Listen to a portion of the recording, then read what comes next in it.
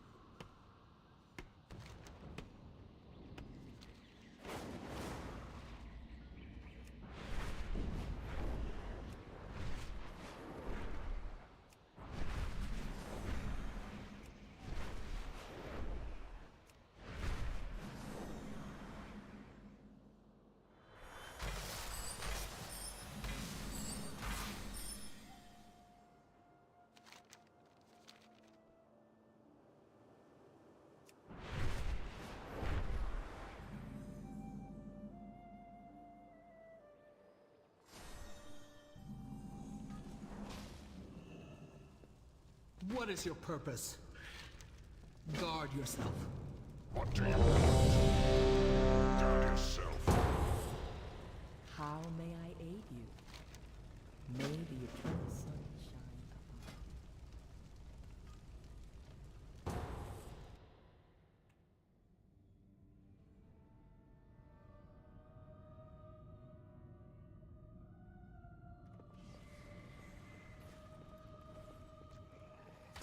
Class is now in session. Class dismissed. I don't have a target. I need a target. Your soul. I can never. This cannot be!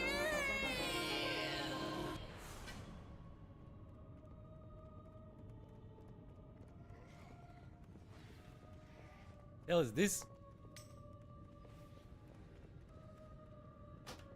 Uh-huh. It takes some real stones to jump come. Try your luck. I don't have a target. My dear, it appears we have... Their deaths only serve to empower... Isn't it you, my dear? You should Run, necromancer. Your life I wanna loot nothing. catch my breath. Yet another hinter. Come, Yeah, I'm playing your marksmanship on this. fate awaits you.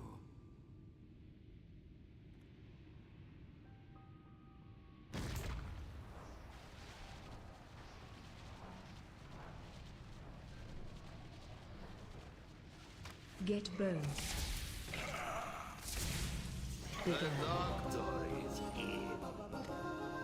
I shouldn't have looted that. Fuck. Of course I had it. Open heart surgery.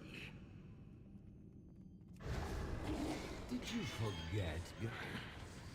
Donate my body to Sire. I won't let you. I can't attack that. I live my Now turn your lovely rune blades on our guests I don't have a and target. fetch them. I can't. I can feel her will breaking. What?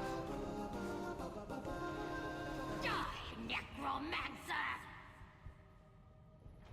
The bones! You rat!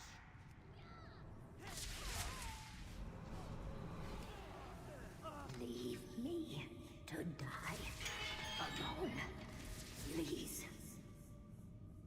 If you haven't come to study, school is in session. Class dismissed. Class dismissed.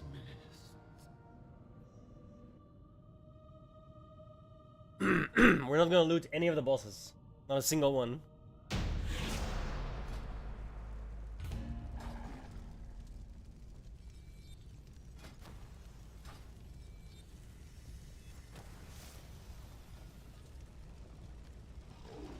I have a cunning plan.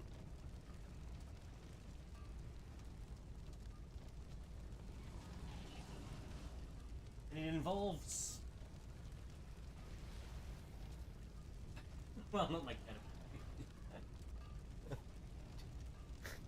She was holding on for dear life. Here we go.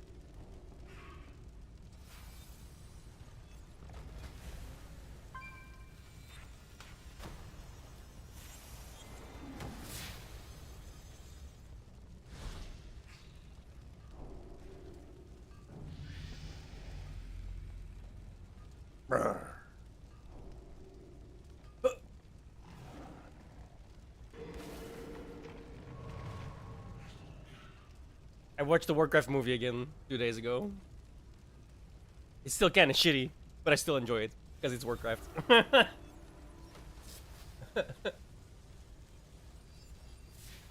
It is what it is.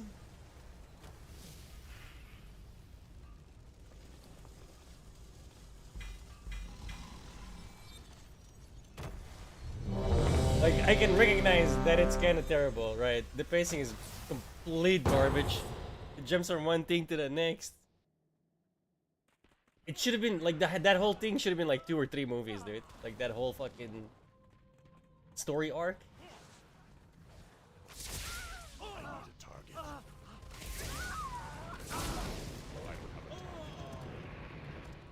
Like 3 90-hour movies. The first 90 minutes is you're meeting the horde, right?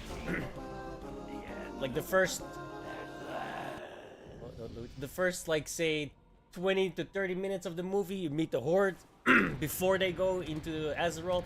Then you meet the Alliance, the good guys, for the next 30 or so minutes, and then the whole spiel where they capture a guy, right? Where they capture the orc. That's your end game. And then the next 90 minutes is the whole when it ends with the guy being clearly not Khadgar, Medivh being clearly fucked up by the Fel. Piece of iron. And then the last 90 minutes, To the think third you've movie, come is so when the far, whole fucking, only like, the to massive, perish here. big-ass battle happens. I'll You honor can have, you like, a with fucking clean death. 60-minute battle, you know what I mean? Like, Legend begins now. I mean, it's kind of hard where to start, right? You could start all the way at the beginning, you could do, like, a bunch of different things, but the way they did it was just the worst way possible. Let's be honest, right? Arise, my champion. Interrupt. No grain.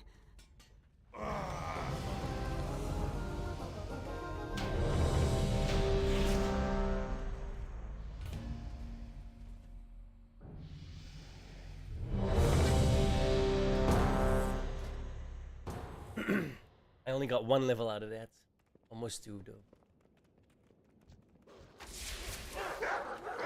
That's what I want. I want to stay scaled, right?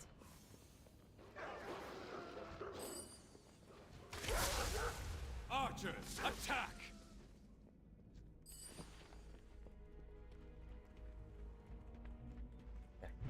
Why not just use this? He got there.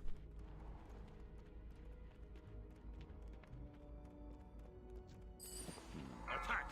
Kill them. I stay scaled. Release. Attack! Kill them. Excuse me. Kill them all. If I stay scaled as long as possible, I can just open like a bunch of mails. It'll be But I actually won't useful for die. much longer. What? No. No. Let no one. Let no one.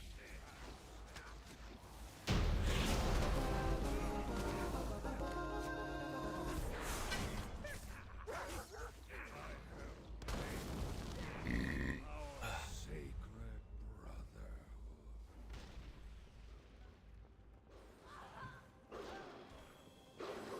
The upside of being on a different server with Horde is I can use my normal names again. Like, let's go.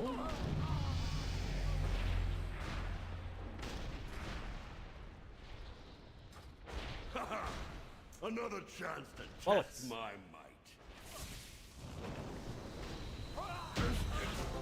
For the likes of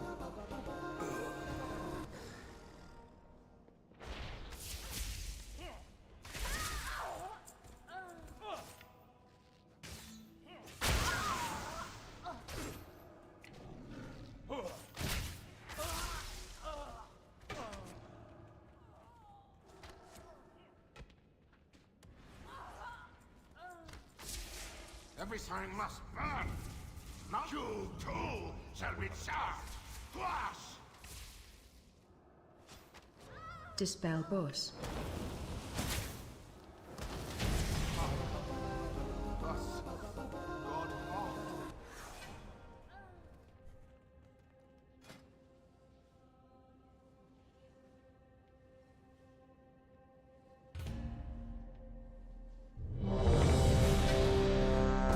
Chop chop, we ain't got time to lose, boys! We are definitely running out of time.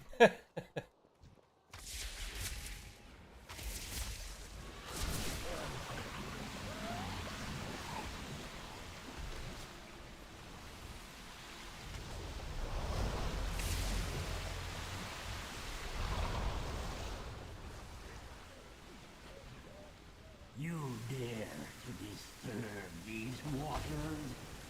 You will rise. Collide. Watch your feet. Do not run. It only delays the inevitable. Let death wash over you. Let death wash.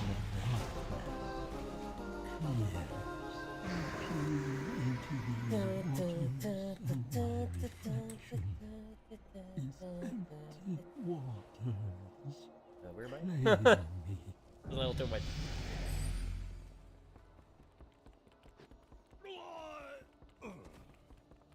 So I think 9 CET is when Watch your step. the remix ends.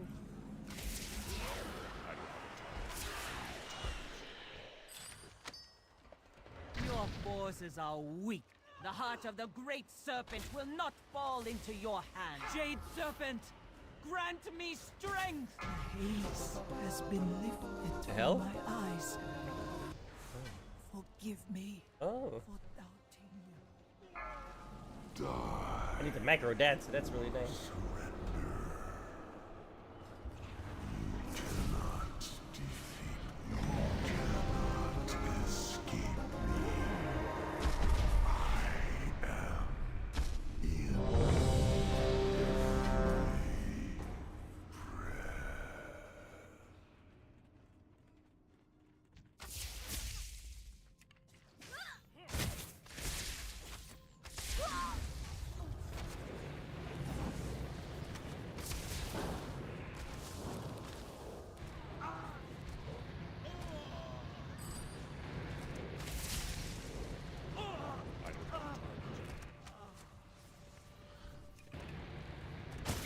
My endless agony shall be yours as well. Killads. No rest for the angry. The end at last.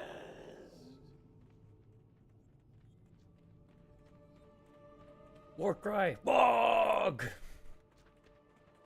Wrong orc, I know. Sorta, technically, not really. Warcraft is a direct copy of Warhammer.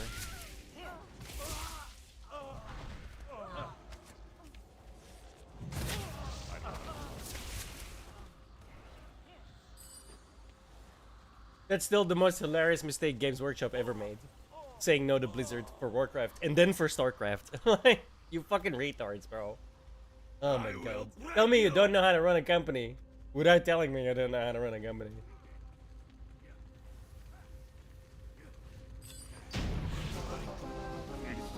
I looted it just in time, I'll speak that up.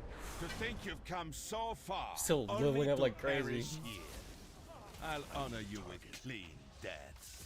My legend begins now. Fuck your legend.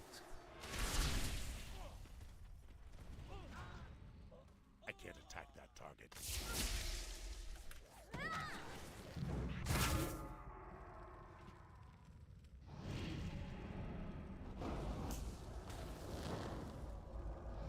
Arise, my champion.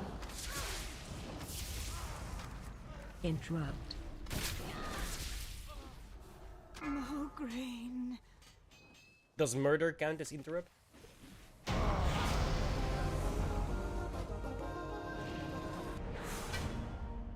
Bro, everyone's staying. Great.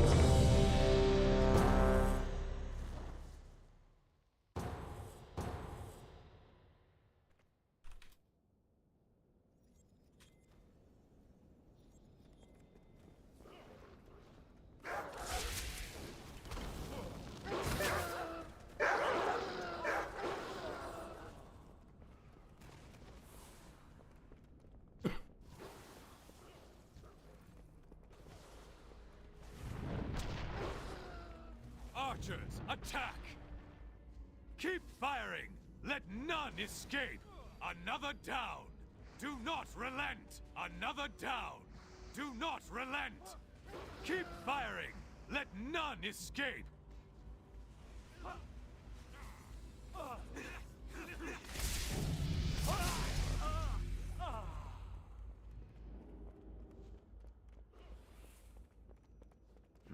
Did you hear something? Release! Release! Release! Fresh Fuck meat your for the hounds. dogs. I bleed. But I won't. What? No. No! Stop! Obey your master!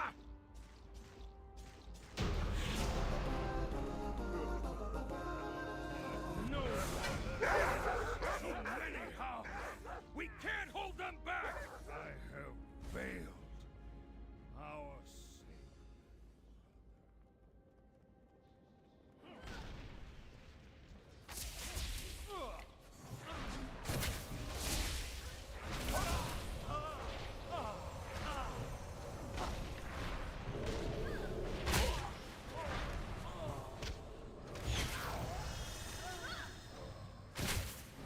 I need more rapid attacks, man.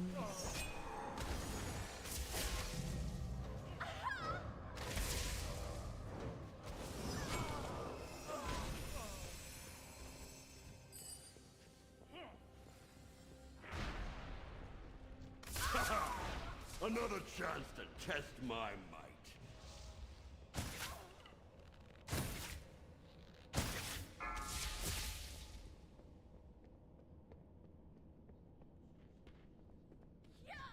On your guard.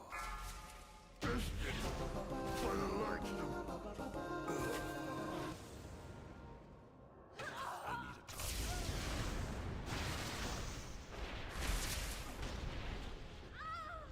I don't have a target.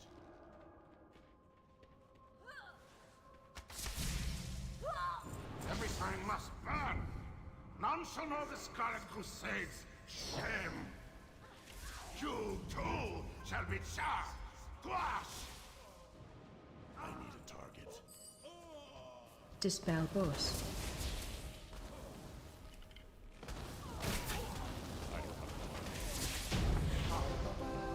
Thus, gone wrong.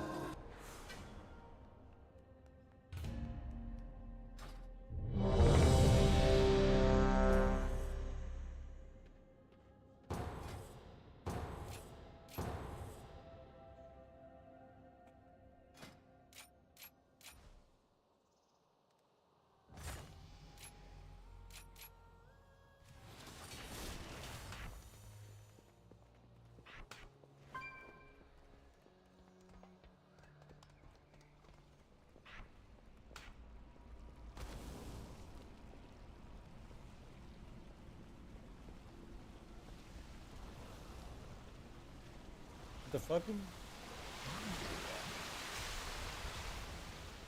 You dare to disturb these waters, I apologize. you will drown. Let death wash over you.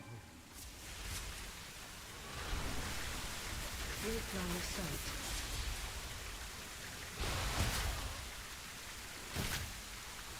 Do not run. Living water. Bring them death. Come in. The water's fine. Let death wash over you. Pew pew pew pew pew. Yes. I peer into these waters, and my reflection is empty water. Shockwave. Claim me.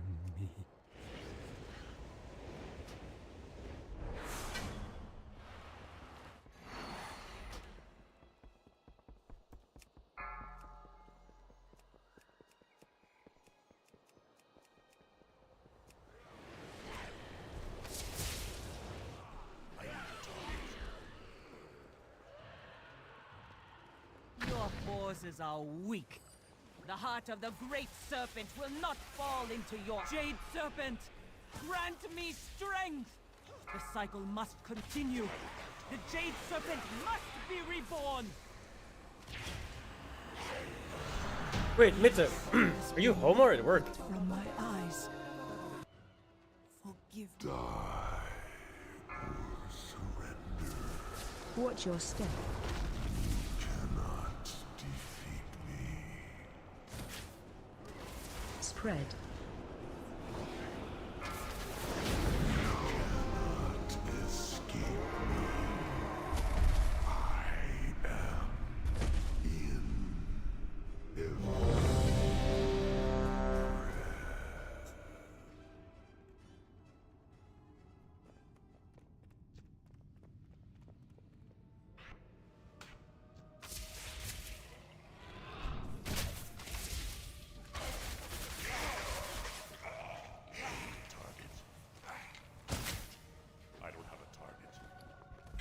Class is now in session. Class dismissed.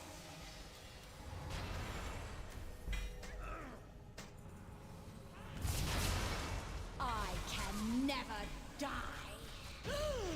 This cannot be. Oh, fuck, I loaded it.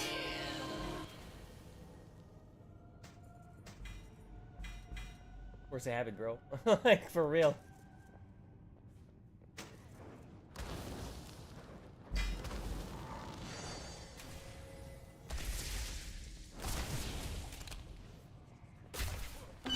Take some real stones to challenge the mistress of illusion. Well, come, try your luck.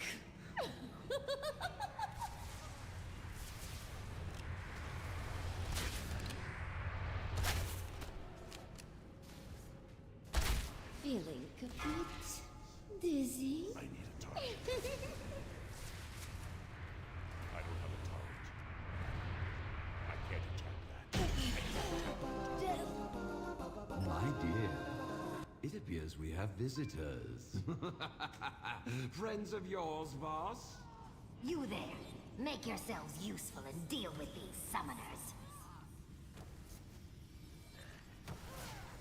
Their deaths only serve to empower my summon. Isn't it beautiful? You too, my dear. Run, necromancer. Your life ends once I catch my breath. Come, boss. Your fate awaits you.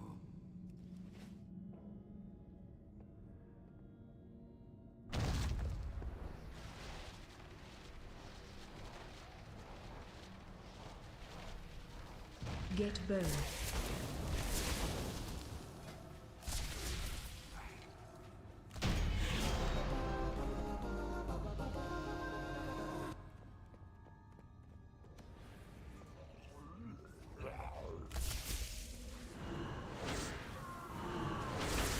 Did you forget, girl?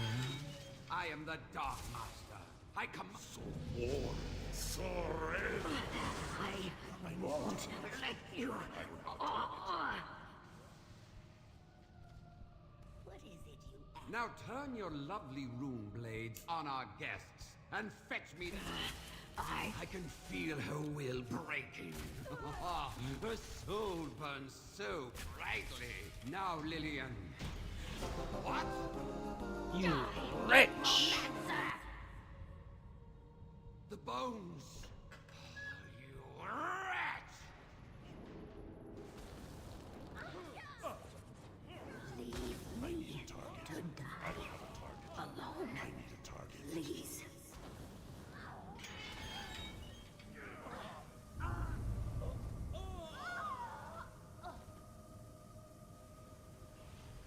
If you haven't come to study, I'll use you to teach a lesson. School is in session.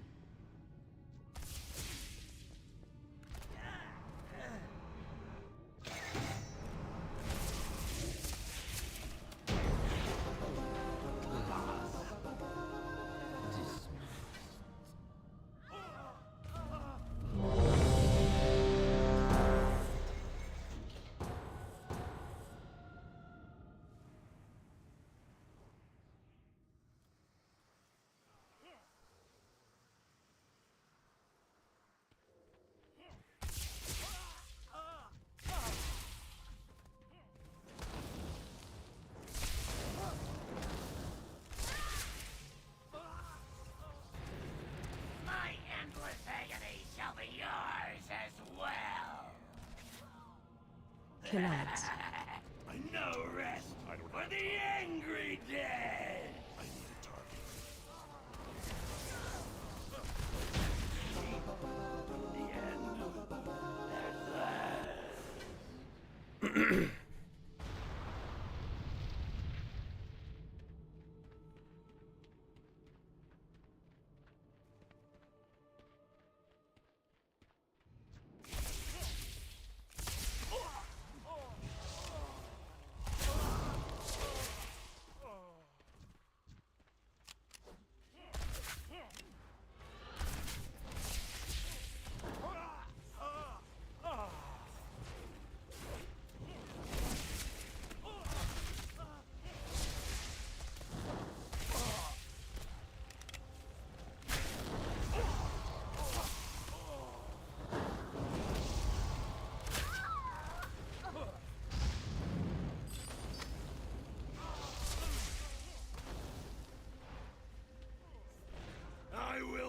you!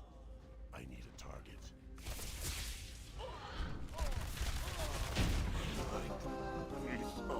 To think you've come so far, only to perish here. I'll honor you with clean deaths. My legend begins now!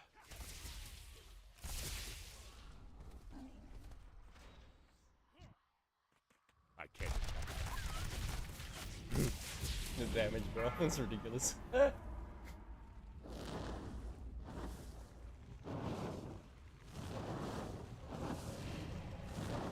Arise, my champion.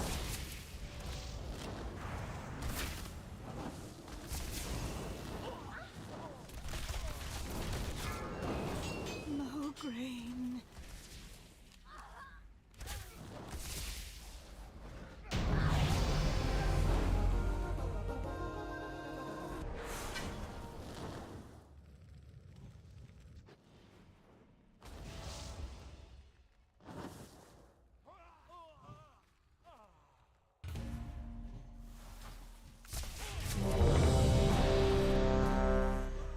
I don't have a target. Do you have a target?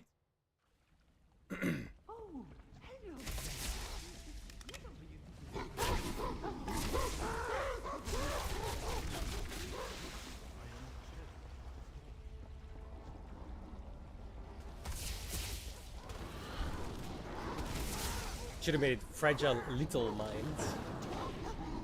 If you're gonna do a South Park reference, do it good.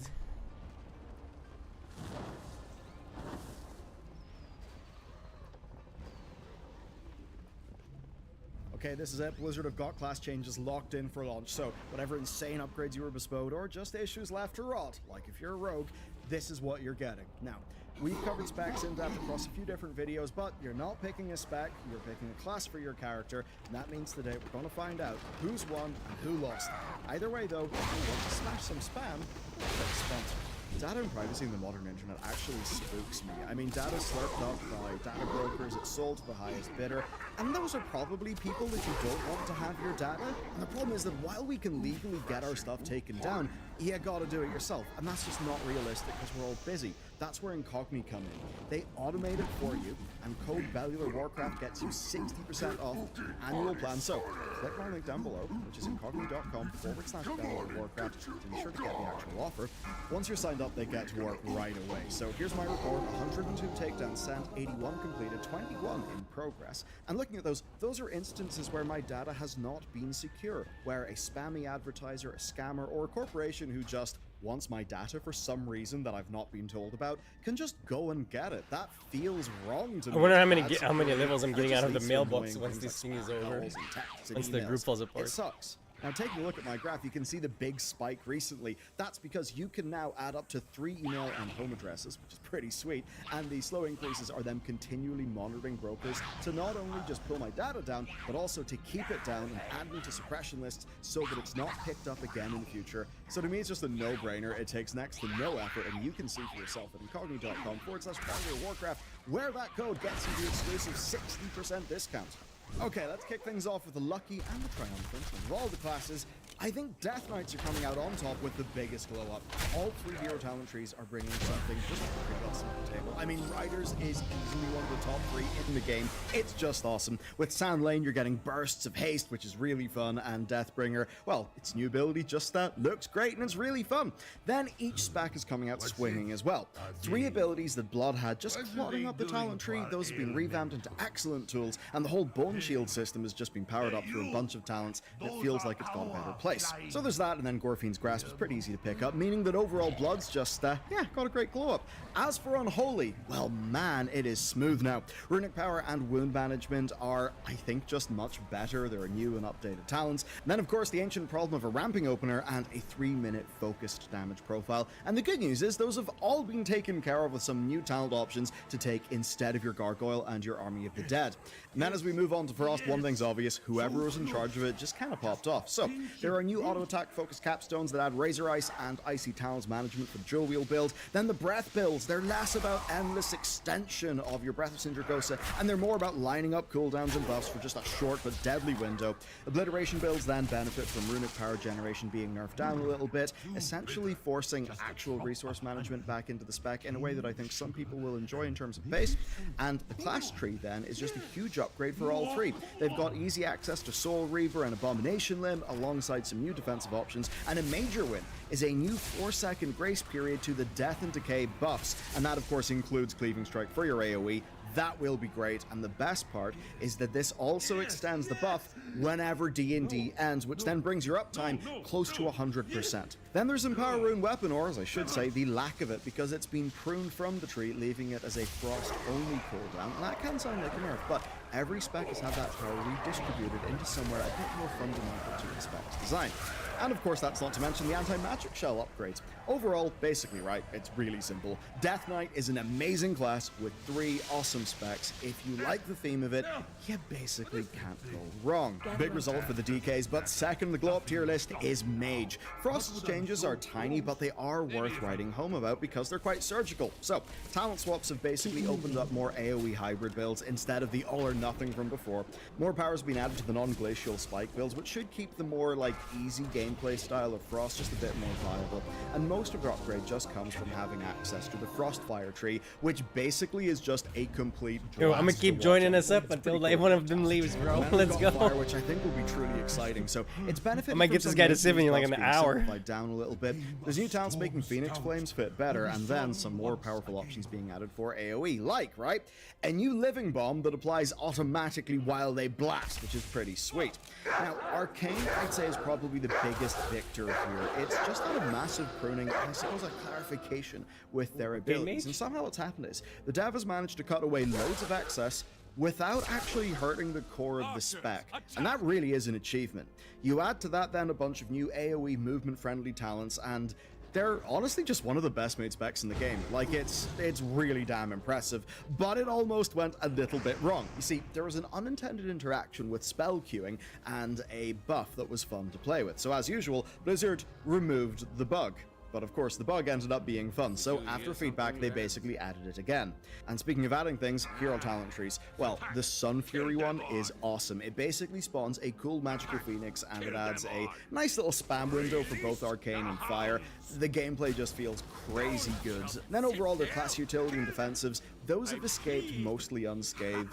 There has been a little bit of a nerf cooldown to Mass Barrier, but I mean, Mass Barrier is pretty sick. And overall, I'm just left thinking that Mage is arguably the best overall class in the game. It's got 3 varied but strong specs to pick from. It's got a high rewarding skill ceiling if you want that. Of course, that's thanks to its defensive and movement tools, which will allow you to just shine a little bit more if you've got some more juice in the tank. Yeah, mages, basically, they're sick. So, let's go and do another big winner. And that one is Paladin. So, Prop Paladin has only got some minor improvements here. There's a minor reshuffle to the talent trees that just gives it a little bit more in terms of build options. It's got a 4-second grace period when leaving Consecration, which is nice. That's kind of minor, but it will be positively felt.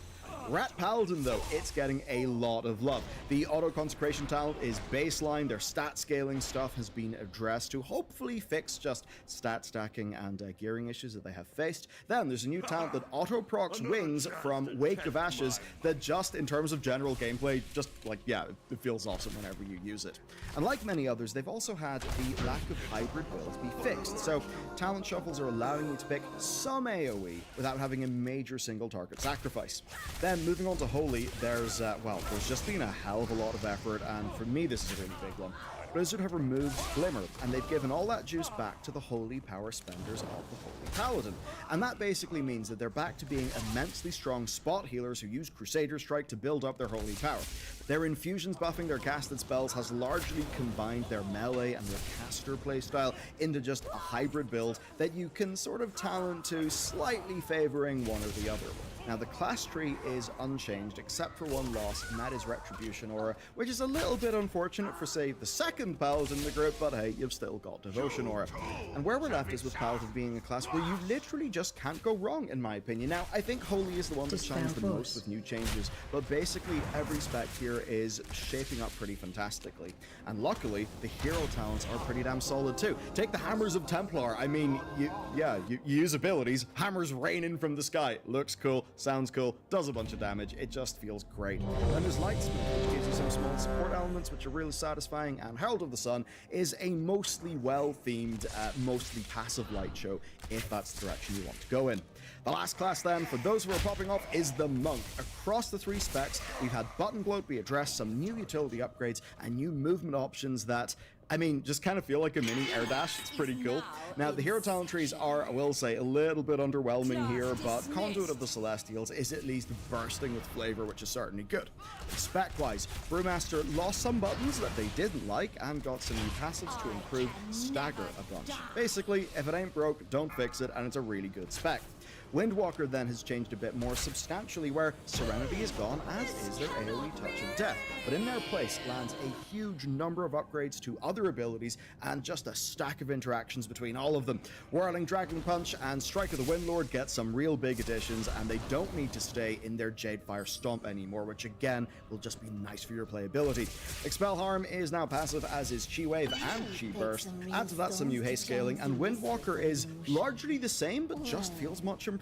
And thankfully, that holds true for Mistweaver. It's similar, but with slightly less change. The big thing is that Essence Font is dead, and a few genius additions and just reshuffles to the deck tree have fixed major issues of both Soothing Mist and Rising Sun focus builds. Basically now there is a clean, satisfying core that is all about using Shield's Gift, your Renewing Mists, and Vivify, but of course with talent options to add extra things like, say, taking Jadefire Stomp for a real big damage to healing conversion, upgrading your Rising Sun kicks to weave in a bit of damage while spreading some hots, or just juicing up your Soothing Mists for more directed and, I suppose, cast focus spot healing. With this one, the skill ceiling is still high, but it does feel great when you actually get used to not be too cheesy, weaving between all of those things. So overall, right, Monk is kind of like an advanced version of a Paladin or something. It is emphasizing mob control a little more than, say, your personal defensives, but otherwise, it's just coming into this expansion with, thankfully, 3 excellent specs at your beck and call. And it's always been kind of sad, like, Monk has always been one of the least played classes in World of Warcraft. I think never really commensurate with its quality as just an overall gameplay experience. I think now is a really great time to go and check out Monk.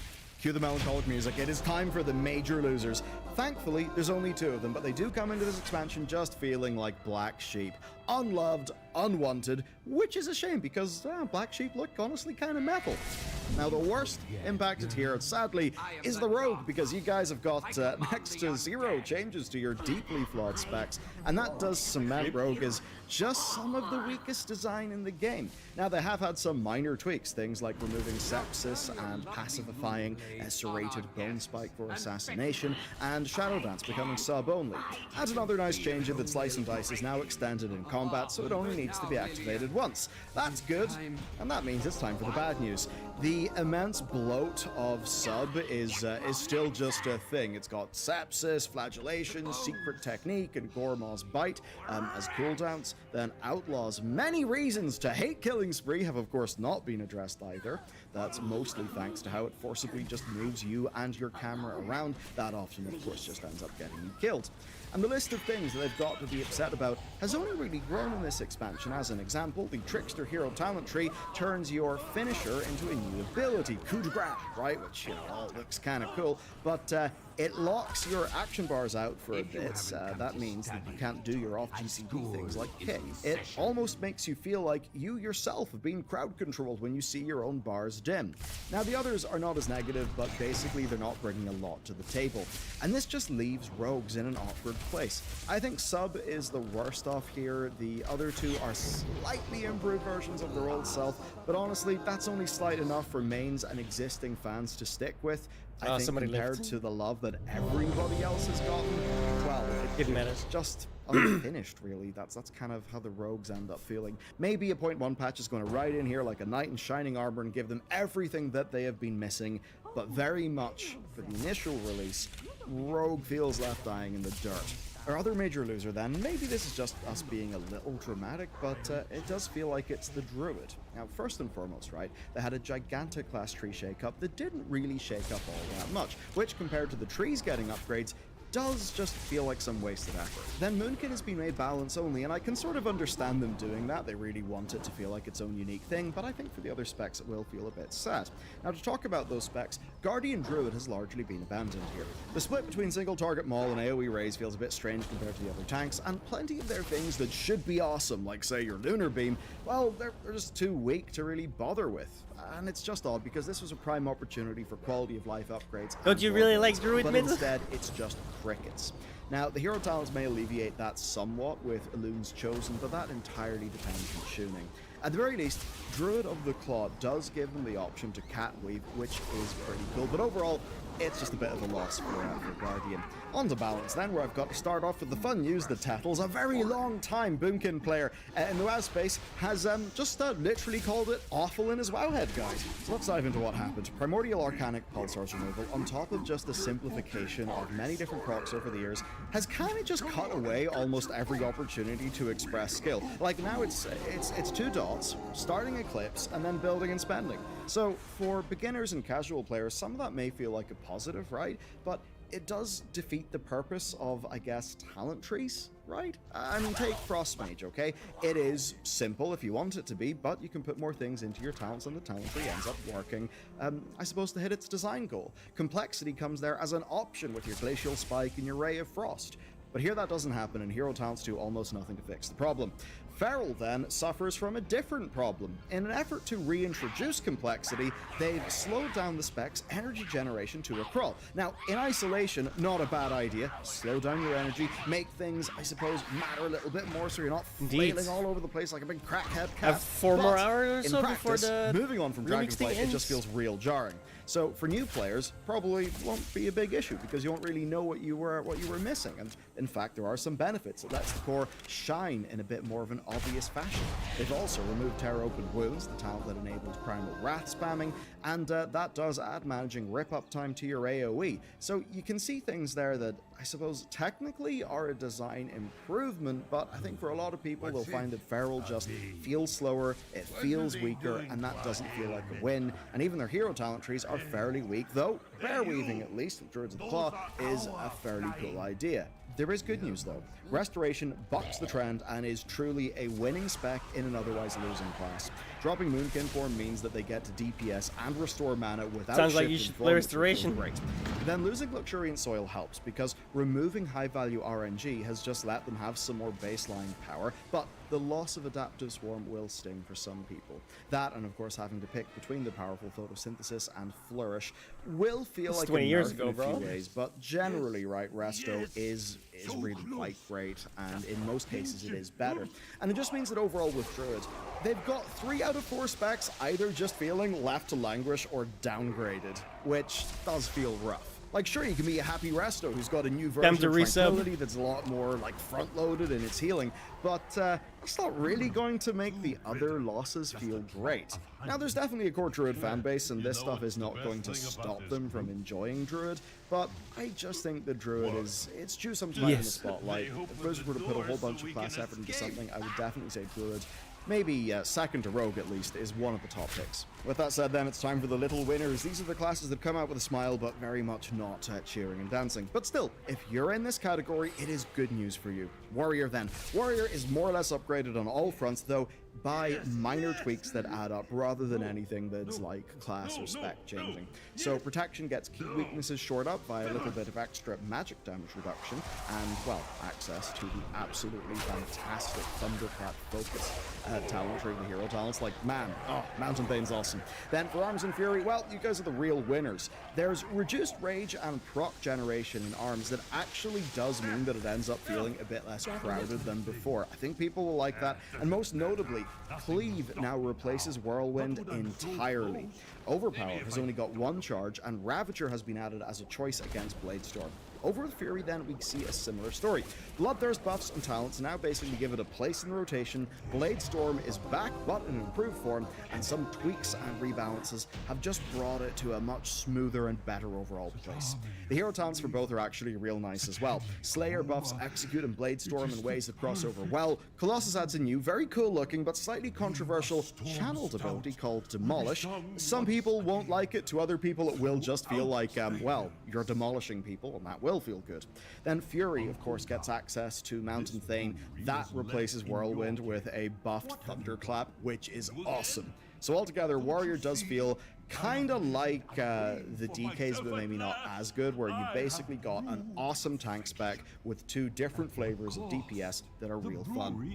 Next up, Hunters, who are another minor winner here, and really for a lot of the same reasons as with Warrior. We've got a class tree reshuffle that has actually removed Death Chakram and Serpent Sting, instead delivering Explosive Shot throughout the 3 specs and a new Implosive Trap and some nice utility upgrades. I think king among those for many people is going to be a second charge to Survival of the Fittest for a bit more defensive power. Getting into the specs, Beastmaster's got some pretty tasty additions actually. Your Dire Beast has got upgrades that will summon in some new and rather familiar wolves, which is quite nice. Then there's Basilisk Collar. What this does is it creates a dot focus using the passively applied Beast Mastery spec version of Serpent Sting and then your existing pet bleeds. Overall then, it works out quite well.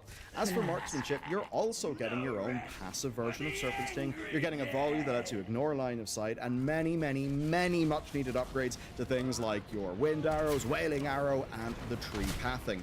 Not to mention what I think is the biggest one, True Shot, because now during True Shot, you only need to fire off one arcane shot to use both of your precise shots, which is a genuine game changer in how that feels. Survival then, you guys have not got a complete rework, but it's a small rework, but it is a rework. The Wildfire Bomb rotating effects that were in one of your talents, those are actually now gone, and they're replaced by a new focus in the form of a passive called Tip of the Spear. Every kill command gives you a stack of a buff that your next attack will consume for 15% increased damage. And alongside some other core changes and buffs, Survival Hunter is actually just a real cracker of a spec to play. It's pretty damn good. Now, one of the keys here is that all 3 have had their resources rebalanced, right? So your focus generation and your procs, they basically feel way smoother to play. And it's one of those things that's just hard to communicate, but when you're actually playing the Hunter, it does feel miles better. This is still not the full rework that some people may have wanted, and their hero talents are, I think, quite middle of the road across the board, but basically speaking, it is universal improvement for the Hunters. Thankfully, Warlocks are also winners here, where impactful changes have hit all 3 specs, and their hero talents are mostly all good. If I was to call out one at the top, it would absolutely be Diabolist, which is all about summoning like major demons, and it feels excellent. To do the specs though, I think Affliction is still the one that needs the most work here, but it still does get some nice new abilities and a shuffle tree that brings Dark Glare to the center. Shadow Bolt is less of a pain to cast if you're playing without Drained Soul, and the Hellcaller tree throws in a pretty cool stacking system onto Wither, which replaces Corruption. Now, there are some player concerns about balance here, and Malefic Rapture is still a bit of a divisive spell amongst long-term Affliction mains, but what the spec has got is less setup, faster damage, and some more tools. Destruction's been spiced up a little bit, where there's a focus and just some more varied buttons and builds. Soulfire, Shadowburn, and Dimensional Rift are now all easy to path to with the Tree Shuffle, and that does open up some more options. You've got access, of course, to Wither through Hellcaller, which in this case will replace Immolate, and that synergizes excellently with Cataclysm's AoE application. Overall, it's actually quite good. Demonology, though, saw a big shuffle, and it's one that opens up new builds, and the real star of this is the new Vile Fiend upgrade. It's basically you getting a full raid boss as a temporary pet, which is pretty sick. But the unfortunate thing is that Warlock did lose some baseline survivability because of so many nerfs, but they're still flooded in ways to not die. My bad, guys. And while it's certainly been a, shall I say, turbulent time on the beta, I'd say especially for Demonology, I think they're ending up with actually pretty good specs that are really fun to play. Certainly when I look at these, I would be happy to play any of them. Now, the final winner today is the Shaman, because of all the class tree reshuffles, this one actually fights with Death Knight for being the best. What's essentially happened is a lot of their existing utility is easier to path around, and it's capped off with their new solution to their defensive woes, a powerful new personal damage reduction cooldown. As for the specs, well, Enhancement was almost a victim of changes, but the dev actually took on feedback in the final hour and solved some key talent pathing issues, which is fantastic. Now, it does definitely struggle with button bloat and a few abilities that maybe don't have a great place in the rotation, but the good news is that ignoring those issues, it can now path around and make more builds that are focused on the tools that it does want to pick up. So, certainly better than we thought things were going to end up being.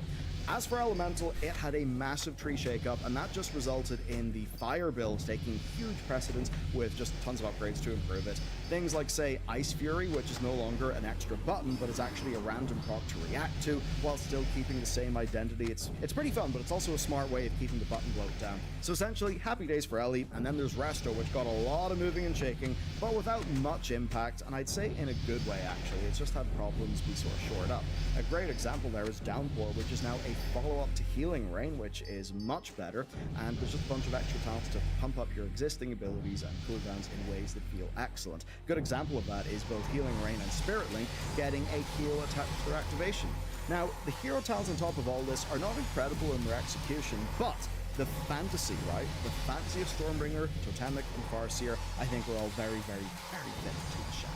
Not to mention, of course, you guys are all getting a new raid buff called Sky Fury, which will mean that if your enhancement, something that was a bit more unique to you, is now just there for every shaman, but basically, it's just Wind Fury with a bit of mastery for everybody. And now the final category, those who are basically the same, with the exception of their hero talents. The first one then is Priest. Priest is untouched, and I actually think that's a good thing, because all three specs are effectively unchanged, but have got very nice hero talents. Archon, well, Archon gives you a triple halo. Yes, a triple halo, so that's pretty fun. And I'd say Oracle is just interesting to play around, but if you just want something that is gorgeous, thematic as hell, and really fun, then man, Void Reaver just looks incredible. So you've got that alongside a minor upgrade, which is that Mind Games is gone from the class tree with a 15% range increase in its place. Shadow, I'd say, is maybe the spec that could have done with some work to shore up its weaknesses and just some of its capstone imbalances, but the actual tuning changes are seemingly coming in to try and solve that. So that means that Shadow may not be the most exciting spec in the world right now, but thankfully both healing specs are just solid as hell. So I suppose it means if you want to be an AoE damage monster with Shadow and just have two really, really strong healing specs, yeah, this is a good time. And then there's Demon Hunters. You guys got changes, like getting some pretty okay hero talents and Vengeance losing their 2 charges of the utility sigils. And that's kind of that. On to the next class. I wish I was kidding, but I'm not. Now, they're not in the worst spot ever. It just does feel a little bit mad to move, you know, from one expansion to the other and not really get that much. Vengeance does just suffer from the same things. It's strong, it's got its fans, but their talents, from build diversity to ability interactions, just feel a bit behind what the better trees in the game were able to deliver. Eldrachi Reaver and Felsguard are both shaping up, though, to be fairly solid hero talents, especially with Reaver's mini-game of essentially using your abilities in different orders to get either single target or AoE effects, which is actually kind of a neat idea. So look, this is not crazy exciting stuff. If you still do want to do damage in your big edgelord, then absolutely you can do that, but I would just say that as a class, there's a little bit of stagnation. And the final class is Evoker. Evoker did not get many changes, but Devastation fans lost part of the spec that they did enjoy, which was min-maxing the Dragon Rage extension. For augmentation, it actually looked like it was going to be extremely meta because of the defensive boost, but with nerfs at the last second, that is looking a little bit more up in the air. Preservation has only got a little bit of a shuffle, but the good news here is that the hero talents are really coming in strong for all three of them. Chrono Warden upgrades Living Flame to repeat healing and damage. Flame Shaper adds a whole new dot and hot emphasis to Dev and Preservation that's real fun to min-max. And then Scale Commander comes in and upgrades the main Essence Spender for both Dev and Og that just, well, okay, look what it does is, you get Drakthir Bomber flybys. So, basically, right, you get a kill streak from Call of Duty, and I think that feels kind of cool. And with all of that said, our look through all the classes is complete. My question is, based on all of this, what do you think you will pick for your main? As for me, I'm leaning towards a few, and I'm basically going to write up a big process for how to choose a main in World of Warcraft, one that you feel like you can actually stick with for the long term, rather than do the whole flavor of the month thing, because there's a problem with flavor of the month. While, yes, there often is a really overpowered spec every now and then, well, a lot of the time, for most people, you would probably just be best served being really good at playing something that is average, rather than being, like, you know, mediocre or maybe a bit bad at just always re-rolling to the flavor of the month thing. So we'll meet up together, we'll try to make a real good evergreen choice. I will see you then, but till then, let me know what direction you're leaning in.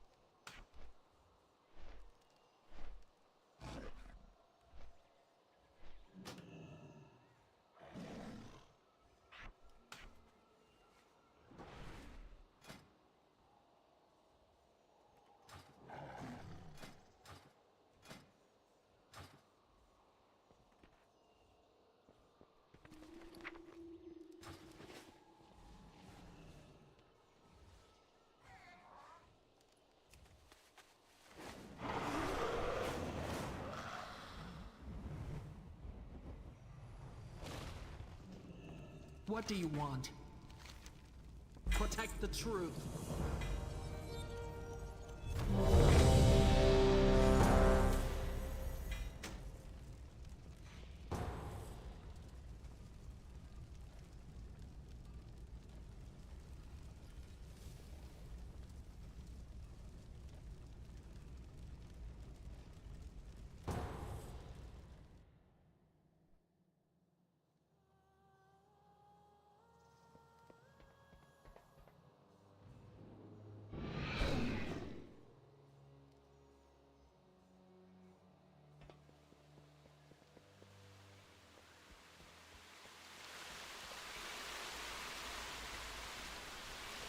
You dare to disturb these waters? Do not rush.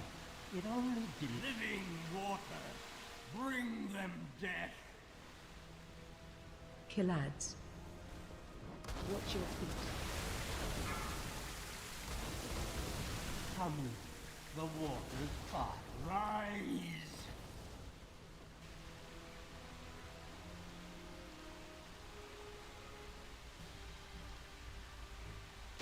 Into these waters, and waters claim me.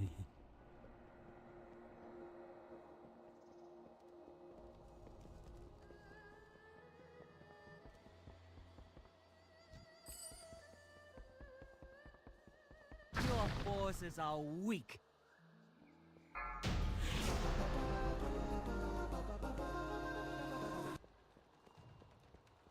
That holy priest is a trial. That's why they stay level 20.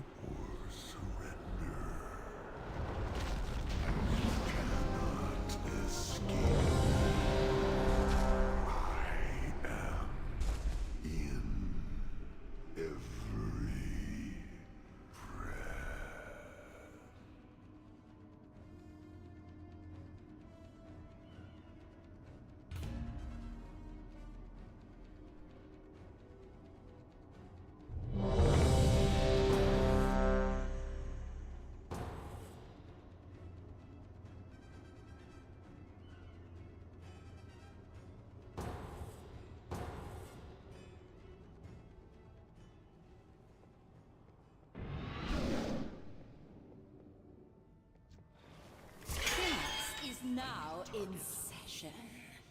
Class dismissed. I can never die. This cannot be. Ah, I shouldn't have picked that up. God damn it. I keep forgetting.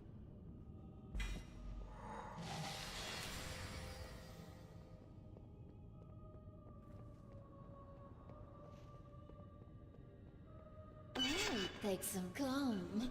Try your luck.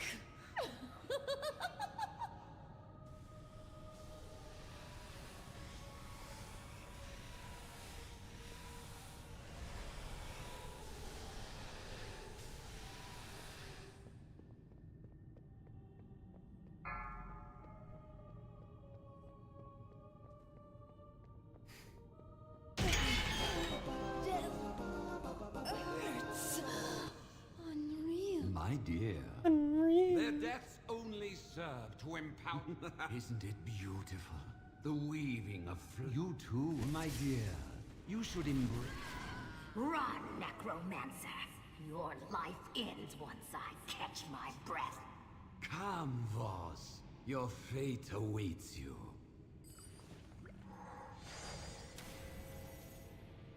I need a target. I don't have a target. I need a target. I don't have a target. I need a target. I don't have a target.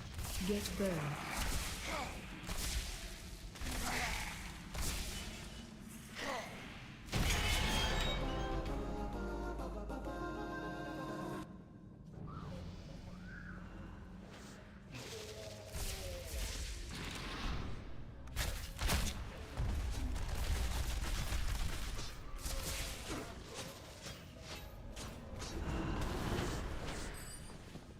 Did you forget, girl? I am the Dark Master. I command the undead. I won't let you.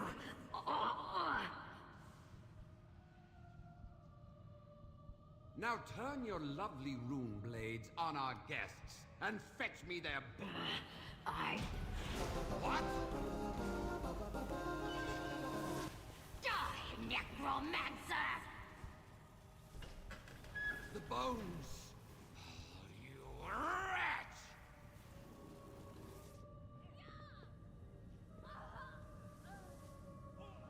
Leave me to die alone, please.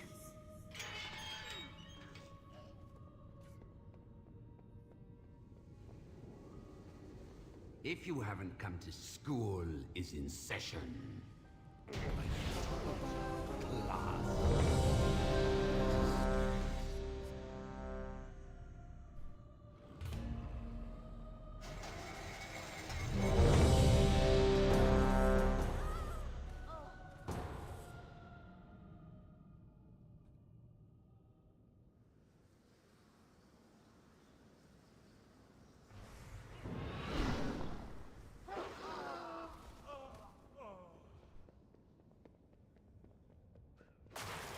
Uh-oh.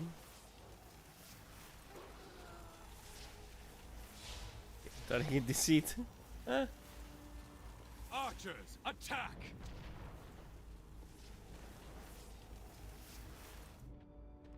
Keep fire!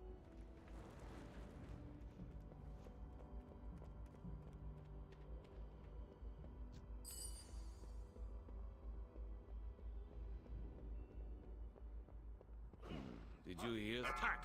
Kill the attack! Kill them! I bleed! But I won't die!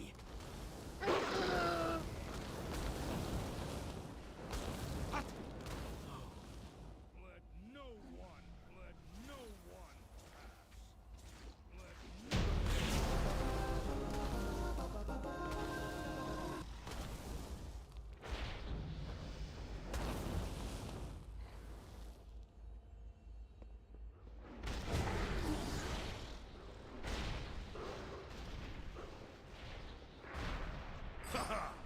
Another chance to test this by the likes of...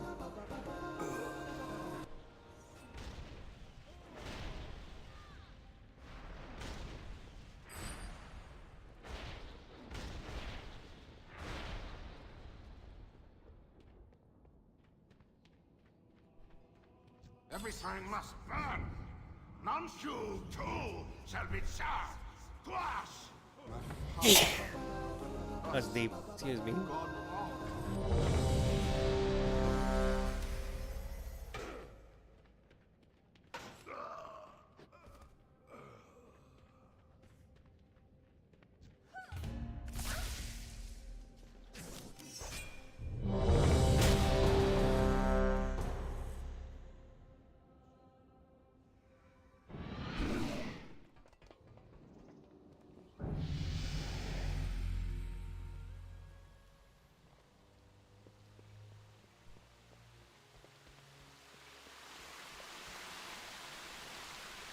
You dare to disturb these waters?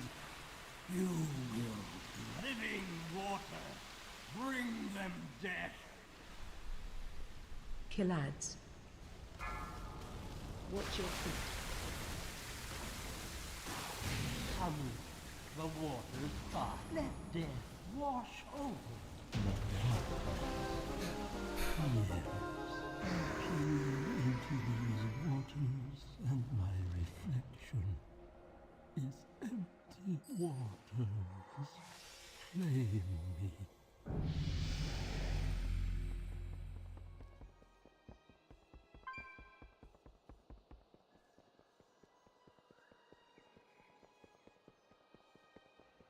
Your forces are weak. The heart of haze has been lifted from my eyes. Forgive me. Die or surrender. You cannot escape me. I am in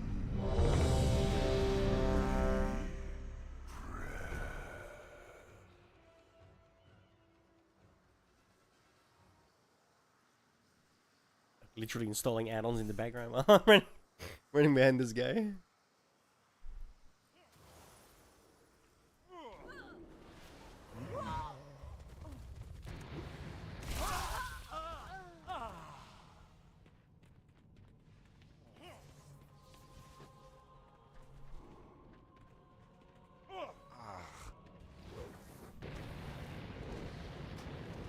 My endless agony shall be yours as well! Kill ads. No rest for the angry dead! And the street, the end, at last.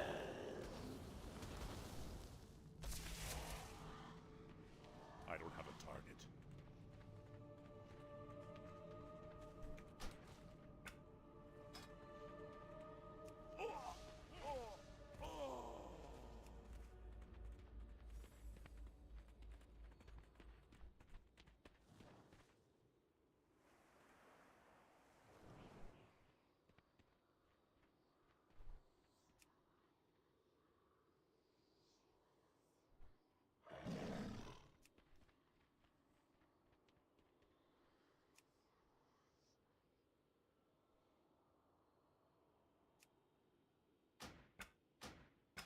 I will break you! Piece of iron. To think you've come so far, only to perish here. I'll honor you with clean deaths. My legend, but my legend.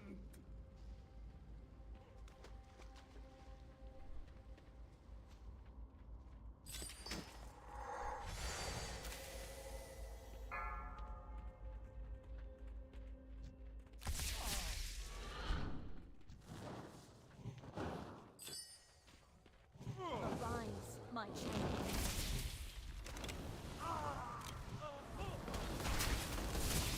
No grain.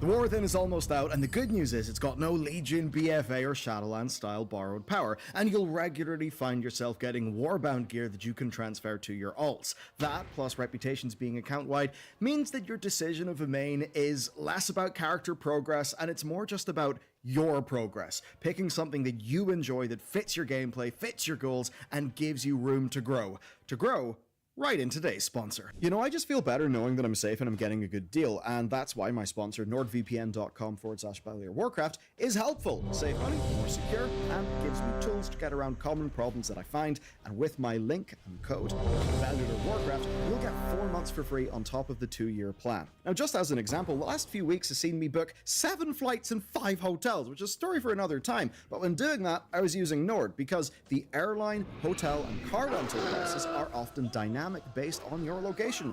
And it's kind of wild. Most people just don't know to look. You see, with Nord, you select a country and then your traffic is routed through that country. It's all super secure, and that means that you can access deals only available in other markets. And you can get around pricing algorithms that just kind of feel unfair. And then, of course, there's all the security benefits that come with using a VPN, and a lot of other handy things as well. Like, say, when a network bans you from certain types of content, well, if you just are tunneling it through Nord, they'll never know. So that's just a few of the ways that they help me out regularly, and they offer so many tools. They got their VPN, their password manager, and other things as well.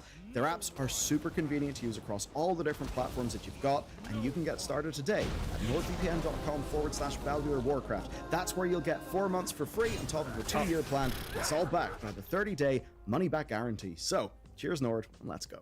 The first thing we gotta do is knock down some traps and pitfalls. So, what happens in a game like WoW is the best players flock to the specs with the most mathematical potential, often, of course, using perfect stats and ideal trinkets. And what this does is it inflates the gap, right? The gap between the best performance and the median, because those who want the most performance will flock to whatever spec has got the most potential, regardless of how easy it is for the average person to reach that potential. And this means that people often look at damage rankings and kind of get the wrong idea regarding a flavor of the month class that they can roll to instantly get top results, because the reality is just not like that. So here's a Mirdrasil Mythic. You can see the max, min, median, as well as upper and lower quartiles of people's damage. Take a look at Fire Mage, right? It's bang in the middle. Now let's say you main Fire Mage and you get skilled enough to produce upper quartile parses for Fire Mage. That's, by the way, the rightmost thick bit of the bar. If you did that, you would be outperforming a median Outlaw Rogue, with Outlaw Rogue actually having the highest rank there. So, if you were to flavor the month roll to Outlaw, chances are you'd probably do worse than you did in Fire, because Fire's something you'd actually be skilled at. So here's the simple question to always ask yourself. If I play my main excellently, will I get better results than if I swap to a flavor of the month class and just get average results? In most cases, you're better compounding in your own skill by continually getting better at your main, which is a spec that you'll probably enjoy more anyway, because you'd be picking it for the right reasons. And by the way, this is all me using mythic numbers. You see, if you bring that down to heroic, you often see totally different rankings. Take a look at a Mirdrasil Season 3 heroic, right? That's the same time frame I just used for mythic. Now let's say you're a Retribution Paladin and you see the median damage ranking of 20th in mythic. That could be a bit depressing. But if you did get a top quintile parse, guess what? You'd still be beating most averages. But if you knock the difficulty down to heroic, actually, Ret is rank 12. And that's because heroic parses will be more representative of the average World of Warcraft player and how they're actually performing. So the core lesson for you here is to pick something that you can stick with so you can get the most out of it. Do that instead of swapping to Flavor of the Month all the time, and you'll find yourself becoming a more skilled player as each patch progresses. You'll be just compounding on your own skill and experience, and then you'll be able to use flourishes, right? Use the utility in your specs kit to actually be an amazing teammate in something like a dungeon. But there is always the question, what if my spec is dead? Dead specs then. Sometimes there are near dead specs in World of Warcraft, and the problem is we cannot call what they'll be in advance. Blizzard will be buffing and nerfing things like mad when the raid rolls out. Plus, outside of Mythic, where the differences are often quite exaggerated because those players are just so good, it's actually very rare to have, say, a pure DPS have no good option. And the same goes for classes that have got 2 DPS specs. And that means the majority 1 hour of 44 them will minutes, be I'm almost fine. maxed out. Almost all of us will be fine. That's nuts. Plus, outside of Mythic Raid are the highest keys, where obviously the differences are exaggerated. It's really quite rare to have Got a lucky on pure the groups, DPS though. class Like, really have lucky. no good option within its 3 specs. And the same goes for those with 2 DPS specs. Really, the vast majority of us are going to be fine. If you want to push high Mythic Plus or be an amazing Mythic Raider, well, that spec to spec, class to class performance will matter. Then again, you're probably not watching this, which is a generalist channel for top-end advice. Yeah. With that said, I now want to talk about our class Only in my rankings. head. Okay, the class rankings. If you want a more complete dive into each one of these, do hit up our winners and losers of War Within video. But here is the TLDR. I'm going to split things into 3 buckets. First up, those that are excellent, where I feel you literally cannot go wrong unless you just happen to say not enjoy the theme. So each of Death Knight, Paladin, Mage, and Monk are goddamn excellent, and you basically can't go wrong. Each one of these has seen meaningful positive change moving into this expansion.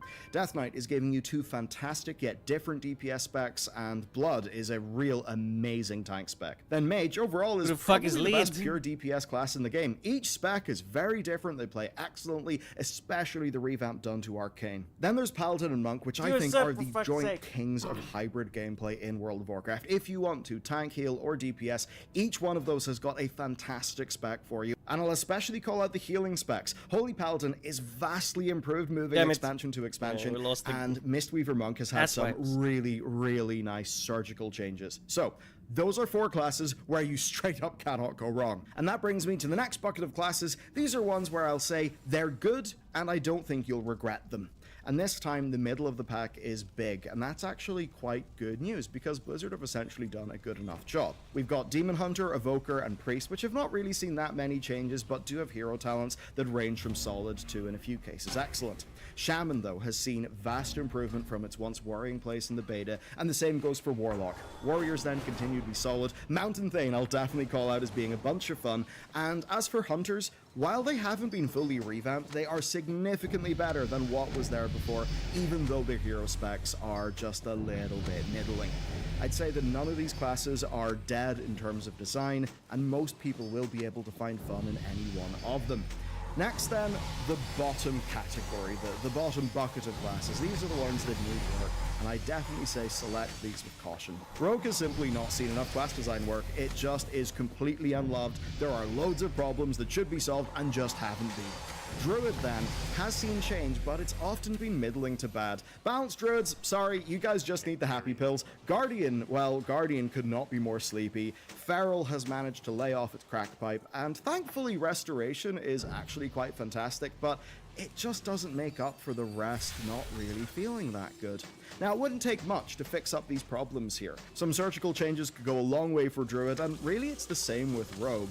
This is just a case where they both feel unloved, and it almost to me seems like Blizzard ran out of time. That does mean that if there is anything that should be queued up for patch 11.0.7 class changes, it's probably first the Rogues and then the Druids. So I'll say right now, I would not recommend these specs unless they're a fantasy and gameplay that you happen to love already. That being said, I've got to imagine these are top of the list for quick class fixes when the expansion launches. So that's a bunch of classes, but what do you actually want to play? The first thing to ask yourself is, do you want to tank or heal on your main? And if so, do you want access to other roles? If tanking is the goal, then I'd probably rank them like this, with Death Knight and Monk at the top, Paladin, Warrior, and DH being good, and of course Druid as our least appealing choice. As for healers, it's actually way harder to give advice because they're all great and they mostly have different playstyles. I mean, seriously, our winners and losers episode on healer was kind of rendered clickbait because there were no losers, which is a great sign, and that means it's about style and options. Priest is WoW's only double healer. It gives you amazing flexibility. I'd say Holy is simple and can feel powerful, while Disc does have a higher skill ceiling, but at least in my experience playing it for the last expansion, it really was a rewarding spec to play. And then there's Preservation Evoker, which is definitely a high skill ceiling pick. Some people hate it, but those who love it really do love it, and there's plenty of room to flex your skill and make plays with it.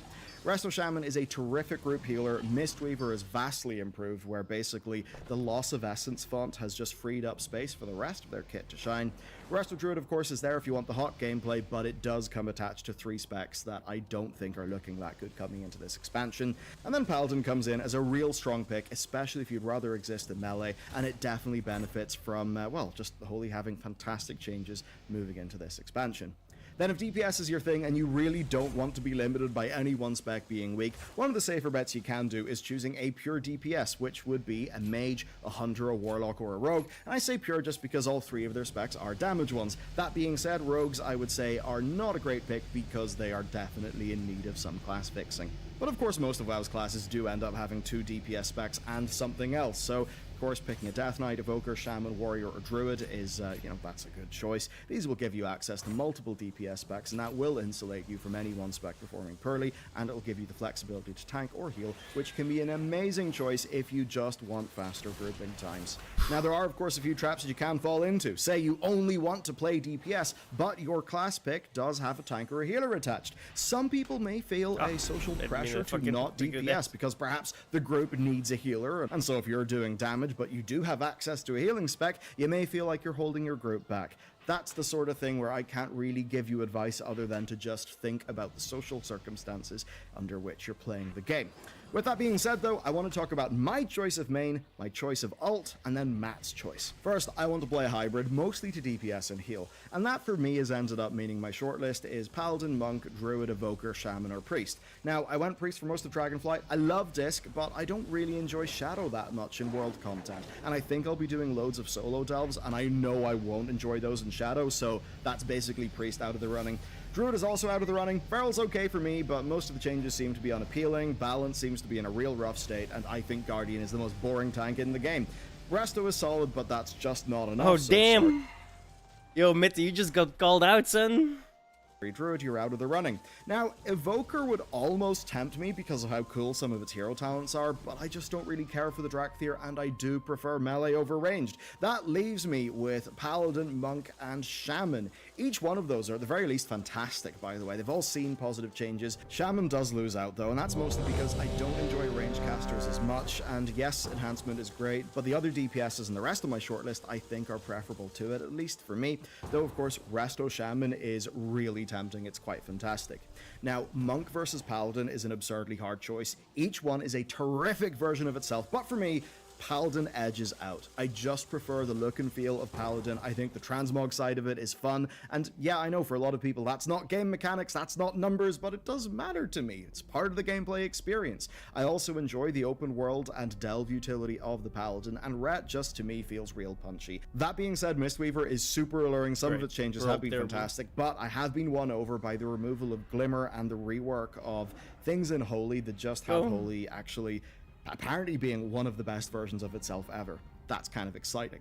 And then there's ults, which are easily one of the expansion's best things. Who's the tank? Now, Paladin will scratch my itch for healer and tank, so I'd probably go pure DPS with an ult. My first pick is Hunter, and that's just down to personal bias because Hunter was my longtime main, and it seriously is looking quite a bit better in this expansion, mostly because of marksmanship and survival. My next one would be Mage, and that's purely because the new Arcane is just insane. I absolutely want to be unleashing just barrages and orbs at entire dungeons worth of mobs. That looks really fun.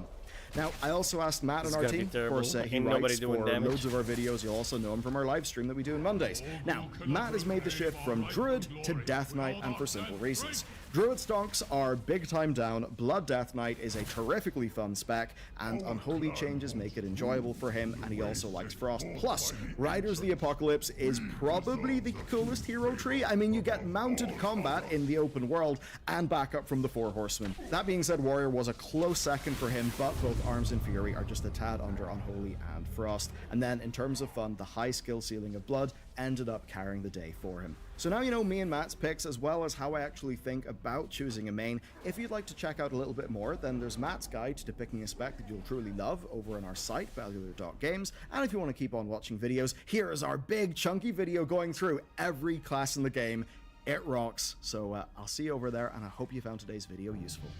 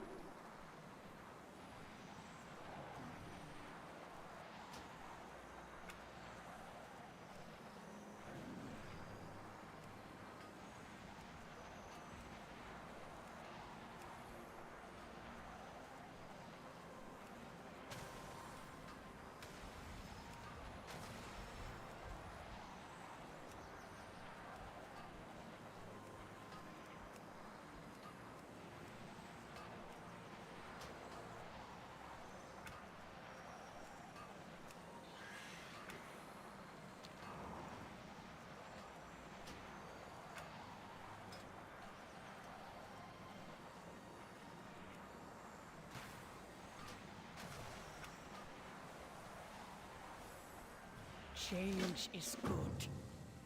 There is more than one way to solve any problem. Oh no. Remember, some rules are meant to be broken. I made the wrong character.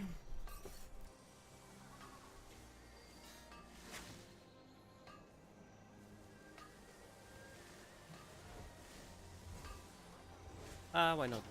Arcade made.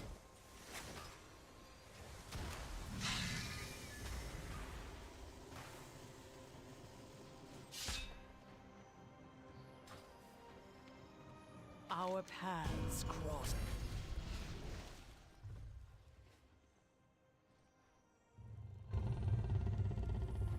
It is an honor, champion. Until next time. Our paths. Alright, watch the movie. I'm gonna roll smoke.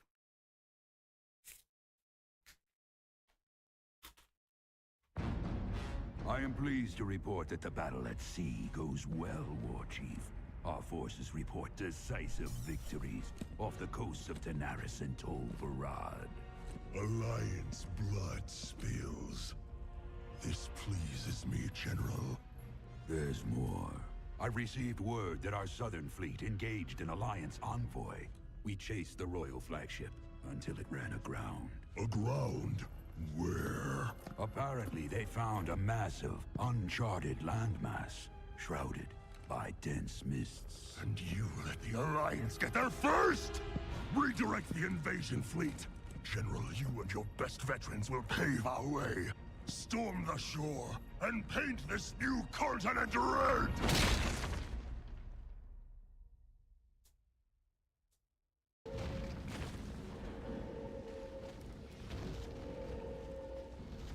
There is more than one way to solve any problem.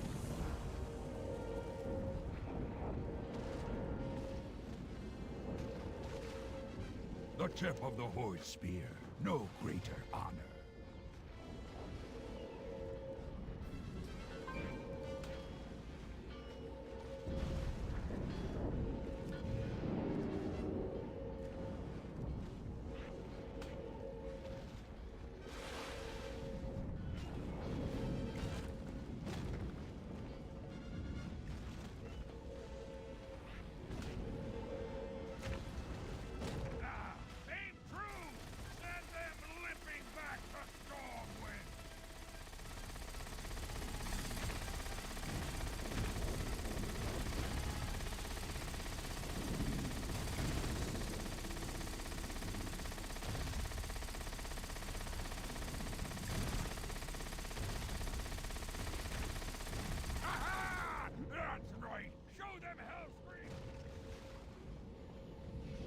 How you doing?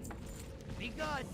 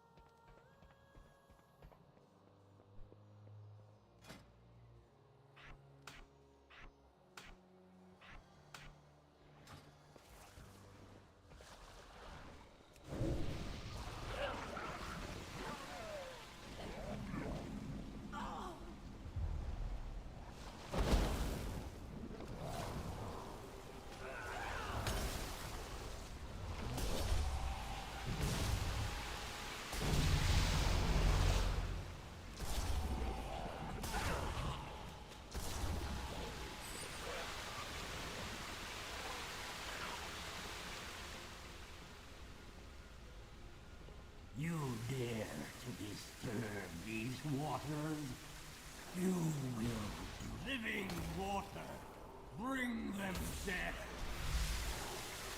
Killides.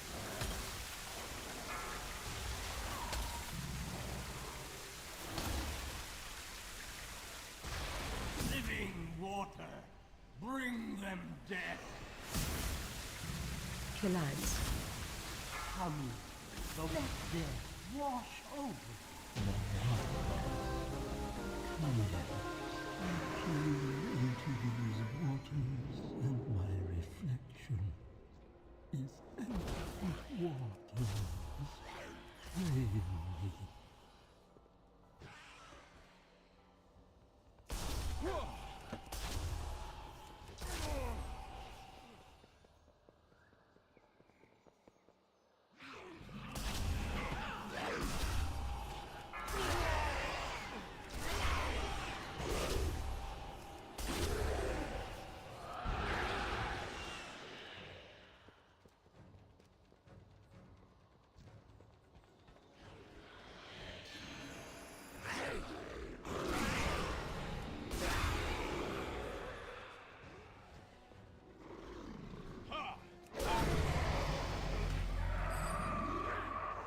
Your forces are weak. The heart of the great Jade Serpent! Grant me... Haze has been lifted from my eyes. Forgive me for doubting you.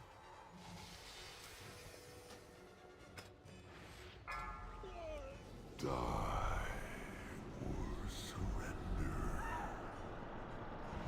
You cannot escape me. I am in every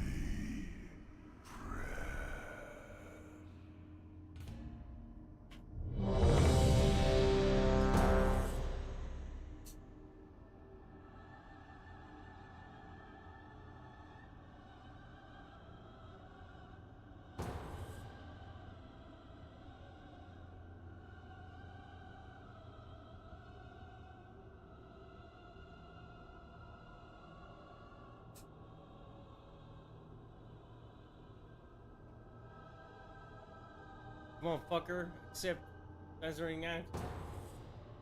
Thank you. That worked.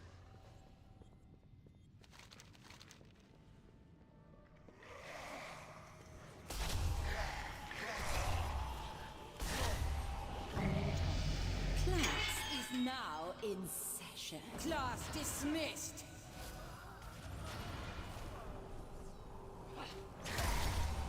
Your eye can never die. This cannot be!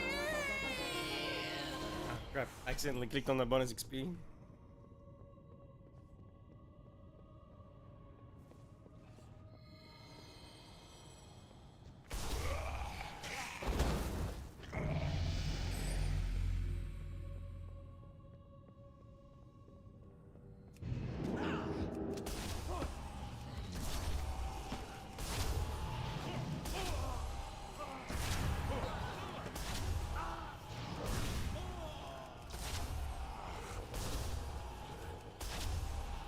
Oh, it takes some calm. I don't Try have a your target. luck. I need to target something first.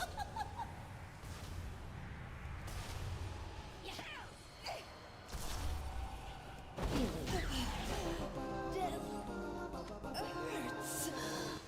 Unreal. My dear, it appears we have visitors. Their deaths only serve to empower my summoners further. Behold! What's the matter, boss? Isn't it beautiful? The weaving of flesh and bone and soul. You too are beautiful, boss. Have you looked in a mirror recently? My dear, you should embrace... Run, necromancer! Your life ends once I catch my breath. Come, boss. Your fate awaits you. Embrace eternity.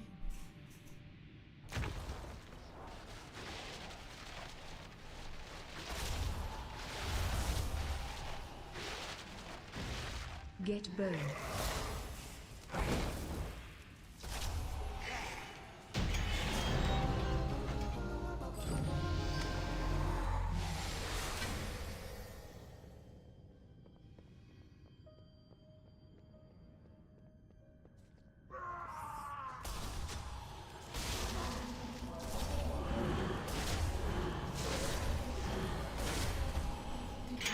Forget, girl.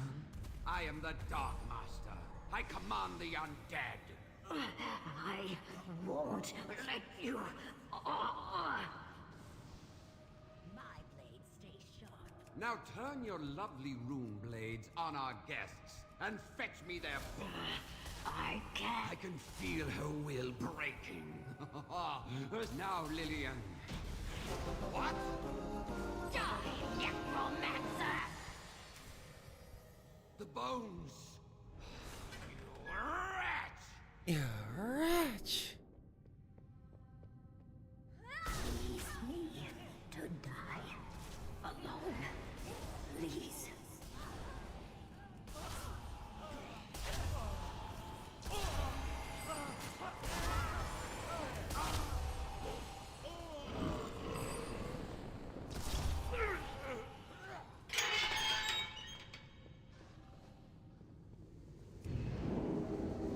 If you haven't come to study, school is in session.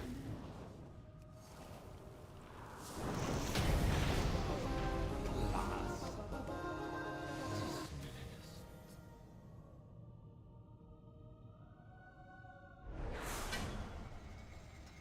What's up?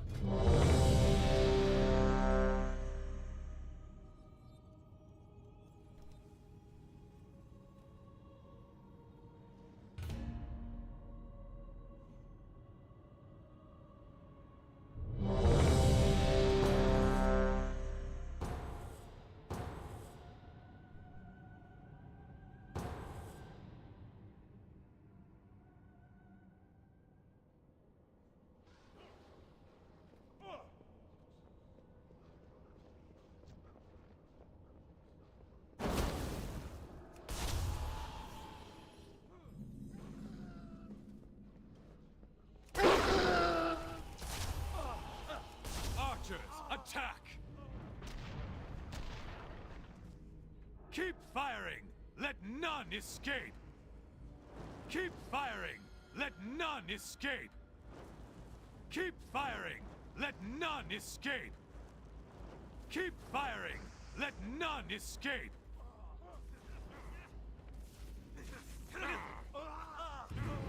Crap.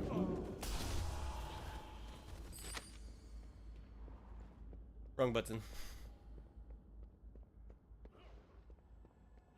Did you hear something, lads? Release the hounds! Release the hounds! I bleed! But I won't die! Let no one... What? No. No! Stop! Obey your master! Let no one pass!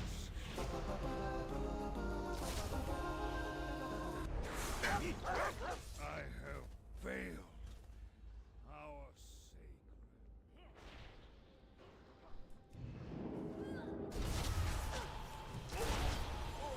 sacred. Release the hounds. Release the hounds. You're just stuttering, bro. Why you being ableist? Another chance to test my might.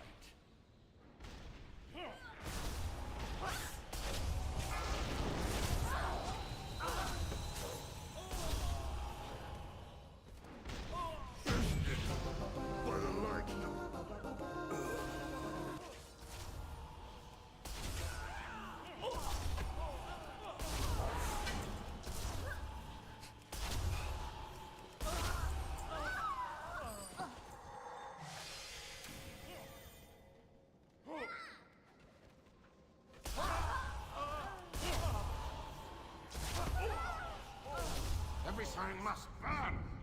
None shall know the Scarlet Cube too shall be charred. Glass! Dispel boss.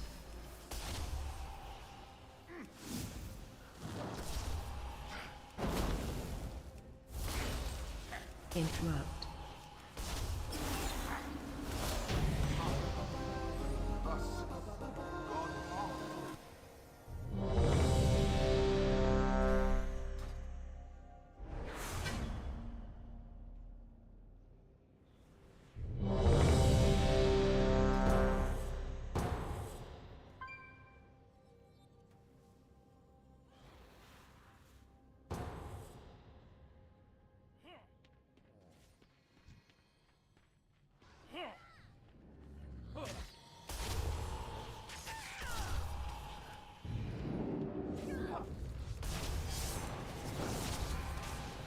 My endless agony shall be yours as well.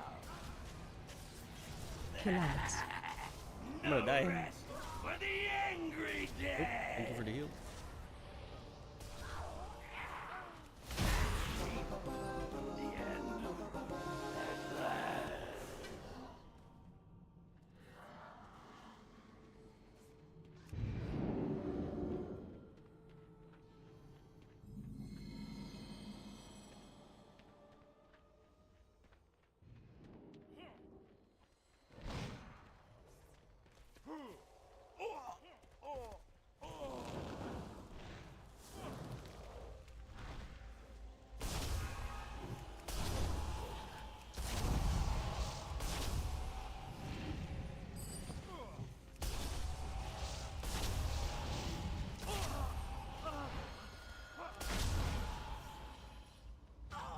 I will break you.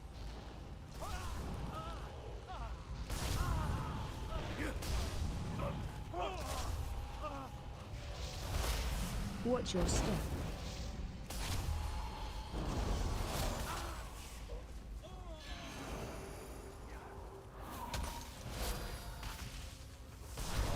Watch your step.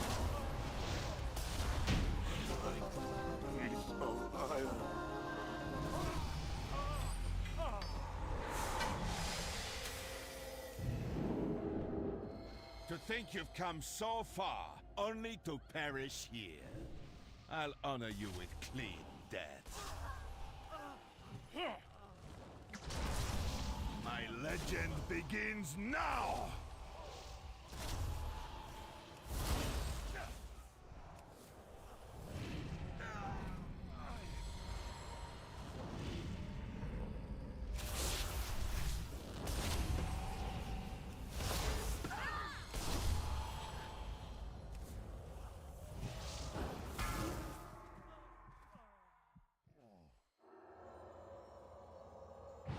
Arise, my champion. Interrupt. Mograine.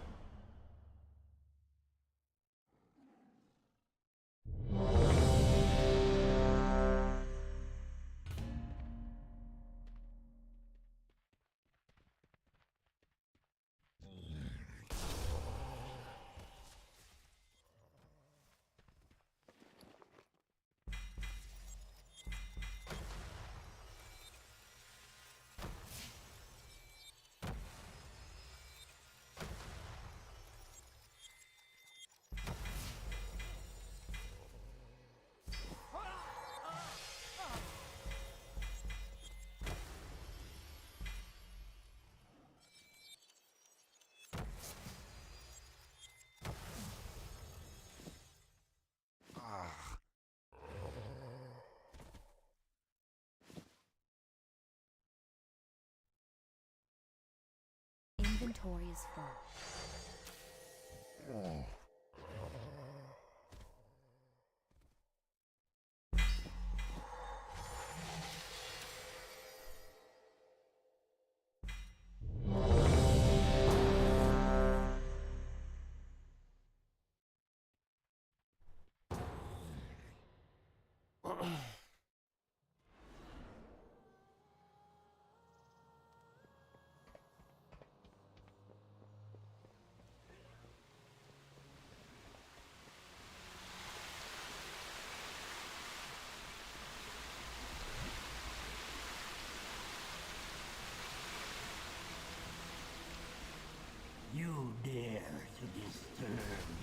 waters, you will rise.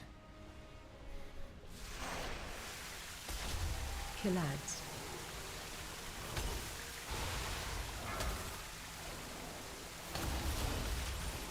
Do not rush. Let death wash over. Killads. Come in. The water is soft. Let death wash clear and peer into these waters, and my reflection is empty waters, flame.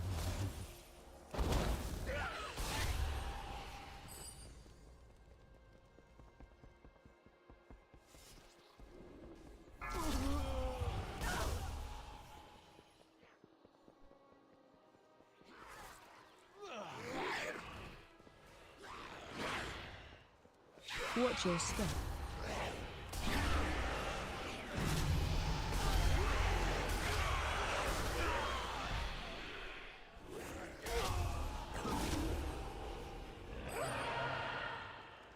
Your forces are weak. The heart of the great Jade Serpent! Grant me the cycle haze has been lifted from my eyes. Forgive me for doubting.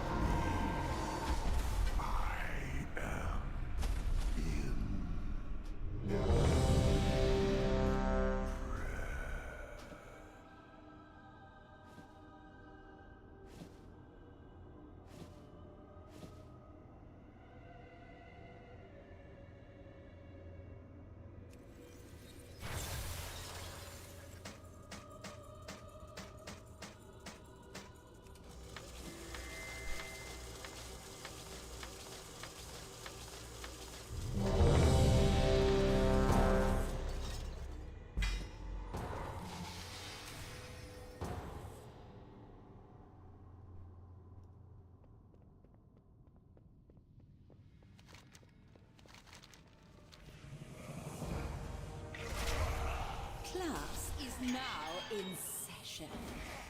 Class dismissed.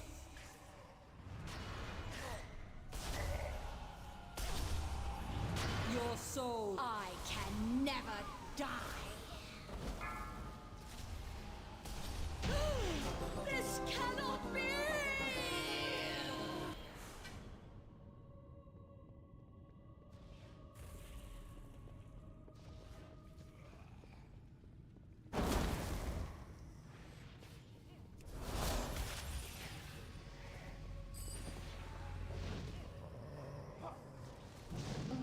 Take some real stones to challenge the mistress of illusion. Well, come, try your luck. Feeling I don't have a target. dizzy?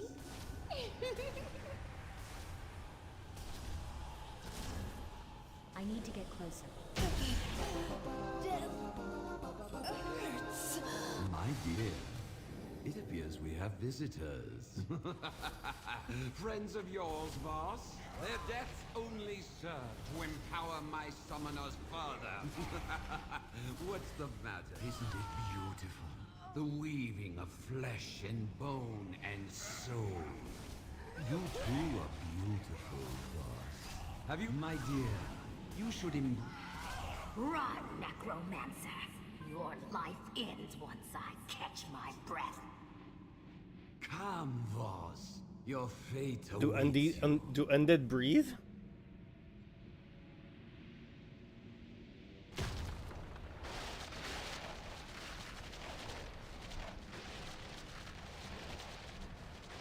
Get going.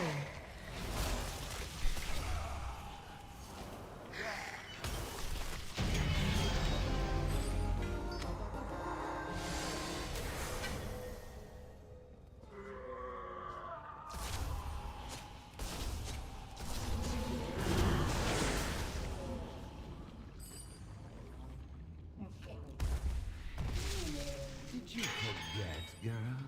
I am the Dark Master. I command the undead. I won't let you.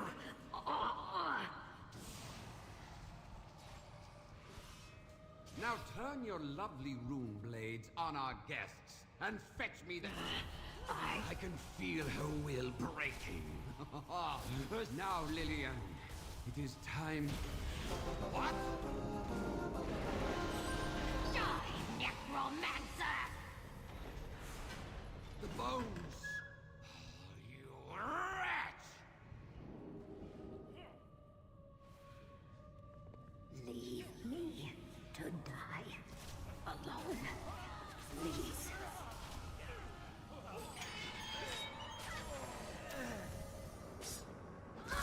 If you haven't come to school is in session.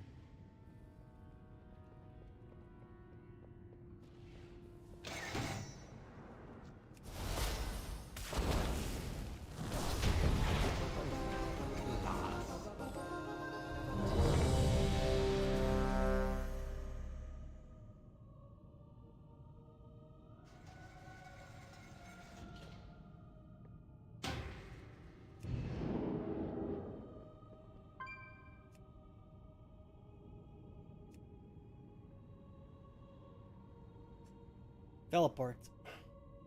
I need a couple more levels.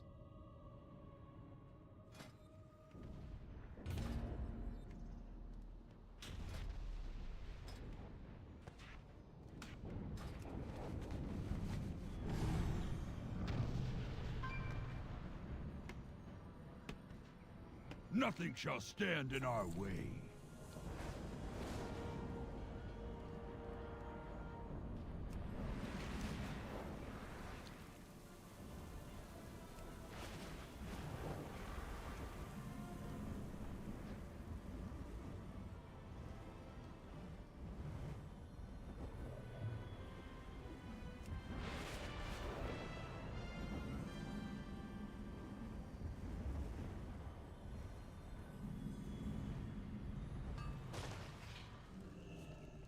You seek answers? Do not share what I have said. You seek answers? Protect the truth. Hail. Goodbye. Go in peace. Someone instantly fucking rude.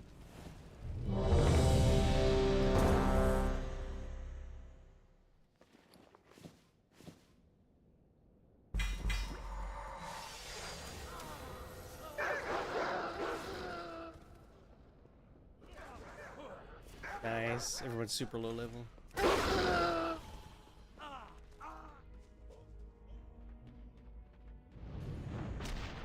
Archers, attack! Keep another down!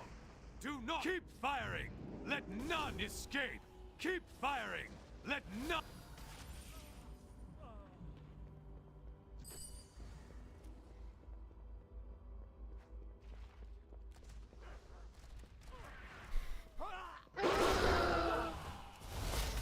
Did you hear? Release the hounds! I bleed! But I won't let no one pass. What? No. No! Stop! Obey your master! Let no one... I don't want to try something. Yeet! Ah!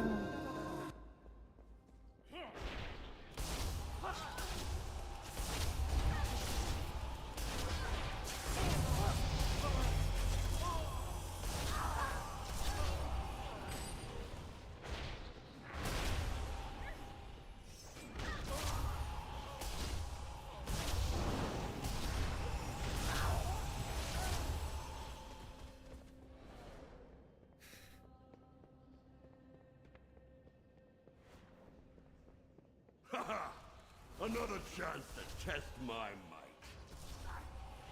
Tested by the likes of...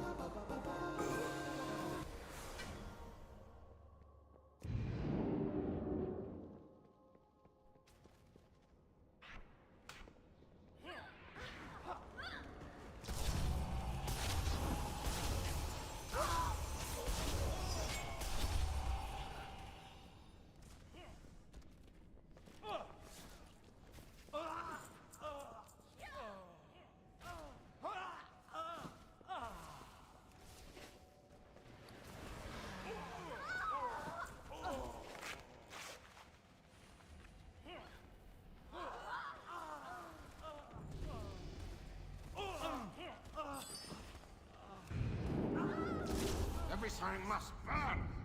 None shall know the skull. You too shall be charred. Quash! Discount boss. Thus, God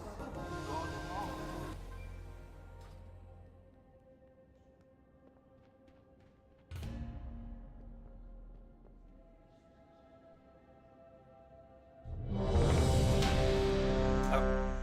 Bruh.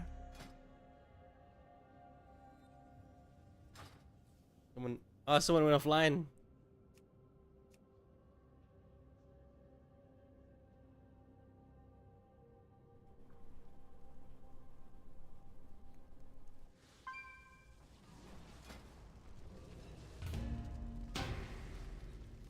Oops.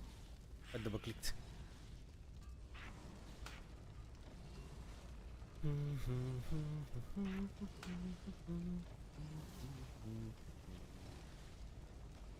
We got 3 hours, I think, remaining.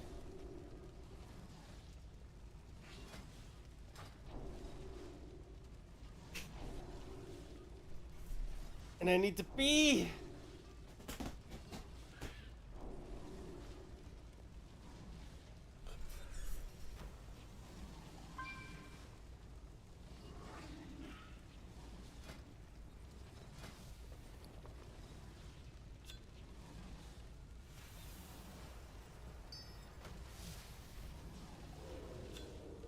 Oh, for crying out loud.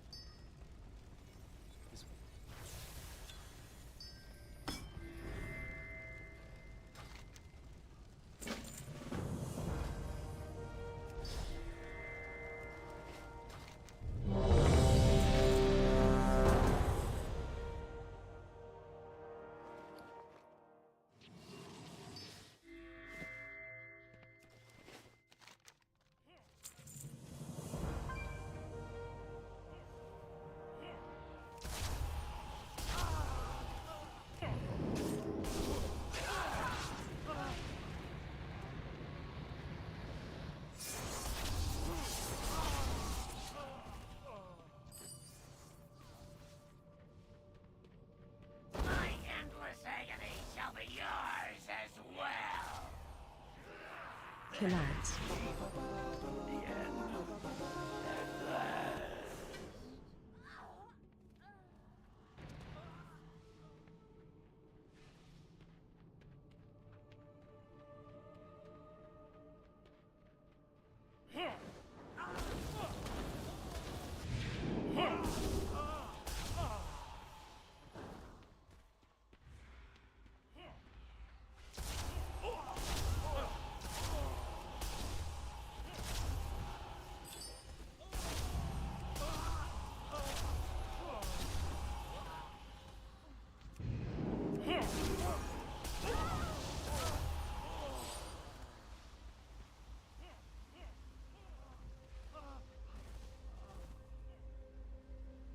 We gotta chop, man.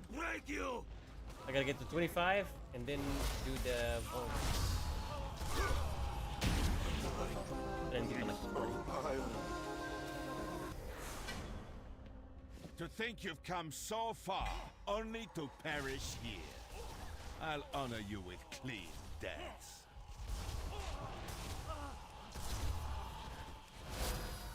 My legend begins now!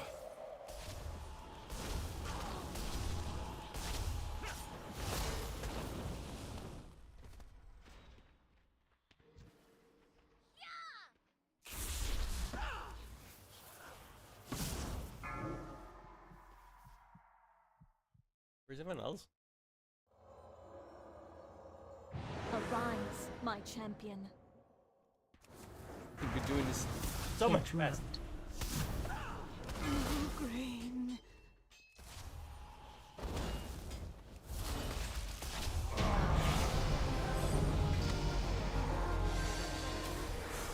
Chop, chop. We got places to be and only a couple hours left. I gotta get as many hordes up as I can, dude. Oh, hello there.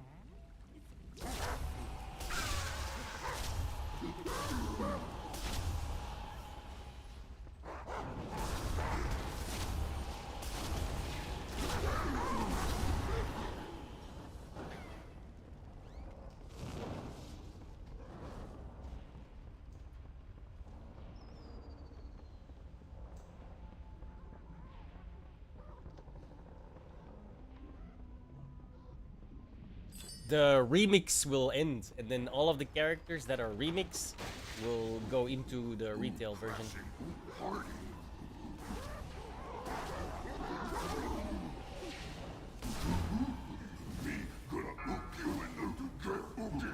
started. Come on and get your ook. We gonna ook all. I need to target someone. We gonna ook all night long. Up until 9.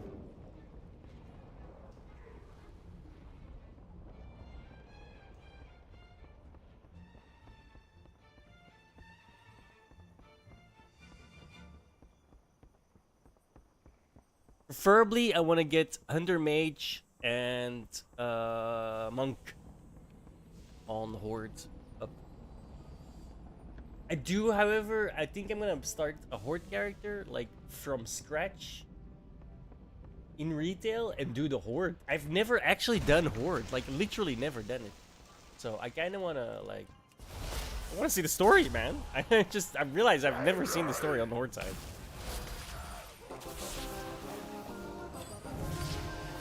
It's kind of crazy, considering I've been playing this for 25 fucking years. Well, 20 years, I think it's 2000. When did this come out? What's it? Are they... I need a What target. are they doing to our elementals? Hey. Hey, you! Those are our flying... Like, I've occasionally tried playing a Horde, but I've never actually played a Horde.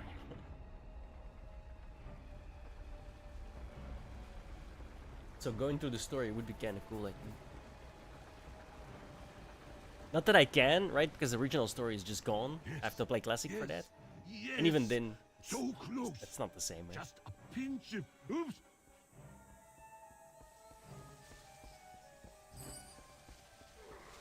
I don't have a target.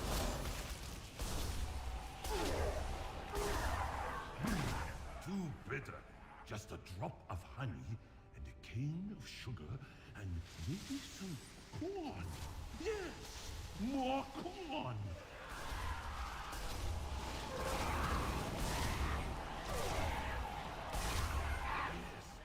Yes, yes. No, no. No. Yes, no. Yes. Peppers. Peppers. I've heard this quite a few times the last couple of weeks. Oh, excuse me. No. What is that thing? Doesn't matter. Nothing will stop me now. Not when I'm so close. Keep moving. Maybe if I... Yes. Can it be? Yes, I'm... Yep. Such heady aroma. It's the perfect... The name of storm. 123%. It's getting up there. You want to get that high, as high as we can before you open the mail.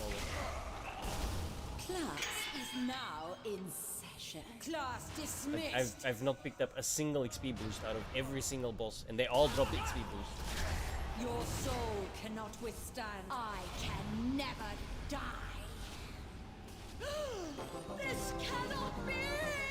Can pick everything else up, but not the XP boost. Or not the, yeah, the experience bonus.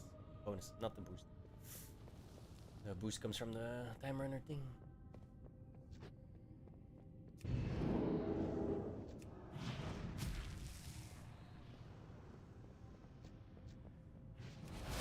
Oh, it takes some real stones to challenge feeling a bit dizzy.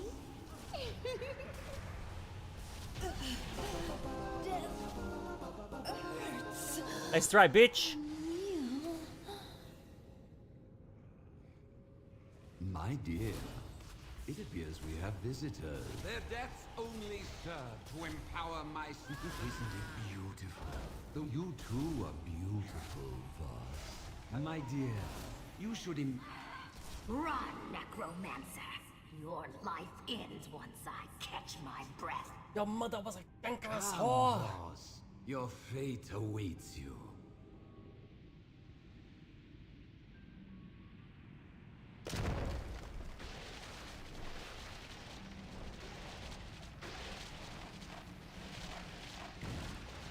Get burned.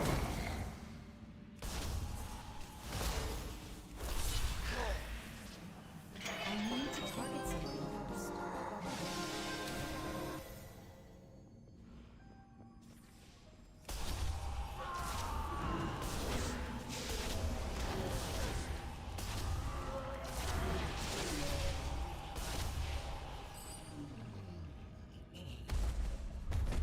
Did you forget, girl?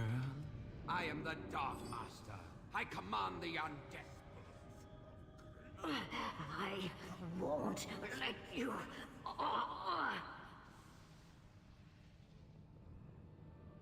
Now turn your lovely rune blades on our guests and fetch me their bones. I can't. I can feel her will breaking. Now, Lillian, it is time. What? Die, necromancer! The bones! You wretch!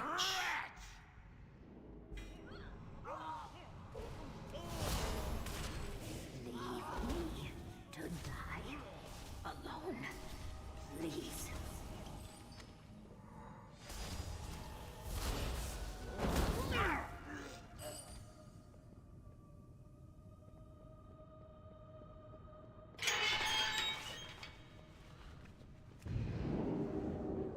If you haven't come to study, high school is in session.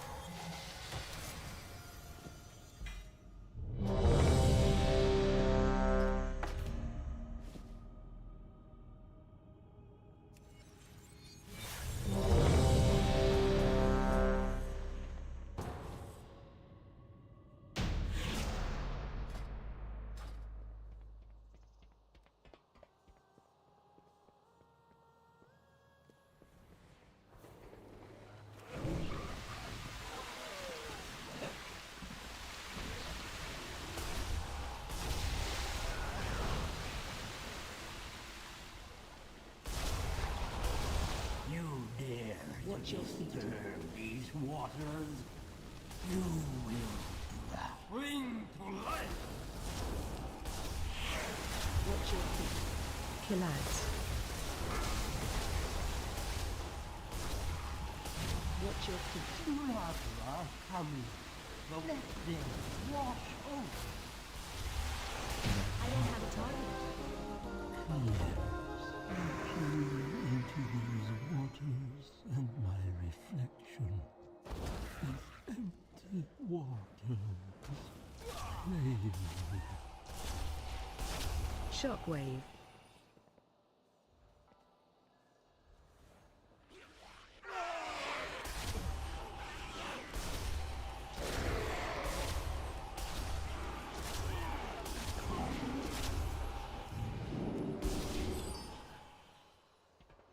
Your forces are weak. The heart of the great Jade Serpent! Grant me the sun gaze has been lifted from my eyes. Forgive me for doubting.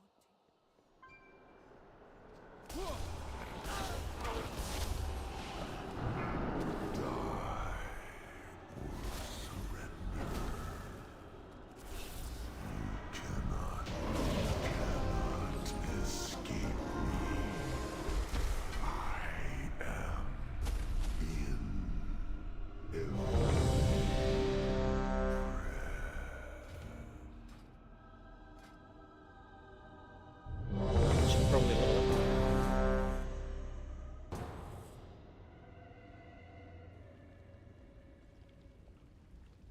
Oh, hello there. It's good of you to visit old Auntie Stormstout. I am not that. I am Chen Stormstout.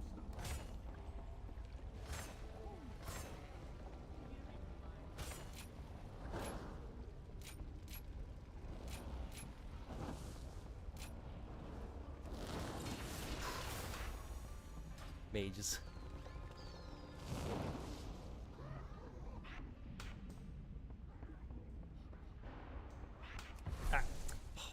I'm gonna use that. Ooh, crashing, ooh, party.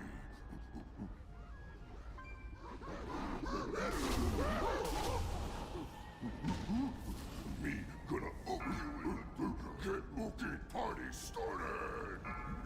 Come on and get your ook. We gonna ook all night.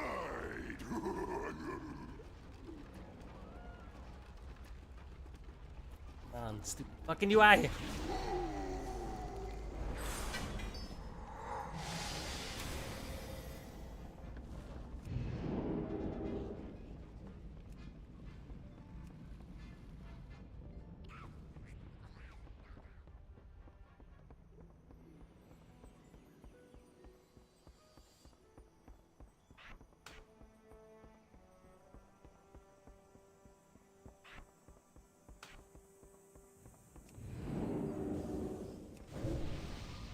Bit late.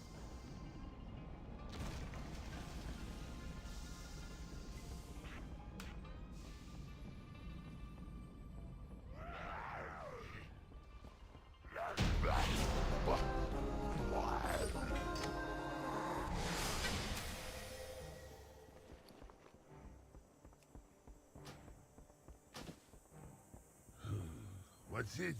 Are they... What are they doing to our elementals? Hey, hey you! Those are our flying...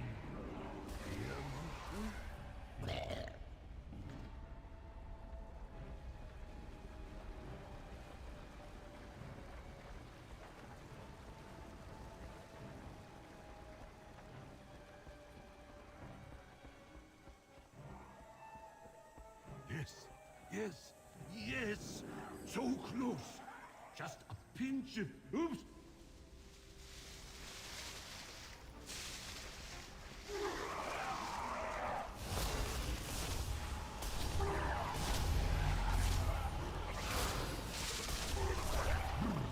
Too bitter. Just a drop of honey and a cane of sugar and maybe some corn. Yes! More corn!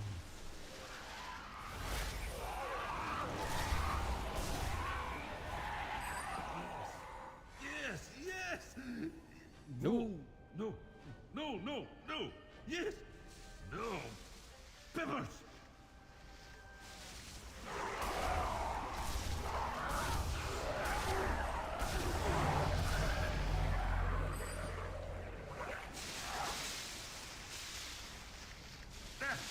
No! What is that thing? Gather item. Doesn't matter. Nothing will stop me now. Not when I'm so close. Maybe if I don't look at it. Keep moving. I need to target something first.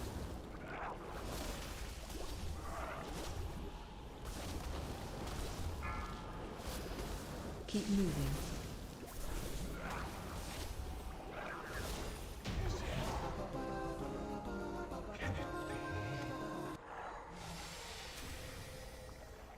Such harmony of flavor. Thank you.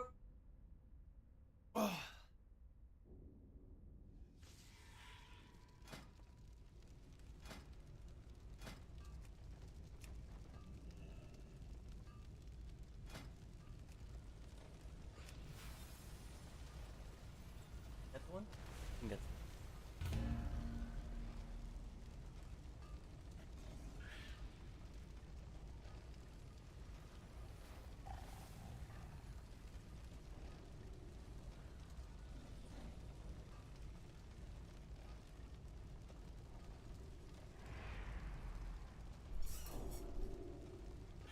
Please don't pop when I go to the bathroom.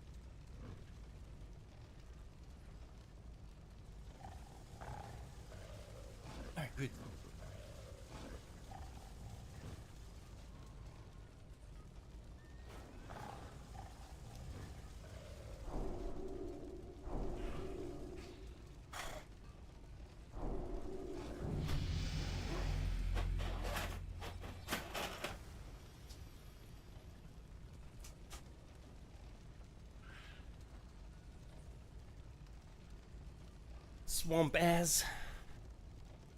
Nasty fuck.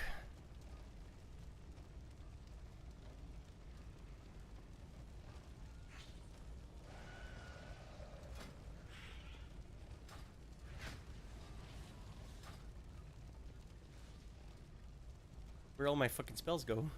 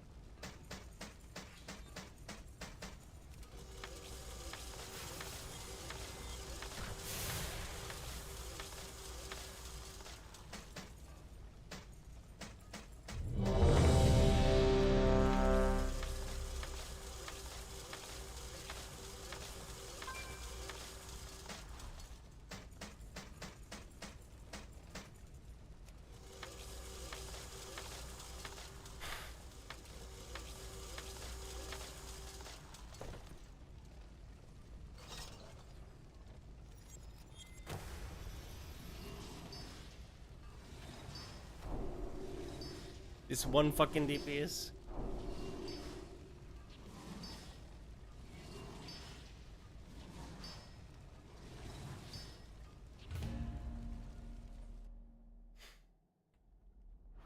The ancient vaults of the Mogu, untouched by time for thousands of years.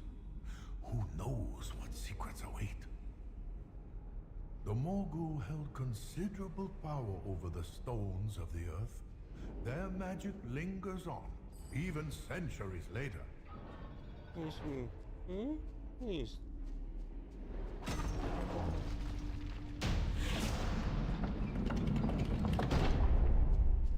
That was close. The door mechanism seems to have activated with the demise of the Guardians. I fear what we may find within.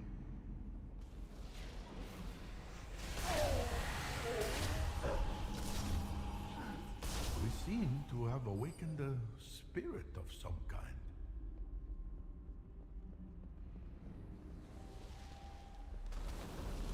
So the stories were true. We have disturbed what... Tender your souls, mortals. These are the hordes of the dead.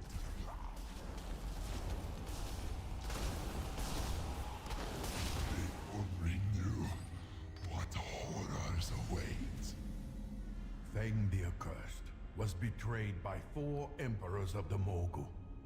His body destroyed each time, only to rise again. This... No matter. We don't be needing what's back that way anyhow. The Zandalari, ancient allies of the Mogu. They must seek the legendary weapon within the depths of the vaults. I am sorry I did not tell you earlier. These vaults house a weapon of unimaginable power. Stop them. I will stay behind and investigate this day. I'm trying to figure out what I should make the race for the monk. Orc monk sounds hilarious, to be honest.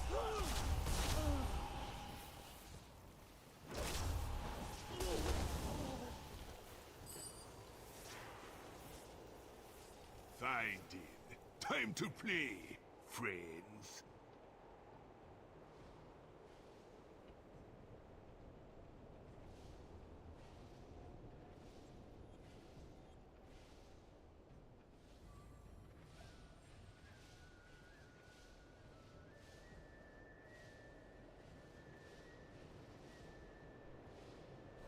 It be dying time now.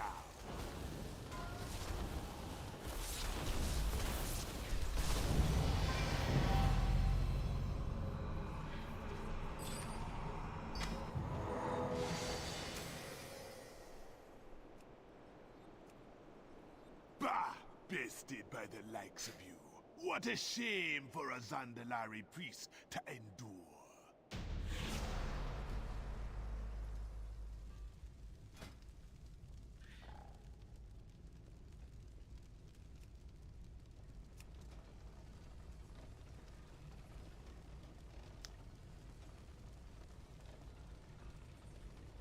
Oh, what?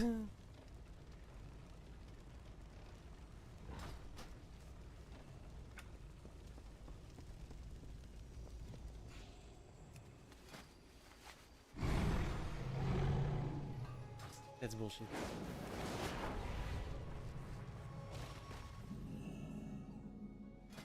Wait, can I do regular?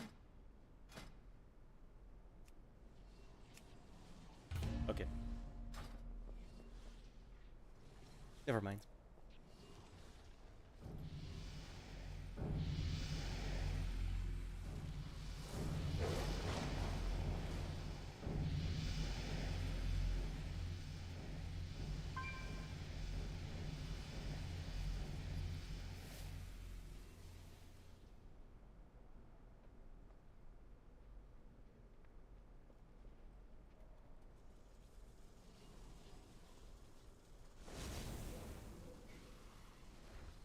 Okay, if I see this correctly, it's 16:35 UTC right now, so we're 2 hours ahead, which was great because that means I got 2 hours more than I thought I did. It's still 11 p.m. my time, not 9.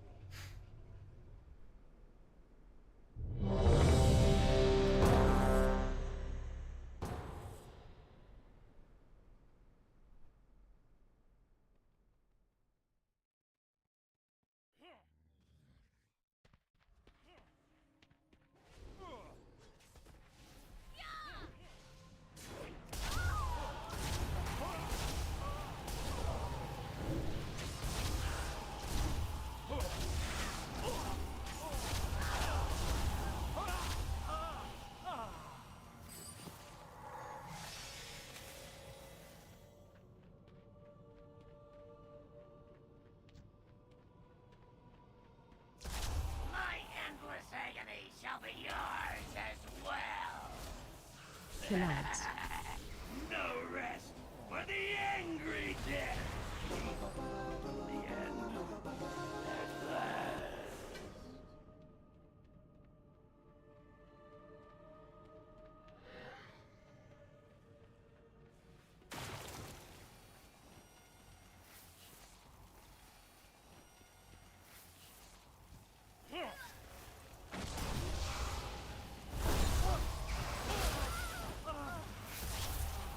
I don't have a target.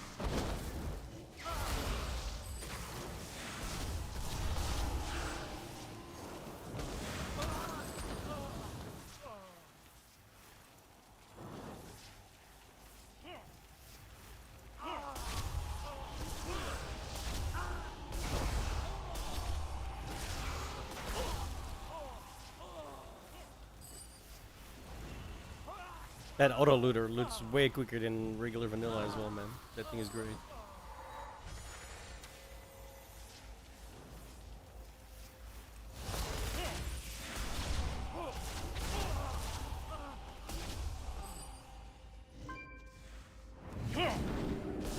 Oh shit.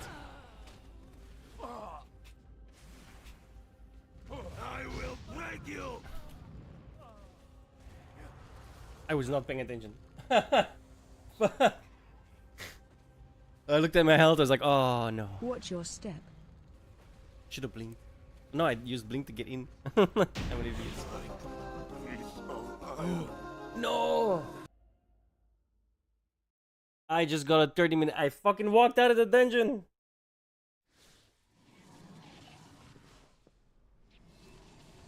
How do I get back in there?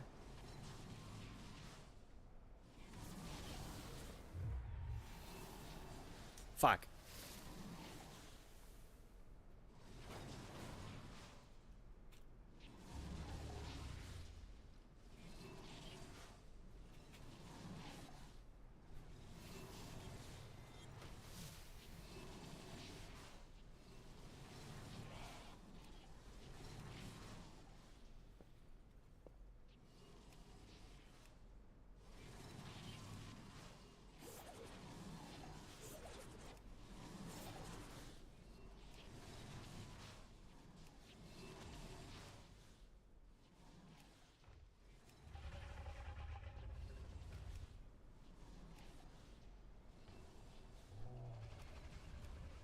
Oh my god, it's because they're doing the boss probably. I don't want to leave. It's gonna give me a 30-minute thing that I cannot afford. Well, I could jump into a different character. Doesn't really matter. But I still don't want to leave.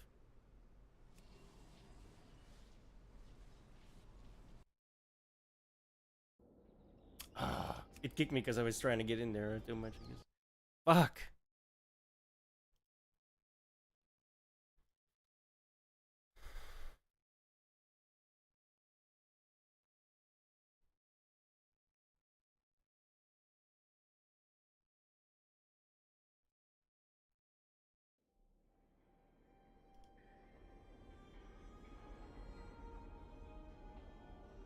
Greetings and salutations, loyal viewers of this channel. My name is Sean, and today I will be unambiguously defending my own honor, because post my appearance on the Hippy Dippy stream, debate, whatever you want to call it, a bunch of different lies have been spread about me, specifically that I was going out of my way to intentionally and deliberately lie about District Attorney Alvin Bragg, and enough is enough. I have watched the tapes, I have gone over what was actually said, and I have found the quote that I was thinking of in my brain when I was talking about people targeting President Trump, and I will be presenting that to you as well as many more things throughout the course of this video. On top of that, as a little bit of a bonus, I will show you that by Destiny's own standard, one of the chief operators, one of the chief smear merchants against me, he in fact deliberately lied to me, again by his own standards. Now, we're going to get into this, but before we do, I want to thank everybody who supports this channel via actualjusticewarrior.com/join. Give me the money.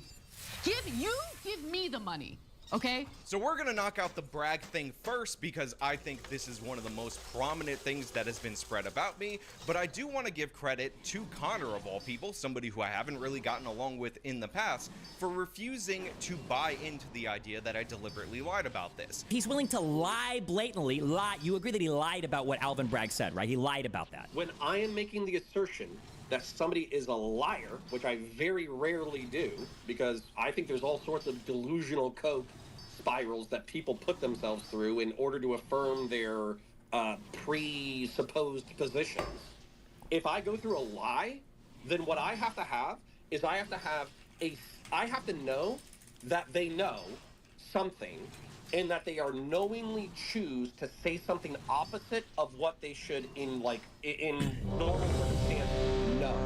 Whatever our differences were in the past, I definitely respect you doing so, and by the way, your faith has been rewarded because I have the quotes, I have what was actually said during the debate, and I will demonstrate beyond any shadow of a doubt that I am being smeared in this regard. But let us go to the point brought up by Destiny in the conversation, where he demands that I present a quote about Alvin Bragg. Let's go to that so you guys can see it. I think everybody running on I'm gonna find a crime to prosecute them. That's totally fine. Did Alvin say that? I'm gonna find a crime? Yeah, he said what was the exact quote? What you call it? Cam, you were talking about it earlier, that he said he was running on seeing Trump in court. Now, you guys need to understand the context of this conversation. I will link it in full in the description of this video for you could check it out.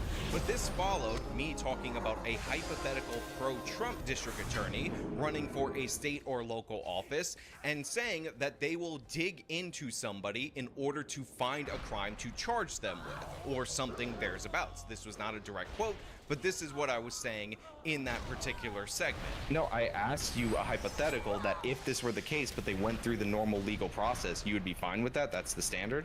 No, because in order to make it comparable, it would have to be like the governor of New York running on trying to... A local DA that's very pro-Trump, 90% Trump category, finds an official, charges him with the crime that he campaigned on charging him with. They present evidence in front of a grand jury. It's enough for an indictment. Very low standard, by the way. And they secure a conviction. That's like totally legit. Now, of course, rather than properly engage with the hypothetical, these people decided that they were going to throw out a challenge related to Alvin Bragg. And at this point in time, I want to highlight something that I've been criticized for, which was tossing it over to Cam to bring up the exact quote, while I decided that I was going to go out on my own and look for this quote myself. I think everybody running on I'm gonna find a crime to prosecute them. That's totally fine. Did Alvin say that? I'm gonna find a crime? Yeah, he said what was the exact quote? What you call it? Cam, you were talking about it earlier, that he said he was running on seeing Trump in court. Oh yeah. He specifically said that he was the person that had the most experience on the ballot with dealing with Trump in court. Now, the reason I did this is because if you rewind the debate to when this came up specifically with Alvin Bragg, what you will discover is that the person who made the claim that I am currently being smeared with is in fact Cam. Cool. I'll answer the question too. Yeah. So I don't think it's a threat to democracy. I think it's a bad and corrupt thing to do, but I don't think it's a threat to democracy. Democracy will not cease to exist if you vote for Alvin Bragg, who explicitly campaigned on going to court with Donald Trump. And also, Hutch, it seemed that Sean said almost the exact same thing, and then you attacked him as if he said the inverse. Again, strawmanning him, which seems to be your primary tactic throughout the entire debate. The person who said he had the quote from District Attorney Alvin Bragg is in fact Cam. So you are accusing the Biden DOJ of political prosecution, right? Well, let me finish my point. So he says he should have went after him as soon as he got out of office. You had the special counsel bring charges on the classified documents case, but it would have been probably less political to go after him early when you weren't sure he was going to run rather than later. But it seems like they went after him and they put all these cases on the ballot. And again, most of it is not federal officials or the special counsel. It's local politicians that ran specifically on prosecuting Trump. And remember, normally you have to have evidence of a crime before you start an investigation, not as a campaign promise run on finding a crime to charge somebody with. So right here I'm talking about a prosecutor looking into somebody in order to find evidence of a crime, rather than you having probable cause to start an investigation, which is the normal operating procedures that a prosecutor would go through in order to find evidence of the crime. I also end this hypothetical am talking about somebody announcing their intentions. This is something that I mentioned, and by the way, this is clearly an obviously understood because Hutch ends up responding at some point shortly after this. He had been criminally charged and convicted on these crimes. So it's not like there was some fishing expedition. That this is not a fishing expedition. But what I'm actually referring to exactly describes a fishing expedition. Let me play you the clip. I will be shining a bright light into every dark corner of his real estate dealings. And every dealing demanding truthfulness at every turn. So right there, and it's dated November 7th of 2018, prior to Letitia James taking office as the Attorney General, she is pledging to a crowd that she will shine a bright light, not just into Trump's real estate dealings, which you might be able to argue in some way, shape, or form there was a case in the news that she might be referring to, but all of his dealings, and she says she's going to demand truthfulness at every turn. This is a fishing expedition. When you are telling people you're going to look into somebody in order to find evidence of a crime, and again, she was the public advocate for New York City before this. She was not an assistant attorney general or anything like that. She is promising to go on a fishing expedition. This is exactly what I was referring to in this particular moment right here.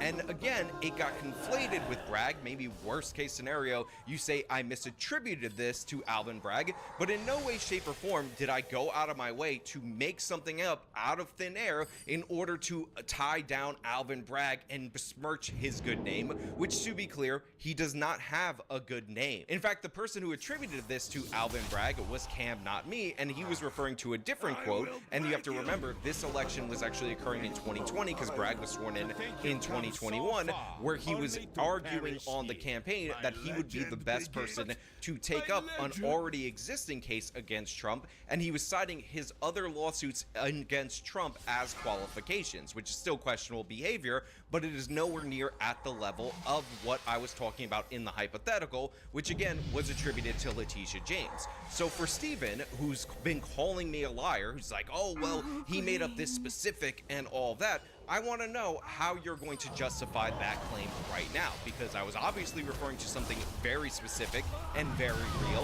It happened to be a different New York prosecutor. Now, maybe you could call this me misattributing something that Letitia James said to District Attorney Alvin Bragg, but again, the person who brought up a specific quote in this conversation about going after Trump was Cam, not me. Correct. Yeah, in the other quote, he said, obviously, like evidence, he gave the caveats. He wasn't as bad as Letitia James, and there's no Hold on, to be clear, for Letitia, you also couldn't say anything that Letitia said that was bad. Also, the idea of a guy... hold on, Steven. I do have the clips of Letitia where she said to a voter on the street that you should vote for her because she's going to sue Trump.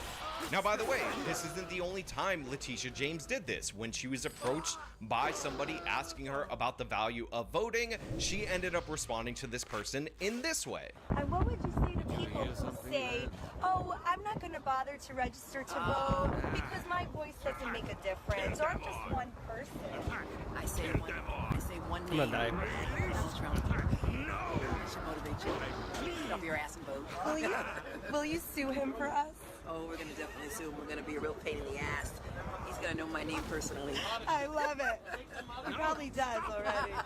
Again, there's Letitia James saying vote for her because Donald Trump, and when asked if she will sue Donald Trump, she's not saying we'll use all the afforded legal avenues in order to challenge anything that he's doing that's breaking the law. She says, yes, I'm going to sue him. Campaign promise directly to this individual right here. There's no... Hold on, to be clear, for Letitia, you also couldn't say anything that Letitia said that was bad. It's really critically important that everyone understand, as was mentioned by Mr. Verhara, that filing a lawsuit, simply opening up an investigation, can ruin lives. I like watching this shit, dude. So all the with respect egos to Donald involved. Trump, we need to follow his money. It's like, it feels We need to find out whether he's stadiums, not laundered rooms, money. stadiums. We need to find out whether or not he's engaged in conspiracy, and whether or not he's colluded not only with Putin, but also with China as well. Now again, you have Letitia James during the actual debates of the election in September of 2018 saying that she's going to follow Trump's money in order to see if he's money laundering and whatnot. And this is a fishing expedition because, once again, she doesn't have evidence for a crime. She's promising that she's going to just look into all his transactions in order to find money laundering, but there's nothing right now that says that she's continuing an investigation or anything that they said as defenses of the Alvin Bragg, because she's just promising a fishing expedition. Look, I take accusations of me deliberately lying to people out there in the audience, to my audience, very seriously. Long-term viewers of this channel know that I will go out of my way to correct mistakes, errors that I've made on this channel with whole separate videos included in the beginning of next videos, and do anything and everything to remind you of when I am in fact wrong. In fact, even in this stream, because I believed that Cam had the goods when I couldn't find this Alvin Bragg quote, I said, you know what, I could be mistaken, I could be wrong, but Steven, of course, had to rage out like an absolute lunatic and say that I'm lying, and then continue the lie past that point, and that's when I have to address it. For this. Now, as far as the specific quote that Destiny is asking for, it does not exist. He gave caveats. He's smarter than he's smarter than I gave him credit for in my paraphrase. So if you want to take that, that's fine. So to be 100% clear, there is no way, shape, or form that you could say me referencing Letitia James without remembering that I'm referencing Letitia James specifically in a hypothetical is somehow me lying deliberately about District Attorney Alvin Bragg. That is just not the case. Now, I do believe, and I have presented evidence for the fact, that Alvin Bragg did charge Trump for political reasons. We had 2 prosecutors resign from Bragg's office because they believed that he was dropping the case after he took office, because again, it was just a campaign thing for him, and they were really angry about it. But then Bragg brings back the case up again after it is clear that Donald Trump is running for president in 2024. Not to mention the fact, as I said, that Bragg, who has downgraded over half of felony charges, feel it in my bones. by the way, Also, I this heard doesn't even count the dismissals in the cases that he just refuses to charge people, somehow found a way to upgrade the charges against Trump, again, for political reasons, so that he can say, look, he's a convicted felon based on me going outside of my pattern of behavior and upgrading charges because specifically he was talking about a political opponent named Donald J. Trump. Now, the next lie by Destiny that I want to address that he is deliberately spreading, let's be clear about that, is the idea that I misinterpreted it, deliberately so, the prompt is democracy on the ballot. Now, I did not misinterpret that prompt at all. There was no interpretation from me at all because I never received that prompt. I was messaged by Connor to debate up or down whether or not Trump would end democracy if elected. This is what I was offered as a debate. You can see it in plain text, and this is, by the way, what I agreed to actually debate. And I believe that Destiny is deliberately lying about this in order to smear me even further, because when Connor actually presented him the screenshot and took blame for sending me this, and by the way, this is what I agreed to, all of a sudden Destiny, who pulled it up, couldn't get it down fast enough. Okay, so I sent Lauren and Sean, and I could look up the message to Lauren. I'm gonna send it to you. But I sent the equivalent of will Donald Trump end democracy in 2024 or something like that, right? So that's an extrapolation. It's a little bit hyperbolic, etc. But of course, when you're recruiting somebody, you want to give them the most fiery version of the debate, right? And so Lauren says, what is the exact wording of the prompt? And I did send that to Lauren. Wait, send what? Lauren, can you show me these DMs somewhere? Sure. I just sent you one of them. This is the one that was sent to AJW. Hold on, yeah, this is not. There's nothing wrong with this, so there must be something more. But hold on. No, what I sent to AJW?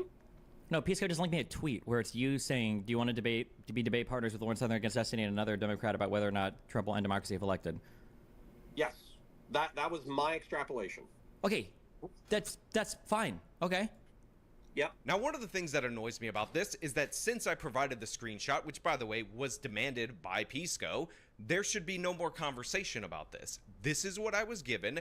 This is what I accepted. I would not have accepted the debate had the topic been, we're just going to argue randomly that something may damage an institution. It was an up or down question, and that's what I prepared for. There should be no argument against this because obviously this is what I was presented and what I agreed to. But instead, I get all these different ridiculous points, like from Pisco in his Twitter space, where he tries to make the case that it would have been interesting for me to bring up whether or not Kamala Harris would destroy democracy. Yeah, the one thing I wanted to bring up was, you know, we're talking about, I want to kind of go back a little bit. So the whole is democracy on the ballot. First of all, this became the topic of the debate instead of, the topic of the debate became the debate, right? One of the things I had an issue with is that you could assume pretty obviously from that Trump was the one that this was being discussed about. I think that's pretty obvious. But, you know, even if it weren't, you could even assume, because of the rhetoric that has been going out there already about Kamala and being a communist and things like that, you could even assume in that end that it could go the way of Kamala. But obviously the more obvious one is Trump. And I think it was really interesting when we looked at how actual Justice Warrior was going about all this. You know, it was really interesting.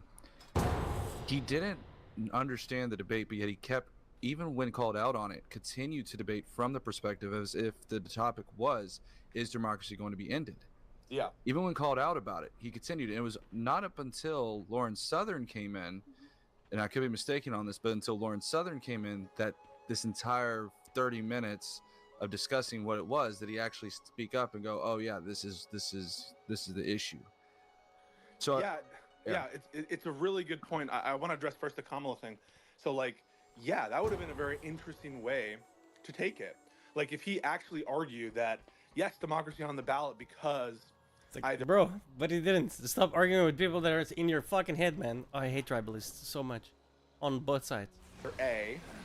Kamala Harris is going to institute these communist policies or policies that are like against our constitutional system, then insert thing, Or you could take the route that, well, Kamala was appointed in an anti-democratic way by I disagree with this, but that's an angle you could have taken. So I think that's a really interesting perspective that, like, the question by terms was not candidate specific. Now this was very annoying because based on the prompt that I got, my interpretation of it was that it was about Donald Trump. And the reason why is because the prompt is whether or not Donald Trump will end democracy if elected. So it would not have been a good argument if that was the question, up or down, to say, well, Kamala Harris would end democracy as well. That's not a good counterpoint. So I didn't prepare that specific argument because, again, that wasn't the prompt. Mine was exclusively about Donald Trump, so I came in ready to argue exclusively about Donald Trump. And by the way, Lauren ended up asking for clarification of this. So when we spoke a day prior and I said, this is the topic as presented to me, and she says, yeah, I even clarified it with Connor, I had no reason to believe that the conversation would be something completely different. Now, another lie that spawns from this is the fact that I somehow, in bad faith, never made this point about the prompt being different or about them trying to argue a different standard than what I agreed to until over an hour in when Lauren Southern joined the conversation. And this is 100% false. In my opening statement, I laid out a standard that they were going to have to prove that the evil orange man would end democracy, as in the American government. They're going to have to explain exactly why the mechanisms of our government are going to be overthrown if presumably Trump gets elected. The fact of the matter is, our government is the longest consistent government currently going in world history at this moment in time. We have been through a bunch of different controversial elections. We have been through a Trump presidency already. So these guys are going to have to explain what would be different about Trump winning in 2024 that was different from him winning in 2016.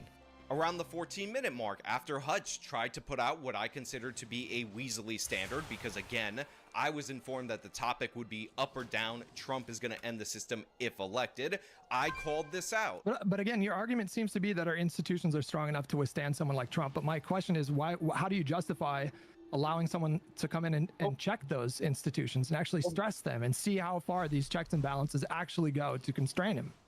Well, first of all, prior to your question, you were like, "Well, I'm not saying democracy is going to end. I'm just saying it's going to be chipped away." So you got to kind of commit to your argument, because if you're saying it's not going to end, then you kind of agree with me in that regard, that the institutions are well suited to hold up to whatever challenges, real or imagined, that Trump will bring up. So it seems a little weaselly for you to back off of the premise of the debate by saying like, "Oh, well, he might chip away at our institutions." I mean, you could argue that prosecuting your political opponent is chipping away at our institutions. You could argue that using new interpretations or setting up test cases in order to set up for a future prosecution against a former president is a chip at our institutions and at the norms that we're typically used to in the United States of America. You know, the things that ultimately ended up leading to that immunity decision from the Supreme Court.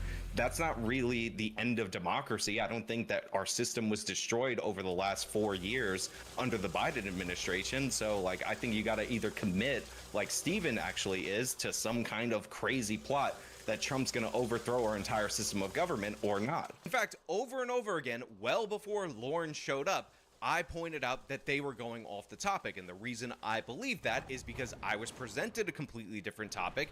I agreed to that different topic based on those parameters, and that's what I prepared for / expected to debate. So when they started saying, "Oh, a threat to democracy," and blah, blah, blah, and all that, I took that as nonsense throughout the whole course of the debate. I challenged them to commit to the broader premise that I was presented, and now they're pretending like I just brought it up when Lauren got there, when that's just not the case. So all this talk about how, oh, well, it doesn't mean when you say if the Second Amendment is on the ballot or abortion is on the ballot that it's going to go away or be completely wiped out or whatever is completely irrelevant, because I was never presented this on the ballot question. I was presented, again, in plain English, up or down, whether or not Trump would end democracy if elected. Now that, of course, leads into the next lie, deliberately being pushed by Steven against me, despite the fact that it is completely and utter nonsense on its face. And this is the idea that, oh, the reason I argued the way that I argued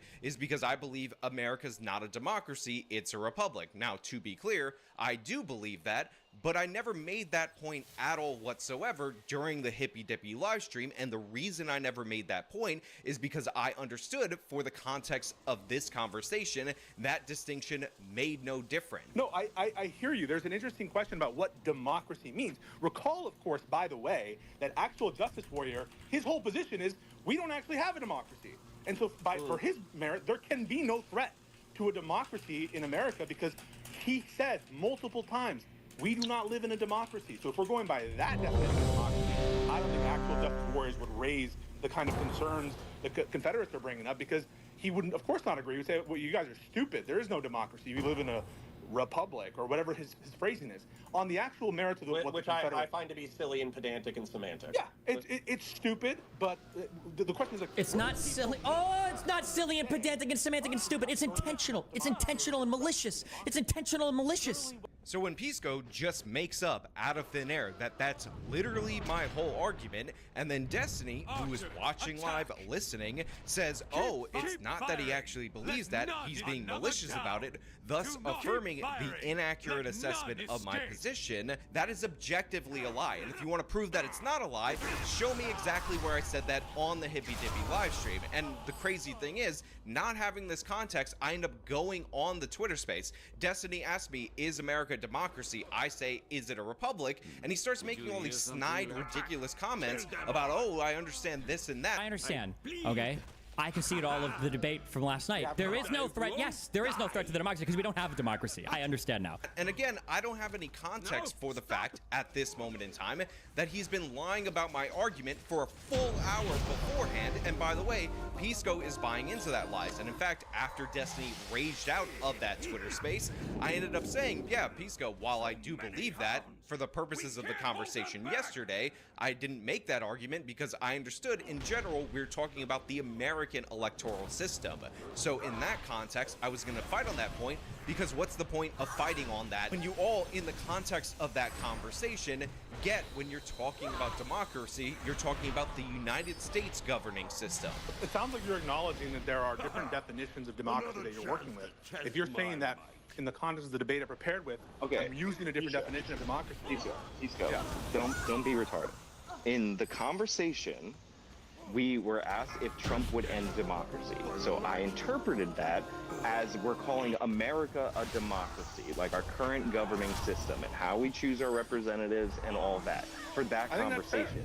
If you asked me, is America a democracy or a republic, I would opt for the America as a republic, which is completely different. Now, I didn't once do the little thing where I was like, technically America's not a democracy throughout the whole debate, because that would have been pointless and wouldn't have gotten us anywhere. What I did do was try to argue what we actually agreed on, or what I was actually invited to debate, which apparently I'm supposed to psychically like understand that it's actually something different. How? Sean, so first of all, I totally appreciate you making those clarification points, because I wasn't sure. Because in terms of the first part of what you said, Fuck not off. the second part. The first part you're saying is like, of course, when I come into the debate, I'm using democracy in the sense of the American constitutional system. I'm not using this more narrow version of democracy, which I wouldn't apply in more general terms to America. Now again, if you have any evidence that I made this claim during the Hippy Dippy live stream, present that evidence. Show that evidence. If you have any evidence that I was presented the actual topic and that I would have agreed to the actual topic, which is vague, oh, is this a threat, is this potentially bad, or that, then present that. Tell me how, in my mind, on my honeymoon, when I got this request and I agreed to this based on these terms, I actually psychically knew that they were presenting something completely different to the other side. I want that presented to me. And by the way, as late as the community tab, where I posted the link to this live stream, I was still using the same language that was originally presented to me. Right here on the community tab, I will be live at 8:15 Eastern Standard Time, debating whether Trump will end democracy with Destiny and others. So just to recap, it is 100% unreasonable, as in a standard that no other person would be expected to be held to receive this message from Connor, which says up or down, will Trump end democracy if elected, for me to assume that the topic is completely different than what was being presented to me by the person who recruited me onto the show. Connor has acknowledged that this was his error, his mistake. I don't think there was anything malicious about it. I know a lot of people in my audience are saying that it's a setup, but the fact of the matter is, they're expecting me to be able to argue something completely different that I probably wouldn't have even agreed to in the first place based on this prompt, and then claiming the extra step that I'm going out of my way to bad faith interpret a prompt that was never presented to me, and again, I would not have agreed to. If Stephen Pisco, Hutch, any single lefty were put in the same position I was put in, they'd be screaming bloody murder and agreed to terms that I agreed to, and then things were completely different by the time that they showed up to the conversation, then I would not blame them for somehow receiving the different terms and agreeing to them.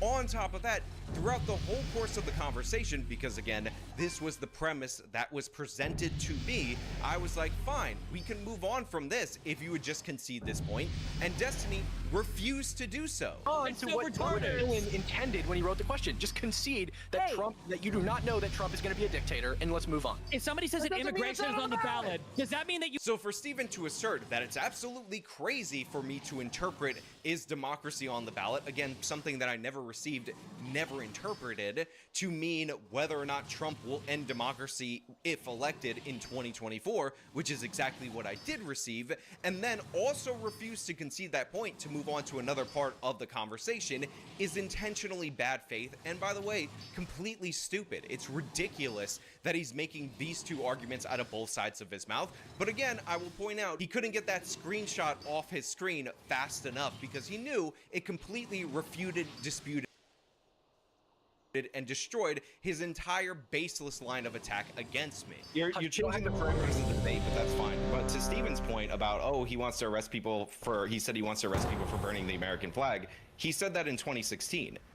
Like when he was running then, he said that for long periods of time in his life, and when he was in office, he did absolutely nothing to forward those goals. And you also say, oh, this presidential immunity, it doesn't exist. People don't want people don't want the president to commit crimes and all that. Well, I happen to remember when Barack Obama actually murdered an American citizen abroad, Abdul al-Awlaki, And Eric Holder, his attorney general, our top law enforcement officer, looked directly into the camera and he said due process doesn't necessarily mean judicial process. So unlike Bill Barr, who didn't side with Trump in that particular instance, Eric Holder absolutely did. And yet our government still stands, despite the fact that Obama not only did that for him, who, by the way, very likely he was a propagandist for Al-Qaeda, very likely betrayed our country, although you could try somebody in absentia. Obama didn't bother to do that. But then again, his son, who was 16 years old, was also killed, an American citizen, in another country by Obama. And again, it was under the same justification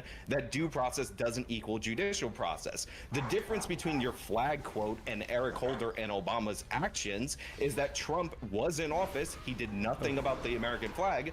But what we saw from the Obama administration is that they did claim and receive that power to kill Americans abroad that they deemed to be terrorists. So right here in this part of the conversation, I brought up the fact that Obama unilaterally declared that he had the right to kill Americans abroad in non-combat zones that he decided were actually a threat. He said in the case of Anwar al-Awlaki and his son Abdul Raham al-Awlaki. And Destiny, of course, decided to go into petty, stupid semantics by trying to make a distinction that didn't need to be made between Obama's White House lawyers and his personal lawyers, despite the fact that I never once at all, at any point in time, said that they were his personal lawyers. When you talk about comparing Barack Obama trying to see if he can assassinate an American citizen or not, the question was does the president have the ability to order certain types of military strikes or assassinations on U.S. citizens? The process that Obama went through wasn't going to the Supreme Court saying, I need criminal immunity in case I want to commit crimes. It was going to the Office of Legal Counsel, and it was seeing if he thought that the president of the United States had the authority to do this and if it was in the legal clear. He never said that I'm beyond judicial review. He never asked for any amending to the Constitution, and he certainly didn't ask Congress to protect him and shield him from the liability of any of his actions. So no, it's not even remotely comparable. If Donald Trump would have gone, he just presumed that he had the ability to do that. Like he goes to when you talk about legal counsel, those are his lawyers to come up with the justification. You're dead wrong. You're completely wrong. You misunderstand completely the structure of government. The OLC, the White House counsels, those are not his personal lawyers. Personal lawyers. They're his lawyers. They're not his lawyers. They're the president of the United States lawyers. Which is the office that he held. Now, in the context of this particular conversation, Stephen said Obama never claimed that this was beyond judicial review, which I found to be very interesting for him to make that claim as a specific. And then he said, if he did, then why didn't somebody with standing decide to bring a suit against Barack Obama? His White House lawyers gave him whatever paper-thin justification he needed right from the jump, so he didn't have to get a second. If the justification was paper-thin, then why didn't anybody with standing bring a case to the Supreme Court and have it overruled? Or why didn't Congress legislate and create a new statute to limit the powers of the executive if they felt like it was over the line? Now, according to Destiny, if you bring up very specific details about something and then you turn out to be wrong, that means you're lying, and wouldn't you know it, Destiny is clearly, by that standard, lying right here. He never said that I'm beyond judicial review. Because Barack Obama specifically claimed in his motion to dismiss a lawsuit, along with the fact that the person suing him, who was al-Awlaki's father, had no standing, that this was a non-judiciable political question. Now, this is specifically Barack Obama's office's motion to dismiss a lawsuit brought against him by Nasser al-Awlaki. Again, you can look it up for yourself, and it's on page 1. And right here it says, defendants Barack H. Obama, President of the United States, Leon E. Panetta, Director of Central Intelligence, and Robert M. Gates, Secretary of Defense, hereby move to dismiss the plaintiff's complaint pursuant to Federal Procedural Rule 12b1 on the grounds that the plaintiff lacks standing and that his claim requires the court to decide non-judiciable political questions. So isn't that curious that Destiny specifically qualified why didn't anybody with standing bring a lawsuit against Barack Obama? If the justification was paper thin, then why didn't anybody with standing bring a case to the Supreme Court? When this case ultimately ended up being dismissed on the standing issue, and then he said Barack Obama never claimed that his power to unilaterally kill people anywhere in the world, including non-combat zones, which is exactly what Yemen was in 2010, was something that he did not say was beyond judicial review. I never said that I'm beyond judicial review. When page 1 of the Obama administration's motion to dismiss says this is a non-judiciable political question. Now, normally I would be willing to grant Destiny the grace to say that he didn't even bother to read page 1 of this motion to dismiss from the Obama administration, but by his own standards, he's a liar. He's lying about this, and deliberately so. Now, by the way, just to illustrate the absurdity of this particular argument from the Obama administration and what Destiny is willing to accept when it comes to Democrats, is the fact that the reason there's no standing to sue is because Al-Awlaki was killed, and you can't file a lawsuit if you're dead. If you'll remember, when indefinite detention came up to the courts and the Bush administration made the case that they could do this to enemy combatants, those people were actually alive, so they were able to sue, and under the court's ruling, which was that the Constitution goes where the US government goes, this was not allowed. I guess Obama's genius is that he just straight up murders these people, so that way they can't file a lawsuit, so that way you have a situation where the courts can never take up this case because nobody has standing because they're dead. So yeah, in this particular case, I was 100% right, Destiny was 100% wrong, and again, under the standard that he would hold me to, not himself to, he was 100% lying in this case. Deliberately wrong. I brought in enough details to show that he should have been aware of what was alleged in this case, and then deliberately said something that was not true, that is refutable on page 1 of Barack Obama's motion to dismiss this particular lawsuit. What they're saying is that if Donald Trump were to come and be a dictator for 1 year, and then he were to be ousted from office, and then people were to, repair everything, and then we set ourselves back on the right course, they would say like, oh, then it wasn't a threat, I guess. That's what they're. That's an.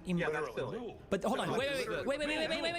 Do you acknowledge? You just said that's silly. You acknowledge that was their position. Okay. Yeah. No. Wait. Why are you saying okay for sure? No. Yes. That was their position. Yes. I'm about to use the N-word again. That's fine. I don't care. I love the N-word. Now, another lie from Steven is that I made the claim or made the argument that if Trump became a dictator for 1 year, then that would be perfectly fine as long as things went back to normal. In fact, I made the exact opposite argument, and this stems from him asking me if Hitler is a threat to democracy, in which I responded after being cut off a million times with the distinction from an election like the Hayes election, which was very wonky in how it happened, super questionable, resulted in the Hayes Compromise, which is a stain on American history, and of course, somebody actually overthrowing the system. So it took a regime fall for democracy to return to Germany, and several decades of Western occupation in Germany for that democracy to be restored to Germany. Okay, so that's not what happened in the Rutherford v. Hayes case that Sean cited earlier, where this exact thing that you're claiming will overthrow democracy happened, and it resulted in democracy continuing on to today. Clearly, you agree that democracy exists today, otherwise you wouldn't be arguing that it's on the ballot. Democracy in Germany exists today. You just proved Destiny's point. The idea that democracy is only threatened if it's permanently ended is stupid. Now you're moving the goalposts again. We're saying that it will happen without a regime. If there's a decade. Hey guys, editing Sean here, and I just realized that the reason why Destiny is misstating my position right here is because in order to perform for his audience, he started playing piano, which I'm sure you can hear on his stream, or his version of the stream, if that even exists. So he deliberately, in a bad faith way, ignored the answer to his question, and then ascribes the position to me and my panelists that he didn't hear the refutation for. Also, this guy right here in the corner, he shows up at some point when Lauren does. He adds nothing of any intellectual value to the whole conversation. Just throwing that out there.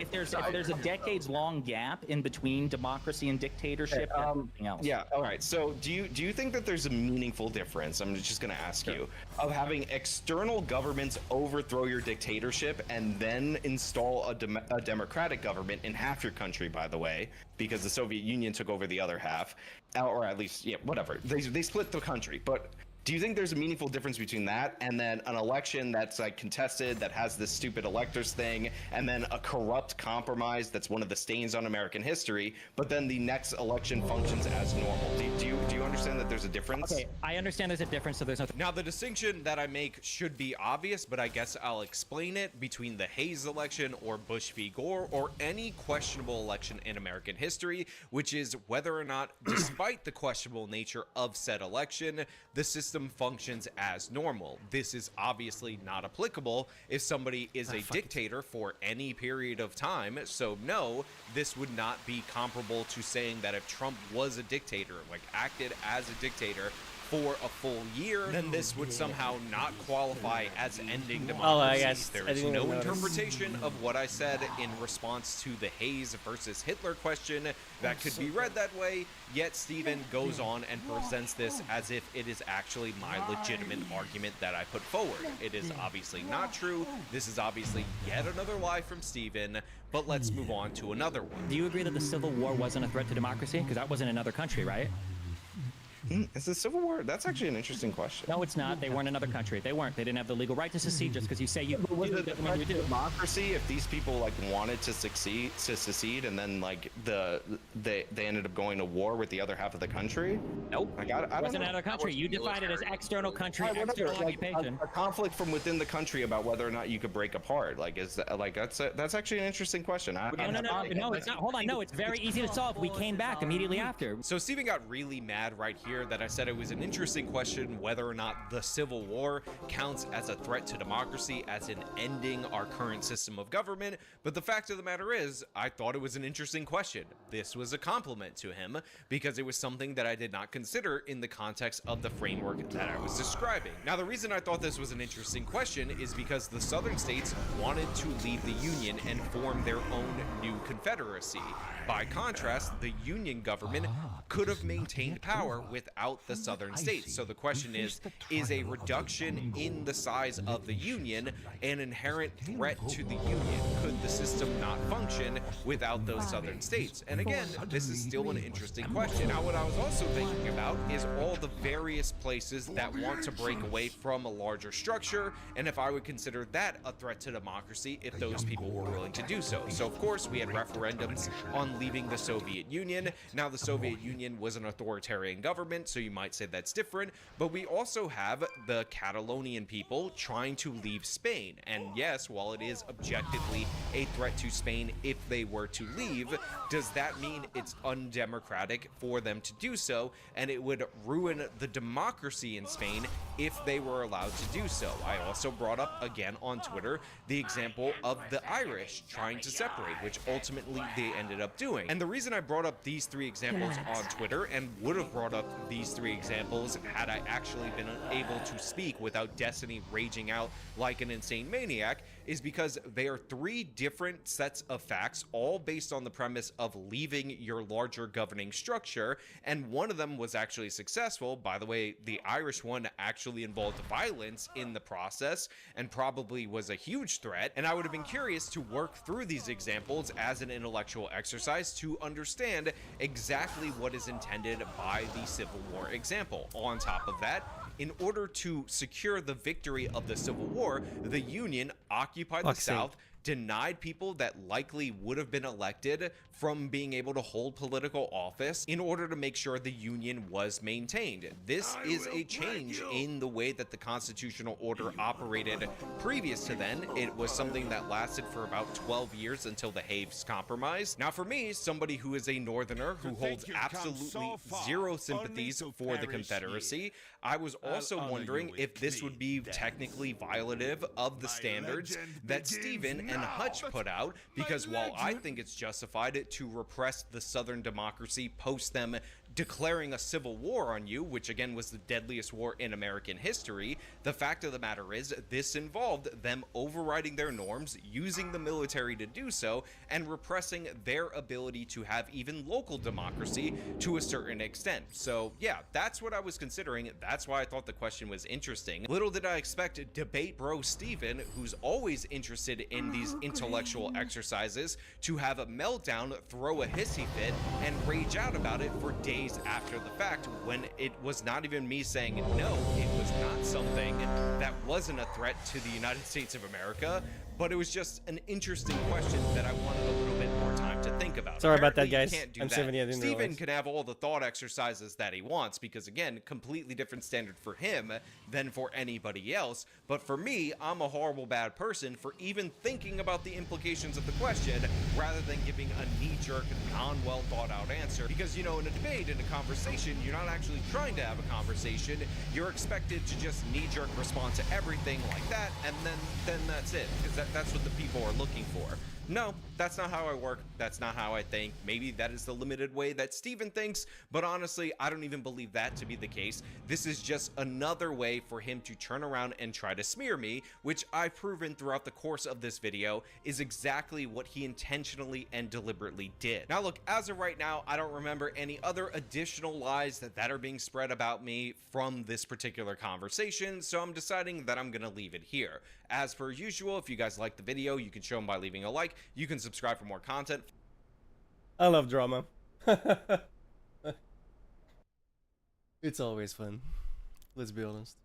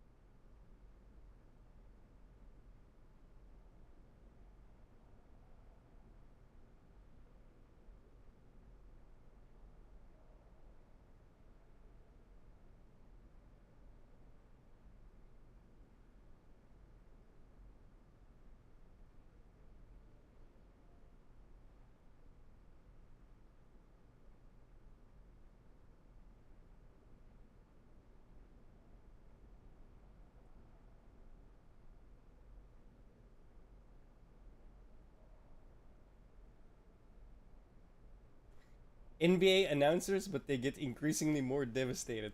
That sounds like a fun video, I'm not gonna lie. What the fuck?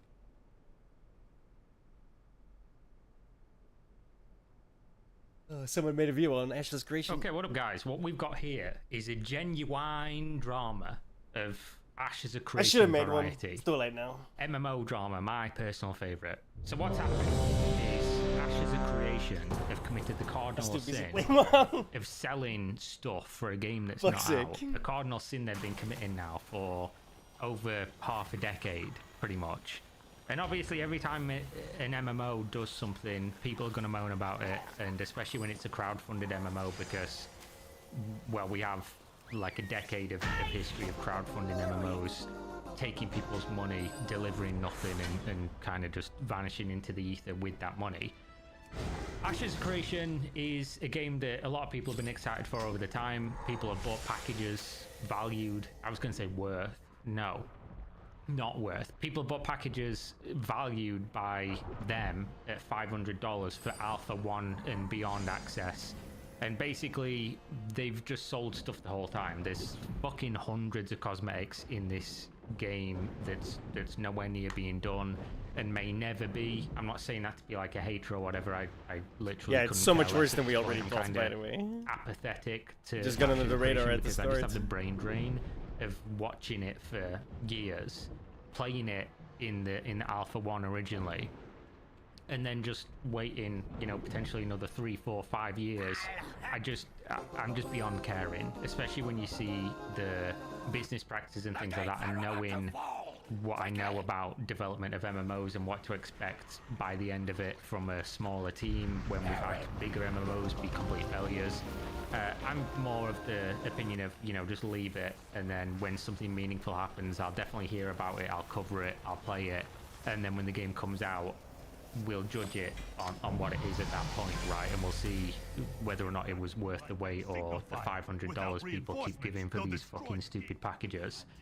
But basically, people bought packages for Alpha 1, there's going to be Alpha 2, there's going to be Alpha going forward, there's going to be Beta going forward, and all these things, and the messaging from Ashes and from Stephen Sharif, the CEO, is not in line with reality and objective logic and things like that. It sounds like PR and lies, basically, because what they've done, to give you the long and short of the drama, is they've decided to sell Alpha 2 keys to people, so access to Alpha 2, for over $100 each. And let me be clear here, because this is not brand new, but it's different to selling packages that have like a backer package that have a bunch of cosmetics and stuff when the game releases. These keys originally, and I say originally because there has been an update to this, were for Alpha 2, full stop. That means that when Alpha 2 ended and when Beta started, you wouldn't have access anymore, and presumably you'd have to buy access again, which is just... I don't think that this can be an omission in terms of like understanding what you're doing, because this clearly went through some kind of like, they talked about it, right, and they decided on this. And I can't believe that people who are going to make a great new MMO could be so short-sighted that they wouldn't know how fucking stupid it is to say on video that people have recorded forever, we need testers, so that's why we're selling this. But then presumably the people who are good testers that do the alpha and give you feedback and continue to test through to beta, you then take access away from them and sell it back. That cannot make sense from any kind of logical standpoint whatsoever, because no, if they're... no, there's a logical standpoint, and it's like, we gotta fucking get these guys money, because it's gonna be too late when they realize the game's garbage. Good enough tester that they continue to play, you know, the guy's a multi-level, the guy was a multi-level marketer, so get to beta and still want to don't do expect it. too much. You're going to be like, nah bro, actually we're going to take that away from you and now you've got to buy again. That makes no fucking sense whatsoever. So what they've done to try and like assuage the concerns and stop people from fucking yapping about, you know, this is bad, this is terrible, blah blah blah, they've come out and said, they've said clarifying A2 key announcement, but there's no real clarity here. They've just changed their stance, because in the video we're about to watch from the latest live stream, they repeatedly said this was for Alpha 2 only and not Beta. So we're preparing an article to release on the website tomorrow on Monday regarding how the keys and phases will work in broader detail. I'll take a moment in this thread to clarify in detail how the Alpha 2 keys work and answer some questions in this thread. If you own an Alpha 2 key from previous pre-order packages on Kickstarter, you have access to all phases of Alpha 2. Alpha 2 begins for you on the weekend of October 25th. Cool. We already knew that. New Phase 1 keys will consist of weekend testing, starting with weekend testing beginning on November 8th. New Phase 2 keys will consist of week-long testing, 5 days at a time, beginning December 20th. Phase 3 keys will consist of 24/7 testing and is intended to run until the game launches. Now, obviously, this is like the different tiers. I don't know when we decided as an industry that everything was going to be in threes. Like, there'd always be 3 tiers. There's the, depending on how you want to go, some go gold, silver, bronze, but a lot of the times they go like diamond, fucking shungai, you know, whatever it's going to be. They give you these crazy like, oh, look, it's so amazing that you've just spent the top amount of money for the cash shop stuff that you're going to get. But when did we decide everything was going to be in threes? So you can get a key for Phase 1 and Phase 2 and Phase 3. I guess we decided when people started paying for this stuff. Purchasing into a phase grants access to subsequent phases. When beta starts, the Alpha 2 servers will live concurrently alongside the beta servers. Players will own Alpha 2 keys, including the new phase keys, will also have access to the beta servers. So this, again, this is not clarification, this is an addendum, right? They've added this on, as the top comment points out. Adding in beta access for these guys was perfect, appreciate it. Alpha 2 Phase 3 is expected to last at least 1 year. This is, of course, subject to change due to active development. Alpha 2 does not have a subscription cost. Of course, it's an alpha. When the game launches, Ashes will not have a box price yet. The cost behind Alpha Access accounts for server and CDN costs associated with a live service product. And while this is not a finished game, it will be a live service alpha that will be updating on a 6-week basis as we build out the rest of the game's content and features. This addressing most of the commentary I've read that required clarification. I want to reiterate you should not consider purchasing testing access to Ashes if your intent is to play a completed game. Yeah, and we're going to go through that in a minute. This is not a typical approach to development and marketing. It kind of is nowadays. This is the new norm. It just is.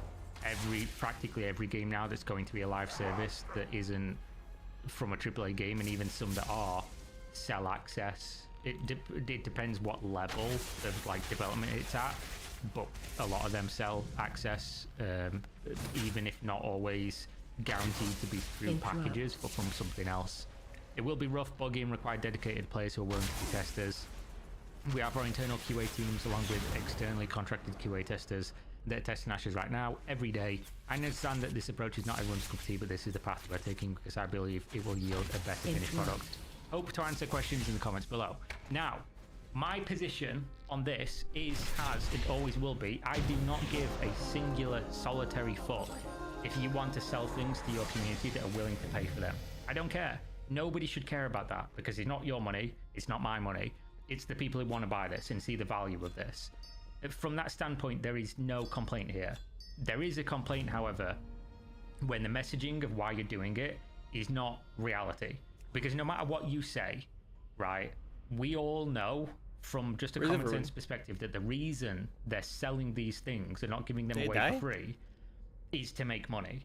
That is the only reason that drives a decision like this, because every tertiary reason, every adjacent reason is something that isn't addressed by the money, right? The need of that money.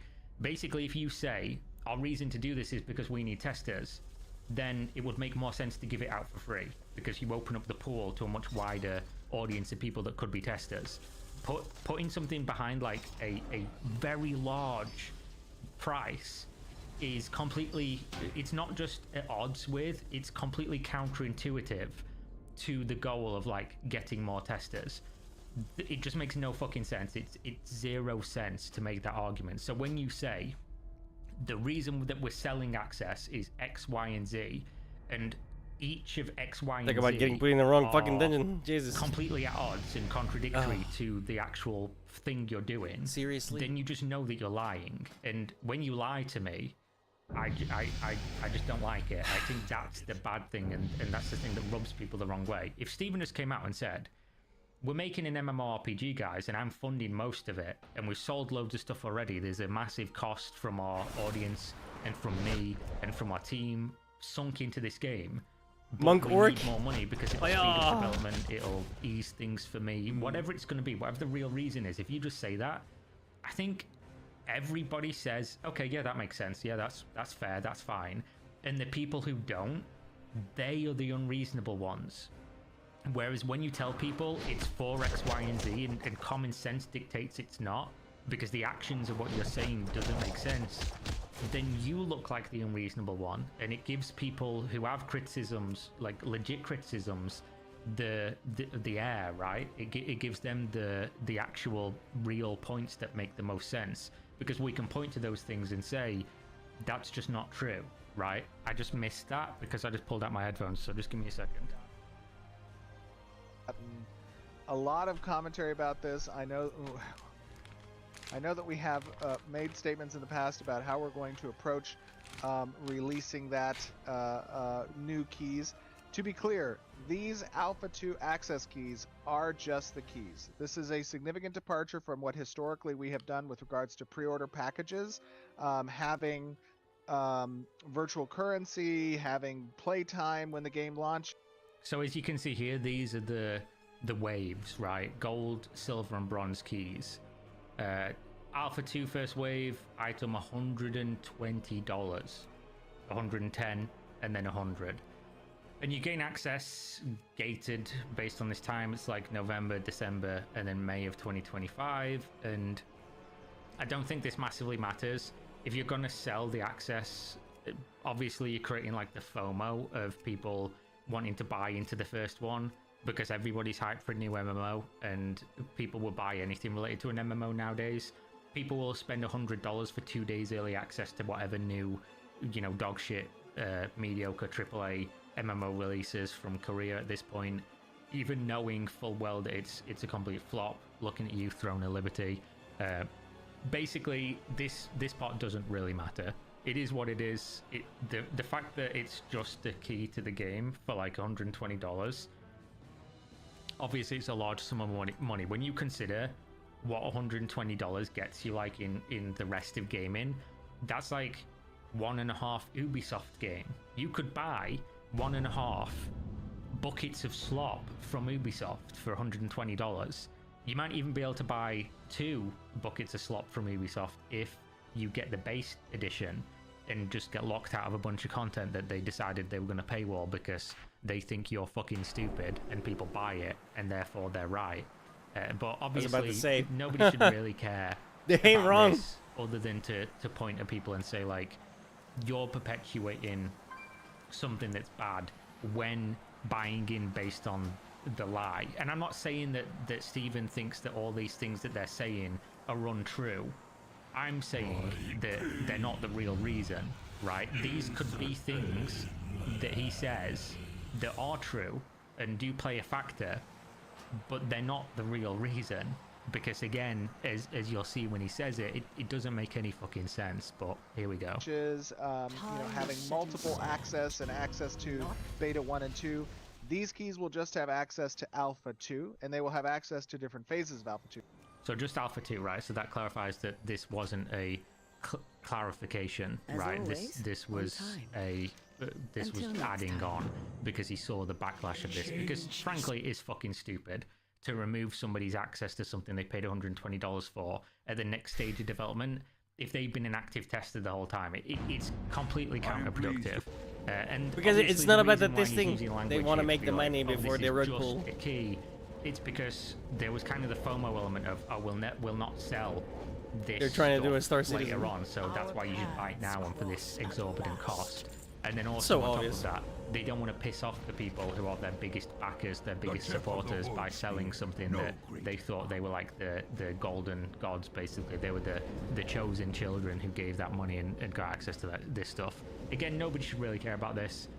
It is what it is. You should probably want more testers coming into the game, because then that allows for the fair weather people who just bought in to support it, which is the only reason you should ever buy any of this stuff anyway. If you bought any of the Ashes stuff to date, it doesn't matter if it was $1 or $500 or $1,000, you've donated that money. And if you think otherwise, you're an idiot. Like, you didn't buy a product. This is stuff that was never bought a even promise fucking of a made product. when you bought it, and you knew that. So for them to just continue doing this, there should be no like misunderstandings. Nobody should really be angry about the idea of this. This is normal, and all of these games do this. It's how they continue development and things like that. So it's just fine, but it's the messaging that's like the really big problem, I think. It is extremely important. It is extremely important to remember. You are not purchasing access to a game. You are not purchasing access to an early access. Hey, you are how you purchasing doing? access to Keep it real. testing Alpha 2. So that is a very important Imagine actually aspect saying of this. these different He's Without right. shame. And if you Like, are not an a ounce of tester shame. or somebody who just has spare time and spare money, if you buy Disgusting this, human you being, are dude.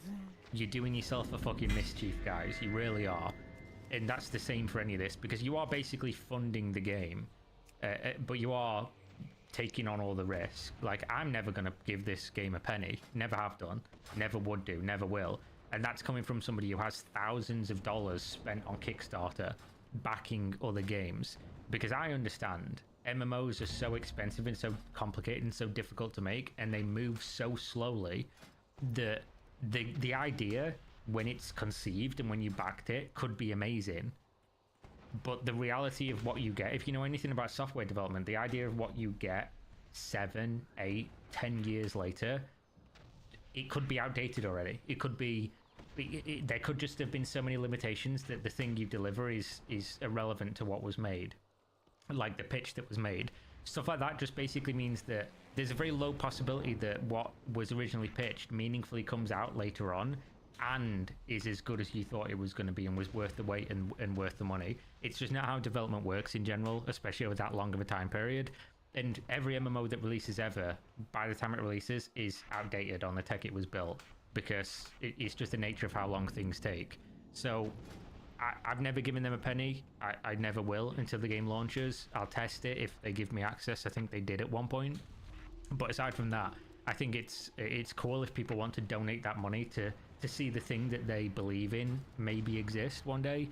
But aside from that, you're basically giving away your money to somebody to pay salaries Might as for well the light it people on to fire. try and do that. Your money's gone. They own proprietarily everything that they put the money into, and then they can sell that later on if they so choose. Steven's money going into this 'Cause he is didn't an even get the investment. game. He's an investor.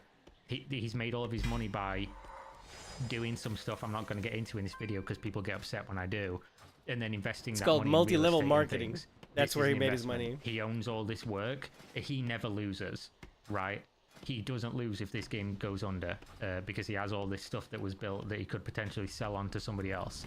Who does lose if this game doesn't get released is people that have sunk cost, either by money or emotions or time or whatever it is. So you just have to remember that. Again, I'm not being a hater. This is just all information that people should probably on board before they engage with this topic. Different items. Margaret, do you want to talk a little bit about how? Yeah, go ahead. Yeah, and we're keeping in mind the people who have purchased before as well. We know that our community has. You have to be definitely really good at expressed, being a piece of shit. concern in regards to that. So hopefully, I know we're not going to please everybody. Like multi-level It's marketing nice is that literally sometimes pyramid there's some schemes. where, like, we're That's- trying to be as that's what fair it's as called, possible as we multi-level can marketing. be. It's a pyramid scheme. But how this is going to work is all 3 of these keys will be available to you on Literally the Wednesday, name. August 21st, 2024 at 11 a.m. Pacific. That is going to be next Wednesday. So for those of you who are with us watching this live on Friday, that is when that is going to take place.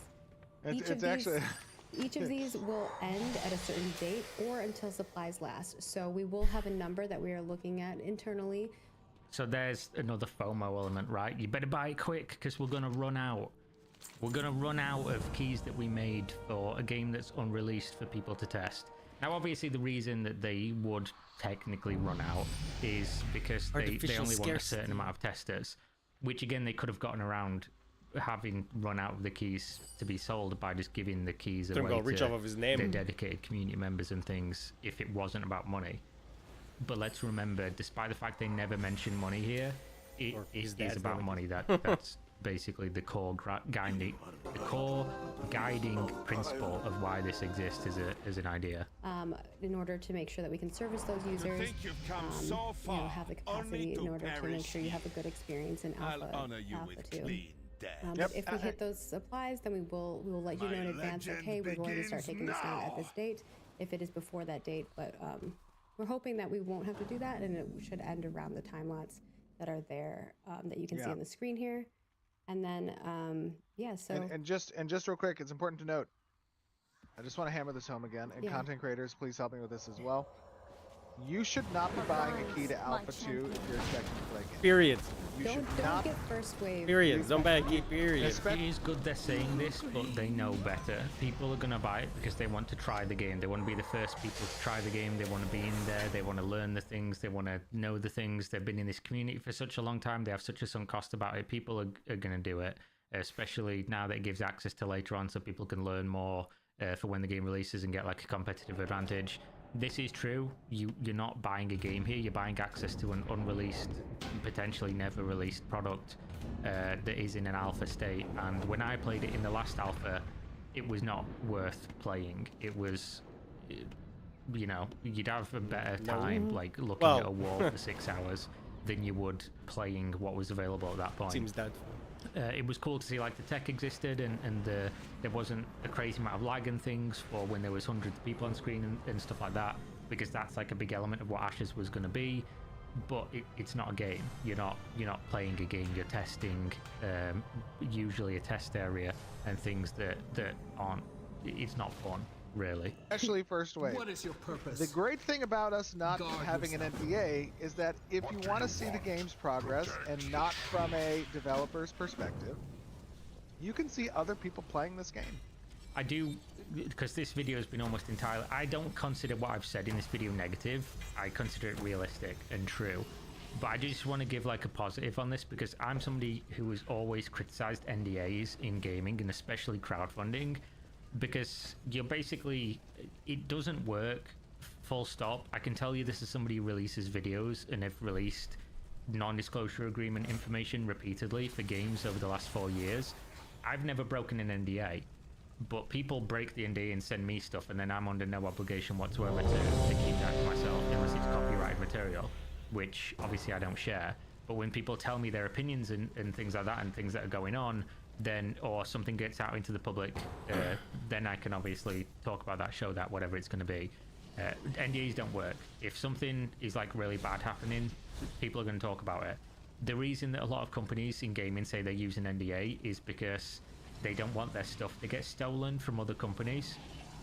And that makes no sense at all, unless you're going to develop so slowly that it would give like a... Despite having first mover advantage on fucking like 5 years of an MMO development, somebody's going to come in and like take your ideas from you and build all that out before you can. In which case you deserve to lose, in my opinion, and would be better for the market if you did, because that shows a lack of competence in general.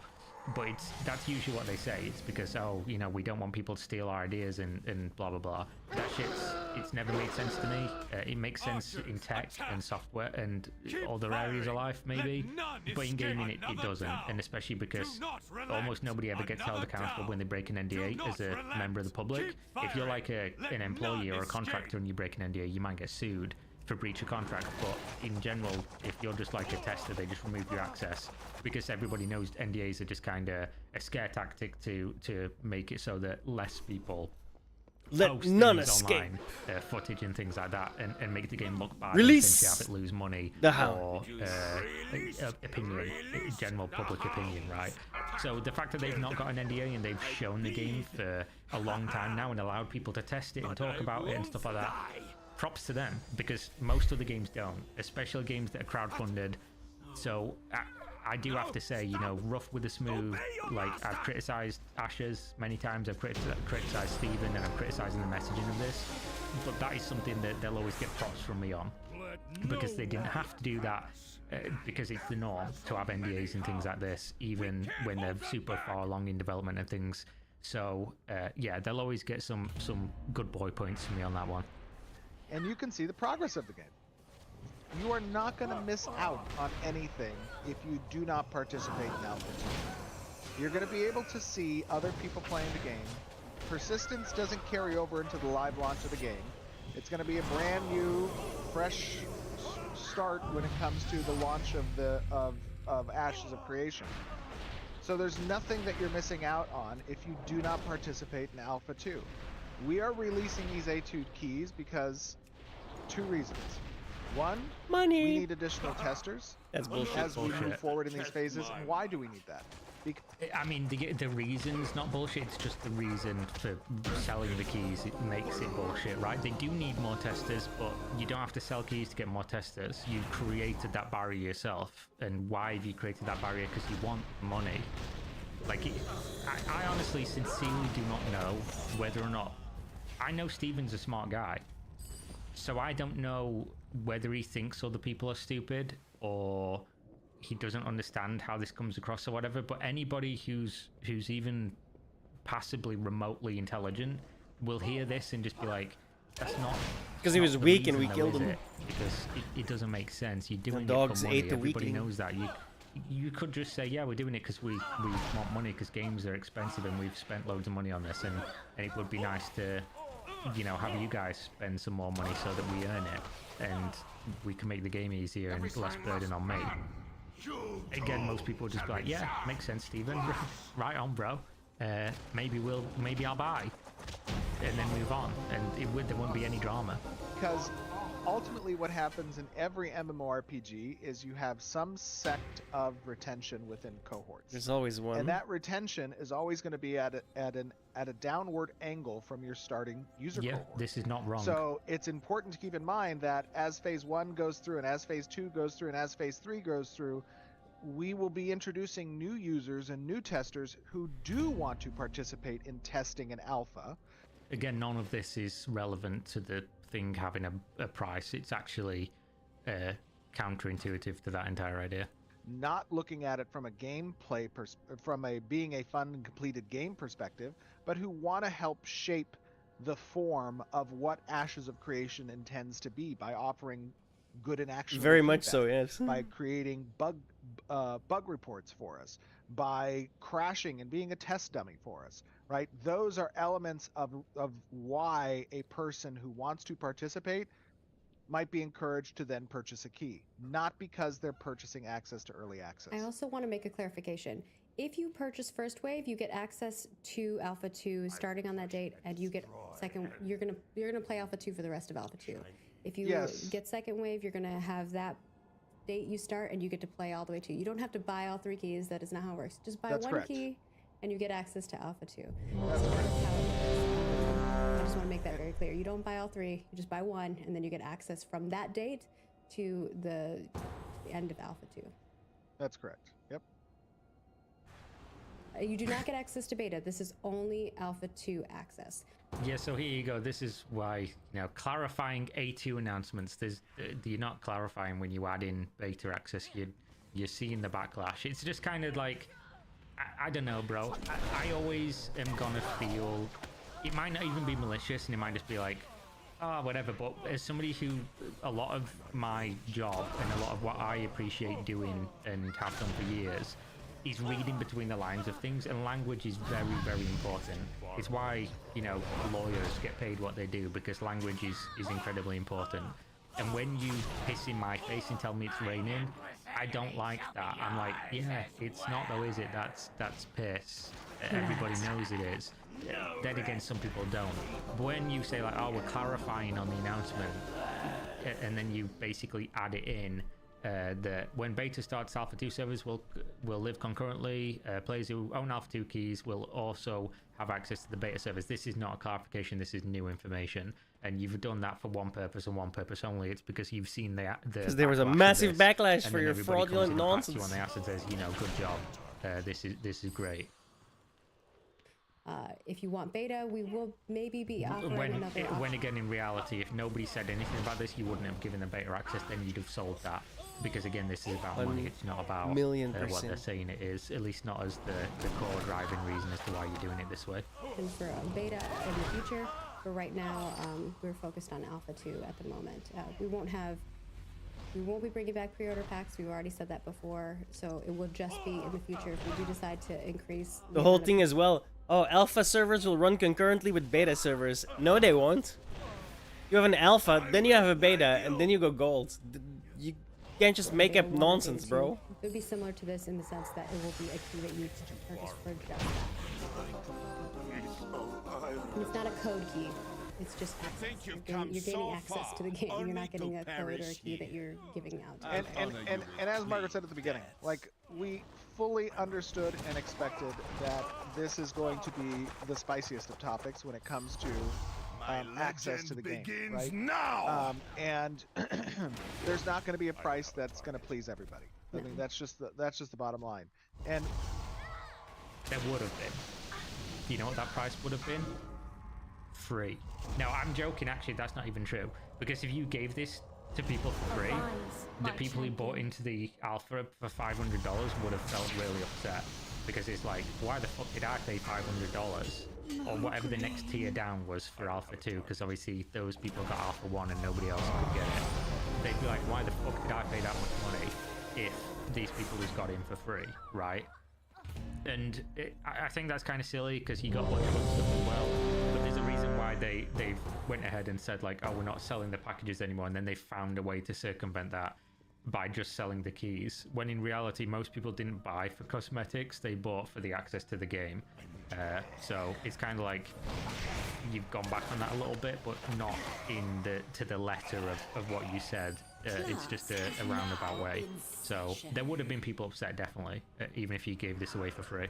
With regards to the two objectives that releasing the additional keys provides, the first one again was providing the testers that we need in order to shape the game the right way. Yeah. The second is there are a lot of people who want to participate that didn't know about Ashes of Creation 6 months ago, that didn't know about Ashes of Creation 4 months ago. Again, this is another, could be a real reason why they want to give people access. Ashes of Irrelevant Creation. To selling access though. Like it just makes no sense. Crowdfunding MMO. Analogies, but it's really just a waste of time. This should make sense for everybody. There's It's already just a red flag onto itself. It doesn't line up at all in any way. That are learning about Ashes of Creation today. That may learn about Ashes of Creation in May of next year. Tomorrow, right? Exactly. Yeah. So we need to have avenues for those audiences to access the game. And what we've done here is we've approached it taking a look at the value of alpha access within the previous packages that we've offered as it relates to the other components of those packages, the game time, the virtual currency. Again, you were the arbiter of this information. You decide on the value of all those things because you created them and you maintain that value. So this is again just irrelevant in terms of you can definitely use your brain to like construct a narrative of like mental gymnastics, ABC. How are we going to make it to F if F equals we're selling access to these to this game and this testing? You can definitely go there. Like you can construct an argument as to why it costs this amount of money and whatever. I just think then if you tell people it's for those reasons, you are being disingenuous or whatever word we're going to use. It's just not the real reason, is it? Everybody knows. Well, again, I keep using these broad terms, right? Like everybody, it's not true. Some people legitimately think that this is the reason, and there will be fanboys of Ashes of Creation in the comments and in their Discord server saying, I'm just a hater, I've always been a hater, I'm lying, blah blah blah, whatever it's going to be. This makes total sense to them. But in reality, that's the case with literally everything. Dr. Disrespect literally admitted to talking to an underage girl, and on my other monitor I've got his subreddit open where everyone's just praising that he's coming back, saying lots of people are going to have egg on their face because the doc's going to come back and be bigger than ever. And it's like, what has that got to do with anything anybody's saying? He literally admitted to talking inappropriately to a minor. Like, there's no room for interpretation there. He said he did it, but people are still defending him, and people will defend literally anything if they have some kind of like some cost with it, whether again emotionally, financially, whatever it's gonna be. So I expect no different from this. It's been no different any other time shit like this has happened. For the cosmetics themselves and their value. Right. So comparatively, like, I would ask that some of the content creators also help to articulate and enumerate what the value proposition is between those two when we think about that from a comparative standpoint. The other thing to note here is that we haven't provided an end date for Alpha 2. I think people are asking about that and want iteration on it, but we'll end Alpha 2 when we feel it's ready. So we want to make sure, as you saw in that Phase 3 slide, there are some things that we want to ensure that we make sure that we get. And there's some additional features and systems that we'd also like to get in there for Alpha 2 that are not listed on that page. So we will kind of extend that Alpha 2 for as long as we feel it's necessary. So you will get a good chunk of time to play the game and test it. Obviously, towards the end there, you will be playing more of the game. For the beginning, it's going to be very much like Steven said. You're not really playing a game, you're testing it. And it's going to be a lot more basic systems versus as we get later in the phases, you'll see more of those intricacies come online. And so I know the next section that we have is the AMA. And before we get into the AMA, I want to close by saying this for the deck. Two important points. First, with regards to what we're doing with Alpha 2, the testing that it entails, the incomplete status of the game, right? What we've talked about, this is not a completed game. One thing I love about our community, and that me having played many different MMOs, as many of you have, it can be difficult to find a community, in my opinion, as genuine as ours, and as welcoming and inviting and polite as ours. Not everybody is going to like what we're doing. Well, from this a is the gameplay guy that perspective. takes all the money. Of Not course you're gonna everybody is say that. like the visuals Yeah, of what the is this game. nonsense? Not everybody Yeah, is not going to wrong. like the monetization strategy of selling the keys. Not everybody is going to like cosmetics. Not everybody is going to like PvP. There is a very eclectic crowd of MMORPG players, and we are not building an MMO for everyone. And we know that, and we accept that, and that's a truth. There is a specific section of the market share that is going to be interested in Ashes of Creation. When those people who are not interested in one of those things comes into our community and says things that may ruffle your feathers, I would implore you to continue the upstanding tradition that our community has had. I've not experienced this. I've had some fucking real toxic hate from people in the Ashes community. But then again, that's just every community on the internet. Full stop. It doesn't matter what it's about. It could be football, it could be a fucking car enthusiast, it could be a stamp collecting collective. Like, it doesn't matter who it is, your community is. There is a way you can kind of help not make them as toxic as possible, and there's certain communities that are worse and that are kind of left to fester, especially with some content creators, some games, things like that. But in general, you're not 100% responsible for your community. It is what it is. It's a nice message, but the people that would send hate to people for having different opinions or whatever, they're so far gone, and they're such perpetually online fucking turbo losers that it doesn't matter what you say to them. You could say individually, like, "Will you please stop, please stop engaging in this behaviour." Jesus. And they'll keep doing it anyway, because that's just what they do. So yeah, I appreciate the messaging. It's just the community does have some real bad eggs in there. Even some of their content creators are utter fucking, they're just like this. I'm not going to get into detail on that because I don't want to cause drama, but some of them are really not pleasant people, to be honest. Over this course of these last several I'm so out of everything, bro. Be polite. Give them the proper advice and direction when it comes to how we as other human beings who live behind a screen should interact with each other. Right? We are one community. We're a gaming community. We are gamers. Their mind too, right? No, yeah. I mean, that is the biggest. yeah, They could become part of that community if they just understood that. For sure. That speaks to being a good representative. And again, what I would say is we are one gaming community. We are all gamers together. We have different interests, and that's okay. And we have different thoughts, and some of us can be more abrasive than others, and that's okay too. But what I would ask of our community, and content creators help me hit this home too, is that we are inviting of other opinions, we are inviting of other thoughts, and that we don't pounce, we don't attack, and we don't mistreat.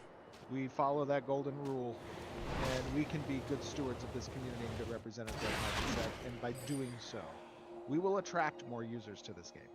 So please, I would tell you, as my fellow gamers, let us represent the best of us.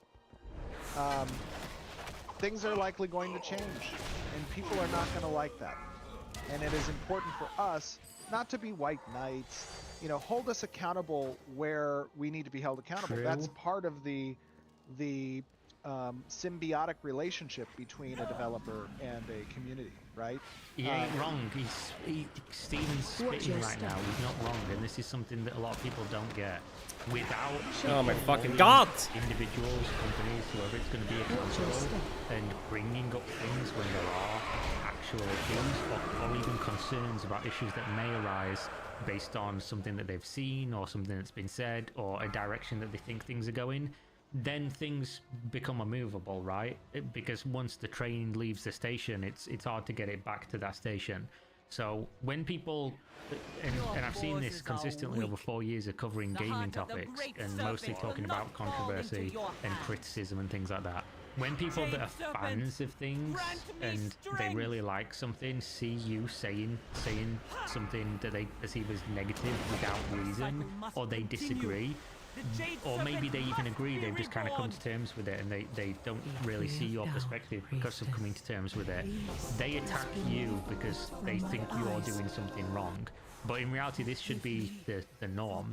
If everybody had this opinion that criticism is necessary. Obviously, not all criticism is equal, especially if it's based on missing information or lies or whatever it's going to be. But if everybody held the opinion that criticism is necessary when it's applicable, then we'd have much better products across the board, full stop. We'd also have better communication with developers and people making things that we enjoy, that we consume. It would just be better in general. So yeah, I do appreciate that he's saying this, and he is 100% correct. Nothing good ever comes from no criticism and no honest, earnest feedback that isn't just bootlicking and being like, oh, I think everything's amazing, even though it's clearly not. That's an important aspect of that. I don't watch criticisms or videos that talk about, you know, losing trust in Intrepid or delays or problems. This is a marathon, not a race. Is that the right phrasing? Yeah, I think.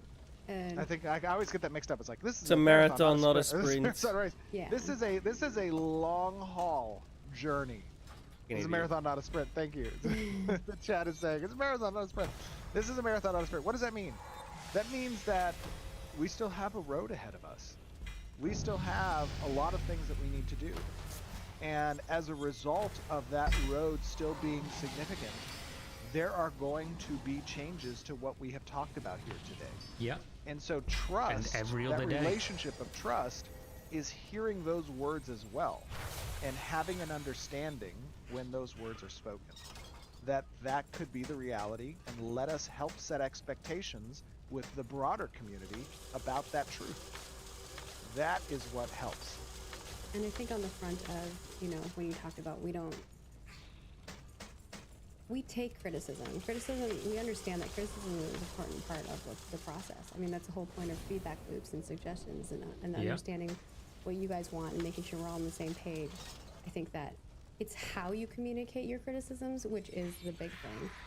You know, there are constructive ways to do that versus ways that... Yeah, exactly. If somebody says, stop doing this, you're a fucking idiot, that's completely different to like, I think that's, you know, this is not good for this reason, and I think this would be better. No. How you really do it is you explain why it's dumb, and then you go, stop doing it, you fucking idiot. Both at the same time is perfectly possible and totally acceptable. In fact, it is the preferred. Addressing the problem. Why is it a problem, and what could be done about that problem? From your perspective, of course, and then you can see whether or not people agree. Explain why they're retarded, on top of calling them people retarded. Doing the thing, hearing the criticism, agree. You can perfectly do both. It's leveled with an insult, or when it's just like, this is shit. Like, it's not helpful, is it? It just is what it is. Not all criticism is created equal, even if it's valid. That are kind of vulgar, like Stephen said. And I think like finding the balance there is going to be very important, because you know, we're all people. We're doing our best on our front to like. So I think, to be honest, we can probably end this here, because that's the thing. Here, and she just said the magic words, right? We're all people. Exactly. That is exactly the fucking problem. And people are pieces of shit. They will lie. They will cheat. They will steal. Okay. Do not trust people, especially when it's about money. Okay. They're just, you know, retreading ground of be nice and give. It'd be nice criticism. if we could all live in this fantastical kumbaya land where people aren't garbage humans, right? Where humans aren't garbage, but sadly we don't. Okay, we live in reality, and in reality, people will steal your money in a heartbeat. All right, people will scam you in a heartbeat. Gaming companies have been stealing our money for years. All right, I don't buy this shit at all. Okay. You have to come at this from a massive skeptical point of view. Right? These people are selling money. These people were selling access for you to test something that didn't exist yet. Class is now and all that good stuff. dismissed. My personal opinion on this is, I can see why it was a drama. But I have to at give the them same the time, benefit of the doubt and this is not a assume new they're thing. not. People should have known this was going to happen. Of course, if there's people clamoring at the gates, frauds, waving money in the air, saying we want to give you money to come in. I'm sorry, but I can't do that because I know from experience. Why would people they are not fucking do garbage, that in the first place? It's just the kinda likelihood like, of them being malicious is higher than in my it's entire not. life going from to what I've know seen differently. due to the I don't monetization. have to have insider information here to just know. And then the when massive somebody says, backpedal. Oh, and the like, only reason I'm doing this the is fact we need that they test this, and then characterized you it as like, put a oh, we're price tag on clarifying it. things. I No, just no, know you you're changed not things telling me because the we truth. You're got basically telling really me fucking what you angry. think I want to hear, Okay. which makes it feel like you think I'm There's an a idiot. big fucking difference. And I don't like that, and I'm never going to. Again, I don't think it's not a real reason. Maybe they've convinced themselves that it's not for the money or whatever. It just doesn't matter. It's not real, and I prefer to engage in objective reality than, you know, fiction. And you could go as far as to people that believe that this is the real reason that they randomly put a price tag on something. That's fan fiction. So yeah, there we go. Thanks for watching as always. Gamer Subs, link in video description. Buy waifu cups, buy merch. Gamer Subs is an awesome company. The drinks are genuinely super fucking nice. Drink them all the time myself. Actually feels bad that I had to leave all my waifu powders in Thailand, and then I've moved and I don't have them. But luckily I should have a new package coming, I think literally tomorrow. I think it said tomorrow because the shipping's super quick. And then there's like a big event coming up soon, so we'll talk about that at some point soon. But if you use the link in the video description, you get a discount, I get a kickback. Costs you no more money, actually gives you money off, and you can engage in some slurping of some waifu. So thanks. I don't have anything else to say. I think it's been like 40 minutes. So see you next time. Peace. Have a good one. Bye bye.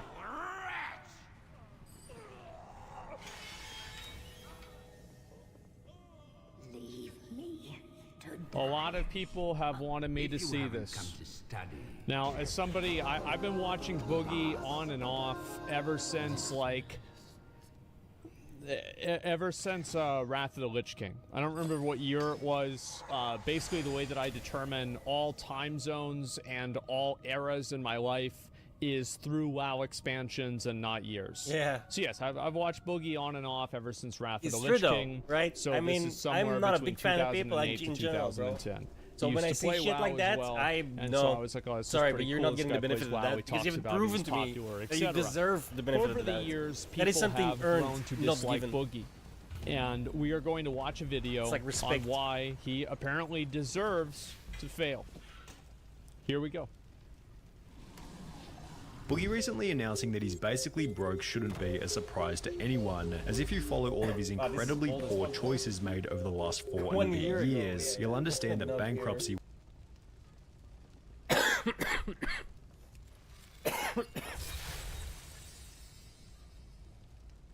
Wait, what?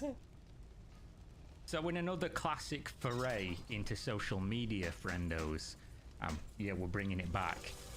We're looking at the reception of Valve's new game as it pertains to games journalists and how they just keep making mistake after mistake. This is Tom Warren. The headline is, "We played Valve's secret." This is going to come into this in a minute. This is a fairly big factor, so we have to pay attention to the wording. The secret new shooter, Deadlock. It's like Overwatch, Dota 2 and Team Fortress 2 all baked into a pie.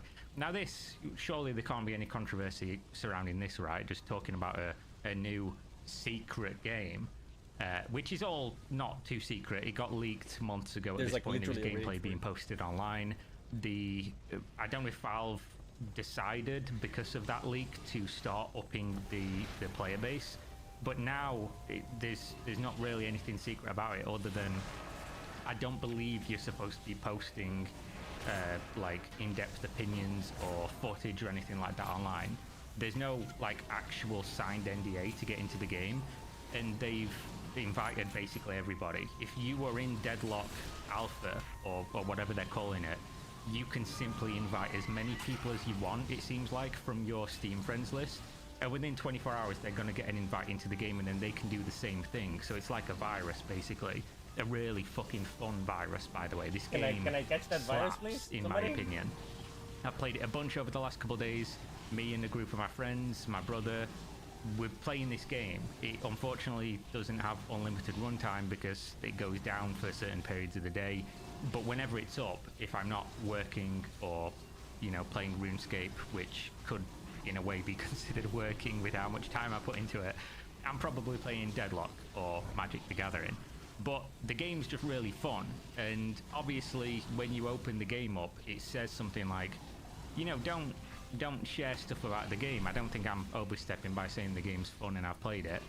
But The Verge, or particularly this writer from The Verge, decided that he was going to ignore all that and just post an article online, even saying we played Valve's secret new shooter, which again is not really a secret, but if it was, you shouldn't have done this, should you? You shouldn't have been posting about this. So let's take a look at the article. It's been nearly 5 years since Valve announced a truly new game and counting. Valve has still not announced Deadlock, its new hero shooter that takes cues from Overwatch, Dota 2, Team Fortress and more. But that hasn't stopped nearly 20,000 people from trying the game, including me. And I'm not under an NDA. True. I've signed no contracts and made no verbal agreements. I haven't even clicked through a EULA. True. Early development build though, you can literally see here what it says. Deadlock is still early in development, with a lot of temporary art and experimental gameplay. Do not share anything about the game with anyone. So, they're clearly telling you, you know, don't be writing... Let me write an article about it. ...reviews or whatever it's going to be. Oh shit, I got banned. Because it's an early development build. And I will just say, by the way, with the way that Valve does games now, because they don't need to do games, they just sort of do. And then they're going to come out and they are going to be experimental, and they're going to try and do stuff other people strictly aren't doing with their games, and they're going to try to, you know, break the boundaries of how other people release and think about games. They've always been a very forward-thinking company, Valve, and really I give them a lot of respect Steam for was that, because such a while fucking- all the big so companies smart, have dude. sold out over the years, and you know, basically signed contracts with the devil, and by the devil I mean Chinese investment or just crazy microtransactions from massive Western companies Steam really that do doesn't the need same to do thing. that.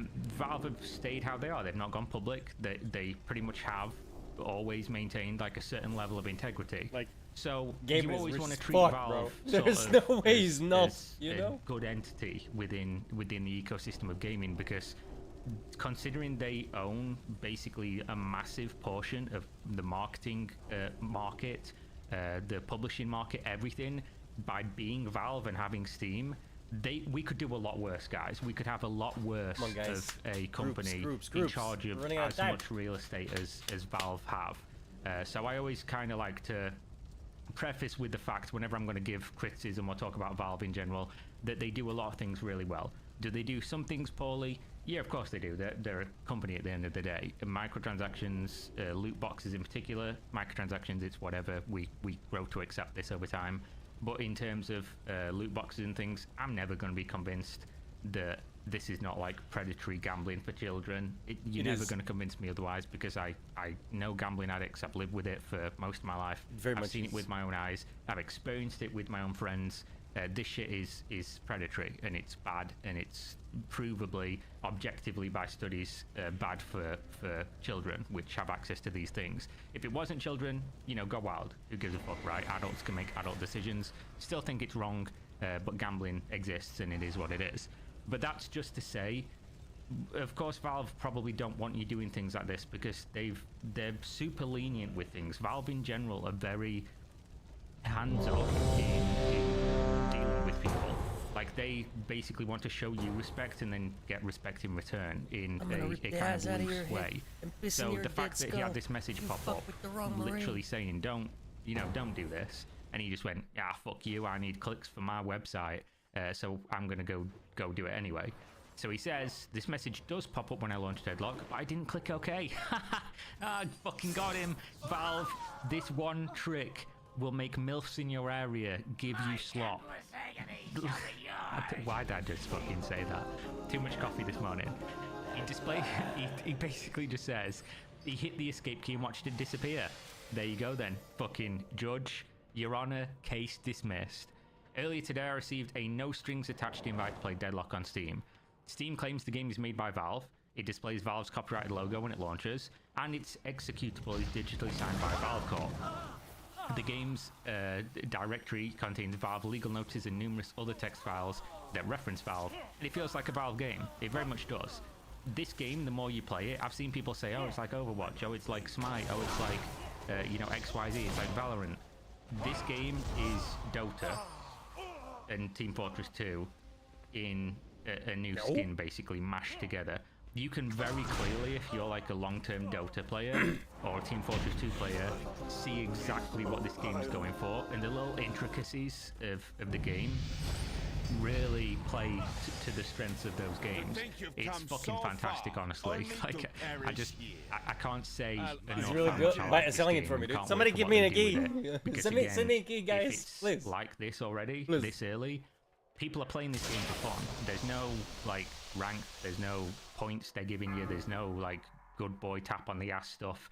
It's literally you just playing the game, and people are really resonating with it and enjoying it. So you can see from the numbers online, I'll probably flash it up on screen in a minute, that the play base is just going up and up and up because more people have been invited by their friends, and they're saying, hey look guys, let's try this game out together, and then they're continuing playing it. So if it's like this already, I'd definitely be looking forward to giving it a try and getting access to it when and if you can. Though Valve didn't respond to my request for comment, I'm completely convinced that it's legit. What do you mean? Are we under any illusion that this isn't a Valve game? I'm confused. So what is Deadlock? It's a 6-on-6 shooter like the original Overwatch, where your team of heroes attempts to dominate a map by slowly wearing down the opposing team and pushing them back. But you're also leading an army of NPC grunts down 4 different lanes to destroy the opposing team's stationary defenses, a little like Dota or other MOBA games. It's a hero shooter MOBA game. It's what it is. If you enjoy any of those genres, I want to play it. It there's sounds a real great. good That chance sounds you'll fun. enjoy That really does this sound fun. game. Somebody's There's in no the game, downtime. please. True, the game's just Please. a constant like back and forth. Again, I feel like I'm probably giving away a little bit too much here by commenting the article because I played the game, but I don't think I'm giving away like intricate details. It's just the game, you're just playing it. There's not really a lot of sitting around. It's constant war between your team's troopers, the grunts, and the enemy team's troopers, which keep respawning and advancing on enemy positions wave after wave. It's a MOBA. Yeah. But they can't break through unless the human-powered heroes lend them a hand with powerful weapons, abilities, and upgrades. Nor can humans easily break through without their NPC army, or at least that's what I saw in my first match. To take down the flame-headed, energy-spewing guardians or hulking walkers that block your passage, it takes at least a somewhat coordinated effort by one human and their likely autonomous friends. Each match culminates in an all-hands-on-deck fight against the enemy's patron, a gigantic floating orb with arms and death rays. And then obviously he's got screenshots and stuff here of the game with the patron, a patron. When I say coordinated, I'm not talking about aiming. This isn't a Valorant or Apex Legends-like game where snappy aim is key. It feels like Overwatch, or maybe even more so like Team Fortress 2 in its floaty, wear down their health gameplay. You can tank, heal, and retreat even if a tremendous amount of enemy fire is coming your way. Each match gets deadlier and deadlier as you unlock your hero's abilities and buy skills. What? Oh, okay. So he's not saying like there's a progression. There's no progression system in the game. It just means the actual game gets deadlier and deadlier as people buy stuff and whatever. Many of which give you damage per second. Others provide lifesteal, shielding, and more. Every character also has strong and light melee attacks, and you can power an incoming melee to stun your opponent. And then he shows the shop, which I'm fairly sure all stuff like this is basically completely placeholder, because it's an alpha, or at least we assume it's an alpha, right? They just say early access, like early development build or whatever. But the game is like a fully playable, in my opinion, very fucking polished. Like if it's like this now and they consider this early, what's it going to be like in a year from now, 2 years from now? It's they're on the right path, definitely. It helps. There's a lot of ways to dodge enemy bullets and traverse the map. You can slide, dash, air dash, dash jump, double jump, and mantle up to ledges. Each of the game's 4 lanes also has an aerial tramway that lets you hitch free rides into and out of the fray. The ziplines don't feel overpowered after an earlier leak. I'd once heard them compared to Titanfall's attack from any angle traversal gameplay, but Valve keeps them away from the actual firing lines. You have to retreat to territory you own before they'll work. They also look like they'll lead a fascinating give-and-take mechanic as games progress. To power up, I needed to take my hero back to a shop to buy new perks for the souls I'd accumulated by destroying enemy troopers and heroes, but that left my territory undefended. By the time I returned, the front lines had been pushed back further than I would have liked. Even in this early development build, there are already 20 different heroes, plenty of which look like I'd enjoy playing. Yes, some of them are common archetypes like the Archer, Swordsman, Sniper, and Shotgun Teleport Specialist, but it's not all that simple. Have you ever seen an Infernus who literally finger guns his foes to pieces? This is just fucking cool, isn't it? It's just cool. Finger guns, Fireman, Like, just a cool. I want to play this game. And then It looks there's great. 20 screenshots here. I assume that's of all the heroes. It is, as you can see. I've seen some people criticize like the art design and stuff and the direction of this game visually. But what I will say is that screenshots don't really do it justice. And again, it's an early build of a work in progress game. They just released that shit, specifically not told people about. It's just Throw it Valve over. all over. Throw it. I mean, they kind of did this with Dota, where they just sort of rolled the game out to people and then kept rolling it out to people till they felt like it was in a spot where they could just open the door, and then one day they were just like, here's Dota 2. And it feels like that's where they're going with this. And, you know, there's no real expectation that nobody knew Deadlock was coming. But obviously it's a nice surprise. And I felt the same way with like Apex Legends. You remember when Apex Legends came out? What a fucking breath of fresh air that was for the industry. When you're just surviving one day on, you know, the gruel of day-to-day life, and then, oh, here's Apex Legends. Like, it just exists right now. You've never heard of it, you've never seen it. Here it is. Go play the game. Yeah, that was fun. That shit's cool. Because obviously, like, indie games just drop randomly and stuff. But nowadays, with the brain drain of like, I've been following this game for 3 years, and every 3 days I watch a 20-minute video from a content creator, or I read a devlog, or I speak to the developers in Discord for 6 years before I get to play this, and there's a million fucking pieces of information, and videos and guides and alphas and all this stuff before we even get to play the game, and then it comes out and it's like, fucking bored of this already. The drain of like knowing about this. We have this specifically in, you know, crowdfunding and MMORPGs are really notoriously bad for this, and like PTRs, public test realms, and things like that. So when it comes to just a game that's already very polished and good, like Apex Legends was, to just drop out of thin air, you know, fuck all about it. It's just like, everybody is square one right now. And you're all just figuring it out on your own. There's no guides on YouTube. There's nobody telling you here's the tier list. Like, shit like this is really fun. And obviously, with Deadlock rolling out and it is an early build, it kind of has that element. But at the same time, because there was nothing media-wise from Valve about it, there's not years of that drain, and you can just go play the game. You can get an invite so easily.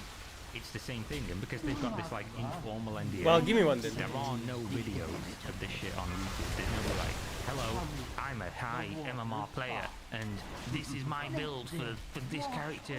You know what I mean? Like, it's just not there. It's refreshing, and you're never going to convince me it isn't, because this shit it's definitely a different from Shadows. Get me a Deadlock key. Valve doing Valve things in ways that pretty much only Valve can do, because they have more money than God. Shockwave. And that money never goes away, because Steam is a fucking perpetual earner that covers most of the market, and will probably continue to do so.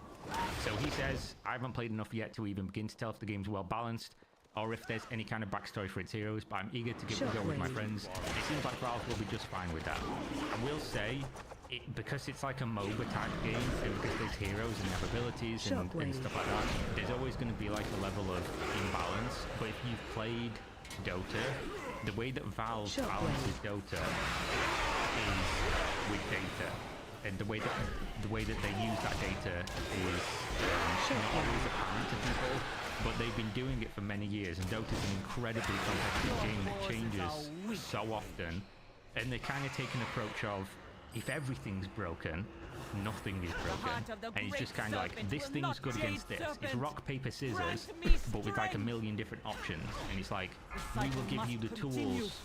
Again, they're talking about Dota, not specifically this game, but you can, again, the through lines of the development and the design and the feel of the game is definitely noticeable for someone who does. Dota is one of my most played games ever at this point. And the way that they balance that game is just kind of like, you have all these tools at your disposal to counterpick people, and if they counterpick, then there's items that counter that counterpick, and then there's items that counter that counter item, and it's based on like, how do you utilize your team. The comeback mechanics in Dota are crazy. You can be down by 30,000 gold and still win the game, which is unheard of in most MOBAs. The heroes are good at certain elements of the game, at certain periods of the game. Some heroes hit one item and it's just like, okay, now they're going to win the game, and you just have to kind of stop them doing that if you're aware of it. Feels like this game is probably going to be much more of the same, where they don't worry about like, oh, this character's perceived as a pub stompy, really strong hero. It's just like, oh, by the data, we know that there's ways to counter it and people just need to learn the game to do so. And we've given them the tools, and then it's up to them whether they do. And if it's really, really bad, and it's agreeably bad between tiers and things like that, then we'll probably tone it down a little bit. But if not, just fucking get good and deal with it. So I'd imagine that's the way that they go with it. So anything that's like imbalanced now or whatever, I personally haven't felt that way. Even if some things feel a little bit wonky, it's an early development. And as a Dota player, it feels like this is a non-issue completely. While Valve has yet to announce or even acknowledge this game's existence publicly, the current build lets anyone with a copy invite as many Steam friends as they like to give it a try too. That's why I have an invite, and that's why my friends now have an invite. This next line, I've just skimmed this next line. Fucking, that's so funny. It's an unusual way to release a game, but this is Valve we're talking about. It's an unusual company. Yeah, they are, for good. And then it says August 12th update. Turns out Valve was not fine with me trying Deadlock with friends. I've been banned from matchmaking. Oh well, please feel free to make fun of me in the comments. I mean, yeah, you deserve it, because there you go, a member of your party is permanently banned from playing in this mode. That's funny. Even the way that this was written out is disingenuous though. It's just kind of like, why can't you just accept that you fucked up and it's entirely in your hands and you did this for your job or clout or whatever. He says, turns out Valve was not fine with me trying Deadlock with friends. They didn't ban you for trying Deadlock with friends, mate. They banned you for posting this fucking article in which you admit you circumvented the warning that they gave you. They said, here, we trust you to try our game. Don't post anything about it online, please. And you went, I see that warning and I say, fuck you, Valve. And you just spit in their face. And then they just went, oh yeah, you're banned. Like, they could probably do worse. But all they did was they banned you, and they made you look like a fucking clown. Because this is funny. What do we do to clowns? We laugh at them. And this is funny. This is clown behavior. Because again, this message pops up when I load Deadlock. But I want to look key. Somebody please invite me. I hit the escape key and watched it disappear. And then what they do? Awesome. They hit the fucking permaban. They need to release it, man. Your access. Just release it. But you probably won't care because you weren't gonna like earnestly play the game and you know, be super into it or whatever. You just made this article because, ooh, Valve's got a new feature, it's secret, and I broke the barrier and I posted about it. Maybe it's not. Just shit, innit? Actually, like, it's just a shit thing to do. Maybe I should wait until I'm sick of on this the article work we did, like, and yeah, then this is release good. This is whatever. If they do that, it'd suck. Because I genuinely really like this game, and I'm probably going to be playing it in a minute as soon as I close out this. Just a really fucking good game, but it is what it is. If I have to suffer the ban for laughing at this article and pointing out that Valve make good games and this game's good, then it is what it is. I don't think I shared anything too crazy, but there we go. And as it was rightfully pointed out here, congrats Tom, you got community noted, lol, blatantly and justly. So here's the community note. It says, the game is still in early development and everything is a work in progress. There is nothing confirmed about the game. The author blatantly ignored an informal NDA asking them to not share any information about the game, and thus was justly banned from the playtest. And he just does a fucking salute emote, doesn't he? We doubt Valve will make anything but Left 4 Dead 3, Team Fortress 3, Portal 3 and Half-Life 3. I mean, Valve want to make what this is the thing about Valve, right? They're just going to do what they want to do. And they have a very, like, everything about Valve's quite informal. They have an informal way of operating the company. Like, as far as I'm aware, I think this is public information. When you go to work at Valve, you don't sign up for like, oh, we're hiring for you to work on Dota, or for you to work on blah blah blah, the new project or whatever. They maybe like headhunt some people that they're like really trying to push a project, but by and large, if you work at Valve, you can just kind of, oh, I don't want to do this anymore, I'm just going to go and work on that one, or you know, I'm going to go and start this project or whatever else.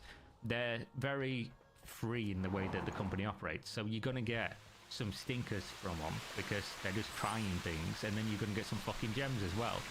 And there's obviously no knocking their track record, because two of the most popular games on the planet on Steam concurrently for years and years now of Valve games. It's Dota and Counter-Strike Global Offensive, Counter-Strike 2 now, I guess. And obviously they're going for another one with this that doesn't really steal from either game because they're unique and they're games that'll last forever as long as they're updated and stuff like that, because there's so much history with them and there's so much goodwill and good development. Then they've got this game that may or may not release in some time. Like, it's hard to say anything because we know literally nothing unless you played the game, in which case you know it's good. But there we go. This looks so fun. Wow, can I get an invite? You can, yeah, if you know anyone who's in it. Really easy. And then this guy says, this was such an odd and dumb decision. Why leak an entire closed alpha just for some clicks? I mean, you've fucking got it right at the end there, haven't you? You've got exactly why you did it. And I'm sure some people are going to point out it's a bit ironic or a bit hypocritical for me to say he's doing this just for clicks when I've just kind of done the same by reading his article and commenting on the game, that I've clicked a thing for, you know, do not share anything about the game with anyone. Yeah, I completely agree with you. I understand entirely. But without having played the game, it'd be really worth us commenting on this article that's gone very public. So that's where I'm at with it. But it is what it is. Really just not useful article, especially when they've asked you not to do this, showing screenshots and everything. People have leaked video already, like there's videos that exist.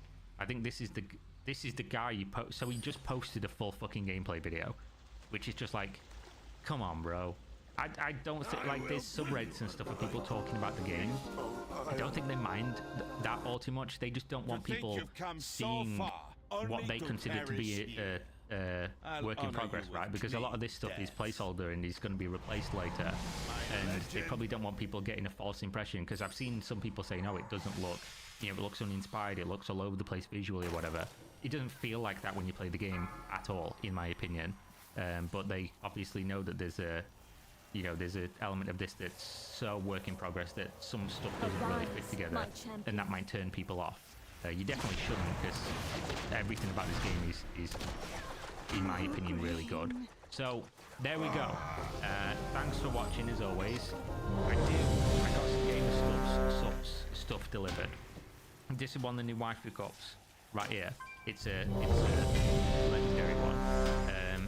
Don't know why I was holding it like that. Drinks you can buy. That's not a very interesting one to say. Look at this. You can buy. Bro, kick this guy out. Kaho's Guilty Pleasure. Look at that, guys. Don't you want to be? Why is it not focusing? Don't you want to be the illustrious owner of one of those? Don't you want to have some copium? If you're a fan of video games, you need some copium anyway, because we know you're basically living on that shit all day. Sakura Splash. I mean, look at these lovely characters that they've got on the packaging. It's just, you know, what else have we got? We've got I can't even read that, to be honest. The font's not. Here we go. This is a classic. Incel Tears. What an absolute great name for a product. I'm going to try some of these because these are all flavors I've not tried yet. So I'm going to be banging some of them in the shake up in a minute, and then, you know, maybe banging something else. But there we go. Thanks for watching as always. If you use the link in the video description for gamer subs, right, you get like, I think it's like 10, 15, 20% off. I don't even fucking know, to be honest. Either way, it's a great deal.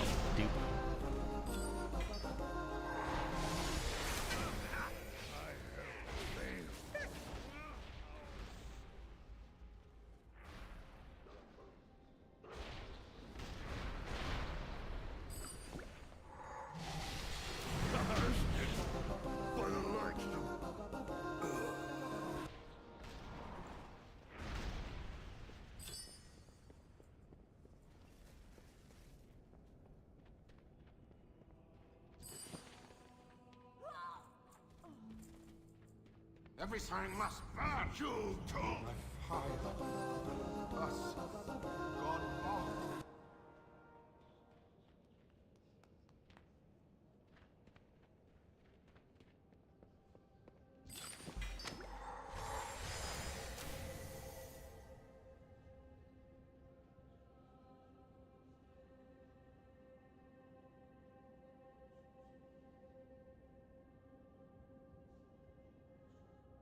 Oh. Luke Stevens, I bought and tried Starfield spade mods, man. This guy is so lucky everyone that he gets paid for that shit, right? Because he didn't... Oh, everyone's lived. He didn't technically, He's still making money by buying those things, right? Because otherwise, what a fucking waste of your money, bro. Holy shit. And it is any day of the week, which means it's time to talk about a game we all know and love, and that is, of course, Starfield, because apparently in the last few days there's been a bit of a scandal of brewing because they did a big update in the middle of June to Starfield where they added a whole new page on the home screen of the game, a button that says Creations. Except when you click on that button, you aren't greeted with amazing features, bug fixes, and things like that. You're greeted with what is effectively a very large shop for DLC and microtransactions, many of which don't work, allegedly. So I figured today we could actually try it ourselves, which is why I'm getting all suited up in the flight jacket that makes me look like the Michelin Man more than normal. Shout out to Xbox for sending this over back when Starfield launched. I mean, it's like hilariously big on me. It like wraps around me like twice, but it's something. So instead of just complaining about paid mods and stuff like that, I figured we should actually try them. So let me bear the brunt of this, spending 15, 20 bucks on some of these mods to see what they actually are like. Because I've heard people say that a lot of these are broken, don't work properly, stuff like that, but I haven't seen any like clear evidence that that's the case. So before we pass judgment, let's actually try it ourselves. Do as I say, not as I do. Don't buy this yourself until we see maybe it is worth all the money. Who knows? We're gonna find out together. We're also gonna find out about today's sponsor, HelloFresh. HelloFresh is the meal delivery service that takes the stress out of getting meals ready for the week. In case you don't know, I have two little sons, a 2-year-old and a 1-year-old, and sometimes planning meals for the week is just a headache that's not worth it. And HelloFresh makes that a lot easier to deal with. You sign up for your plan, select the meals you want, and then HelloFresh delivers everything you need, from the meats to the produce, fresh to your door so you can skip out on going to the grocery store. From there, you just follow the recipe card that they provide and you get to make delicious meals without having to deal with the headache of planning the meals out ahead of time. It simply shows up at your door and you get to make the delicious food. HelloFresh for me and my wife was kind of a lifesaver when my sons were born. Both times we had HelloFresh, and it made it so much easier to still get high quality food in our bodies without having to go out to the store when the boys were just, you know, a few days old. The last thing we wanted to deal with at that time was going to the grocery store and planning out meals and all that. So to just have everything that we needed delivered straight to our door was fantastic. And right now, if you sign up using the link in the description box below or in the pinned comment, when you sign up for HelloFresh through those links, you'll get free appetizers for life so long as your membership stays active. Again, I can't recommend HelloFresh enough. Check them out at the link in the description box below or in the pinned comment, and make sure to use my promo code for that sweet, sweet discount. Okay, so as you can see, the Creations tab is based around credits you see here in the top right. When you log in for the first time to the game after that update, you will be given 1,000 of these credits to play with, and you usually start with 100, so you'll have about 1,100 so you can buy some stuff if you want. I already grabbed this, which we're going to talk about a lot because it's what's been drawing a lot of the ire recently. But there's also other things like this, like a healthy parts mod for a gun, a bunch of plushies, a hab for this, and then this one, which is an Ancient Mariner module, and it's a $10 DLC that adds a room. So there's that. But to try this stuff out, we're gonna need some credits. So let's see what we're actually dealing with here. We pop this up. You can see that in the last couple of weeks, the reviews have not been that great because people are not thrilled with these creations and paid mods, especially because there's a lot of stuff still broken in Starfield. So it feels really weird for them to patch this in instead of fixing the game. They're adding in basically a shop where they're gonna sell you stuff. It just feels bad, man. But again, we're gonna try it ourselves. As you can see here, we go buy Starfield creation credits. You can select which option you want. 500 for $5, 1,000 for 10, 2,700. Ooh, we get a little bang for our buck for only $25, or 5,500 credits for $50. Let's start with 25 and see how quickly we can waste them. Oh yeah, this is important to note as well. A lot of these shops will do things based around credits because they are free from refund claims. Because you can buy something like a skin or something like that for straight cash, but if you don't like it, you in many countries are entitled to a refund if you want to go about doing that. Or say you had your credit card stolen, or one of your kids took your card and spent it on V-Bucks or something. If they bought credits, you received the credits, and then those credits were redeemed for something else. So there's two layers of engagement and purchasing, which protects the company from those refund requests, and basically makes it so they don't have to pay those things should be a straight up dollar value and put in. So for something like this, you buy 2,700 credits, and then if you go and you buy like a hab or you buy this or that, they can refund you the credits, but they don't have to give you your money back, which is a little sneaky. It's the same reason why arcades back in the day did everything with tokens, because once the money's been spent, there's no getting your money back. They'll give you more tokens if they need to, but yeah, once the money's gone, the money's gone. Okay, so we just purchased them. Let's go back to creations from the main menu, see if it loads in. Maybe. Yeah, 3,000 credits. Dear God Almighty, what have I done? I don't know if it's just spending money on a stupid collection of credits or if it's just hot in here, but I'm gonna take this off because I'm already breaking a sweat. Just like, guys, please don't tell my wife I just did this for a video, please. Okay, so like I said, I've already bought the Trackers Alliance. We have some others here that I want to try. For one, I want to see what this $10 module is like. This thing better be amazing. So let's buy that for 1,000 credits, and it just downloads, enables, boom, we got it. Then let's go over here. Let's try what else looks really cool? A new companion. Sure, let's add that in. And I mean, they say that over 1,200 lines of fully voiced professional dialogue. There's dynamic companion stuff, relationship stuff. She helps you in battle, has humor, all that goodness. So we'll add her to the list. Why not? We've got this one with some weird glitched text on the description, but it's fine. Let's just go for it. I think the people that are buying these like microtransaction DLCs, whatever you want to call them, are probably not reading it too carefully. So they're just like seeing something cool and sending it. So let's try that. And then we also have Star Sim Mining Conglomerate. This basically expands the Argos Extractors thing into a little sim game, like mini game where you can do little missions for them. So let's do that for $5. I've heard this one's pretty good.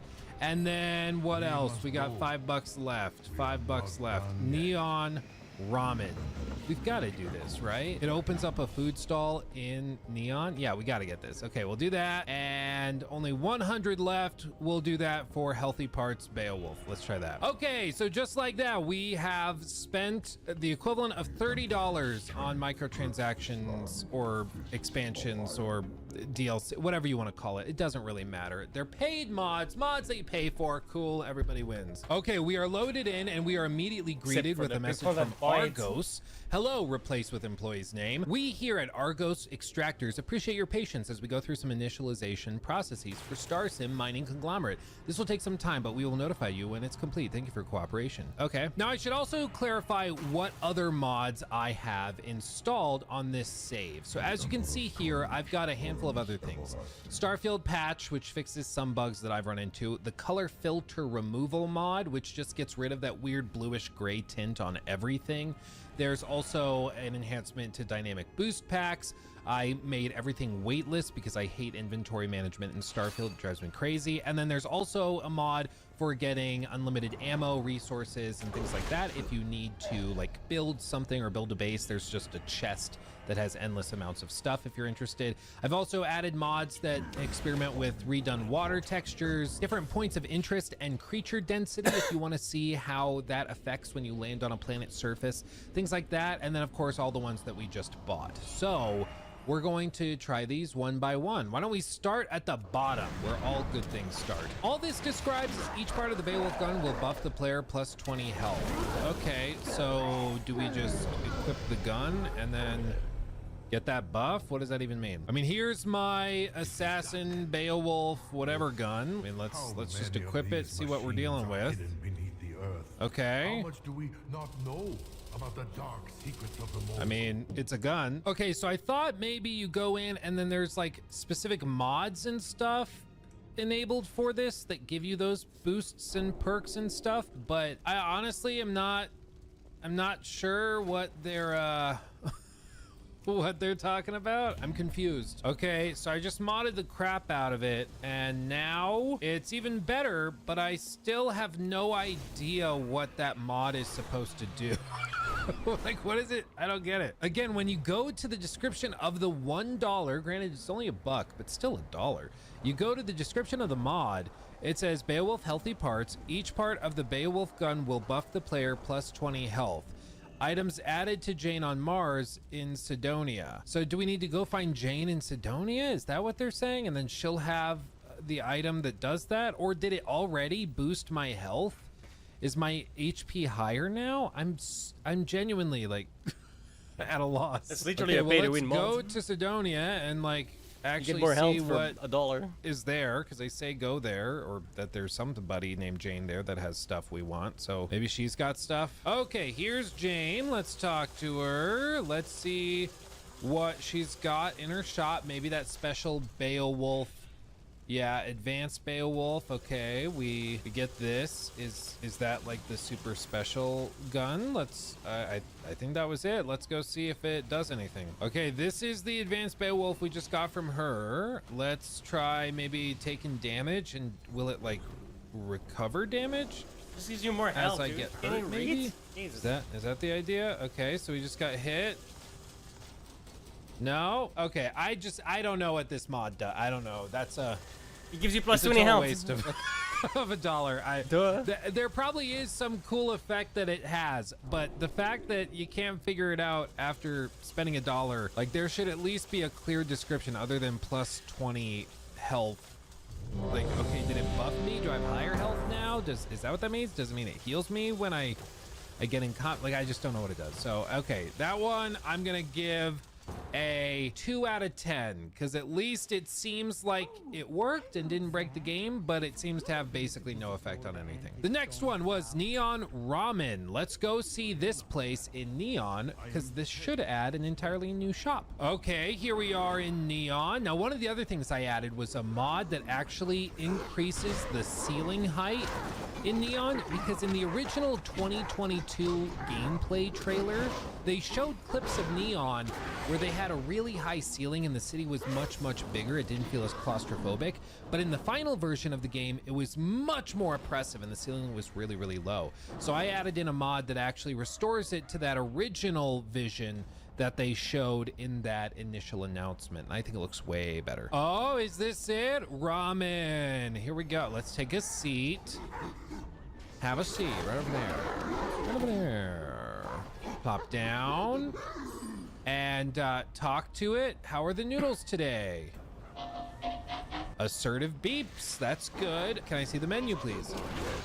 Okay. It's called Takeshi. And It's then definitely this Fallout 4 is like miso soup, dark lager, mochi, mini bites. Gotta get The some ramen of those. shop Yeah, in, let's buy all 18. Ramen multi-pack, love it. Yeah, let's just stock up, baby. Okay, well, just like that, we leave. And that's the mod. Okay, how much was that one? Was that $5? Oh, okay, that one was $4. Okay, little lean on the offering side, but hey, it's cute. And to their credit, this is not a BGS like DLC. This is an actual creator. So this is like an actual person that's not working for Bethesda that's making it. So like that's part of the idea behind paid mods, is that it's helping the little guy make money for the mods that they put together, and well, it's Bethesda actually still gets a rewarding cut. them. So as Don't- long as the don't use lion's Creation share Club, guys. of Don't- the, like don't- those don't use $4 these is going Creation to Club the mod nonsense creators, things. that's It's cool. a I waste hope of money. there's not going to be some revelation later in the video that that's probably not what's happening. But yeah, for now, okay, not probably the best use of $4 that I've ever spent, but hey, at least it worked. What was next? Star Sim Mining Conglomerate. Okay, so for this one, we're joining a mining conglomerate, and some people have said that this is basically just a mission board for procedurally generated missions to just send you out to blow up asteroids and stuff, but let's actually see what this is like. Okay, so here is the space station where the mining company is set up. So we're supposed to dock with it, and then we can get like an assignment on what we are supposed to do. Howdy, says the pilot. Okay, we're gonna slow down as we get close, and then we're gonna dock on that mother. Look at that. Okay, let's see what we got. Okay, love it. Bulletin board, mission board, player mail. We were supposed to check our mail. Welcome to the mining team. Congratulations on completing your training, and welcome to the Argos Extractors family. And as a new member of our organization, you are now part of an exciting operation. Please check this terminal to begin your journey. Okay, let's begin our journey. Let's see, Gossip Fitness Challenge, get in shape for space. Join the Tasters Monthly Club. That's cute. Let's see the mission board maybe. So protect miners hard, protect miners easy, mining run common, or protect miners medium, mining run exotic, whatever that means. Let's do, I don't know, protect miners. That seems like a good idea. Something you should always do. Go to the soul system. Okay, so it generates a quest for us, immediately undocks us, and then we head that way. And here we go, jump in. Love it. Love it. Okay, so this actually seems like kind of a fun little thing. I believe this one was only $5. So, you know, $5 for a community managed mod that generates a bunch of like dynamic quests for you. That's kind of cool. I'm not opposed to that. That's, you know, I've heard worse should things. be like $1, Okay, and this dude. is the mission. We're gonna level up our shield, get our weapons. People that have money are weird. Get it man. up. Like they're just Okay, Space spending on the Raven. dumbest shit. Spacer Ravens. Okay, one down. So that I can One save it. down. I feel like I need to Last make some further fucking tweaks house. because this ain't working too good for me. It's been a minute. Oh God, look at that one. That's not what you want to see from an asteroid. Oh no, I accidentally hit one of the mining ships. Okay, I deserve that. Jesus. Okay, they don't like it if you're supposed to defend them and then you blow them up. They don't like that. Big N-O on that one. There we go. Boom goes the dynamite. Okay. And boom goes the dynamite. He's also screwed. Okay. Booyah, we got one more left. One more left. Where is he? Where is he? We did it. Okay, return to the station. We protected the miners. Hooray! Get close and then we'll dock and presumably get another assignment. And yeah, there we go. We get paid out our little XP rewards, mission boards, and we can select another one. So all told, like, not the worst one. This actually has like a good amount of gameplay associated with it. It is relatively cheap, and it's also made by actual modders for you know, $5 to support them. I could see that being something you might want to support if you want to support the little guys that are working on this. And they claim that it's only going to get bigger and better as time goes on. So it starts pretty simple like this, where there's only a handful of procedurally generated quests that you can go on. But over time, I would imagine they're going to update it, maybe with, you know, an even bigger assortment of missions, maybe even like simulation mechanics where you're having to juggle shipments and cargo and mining operations. So could only get better from here, I would say. So yeah, that one's better. I'd say that's like a 7 or 8 out of 10 with the potential to be even better. I'd be fine buying that. If you want to support modders and stuff like that, I'd be down to support them that way. So not bad. Okay, what's next? The Aerospace Crimson Fleet ship habs. Okay, we got this one, and then we also have the Ancient Mariner module. We got to land somewhere and do some ship modification. Okay, here we are in the shipbuilder. Let's actually go in here. So we got Ancient Mariner 2x2. So with this one, I'm gonna have to find a spot to clip it on. that doesn't look totally hilarious. Oh, let's put it there. Why not? That'll do. Okay, so the Crimson Fleet one, we're gonna have to buy separately from these guys. So you get access to it by buying the mod, but you have to then go in the game and buy it. Whereas this one, the Ancient Mariner, you just get in your collection of available habs and stuff. So we can work with this. Okay, so I've built it, I've added it on. It is now attached to the side of the ship like some sort of weird growth. Let's see what this $10 DLC adds to the game. We're gonna walk through here, we're gonna open the door, we're gonna walk through the door. Wrong way, we're gonna turn around and walk through another door, walk through this door, and then we turn right. Walk through the door and open another door into a room to open another door. Once we open that door, we should see. Okay, straight up, I can't find this. Okay, unless I straight up built it in a way where you can't get access to it, which I might have done. She's also tripping. She's feeling it too. I must have done that. Okay, well let me fix this. I'll fix it. Oh yeah, that's totally what happened. I wasn't looking at it. I attached it to the side of an engine, so you can't get access to it. That checks out. Okay, so we're gonna move this. We're gonna attach this here, and then move this again. Attach that there, and then this goes here. That goes there. Right, everyone's happy. I think that works. I think this is supposed to be flipped around. I don't know why the engines are facing that way. Okay, take two. This should actually work now. We run into the ship. We have a quick little loading screen.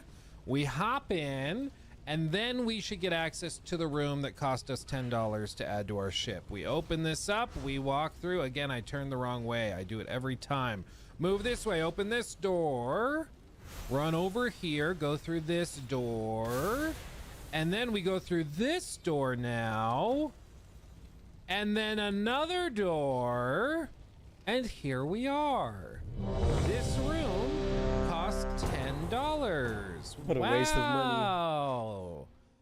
Wow, there's like a little bed. There's doors, some like a table. I like how they have this stuff strapped down in case it flies away during like space flight, but then all of this stuff's just kind of laying around. There's just a book. What's the book? Oh, I can't actually see it. So, okay, I mean, there's no surprise here. I don't think this is a great value. I mean, this is basically something I would have expected to be included in a free update, and for it to be $10 is a little, not a little, it's pretty egregious. I mean, bear in mind, this game at launch was like 60, 70 bucks. She's still tripping. I know, it's upsetting, I know. But like, instead of fixing bugs like this, BGS is adding $10 rooms that you can buy. And people got upset when we talked about this on live stream, and I called it microtransactions, because that's basically what these are. Like, this room is from Bethesda Game Studios. This is a mod that they are selling as a mod, even though really it's just a microtransaction for another room, or in this case more of a macro transaction. Or some people say it's more of a DLC. I don't care what you call it. The point is, it's an egregious value proposition. And they should be fixing stuff like this that happens still in the game today, instead of focusing on adding a $10 room that looks okay, it looks fine, but is a little ridiculous in terms of value. Okay, but now we got to go find the Crimson Fleet habs and add those, see if those are worth the money, because interestingly, this Crimson Fleet collection of ship habs is not actually a Bethesda Game Studios mod. It's actually from a modder, and honestly, I think it looks way better than the $10 mod that we just bought. So let's see how this looks. I'm gonna go find the vendor for the Crimson Fleet. Of course it looks better, but this Game Studios are garbage. They only have like. Okay, here we are. We have the items available to us. They're clearly lazy and terrible at their job. Have you seen Starfield? Attach a lot of them, if not all of them, and see what they're like. So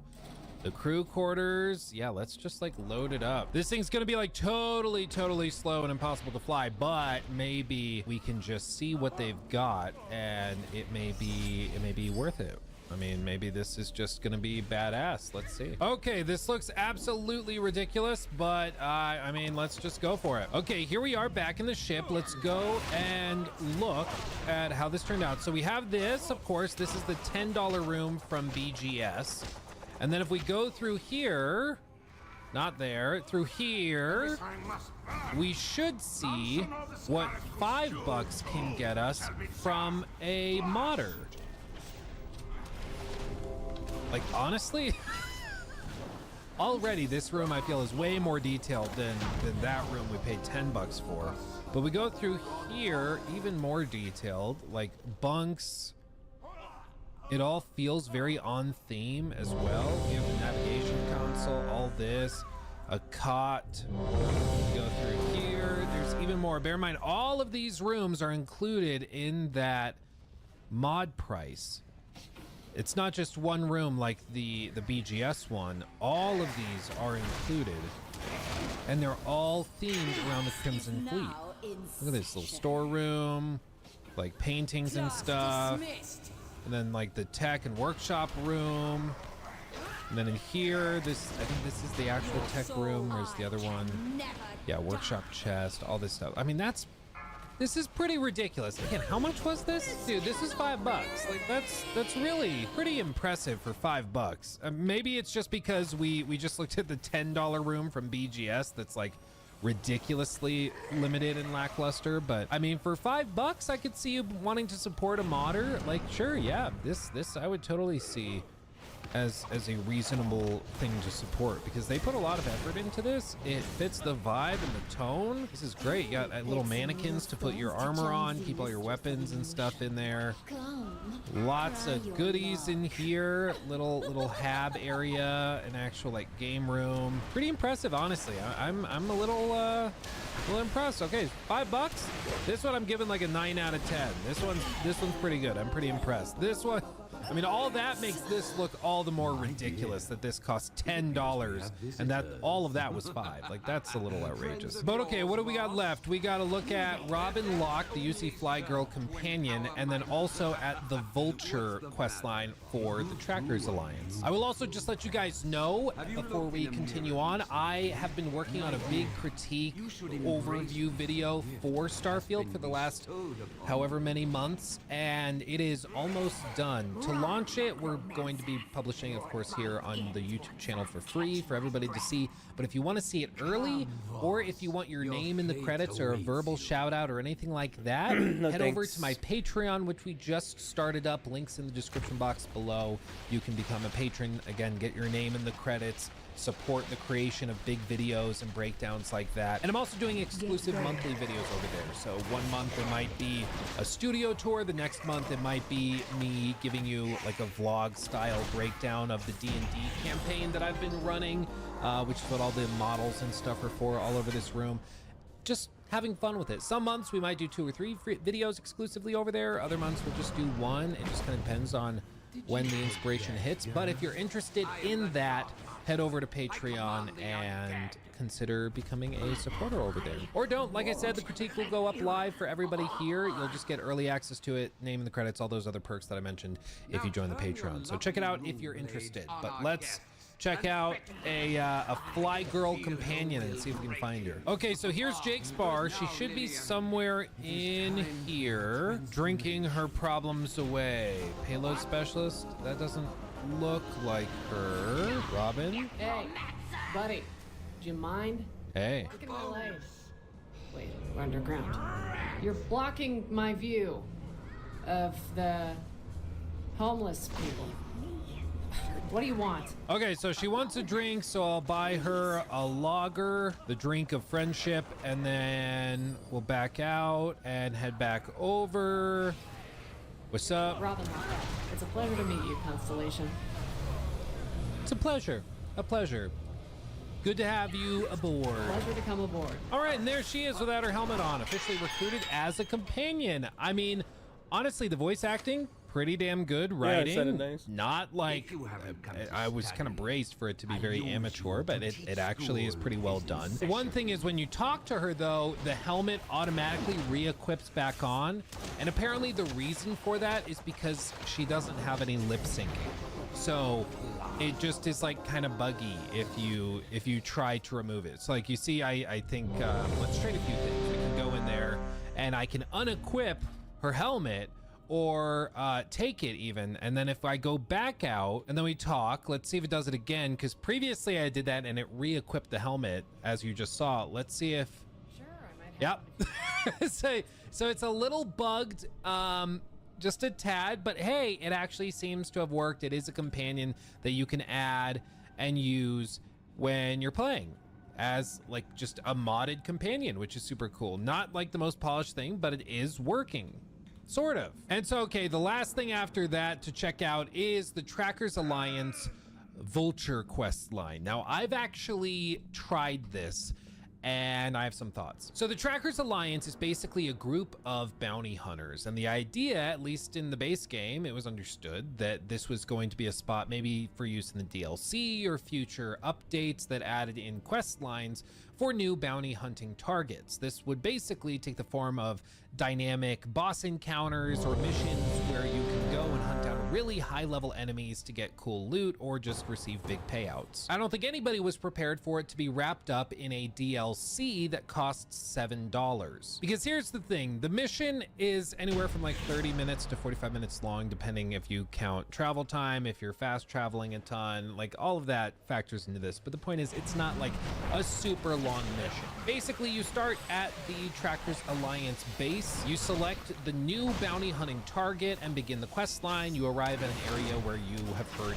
he is. He's a sniper that's hiding out in the hilltops. You can see him shooting down at you, but if you run up to try and intercept him, he just despawns and disappears. So you have to clear out all of these goons that are shooting at you from down below. And then you're given another place to go to. You collect some information, blah, blah, blah, standard quest stuff. You then receive information that he is at a hotel called the Paradiso, or at least he has a room there. So you travel and go to his room to see what's up. Your brand new DLC companion will start to glitch in the hallway, as is tradition in Starfield. She's doing great. You then go inside and explore the room, trying to see if there's anything suggesting where he may be. You then find a text log where they actually use your name in the messages that give you an idea of where you need to go, because he's shooting at you through the window. Oh no! He's like a giga cool sniper dude. Good thing I have a jetpack. Oh, was I not supposed to go out the window? Damn it! Okay, I've got to take the elevator back up to the where the guy is shooting at me. Okay. No, he's over there. Okay, never mind. I meant to do that. Everything's great. You then can find him up here on the little solar panel. He starts shooting at you. Ready for this? Fus? I don't remember the button. Fus Roda! Didn't do anything. Okay. Got him. Pretty good, Tracker. Never thought I'd be very dark. Arrested by a bounty hunter. Maybe God is making an example of my hubris. If I were you, I'd take note of that. I've had enough of this. I'm putting you down, old man. Round 2, he was faking? Okay, I feel a little bad for this. There we go. And as a reward for killing him, we get access to his refined Arboron Nova Strike sniper rifle, which is pretty cool. And as you can see, if we try to use it during combat, let's see, where's something I can shoot? What are those? Rocks? No. Oh, this thing. Let's try to get that. Shoot! Pop, pop! Dead? You can't reload it. I'm not kidding. I am tapping R. You can't reload it. I can shoot that down to 0 ammunition. I still can't reload it. I am not joking. I am pressing the R key and it just will not reload. This is a known bug at this point, but this is a $7 mission that you pay for directly to Bethesda Game Studios, because this is a mission from them by them. Obviously. And it's just From what like the we big release it this reward way, at the end of it they have is actual, just you know, broken. You just respect for can't themselves. use it because you can't reload the gun after it fires for the first time. It's unbelievable. Like, you cannot make this stuff up.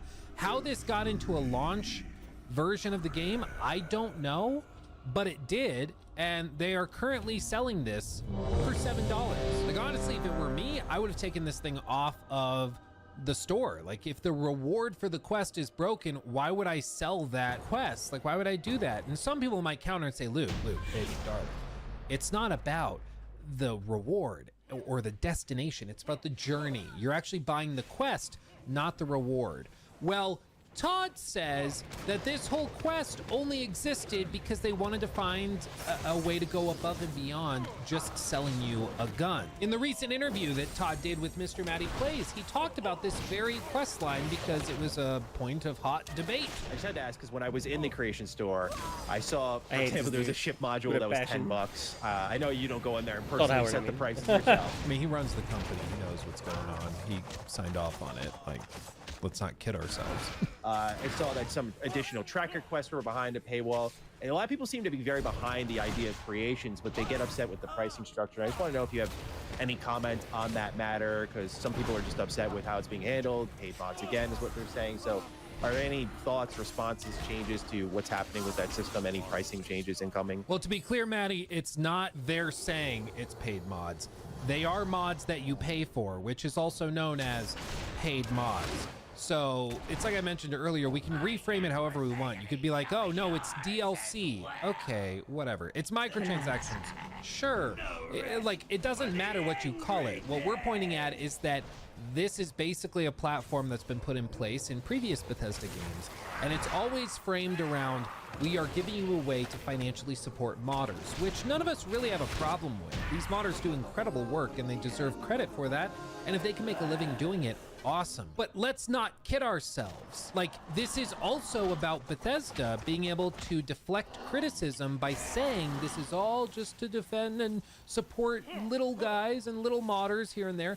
While they're also going in and selling you $7 other broken people's quests. work. Let's not get it Because twisted, again, Bethesda doesn't make actual They're trying to tell games. you one thing while doing the opposite. They're incapable treating of it making a game. like just a platform for selling you DLC and microtransactions, while telling you that it's actually about helping the little guy and the individual modders. They're pissing on your back and telling you it's raining, when in reality they're just pissing on your back.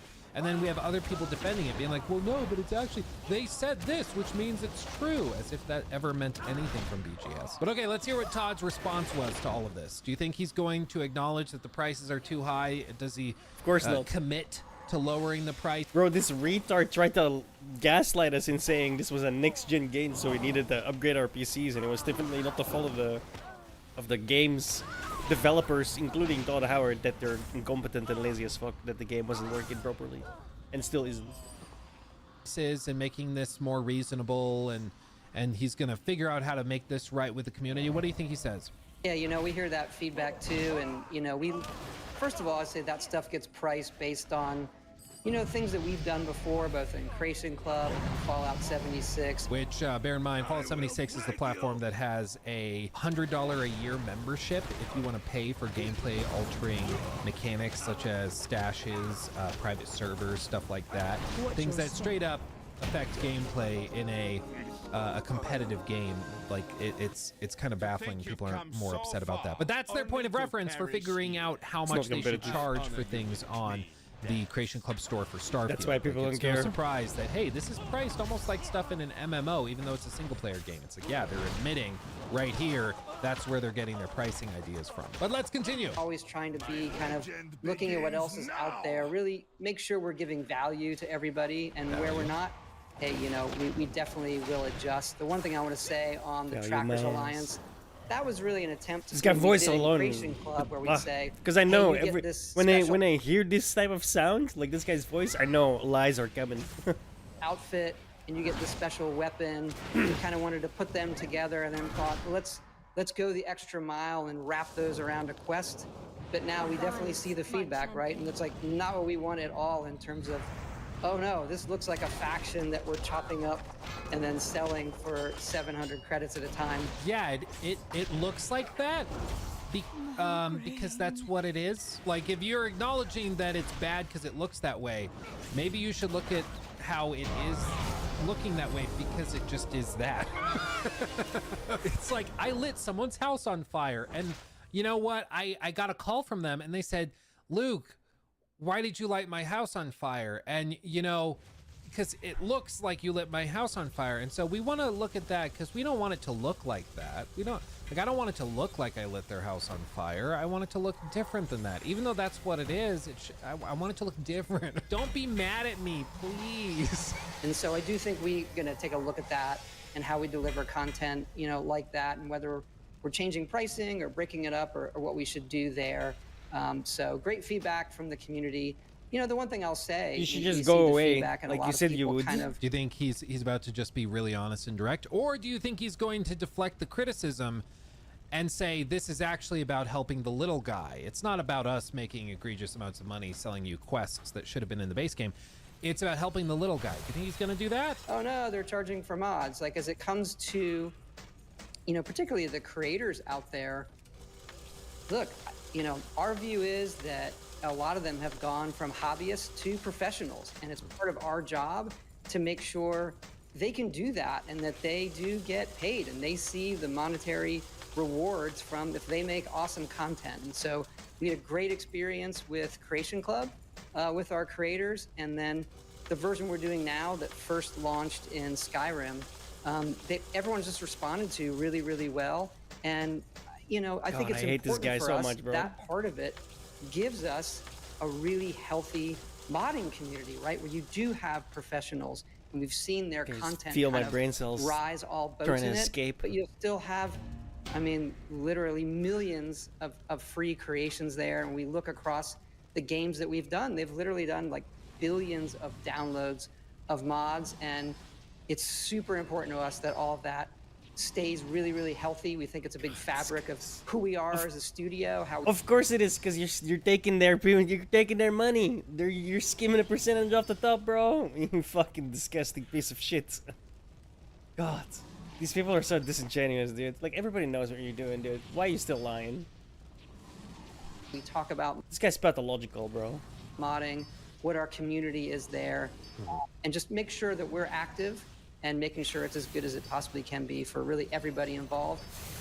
Obviously the players, and then the creators. What, pray tell, did any of that have to do with the question at hand, which was, why are you taking stuff out of the base game, which was notably absent because the Trackers Alliance just didn't really have any like long-term quest lines prepared. Why are you taking stuff out of the base game and then selling it back to us at $7, Todd? He said that they're gonna because he's a piece of shit, which is like the scumbag most non-committal CEO answer I've ever shouldn't heard. be It's CEO. just a way to say that, yeah, we're gonna check it out, and if it works and we think the pricing is good because we're selling a lot of it, cool, we won't change anything, and then if people aren't buying it, we'll lower the price a little bit. That's all that answer really means. But again, there's just no pushback. It drives me crazy. Furthermore, he says that this is all to help the little guy. It's to help the individual modders. No, it's to help the bottom line. That's all great, and I would love for more modders to be able to do this for a living because they do great work. Because you're The taking money off problem of is that stuff. there is no transparency whatsoever, as far as I can find, on what the split is for these creations.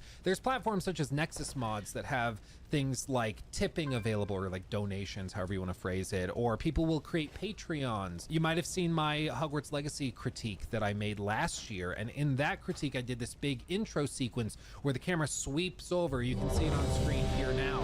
It's a beautiful sequence, if I do say so myself, as an intro to that critique, but that only was possible because of a mod that somebody built for Unreal Engine games that unlocks the camera so you can move it around and script movements and stuff like that. So I had to sign up for that guy's Patreon, and I still am subscribed to it today because it's a wonderful tool that I use a lot for videos, and I financially support him in that way. I am all in for financially supporting modders who do great work. But there's been mixed reporting on how the Creation Club works. Some reporting back from when the Creation Club came to Fallout 4 said that modders were making as little as 25% of the gross purchase price. Meaning if you buy a mod for $4, the modder is only getting one of those.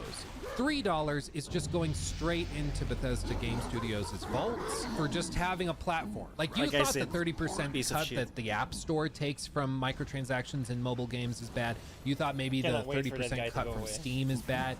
Like, good God almighty, it seems like at the very least, BGS is getting the lion's share of the money that's spent on these creations. It's wild. And I tried to debunk it. I tried to find reports or statements or interviews and stuff, even from modders, disclosing what the split is for Starfield creations, and there's just nothing that I've been able to find. So please, if you know, put it in the comments. If they actually are taking 90% of the revenue and only 10% goes to BGS, that's awesome. I want the community to know that, because then I would be much more comfortable supporting those modders in that way. But if it turns out like 80% or 70% of all of that revenue is just going straight into like Todd's pocket for doing nothing, but releasing broken quest lines, you know, at that point, I think that should also be disclosed. So if anybody knows what the splits are like, please comment below so we can share it with everybody, because I've not been able to find it anywhere, and the only references I've found are for older iterations of the Creation Club,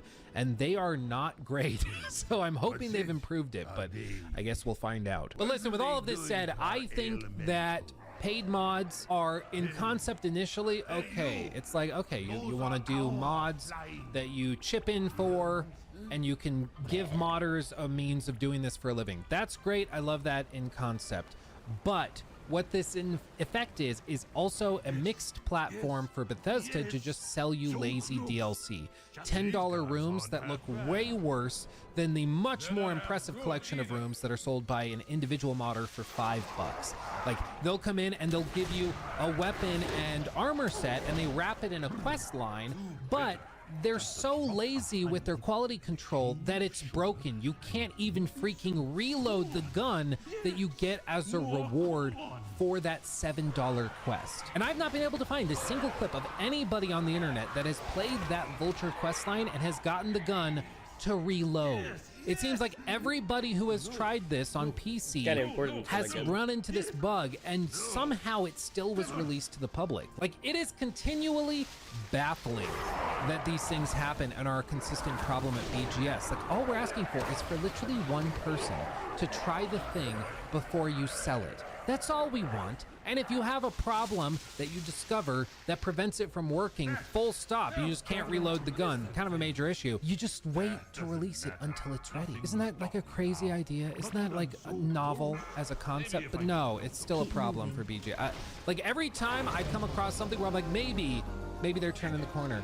You know, maybe this Shattered Space DLC is actually going to be really good. They're adding rovers to Starfield. Maybe that's going to make it way better. You know what? Maybe they're on the up and up. Maybe this is the start of something great. I then investigated a little bit further, look under the hood, and realize it's the same crap for the last decade, and it just is exhausting. But you know what? I've got to keep working on this Starfield critique that's coming. So make sure to head over to the Patreon. Links down in the description box below. Become a supporter over there, even for the lowest tier, just to help out. You can get your name in the credits and stuff. I'd love to see you in the video itself, which would be pretty cool. And depending on the tier you sign up for, you can also despise anyone get to more vote than on Todd the Howard in the up-and-coming gaming critiques that'll happen in the next few months. And I have a hard time thinking of another name that I like. Oh yeah, I despise that guy. Start to finish.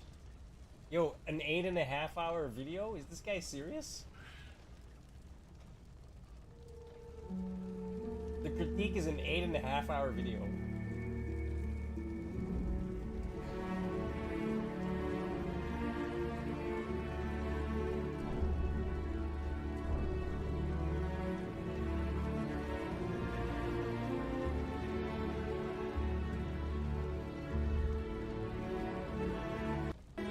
An 8-hour video? What? That's nuts.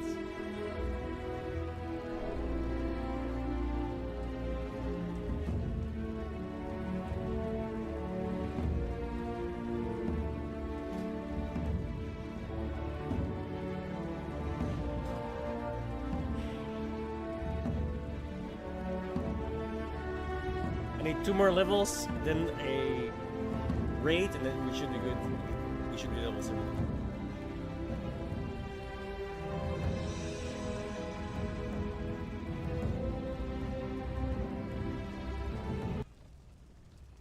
The loading screen. Okay, that was very well done. I'll give it to you. That was pretty good.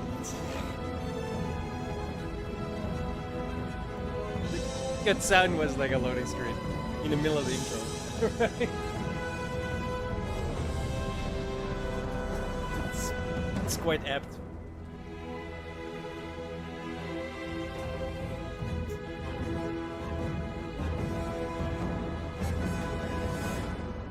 You know, guys, I have never worn this, partially because it just, I mean, it's very nice of them to send it, but it kind of fits me like a garbage bag, or like I'm wearing a tent.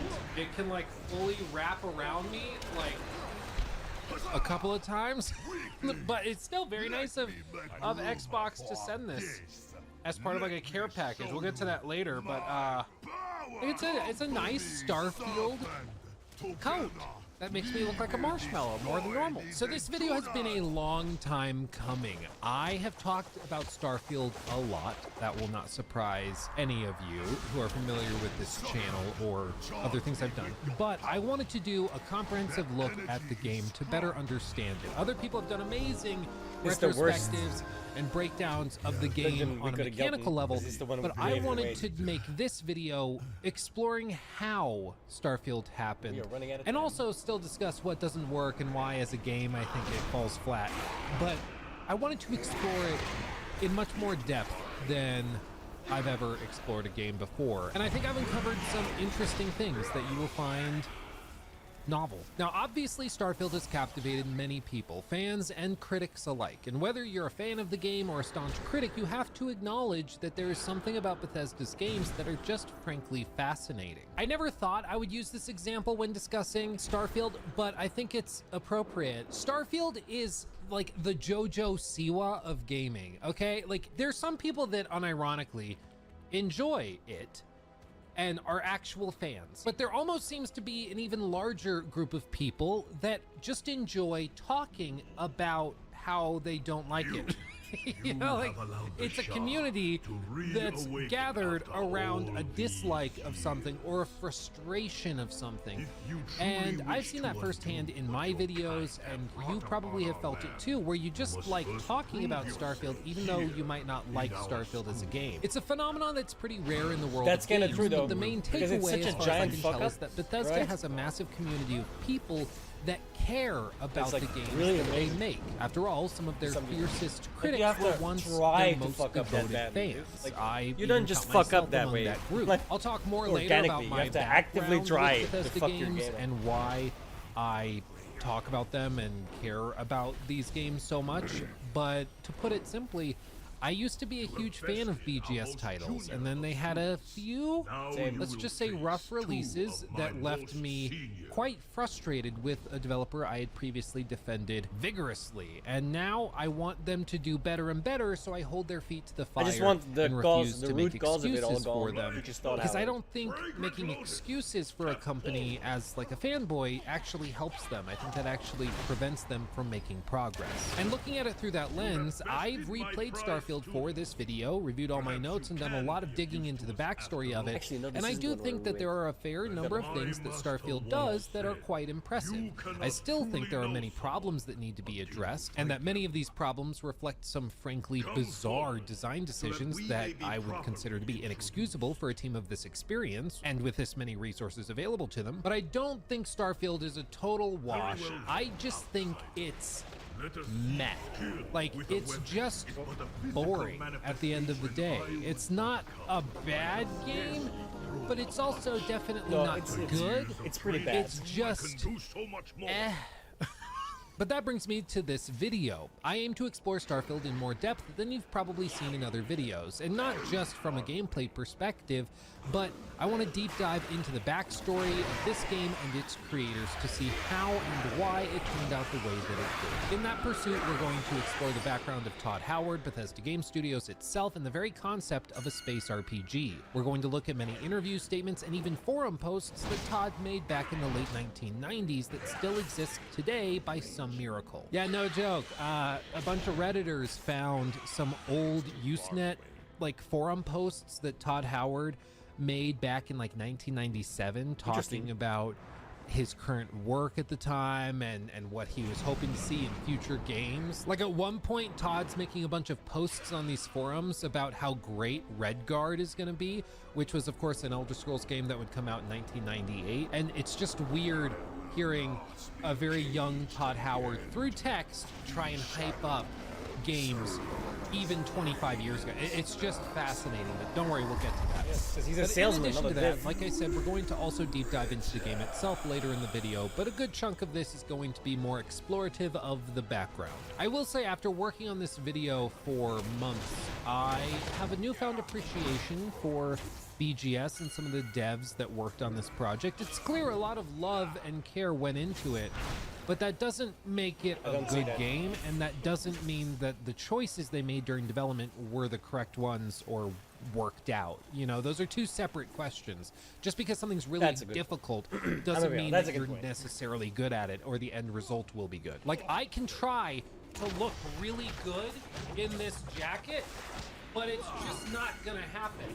You know, it's just not going to happen. I can try hard. We get it. it. Can be You difficult, look like an idiot in that but jacket. that doesn't Chill. mean it's going to work. Get over here, chair. And honestly, if the fit check ain't fittin' and ain't hella bussin', I would expect you to tell me, hey, Luke, baby, what are we doing? Moron. And I would respect you for being honest with me. I wouldn't want you to just hype me up to preserve my feelings or something. That wouldn't help anybody. The other thing I want to say at the outset is that I want to make sure I'm not criticizing Starfield for being something I didn't want it to be personally. I don't think it's fair to critique a game for not fitting into a mold that I had set for it when they were never trying to accomplish that. You know, it'd be like complaining that Baldur's Gate 3 doesn't have very good shooting mechanics, and you're like, bro, it's a fantasy game and it's turn-based. Like, there's so much wrong with what you just said, and that would be correct. It's unfair to be like Baldur's Gate isn't very good because the gunplay sucks. Because it doesn't have, like, it was never trying to do that. So instead, I want to look at Starfield specifically through the lens of what Bethesda and their team members said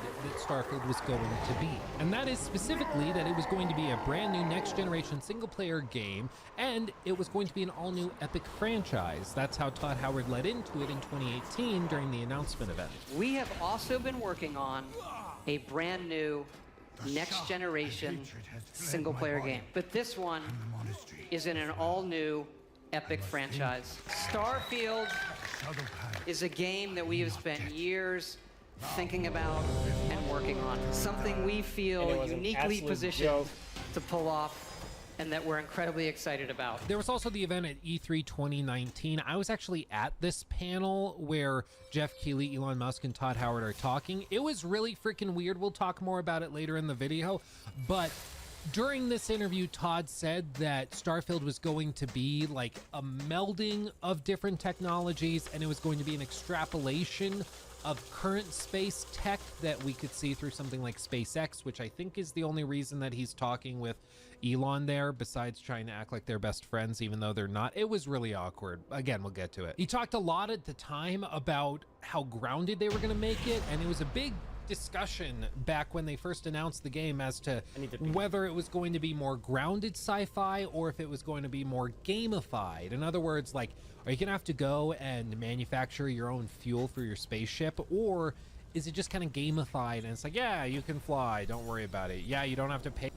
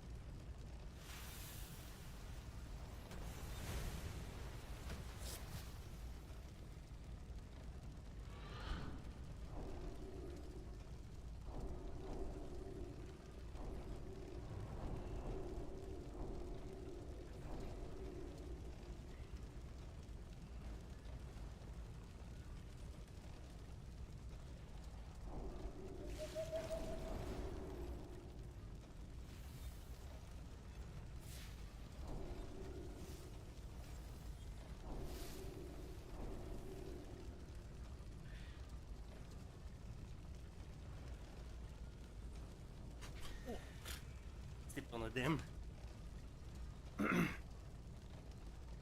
Wheel. Okay, we got like 13 minutes. I put some food in the air fryer.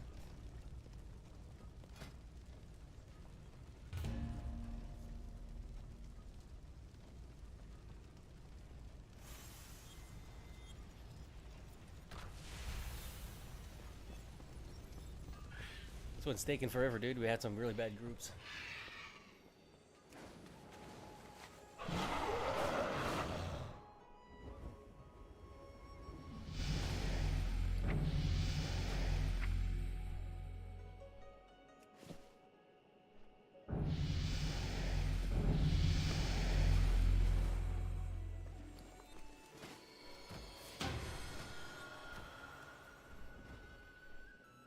Bueno.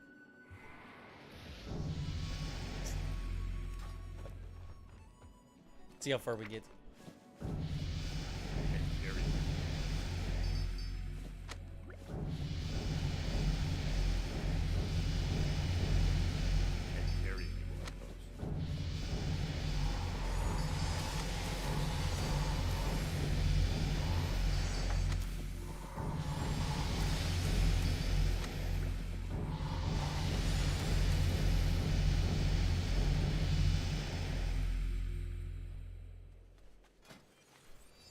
Close.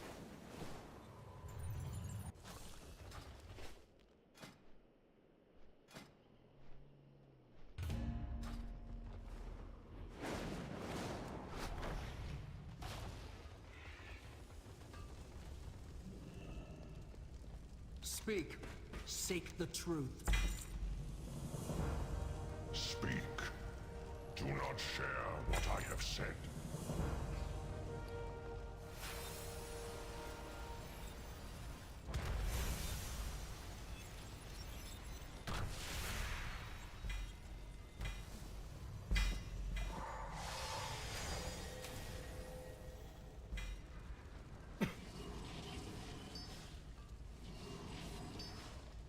For rocket fuel, it's fine, whatever. It was a debate, and it seems like at the time that they announced Starfield, they didn't even know what they were going to end up doing in terms of hard sci-fi versus soft sci-fi, so it was all still up in the air. In later interviews, such as this one that Todd Howard did with the Washington Post, not only is Todd quoted as saying that Starfield plays like Skyrim in space, but Ashley Cheng, who's been at Bethesda Game Studios for over 2 decades, you can actually see Ashley in a bunch of the like making of Fallout 3 documentaries and stuff that they did back in the day, an OG to say the very least. Ashley is quoted as saying, quote, "For me, Starfield is the Han Solo simulator. Get in a ship, explore the galaxy, do fun stuff." You Now, failed miserably on that. I don't have to tell you that, like, when we're talking about managing hype and expectations, comparing your brand new IP, the first one you've done in a quarter century, comparing it to one of the biggest and most successful intellectual properties in recorded history in the form of Star Wars is, once again, bold. That's a bold statement. And Bold all strategy, of the Colton. hyping up of Starfield was filled with those, of just making crazy statements. And everybody's like, well, they said the thing, so it's got to be true, right? It's like when Todd said that there were over 1,000 planets that you could explore and that they would all be fascinating and interesting to see. Some of them would be empty, sure, but they'd be so beautiful, you'd still want to visit them. And everybody's like, well, he said it, so it's probably true. No one stopped for a second to consider that maybe these people that are trying to get you to buy their game were just telling you things that you'd want to hear to get you excited for their game so that you download it on Game Pass or buy it on Steam. Like, think, people. Of course, now in hindsight, it's 2020 and we can see all of the red flags and warning signs. But in the lead up to the game's launch, there were very few of us who were openly skeptical about the game. I made videos 2-3 years ago discussing how parts of Starfield's pitch didn't really make any sense. And the fact that they were so coy about certain details made it all the more concerning. I did a collaboration in the middle of last year, about a year ago actually, with the one and only Mr. Matty Plays. And in that collaboration, basically, we were trying to have a conversation from my perspective as somebody that's skeptical and very critical of BGS with Mr. Matty Plays, who is more of a fan first than somebody that's like looking at it hyper skeptically or anything. And we basically just decided that I was not willing to give them the benefit of the doubt while he was. I was like, hey, the last thing they did was Fallout 76. I don't care if they have Jesus working on their marketing team. I'm gonna need to see the game myself before I give them my money. After that level of debacle, you can't just expect me to roll over and be like, sure, well, you said the thing, I'm back in the hype train. Like, I'm not doing that.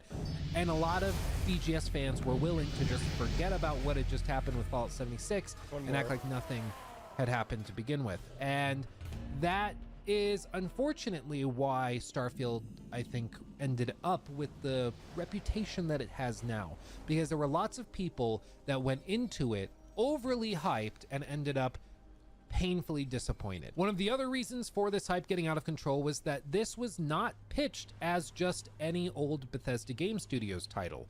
This was pitched as Todd's passion project, and he made sure everyone knew it as well. This was a game that Todd had been thinking of and talking about for literal decades. And love him or hate him, Todd is really good at selling stuff. He just is.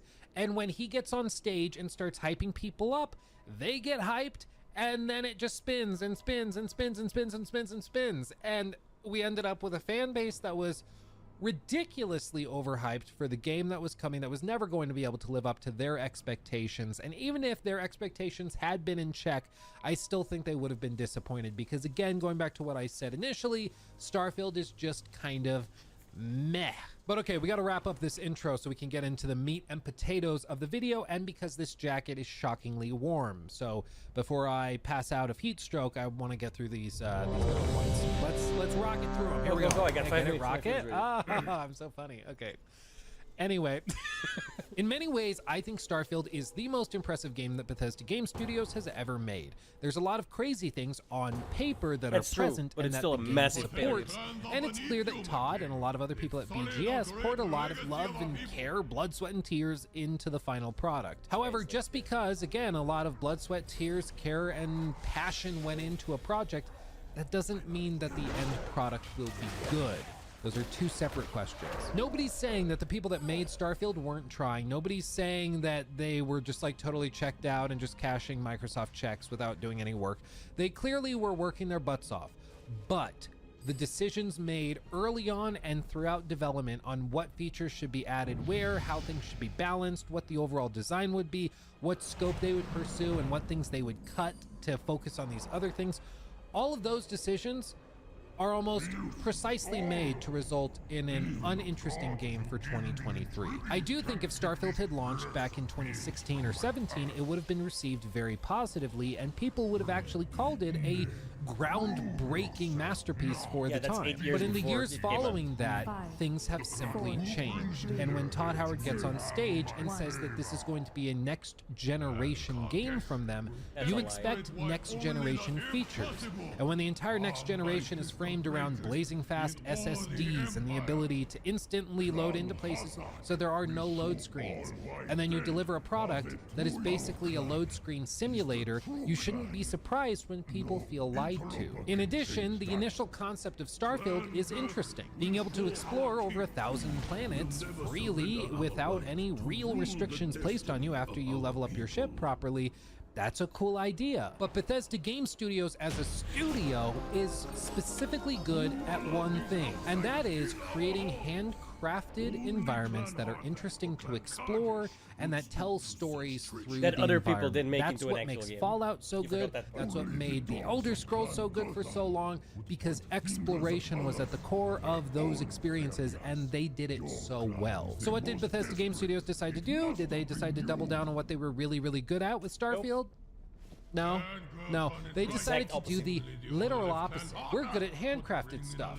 What should we do? I know. Let's procedurally generate everything so people see the same stuff 15,000 times, and instead of making sure that exploration was seamless and immersive, let's break it up so you have to go through 4 or 5 load screens while you're adventuring to different planets. That sounds great. All of this to say, I think Starfield could have been an amazing game if it were powered by better tech and a more capable engine, and if it were designed less Let's for go. wow factor and sound bites and more for functionality and fun factor. Things like having 1,000 freely explorable planets sounds cool. Which could be a dick and just leave But now. that's I mean, it can, about but I'm it. not going to. Once you stop and you think But I for should. 5 seconds, hey, how do you make 1,000 procedurally generated planets really interesting to go to if your game is built around traveling on foot and exploring those environments on foot, interacting with NPCs and role-playing? That doesn't really make any sense, and there were no good answers from BGS because they hadn't actually figured that out. But again, it's an interesting wow factor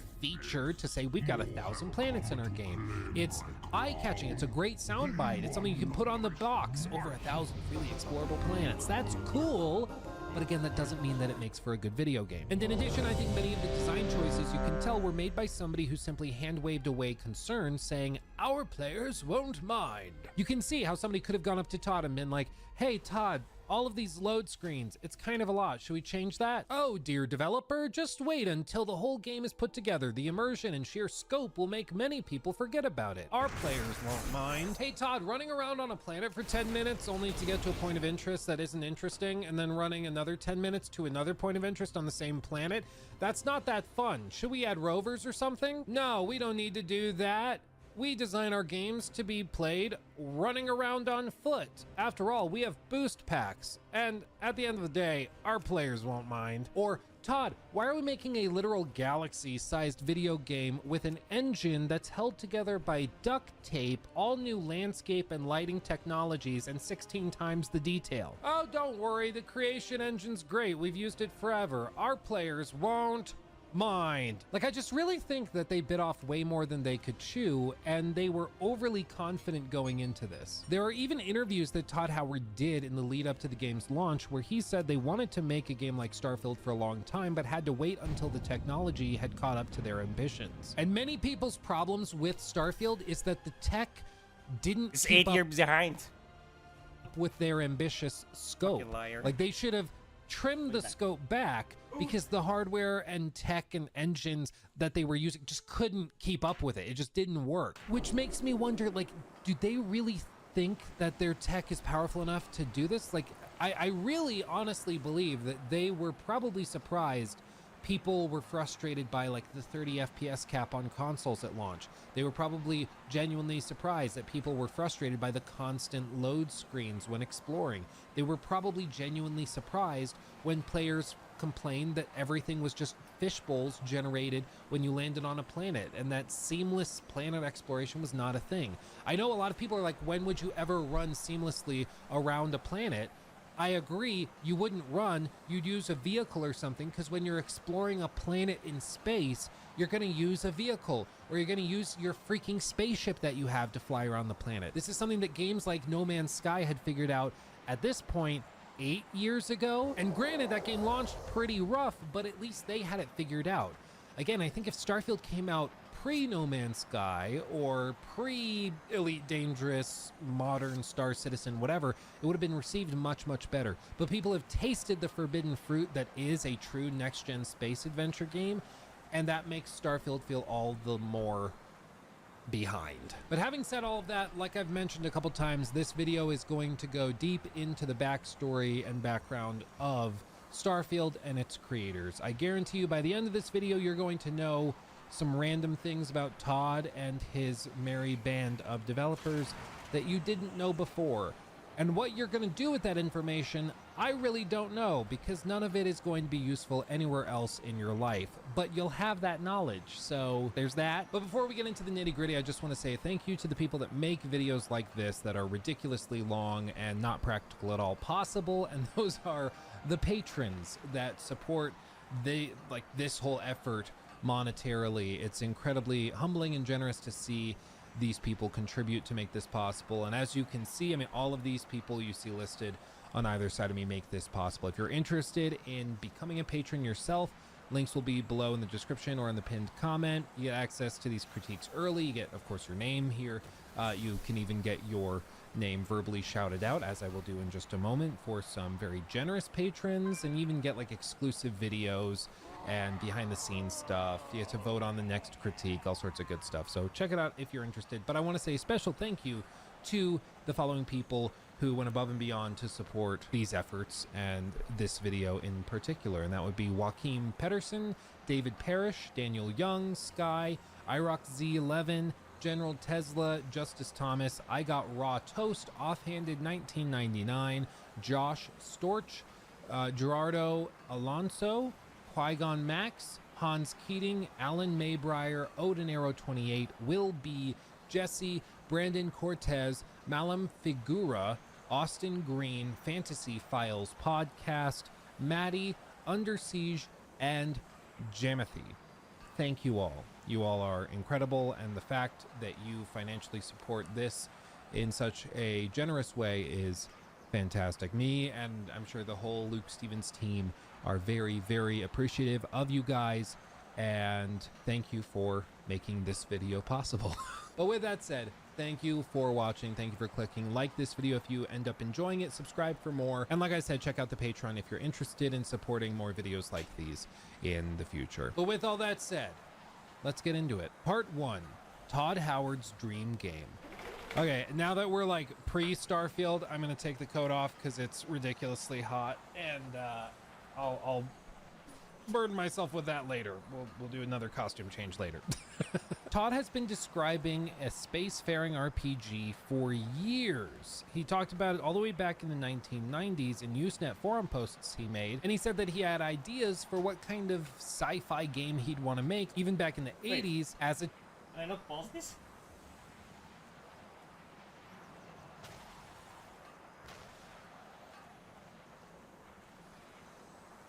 I didn't. I thought I paused it. Sorry, guys. Pre-Starfield, I'm gonna take the coat off because it's ridiculously hot, and I'll burden myself with that later. We'll do another costume change later. Todd has been describing a spacefaring RPG for years. He talked about it all the way back in the 1990s in Usenet forum posts he made, and he said that he had ideas for what kind of sci-fi game he'd want to make even back in the 80s as a teenager. And so to really understand Starfield, I think we have to go back and understand the guy responsible for it. When I said we're going back to the beginning, I was not joking. According to the world's most reliable website ever, Wikipedia, Todd Andrew Howard was born in 1970 in Lower Macungie Township in Pennsylvania to Ronald and Priscilla Howard. And according to Todd himself, he's been interested in video games and computers since a very, very young age. In this interview he did with Game Informer back in 2011, he describes some of those early interests. I was definitely one of those kids from a very young age who was into video games. And it was into computers and math and all of that stuff, Dungeons and Dragons, Star Wars. I convinced my parents that I needed an Apple II so I could be smarter and get better at school and all of that, but I just wanted to make games, so I'd write my own games. And very much into the PC stuff. Wizardry was probably the first, role-playing game on the Apple II computer that I remember going, oh, this is how it should be. Now that game he mentioned, Wizardry, is actually an old 1980s RPG that started the foundation of what RPGs would really be, and these are the kind of games that Todd grew up playing that would later inform what kind of games he'd like to make. If you're interested in gaming history, I heavily recommend that you check it out because there's a lot of good information on just how this game worked and how it would later go on to inform so many of the games you know and love today. There's a great video by Sticka that just breaks it down in a ton of detail, and it's really, really fascinating because there's so many things that this would go on to influence. Heavily recommended. But regardless, Todd grew up playing a lot of games like that, but when he went to college, he didn't actually study video game development or anything like that. Instead, he studied finance, trust fund, blue eyes, whatever that song from TikTok is. I'm hip. I did major in finance in college. The excuse for that was it seemed like the easiest path to get through college. I went to William & Mary, great school, which I did not take advantage of. I would get out of class and go to the computer lab and install Wing Commander. And I would hope somebody was not at the computer I had installed it at earlier in the day, because it takes a while to install. And this was eating into my Wing Commander time. So most of my schooling was still, how do I make games? How do I play games? And then I once again convinced my parents I needed a computer of my own because using the lab was time consuming, which it was if some dude is on the computer you installed Wing Commander on, typing his paper, and the computers just weren't good enough for playing Wing Commander and didn't have the extra memory to see the hand on the screen. I did well in school and I got through it, but my you know, looking off was always, I want to make games. I was very much a self-taught programmer, even in college, writing my own stuff. And one of the first games that I got from Bethesda was Wayne Gretzky Hockey 3.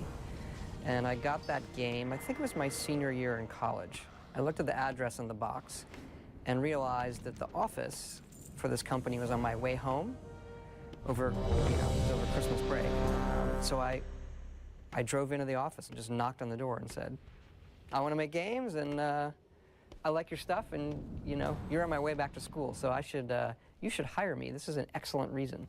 They said, no. Why don't you wait till you graduate school? When I graduated, I asked again, you know, Bethesda, this is the place I want to work at. I love your stuff, love this Terminator stuff. I hear you're going to start making a role-playing game. And so we don't have anything right now. And I went and worked for a small company in Yorktown, Virginia, that made little games that got no notice. But I did get to go to like these conventions. I got to go to CES and all this stuff and look at games. And when I would go to the Bethesda booth and remind them how great I thought they were and that they should hire me. And eventually they did. And so I started here in '94, pretty much right after I graduated from school. It wasn't long after, about a year.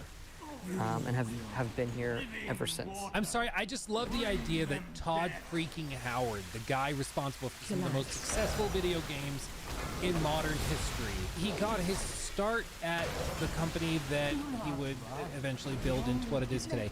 He got his start by basically stalking them for like a year and a half. Just like, you should hire me, you guys are great. I love you. Love me, please.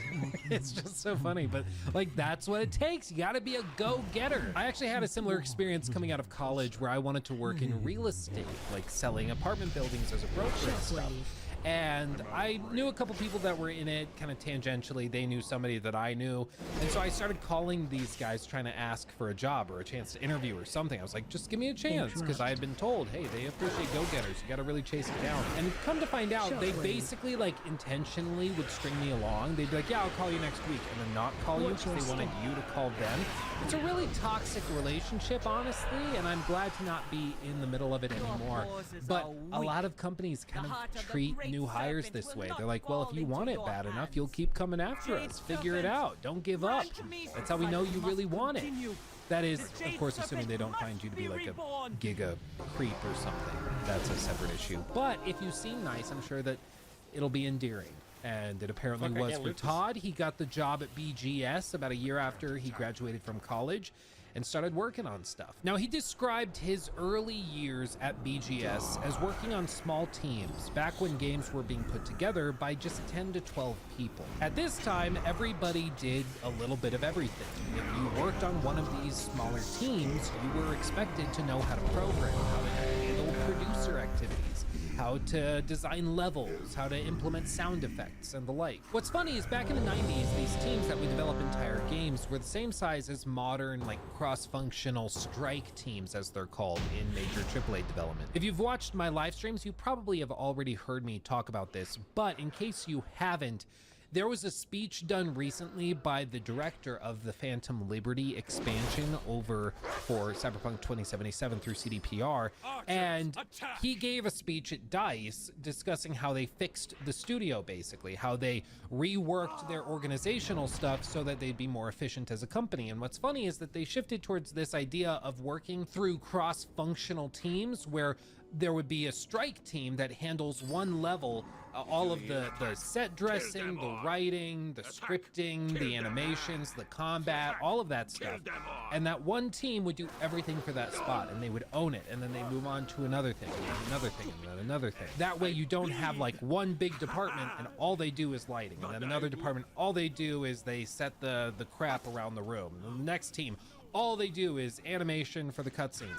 Instead, they did it this way, where they have little strike teams that can do a little bit of everything so that they can work through things faster. And to keep it extremely bare bones and simplified, it really helped them make a ton of quick progress on the Phantom Liberty expansion and avoid the problems that plagued the original launch of Cyberpunk 2077. And what's funny is that the industry has basically just rediscovered how they used to make games in the 90s. It's like they forgot. Back in the 90s, everybody did a little bit of everything, so you could just figure stuff out. It allowed you to work way more efficiently, way faster, without having to wait for this manager to sign off on this piece of paperwork to get it to go to this department, and then that department passes it off to this department after getting these signatures. You don't have to deal with any of that crap. It just gets the ball rolling. And that's how it used to work in the 90s when Todd worked at BGS. That's why they were able to put out like 15 games a year. And it seems to be a lesson that they've forgotten, which is something we'll talk about much later in the video. But I thought it was interesting that as he was describing in all these interviews how they used to make games in the 90s, I'm like, I just heard a speech from the guy that headed up the development of Phantom Liberty, where he was saying that they just rediscovered this old way of doing things that works so great, which is just freaking hilarious. Now, during this period in the 90s, Todd was also super active on various forums. When he started working at Bethesda, like I said, he wore a lot of different hats, but one thing that he brought to the table uniquely was an interaction with the fan base, probably because he was a member of that fan base and knew where and how to talk with other fans. And we're gonna look at those forums in just a second and what he used to say and talk about in the 90s on those forums. But first, I wanted to just mention something else that I didn't know about before now. And that is an article from 2008. I came across this archived article from The Morning Call, originally published on October 28th of 2008. And let's just read this together. Maybe it's in the genes, or maybe these Lower Macungie Township bred brothers just have a gift for creating. Whatever the source, Jeff and Todd Howard are at the top of their fields in the world of multimedia entertainment, and today their latest achievements hit stores after star-studded premieres. Jeff Howard is the writer of Tinkerbell, a highly publicized direct-to-video animated Disney production in which the famous fairy talks for the first time. Todd is executive producer of Fallout 3, Bethesda Software's highly anticipated sequel to the popular role-playing game. Todd said, "I think it's really cool. Jeff works for Disney and I work for a video game company, I'm assuming. This week, someone could walk into Best Buy and buy Tinkerbells for their daughter and Fallout 3 for themselves, and I'll be there to get the flyers so I can frame them together." Aww. And this article goes on. Todd Howard at the time was 38 years old. Jeff Howard was 39, so he's a year older than Todd. And I actually did some digging because I was like, what else has he done? Well, he describes in this article how he worked on Bambi 2, Mickey's Twice Upon a Christmas, and then he's working on a series of Tinkerbell movies as well, saying that in 10 years he wants to keep working for Disney and all of this. And if you pull up his IMDb, you can actually see some of the other stuff he's worked on. He worked on Planes, that, Phineas and Ferb the movie, Candace Against the Universe from 2020, he wrote that. All of these Tinkerbell movies, for some reason, he does a lot of stuff with Tinkerbell. Somebody's got to do it, I guess. And this is the man himself. He kind of looks like Todd. I don't know what I was expecting, but yeah, he doesn't have the curly hair, but he's got the same nose and everything. So yeah, sorry to give you that info. Again, I don't know what you're supposed to do with that, but hey, Todd Howard's brother is a writer for Disney and did some stuff with Phineas and Ferb, so there's that. I actually got wondering after I heard that his brother worked for Disney, I was like, I wonder if this is potentially part of the reason why Todd Howard got the ability to do the Indiana Jones game. Like, maybe he got this idea to do an Indiana Jones game and executive produce for it, and he was like, hey bro, you got the connections at Disney. Maybe you can help me grease the wheels. Maybe tell me who to call, how we can get the ball rolling there.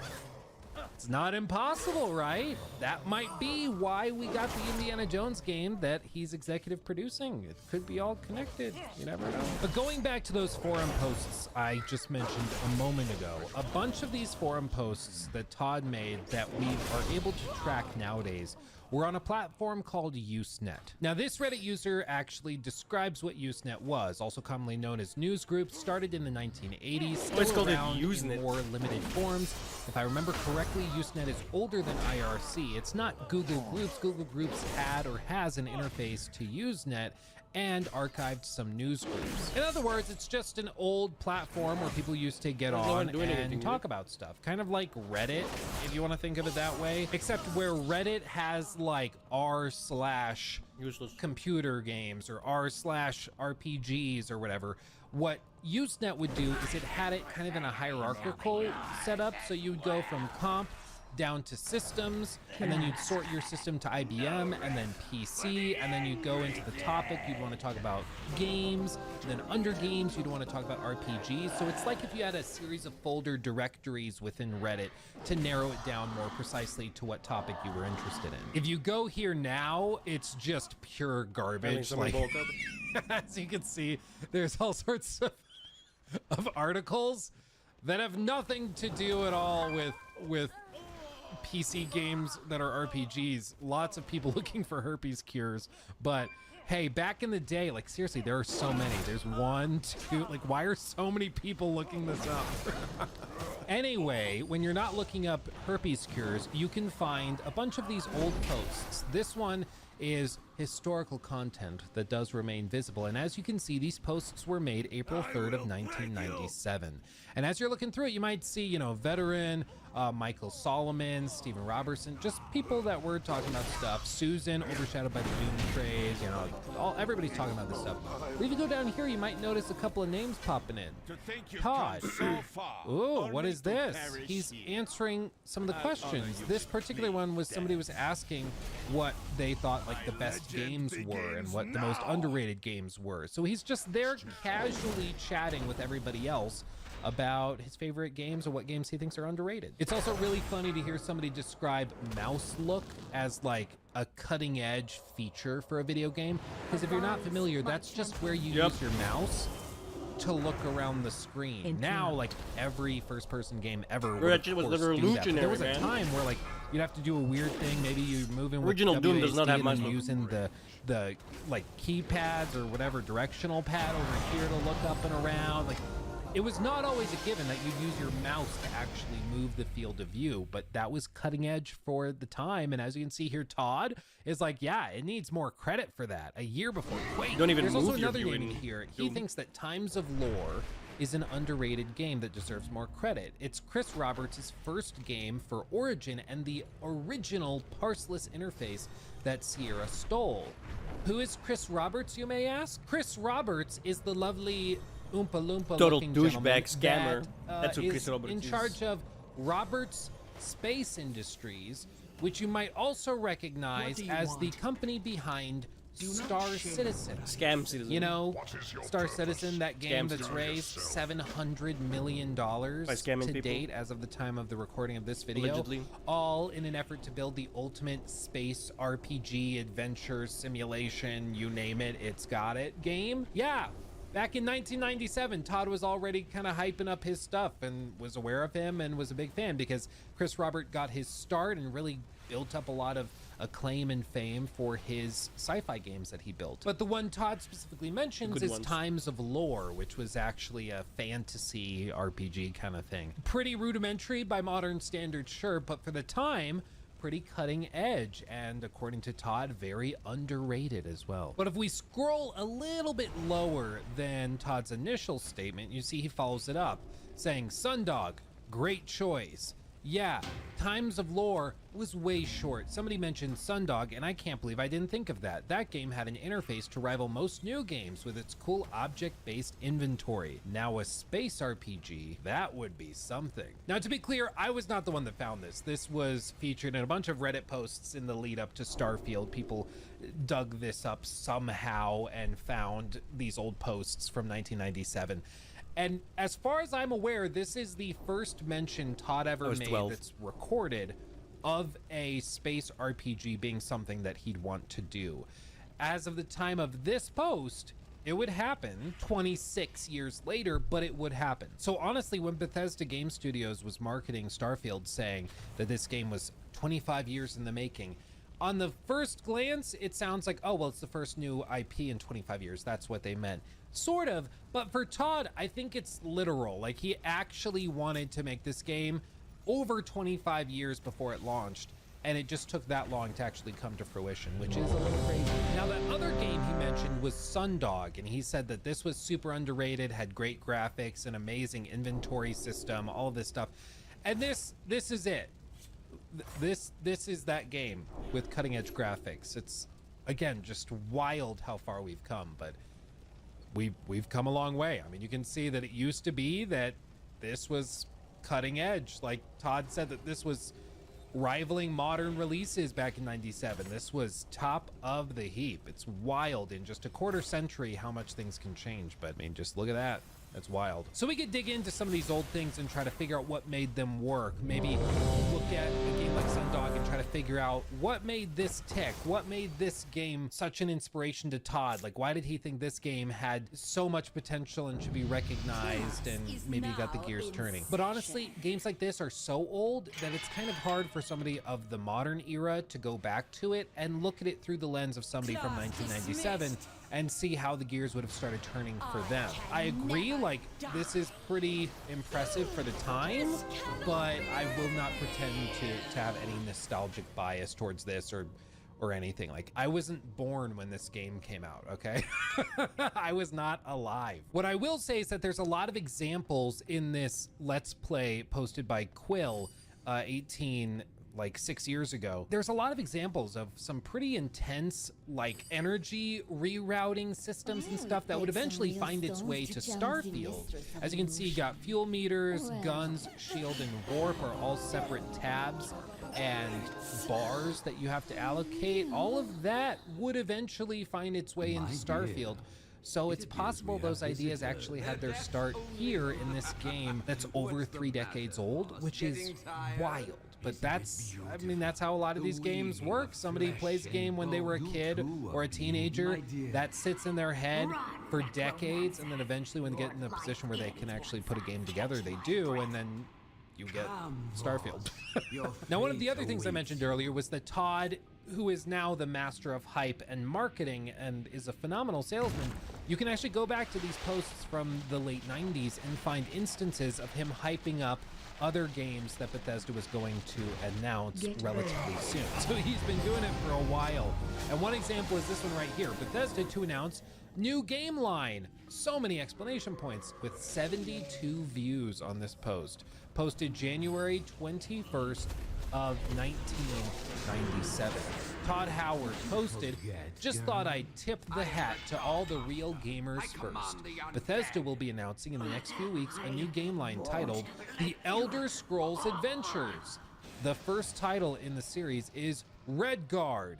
It's a 3D adventure action game that features over 40 3D modeled and animated NPCs. Over 40 of them.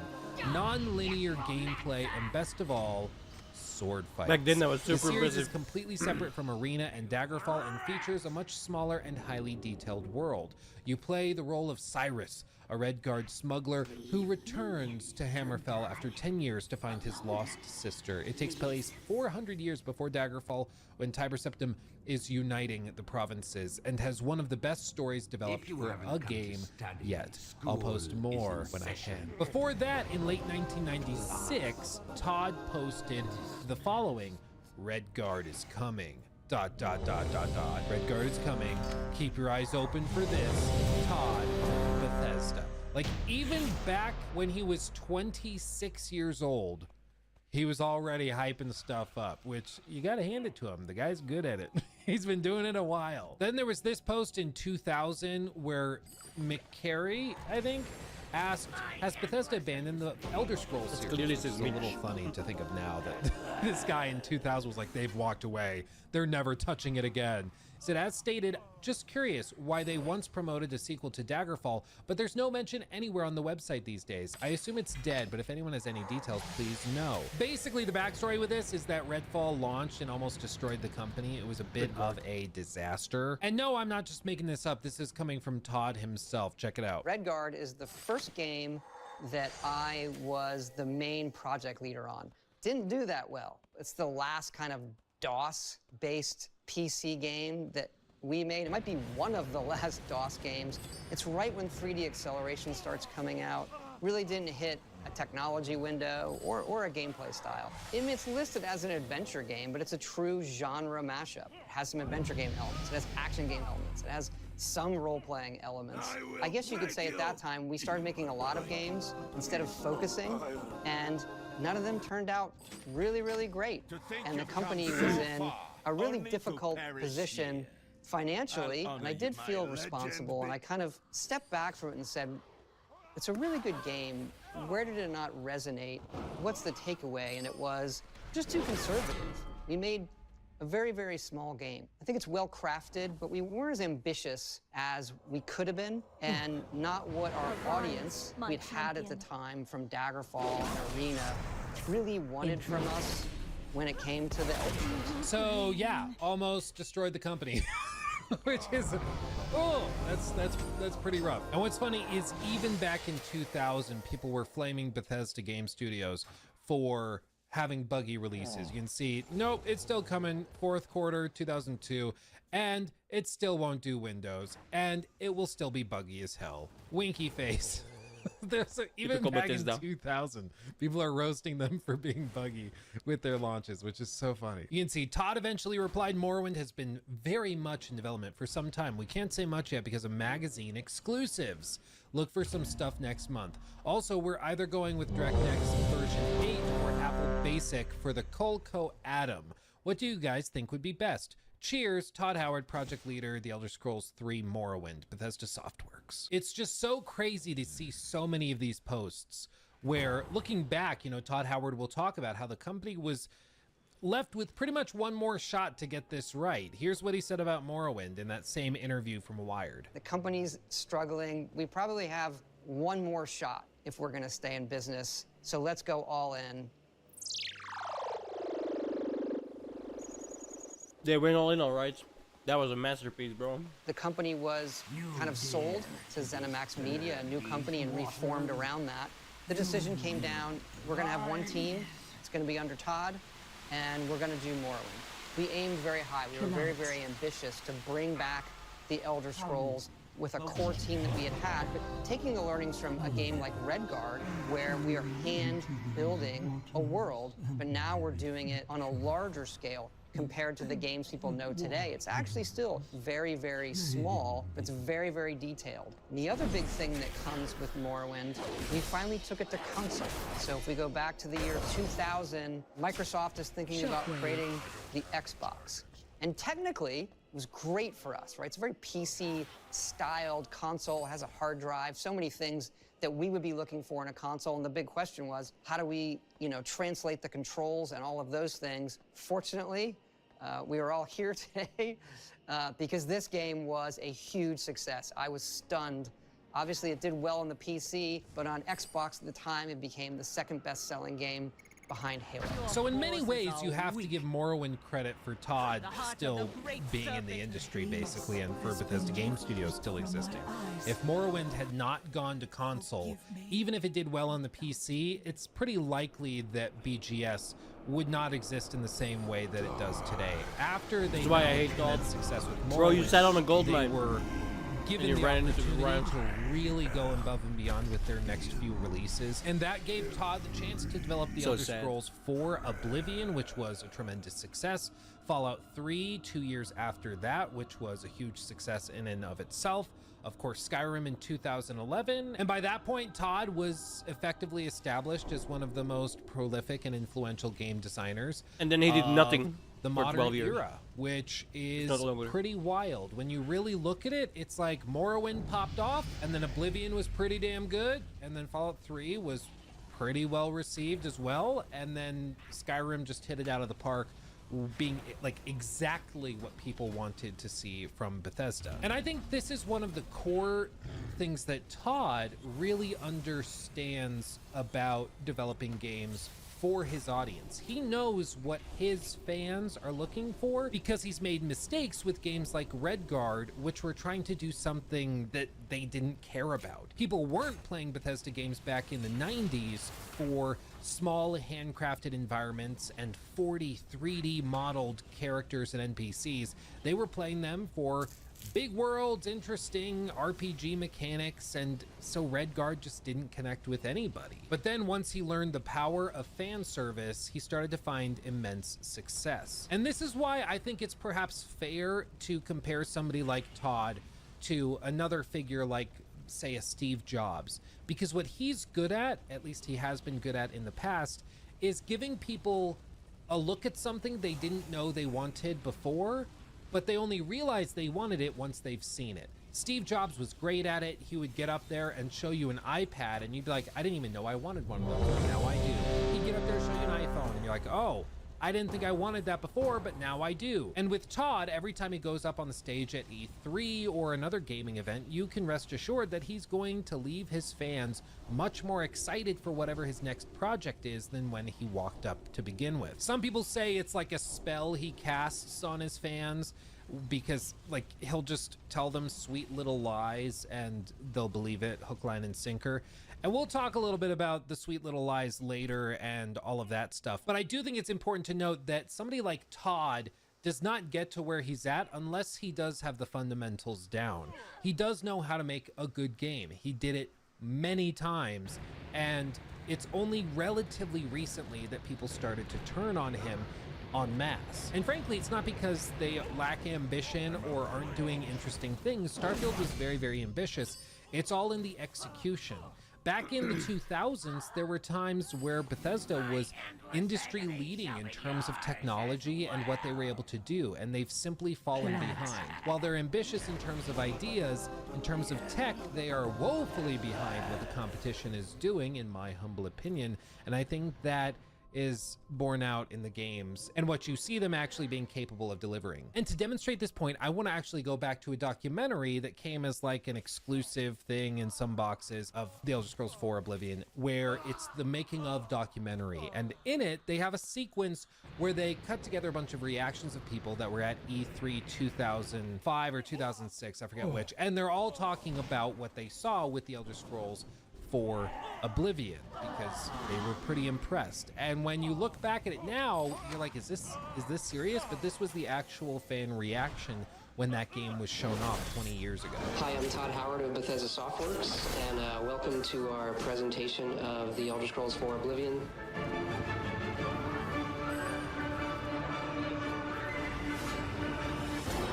This game looks unbelievable. It actually has trees, unlike Bardenfall. The whole first level of the game is a prison break. And through your actions, it really determines what kind of character you'll be. I mean, sometimes I worry that games are going to get so realistic looking that I won't want to play in them because they're too real, and then I might as well just be at home. Only this was a pretty good case for hyper-realism because the forest was gorgeous. How little we knew back then. It's easily the most impressive game. How little we knew. It's like with the radiant AI thing. Yeah. That's always one of my big issues with RPGs is the NPC characters are kind of boring. Like they're just there and you talk to them and they're kind of just like this clunky way of getting information. But it's so much more entertaining to watch like somebody flame their dog.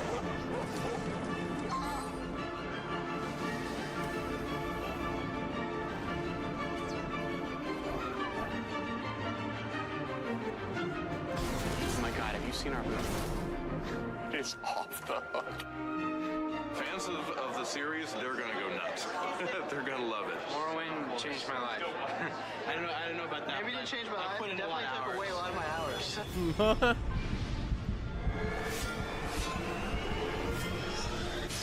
We look back at what people really liked about role-playing in the first place. The setting, the action, the heroism.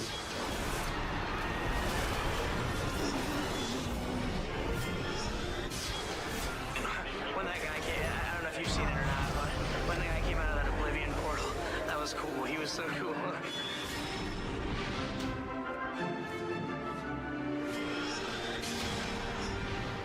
They do have a very unique sort of little setup there.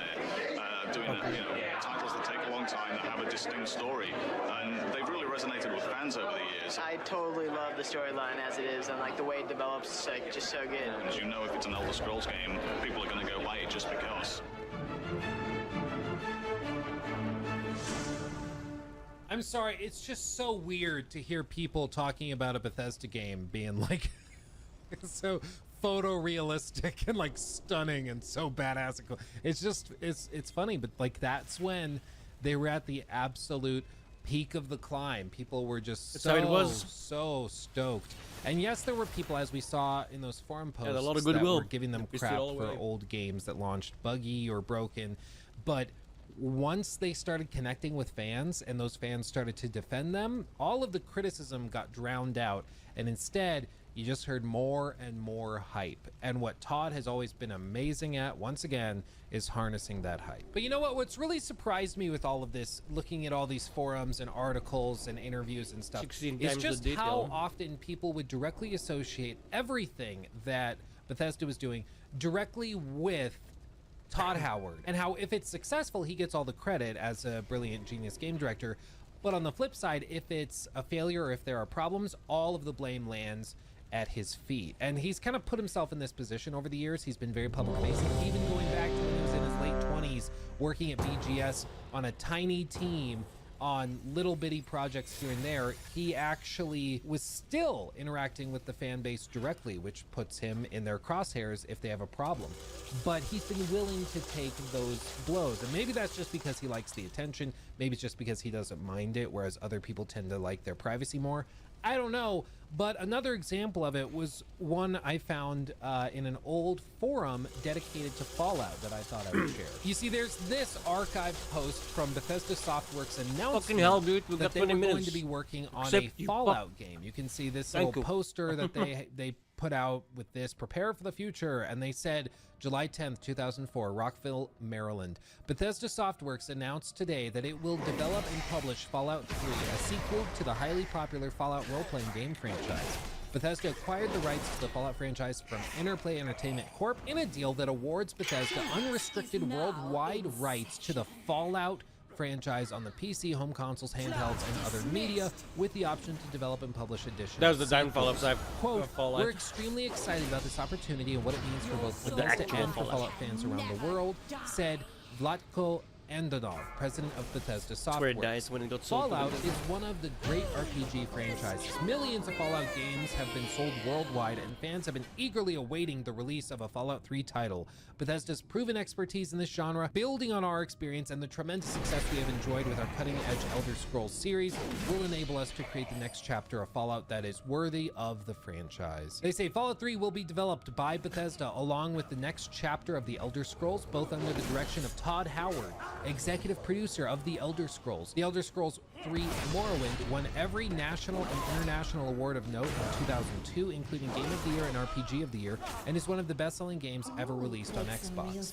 Howard said, "We are overjoyed. Fallout is one of my favorite games, and we plan to develop a visually stunning and original game for Fallout 3 with all the hallmarks of a great RPG.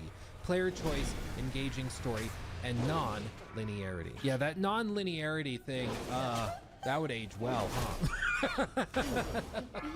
It's like, what non-linear choices do you have? Well, do you want to blow up this or not blow up this? Really difficult moral choice, I'll tell you what. But this forum post I found was from 2004, right after this announcement in September of 2004. It's on a forum called No Mutants Allowed, which was specifically for Fallout discussions and stuff. It still is around today. You can still look at it. But it's basically It used to be part of the big Vault collection of people saying how they think that Bethesda is probably the worst group that could be tied to all of this. I mean, this guy's very, very passionate about all of this. There's a lot of interesting phrasing. There's just a lot of people that are very upset and anxious about this. Like, you see this, oh god, I can feel my stomach tense up. However, he did say he would keep it M-rated. Now, true, that could mean he could put a bunch of lame cussing and violence, or use it like Fallout to express meaningful but harsh things. We just have to wait and see. Expectantly, the Vault Dweller. People were not that impressed with this announcement and pretty frustrated by it. And we were right not to be. And after Fallout 3 came out, you know, all of these old school fans were kind of washed out by the new fans that came in. But again, it's interesting because you think of it, you know, 2004, it's a simpler time. Everybody's probably just stoked to get another Fallout game.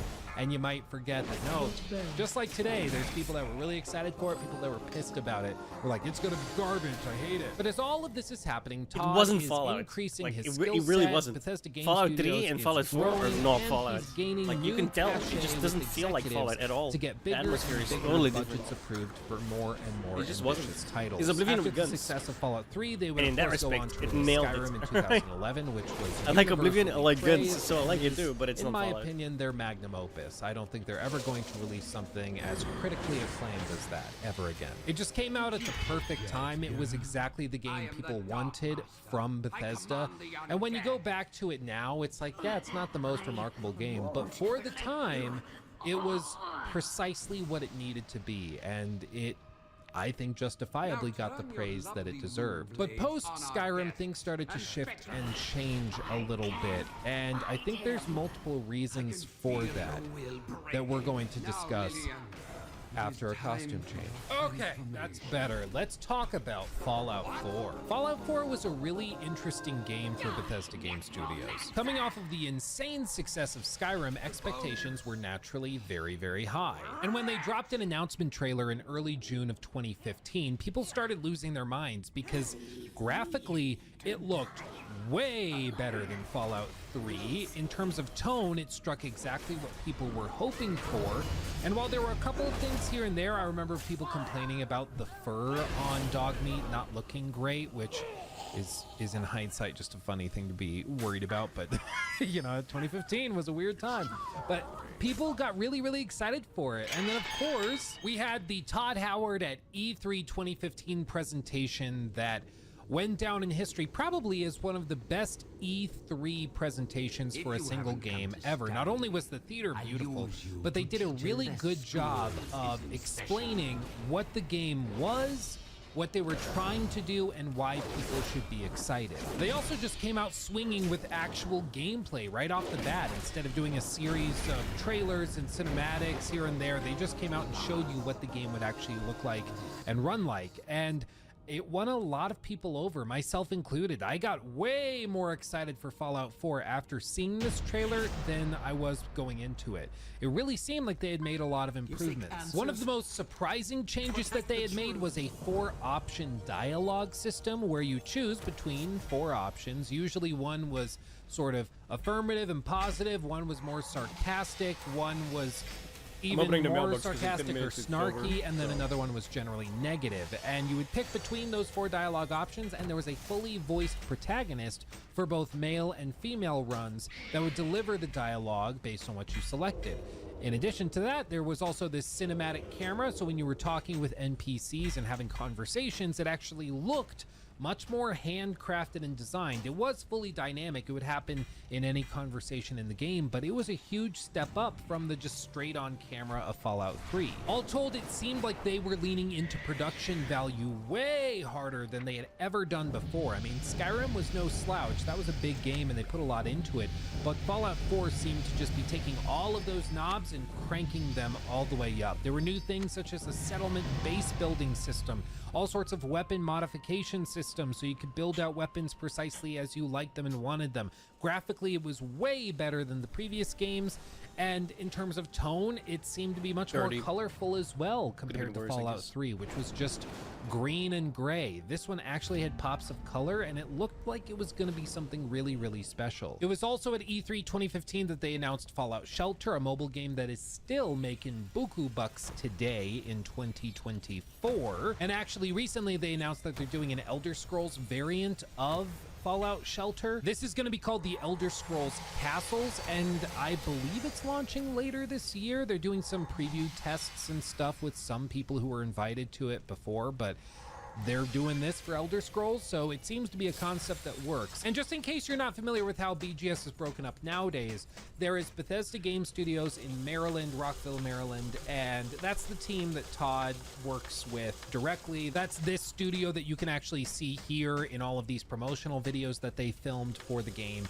It is sort of the central hub of all of Bethesda Game Studios operations. And then there's Bethesda Game Studios Austin, there is Bethesda Game Studios Dallas, and then there is is Bethesda Game Studios Montreal, and each of them have their own specialties. The Austin and Dallas studios work a lot on Fallout 76, is my understanding, and then the Montreal studio does a ton of work specifically just with the mobile games. So if it's Fallout Shelter, if it's Elder Scrolls Blades, or in this case Elder Scrolls Castles, that's what they work on. So just because it's all under the Bethesda Game Studios roof does not mean that Todd's team is working directly on it. It means that a team under his purview, but maybe an entire country away, is working.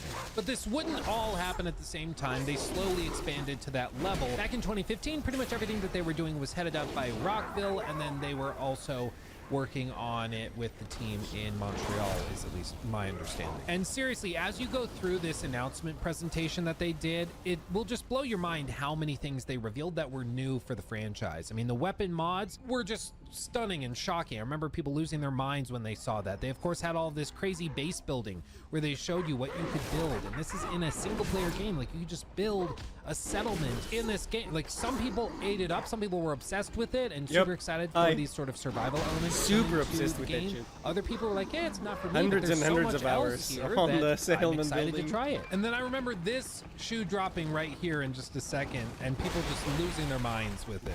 I'll play it so we can experience it again together. Listen. Your love and support of Fallout have pushed us to make this our best work. And we really appreciate everybody's patience. You know, we didn't say anything for years in this game while everybody waited. And we don't want you to wait too much longer. So we're happy to say Fallout 4 is coming out November 10th this week.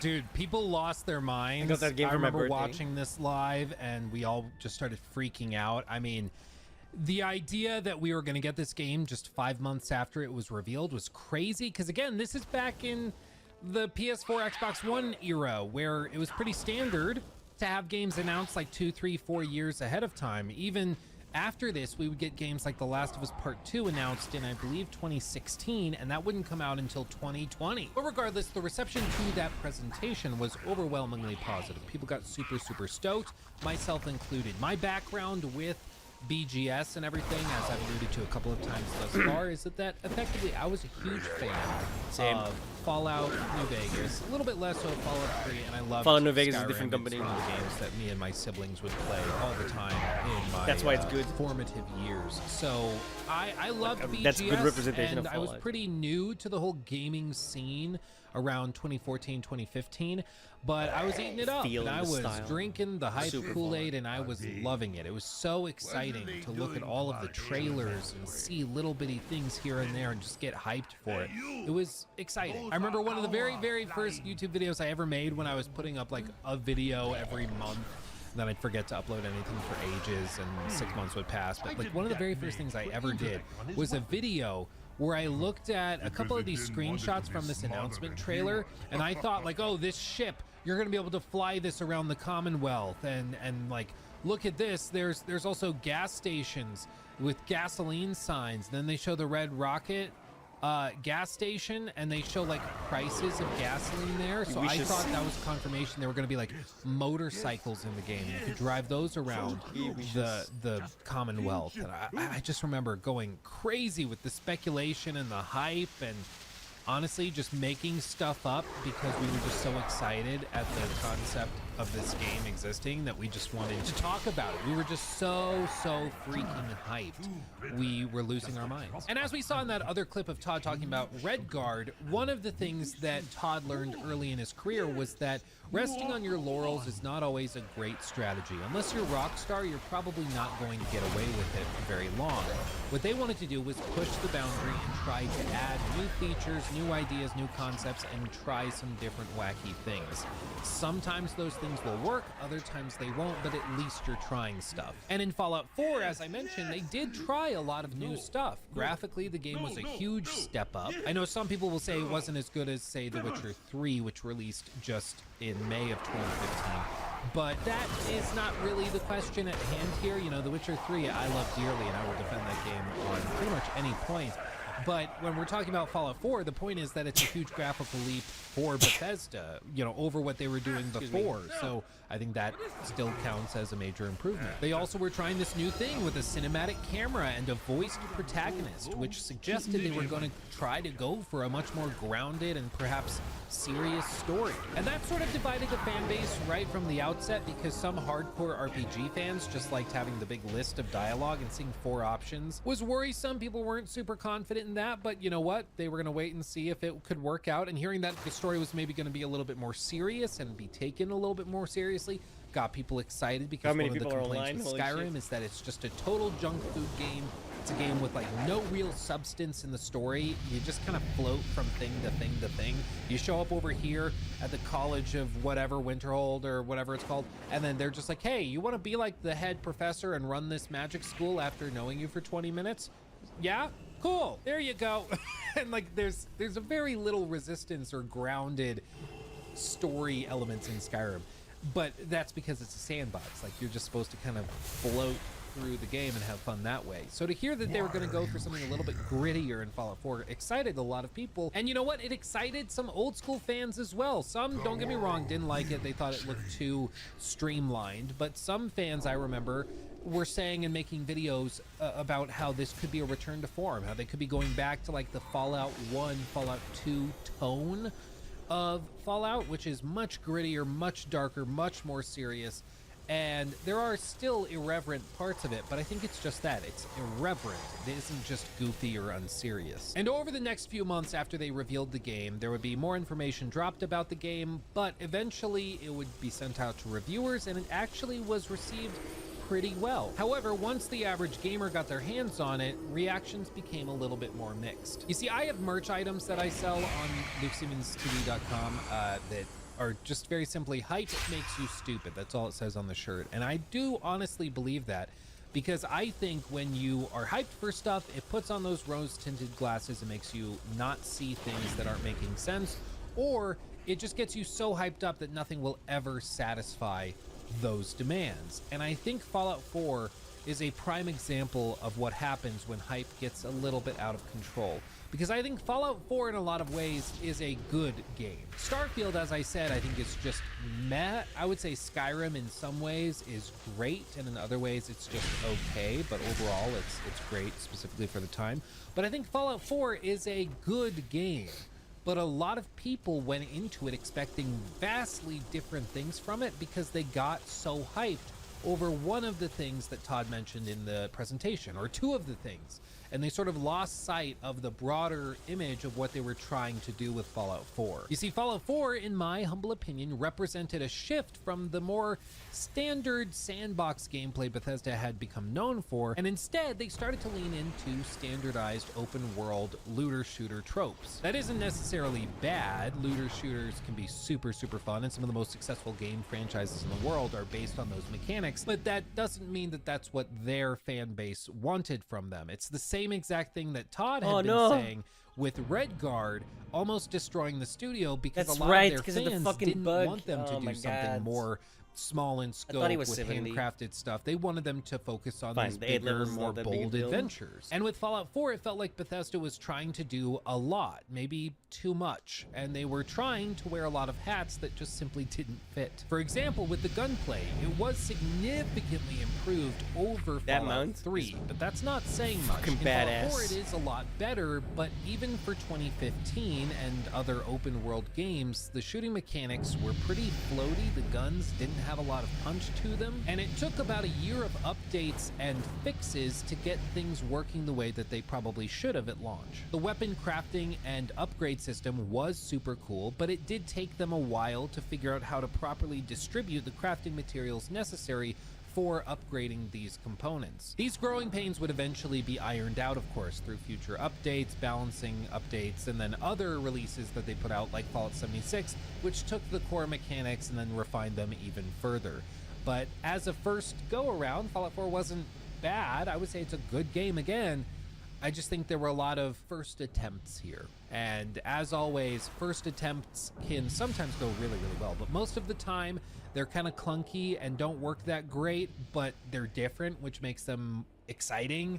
So people are into it at first, but the more they poke and prod, the less impressed they are. A prime example of that would be with this dialogue system. Giving players just 4 options for responses to NPCs initially might not seem like that big of a deal, but coming off of Skyrim and Fallout 3, and of course the predecessors to those games, the standards were lowered a lot here. Most of the dialogue in Fallout 4 basically just whittled down to you talking to an NPC, they tell you something, and you respond either positively, sarcastically, super sarcastically, or negatively. However, because Fallout 4 also marked a major shift away from free and open player agency, it also meant that regardless of which option you chose, a lot of the time, the outcome would be the same. In previous games like Fallout 3 or Skyrim, you could kill major NPCs and it wasn't that big of a deal other than the quests that they offered failing automatically. But players liked that because you could break the game yourself, and it kind of made sense. If there is some NPC in Skyrim that has a quest to give you access to some cool axe or something, if you kill that NPC, you probably shouldn't get access to that axe. It's a consequence of your actions. But when it came to Fallout 4, the developers instead wanted to keep you on much tighter tracks to lead you down pathways that they had designed and built, maybe just because they were so proud of some of the later game areas and quests that they had put together, or maybe because they just wanted to make sure that everybody saw the Institute at least once, so they needed to make sure that you didn't skip over that or kill important NPCs. It's just really, really odd, and it left a bad taste in a lot of players' mouths because they went into Fallout 4 expecting, at the very least, the same stuff they saw in Fallout 3 in terms of consequence and player agency. And a great example of the player agency being removed is with those 4 dialogue options. There were lots of times where you would be speaking to an NPC who perhaps was very distraught, asking for help finding a loved one. And you would be given a series of dialogue options that might just say something as simple as, "It'll be okay."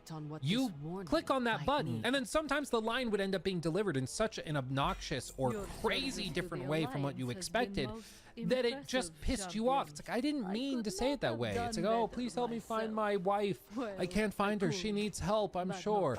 You click on that thing trying to be encouraging and comforting, but instead the line is delivered like, "It'll be okay, for sure. She's probably dead, dude." And it's not at all what you meant to communicate. That's, of course, an extreme example, but there were many times in Fallout 4 where that was a problem. And in fact, it actually spawned a mod that became extremely popular, which would remove those little summations or streamlined dialogue options and would actually replace it with the full text of the dialogue option you were about to choose. So there was never any misunderstanding of what was about to be said. Furthermore, Bethesda had done a lot of these things to try and focus on the story and make people more connected to the story, which I'm all for. I think stories in video games are one of the most important elements of it most of the time in these open world RPG type games. But to be honest, the story in Fallout 4 is bordering on nonsensical. Not only is it based off of a series of contrived events that are so painfully forced, it feels often like you're playing a linear game, not an open world RPG, but a lot of the plot twists are so painfully evident that the player is going to be aware of it well before the player character is, such as the revelation that your son Sean, who's kidnapped in the opening moments of the game, is actually much older when you find him in the wastes. I remember playing Fallout 4 at launch, and the second that you wake up and your son is stolen, your spouse is killed in front of you, and then you're refrozen, I remember being like, okay, so when we find him, he's going to be like an adult or like an old man, or he's dead and has been dead for decades. Like, immediately, we all thought that because it's so obvious. But when it eventually is revealed to the player and you meet Sean in the Institute, it's revealed like it's supposed to be some sort of ground-shaking, jaw-dropping revelation when everybody saw it coming. It reminds me of what one of my teachers in college, who was teaching a playwriting class, told me. I feel oddly empty now. The only thing worse than having no twist in your story is when the twist is bad. I think that's true of Fallout 4 especially, because there's so many times when they're trying to do some sort of cool, like, what? And it ends up either making no sense, or it just ends up being so foreseeable that it doesn't land well at all. It's just like, yeah, I was hoping there was like a double cross, like double twist, but it's just what I expected, so it's not even really a twist. Like, if you see the twist coming, it's not a twist anymore. It's just a thing that happens. Another example is a quest I've talked about a lot over the last 9 years since the game came out, and that is with the boy in the fridge. This is a short quest line where basically you can be exploring the northern area of Boston outside the city limits, and eventually you will hear a child's voice calling out for help. You walk over trying to find where the voice is originating from, and there is a refrigerator. Upon opening up the fridge, you find a ghoul named Billy. He's a child who doesn't realize he's a ghoul because he's been trapped inside that refrigerator since the bombs fell. This game, Fallout 4, takes place 210 years after the bombs fell, which means that Billy was inside the fridge for 2 centuries, yelling and screaming for help, never lost his mind or went crazy or anything, and no one ever opened up the refrigerator. No storm ever blew it over to pop it open. It never degraded or rusted to the point where it became weak enough to be opened up. It just sat there for 200 years. And when you open it up and you find Billy, you are given the opportunity to lead him back to his childhood home, which is still somehow standing. And when you go inside, his family is there, still living there because they didn't want to move away in case he ever came back. Oh yeah, there's also a little side thing here where a slaver wants access to the boy. He just wanders up to you after you pull him out of the refrigerator and wants to buy him from you to enslave him. You can sell Billy to this character Bullet, who's a slaver, and it's an option. Again, just so much of Fallout 4 is perfectly summarized in this quest because it's just so contrived that the kid's been there for 2 centuries. Nobody's ever helped him, but at the precise moment that you're helping him, a guy walks by and happens to want the child ghoul as a slave, so he offers to pay like 500 caps for it, and you can just be like, okay, whatever. If you hadn't walked by at that point, the slaver would have walked by, heard the kid calling for help, slaver would have opened it and just taken Billy away. You would have never known about it or seen it. But no, this had to happen exactly this way so that the quest could play out, because they had this idea, what if you found a ghoul who's in a refrigerator and has been there since the bombs fell? That's a cool idea, right? But to make it even worse, this doesn't make sense in the lore either. In the world of Fallout, ghouls need food. This isn't like a novel concept either. Back in like, I think it was Fallout 2, you can find a like settlement of ghouls where they're farming. They actually grow food because they need it. They don't need as much, but they do need food to survive. You might remember this guy, Harland, from Fallout New Vegas, and he tells you in New Vegas that ghouls need food and water, but they live a very long time, and it's not as important for ghouls versus humans, but they do still need it. Fallout 4's writing was so sloppy, they ended up rewriting major parts of the lore, probably accidentally. I don't think they even knew that a character in New Vegas talked about this, because they probably didn't even play it before making Fallout 4. They were genuinely surprised when people brought up kid in the fridge quest line and were like, hey, that doesn't make sense. And his very existence seems to directly contradict everything that's been established over like 20 years of Fallout games. And which Bethesda's is why, like, oh, weird. The Bethesda acquisition of Fallout was one of the 4 worst things that could have happened to OG Fallout, because they just shit all over the lore, dude. Look at the fucking Fallout TV show. It shits all over the fucking established lore. Fuck off. It's just filled with examples like this of writing that's just so sloppy. It reflects a general disregard in terms of professionalism to the lore that's been established thus far, and an attitude of like, it's almost cavalier, where they just don't feel like they need to do their homework or double check things because the players won't mind. They won't look into it that much. It's not that serious. And a lot of people, I'm sure, played through Fallout 4, hit that quest line, and just didn't really think much about it. It just wasn't that big of a deal to them. But if you're trying to get people like really immersed in the world that you've created, if you're trying to get them to take the world seriously, you as the developers and people expanding on that world need to take it seriously. It's gonna take a while. And Fallout 4, in my view, represents the first time where BGS really stopped focusing on attention to detail and started going for just flashy ideas or soundbite quest design and things that looked really cool from a quick overview perspective, but the moment that you actually tried to sink your teeth into it, you realize there's just nothing there. And I swear to God, if somebody in the comments is like, well, Luke, it's a refrigerator. There was probably food in the refrigerator that he ate to stay alive. He was in there for 2 freaking centuries. I don't think there was enough food for 2 centuries. Damn. Anyway, we could talk a lot more about Fallout 4. I could do an entire big critique of it, I bet. I've made lots of big videos on Fallout 4 before, but hey, if you want me to revisit it in a big critique, join the Patreon and vote on that. Maybe that's what we do next. I don't know, that could be fun. Anyway, the point is, a lot of people played Fallout 4 when it launched and started to feel as though they had been misled as to what the game actually was. This is around the same time that memes started to really fly with Todd Howard and his sweet little lies. I, of course, can't play the full video because the music is copyrighted and it will take this whole multi-hour video down for something so stupid. So instead, I'll just show it to you. I'm sure you've seen the video yourself. It's a viral video by Crowbycat. This is actually a re-upload. The original video went up in like 2015, I want to say. But it established a tone that would continue for years and years and years. And that is that Todd is a salesman and he's very good at that. But he will sometimes fudge the truth for sake of quick marketing points. Quotes like "you can play forever" that people jump on because playing a game like Fallout 4 forever is not a very reasonable thing to do. And so many of these quotes from Todd Howard, you can get away on technicalities. It's 12 years ago. Saying Skyrim has infinite quests. Well, yes, it has dynamically generated quests, but it's not really infinite. Like, it's the same quests over and over again. And I think any critically thinking person could figure that out. Like, when Todd says you can play Fallout 4 forever, he means that, yeah, you can technically boot up the game and it will never stop you. You can just keep playing, keep doing these settlement needs your help quests and always have something to do. I don't think anybody's expecting like literally infinite amounts of content that's unique and interesting, but I guess maybe some people are expecting that. I don't know. But then there's other quotes from Todd that are a little harder to explain away, such as saying that Fallout 3 will have 200 different endings.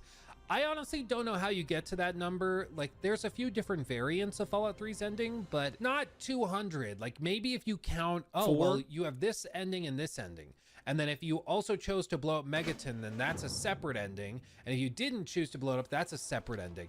And then if you didn't do anything with it and never arrived, that's a separate ending. So maybe you could really fudge it and get there.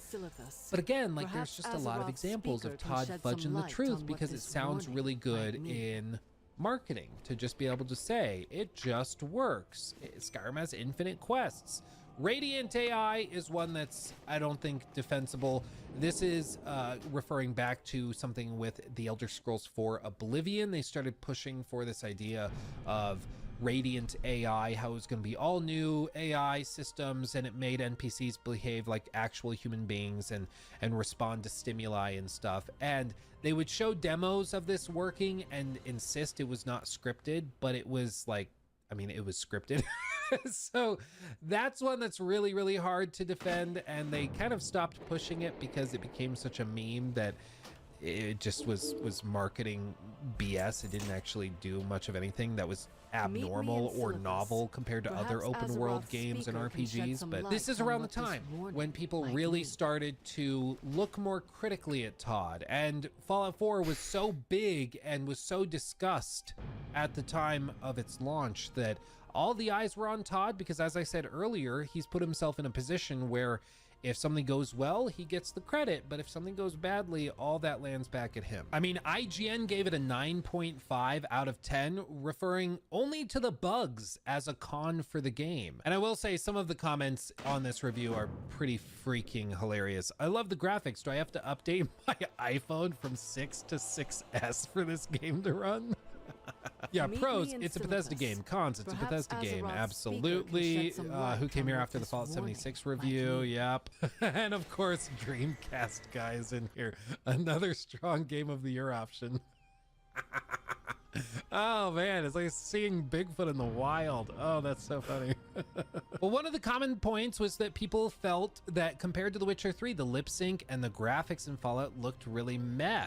And I think that this is sort of a problem with recent Bethesda releases, and that is that it's taken them so long to get games out that they end up releasing next to games that make them look woefully inadequate. Fallout 4 next to The Witcher 3 does look pretty significantly behind the technological curve, even though The Witcher 3 launched like 6 months before Fallout 4 did. And the same is sort of true of Starfield, releasing after No Man's Sky, after Elite Dangerous, releasing after Star Citizen does a huge push to distribute their game everywhere after raising hundreds of millions of dollars. All of those games make Starfield look like it's just way behind where it should be technologically speaking. Again, if these games released earlier, I think they'd be received much, much better. If Fallout 4 launched more polished in 2014, I think it would have been received way better than it was in 2015. It was simply the comparison showing people what was possible with The Witcher 3 that made them feel that Fallout 4 was just not where it needed to be. But regardless, Fallout 4 apparently was a big financial success, and that's one thing that we will see come up time and time again, is that just because public reception to something or online discourse relating to one of BGS's games is negative, that does not mean that financially it was a failure at all. In fact, there are many examples with Bethesda Game Studios specifically where there's a lot of blowback over something, but seemingly they make ridiculous amounts of money on it. It's the same thing with Call of Duty. Like, everybody hates Call of Duty, and yet they still play it and buy microtransactions in it all of the time. People lose their minds over like paid mods and say, oh, that's super toxic and unhelpful to the industry, but then people still buy it and they make ridiculous amounts of money on it. It's a tale as old as time, but just because people online are really upset about something does not mean that other people have stopped opening their Velcro wallets to spend money on it. Also, shout out to Velcro wallets, those things are tight. But about a year and a quarter after the release of Fallout 4, we got this article in February of 2017 where Todd discussed some of the future things that they were working on. As you can see right here, quote, "We've got a good number of projects on the go. We're bigger now, and we do want to be putting out more stuff. We have 2 larger projects that are more classically the scale of what we do, but even bigger. We do overlap the projects, so we're working on them at the same time, but they're staggered. I can't talk a lot about them, but I can say that they're bigger than anything we've ever done. They're a bit different, but definitely in the wheelhouse that people are used to from us." And these 2 projects that he alludes to are most likely Fallout 76 and Starfield based on what we know now, which is a little funny because Fallout 76 is not at all in the wheelhouse that people would expect from Bethesda Game Studios. Again, it's like an ambitious project, but it's not what people wanted from them. But at the very least, in this interview, Todd is saying that they're working on what would eventually be Starfield. All the way back in 2017, they were working on it, and we would find out in later interviews that they had actually begun production right after Fallout 4 wrapped up, and they really started to ramp it up while they were working on Fallout 76. Fallout 76 is a bit of a weird story, of course, because we all know how that story started and has ended at this point, but it also seems like it was a project that was very precisely timed. You see, in preparation for Starfield, Bethesda needed to do a lot of work on their engine and tools to prepare for all of the procedurally generated stuff that they were going to be doing. As a result, it made sense to have the team work on something while the engineering team was working on those engine upgrades. Just to put it really simply, with the greatest tool ever known to mankind, MS Paint, you have typically a bunch of different teams working on games. You'll have an arts department. You'll have a coding department that does all the programming and stuff. You'll have a level design department that does that. You'll have maybe an encounter design team. And then you have like quest designers that specifically do that. And then you have the writers, we'll just say like story, actually, we'll do story. And all of these teams are filled in with people that specialize in each of those fields. But the problem is, after Fallout 4, they needed to do a ton of work specifically here. This team had a lot to do, and that would leave all of these people kind of sitting without much to do, just kind of waiting for the tech to be developed where they could start working with it. So what appears to have happened is that Bethesda realized, after discussions with ZeniMax corporate, realizing, hey, we think we might want to sell our company. We need to start finding ways to pump out more live service games and games that make more money. BGS realized, hey, this could actually work out, where we go in and we work on this big live service Fallout game that people will be super excited for, and that will give us time to work on engine upgrades we need to make for our next game, Starfield. That way, all of these people can be working on Fallout 76 while the coding team works on preparing for Starfield. Lines up pretty nice. Of course, they also had some engine work that they needed to do for Fallout 76 because they had to get the creation engine working as an engine for an MMO, basically. And so there was a lot of work that needed to happen there. And presumably they were doing a lot of that in the middle of Fallout 4 after they started really polishing that game up. They just decided to have the team go and start working on that. But the point is that they were able to break up the teams into these different projects so that they wouldn't just waste time. I haven't been in the city in 25 years. Nothing. But don't you worry, we'll get back to Fallout 76 in a little bit when we talk about the marketing cycle for Starfield and how Bethesda responded to Fallout 76 and how that potentially changed Starfield in its final form. But before they get to the point where they can announce Starfield in 2018, they have to start putting it together, which brings us to part 2.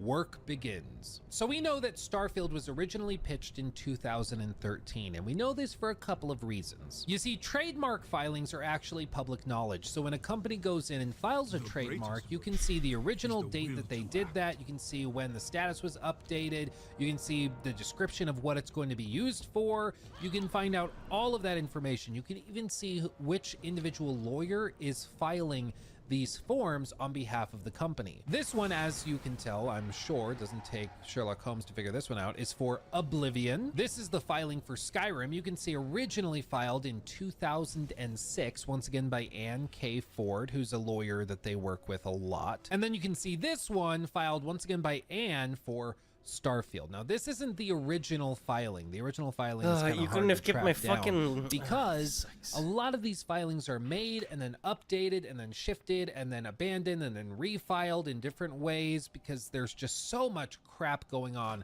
with making sure trademarks are protected and preserved and all of that. But what happened is back in 2013, there was a filing for Starfield underneath ZeniMax, and it was filed by Ann Ford again, which some eagle-eyed reporters and journalists spotted back in the day. You can see this article from April 1st, 2013 at 7:05 a.m. by Eddie Makuch, not sure. This article is titled ZeniMax Entering Starfield?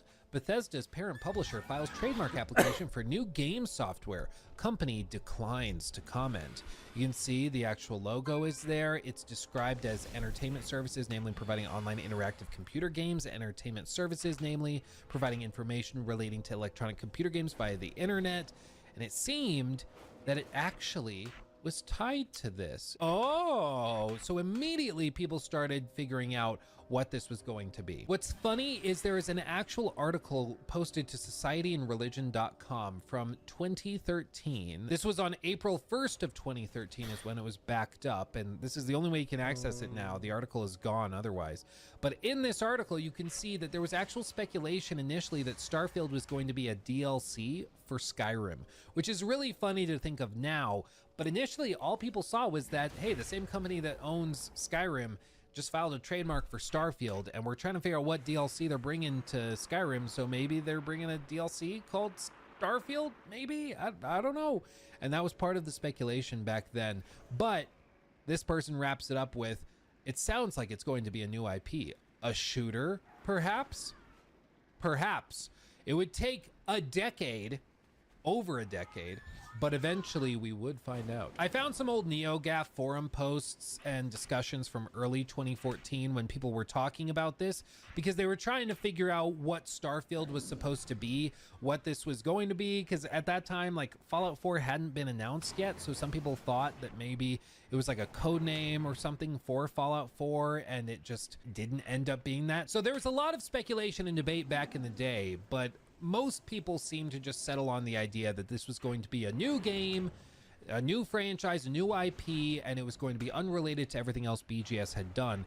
And it was going to take a while to see the light of day because it presumably was coming after Fallout 4, which had been heavily rumored itself. But it wouldn't take long until leaks started popping up. This is a collection of some screenshots. These leaked I believe initially in 2018, and they were of screenshots of a build that was claimed to be much older than that. So it was presumed that this build was maybe like 2016-17 is my understanding, and it showed what of course now we can recognize to be Starfield, but a very, very early version of it with the settlement building systems and like this sort of modular system for building out settlements, and of course the player character. And when people saw this, for whatever reason, I don't know what it is, but there's just a vibe that Bethesda games have. Like, you just see them and you kind of know that that's a Bethesda game. That's a creation engine game, you know? Somebody much smarter than me probably knows what the terms are or what the giveaways are, but there's just something about it where we saw this and we're like, yeah, that looks real. There's no way that this is fake. And there were so many of these screenshots that people were like, yep, checks out. It's really, really impressive to see how far the game came and how it started here, you know, in these little screenshots that leaked. It's also funny to read these comments of people saying, it's just the early testing area, but that endless black void is very spooky. I hope we get some good Lovecraft dungeons again, sprinkled around with some cosmic horror. Uh-oh, you might not be that impressed with the final product, sorry. Now, I also went back and watched a bunch of interviews that Todd gave around 2013 and 14 to see if he maybe let slip something about this new project. And he never really did. He'd give little interviews where he might say something coy like, we're really excited for the future, or we're waiting for technology to catch up to our ambitious ideas for future games, and stuff like that, but really nothing of substance. I did see one interview that I failed to save a link for, and I can't find it again, but basically the journalist asked Todd if they were working on a Star Trek game, I think implying that maybe Starfield was going to be the title of a Star Trek game. And that's because back in 2010, there was an article posted to Kotaku by Owen Good describing how Bethesda once pitched a single-player Star Trek RPG that was never actually greenlit. You can see here it says, before making Fallout 3, Todd Howard and Bethesda Software I'm not actually pitched sure a sprawling what to do now. single-player RPG set in the Star Trek universe of the Shatner Captain Kirk era, Howard told Kotaku Talk Radio. They say, appearing on our call-in show earlier today, Howard said at one point Bethesda did have the rights to Star Trek games, acquiring them after Activision's license expired and some of its projects transferred to the Maryland-based studio. One it published was Star Trek Legacy on the 360 and PC, developed by Mad Dog Software, but not by BGS. Quote, nothing was developed internally, Howard told KTR. There was a pitch to do a big Star Trek RPG, but we were doing other things. We made Fallout. We can't do everything. And Todd even said, I agree. I want the big Star Trek RPG that you go out and explore the universe, Howard said, acknowledging that Atari's upcoming Star Trek Online fits the bill too. And that actually is a deep cut and something that I think would have been relatively interesting. I mean, imagine if Starfield had ended up being just Star Trek, but made by Bethesda Game Studios. That could have actually done really well, because I think one of the problems with BGS is that they're not that great at writing their own lore. They're really good at breaking lore, but writing their own they seem to struggle with. Because a lot of the time it seems like they're good on usually building upon the foundation of what was set up before. Elder Scrolls, of course, is a multi-decade old franchise, so they can build on that. Fallout, that's a multi-decade old franchise. They can build on it. Starfield, they've got to start from scratch. And as we'll get to later, they kind of struggled to make the universe of Starfield interesting or unique or enjoyable. But building a game in the Star Trek universe could have actually been kind of cool. But evidently, of course, Starfield was not a Star Trek RPG. It was its own thing. But as I said, we know that the original pitch for Starfield came in 2013. And we know this because Todd Howard sent a memo to his staff in 2023, right before the release of Starfield. And he did this to kind of recap everything and be like, hey guys, we did it. Let's enjoy this release and just kind of rally the troops. But in it, he also tells the story of how they actually arrived at this point from the very outset. You can see here, this is a leaked copy of that memo. He said, quote, I knocked on Robert Altman's door. Got a few minutes? Sure, said Robert Altman, who, by the way, was the head honcho in charge of ZeniMax. He's the one that, like, built it up, sold it to Xbox for $7 billion and then passed away, I believe, from a gallbladder surgery that went bad in early 2021. It really is kind of heartbreaking. Like, imagine building up a company and then selling it for $7 billion and then passing away before you can buy a mega yacht with that money. Like, it's heartbreaking. I don't like, it's really tragic. It really is. I'm not joking. Apparently Robert Altman was a very, very nice guy and really knew what he was doing, but he passed away in like early 2021 and never got to see kind of the fruits of the labor, which is really sad. But anyway, not to bring this whole video down, it was early 2013. We were developing Fallout 4 and Skyrim was still enjoying enormous success. I was there to pitch him on our next game. It would not be a sequel to our current games. He looked concerned, but a grand space RPG and our first new IP in over 25 years. He looks curious. It would delve into creation and the search for our place in the universe. Where do I buy the A engineer? slight twinkle. You would explore the galaxy in ways only video games can do, and it would be called Starfield. Sounds fantastic, he said. Robert would be the very first to believe in us, no matter the situation. Our path to creating Starfield would be a long and winding one where we made other games along the way. Fallout 4, Skyrim Special Edition, Fallout Shelter, Skyrim VR, Fallout 76, and Skyrim again. The core development from 2020 to 2023 saw enormous challenges in our lives, a global pandemic, Robert's passing, and becoming part of Xbox. It's incredible to be at a moment where Starfield is finally launching this week. It only exists because everyone else believed as well. We've been supported for decades by everyone at ZeniMax, all doing their best work yet. Special thanks to our publishing teams who aim to create not just another release, but something that would capture the minds and inspire gamers everywhere. And to our partners in QA who had the difficult task of testing a game where anything can and will happen. And thanks to Jamie Letter and our admin and HR teams who supported everyone during the most challenging years any of us have faced. Of course, there is Phil Spencer. His support of every game and every player has been unwavering and fierce. Joining Xbox brought us closer to so many we had worked with for over 20 years. I cannot imagine a better place to create games where the diversity of studios, creators, and games are allowed to flourish. This support came from the entire Xbox leadership team in all areas of publishing and dev support. Special thanks to the magicians at ATG whose spells and incantations help make this our best performing game. And most importantly is the team I work with at Bethesda Game Studios. It's an incredible blessing to be surrounded by so many talented and inspirational people every day. Moments like this make you reflect back. Some of us have been together for decades. Some joined more recently, but everyone has the same passion. I could not be prouder of their continued dedication to create something truly special. And lastly, a huge thanks to all of you within the Xbox and Bethesda family. Your enthusiasm and encouragement have meant the world to us. Creating this game has been one of the most challenging and thrilling experiences of our careers, a journey we'll never forget. And as we come to the end of this chapter, we pass it along to you. Each of you is receiving the game with early access and can begin playing this Friday, September 1st. But since it's one global time, you can actually play Thursday evening. Thanks, New Zealand. We hope you get a chance to play and that your journey is as rewarding as ours. All our best, Todd. All of that to say, the game was originally pitched in early 2013, and after Robert Altman gave the heads up and the green light to go and actually make it happen, they got that trademark filed, giving them exclusive access to the name Starfield, so they never had to change the name or alter it, because apparently that was one of Todd's big sticking points. He wanted it to be called Starfield, full stop, no exceptions, and they were able to lock that in. And over the next few years, they would finish up Fallout 4, they would create other projects like Fallout 4 VR, they would do things like Fallout 76, of course, and many versions of Skyrim, but when the time was right, they would start early pre-production on Starfield and eventually expand into full-blown production. But it all had to start with the creative minds at the very top of the heap.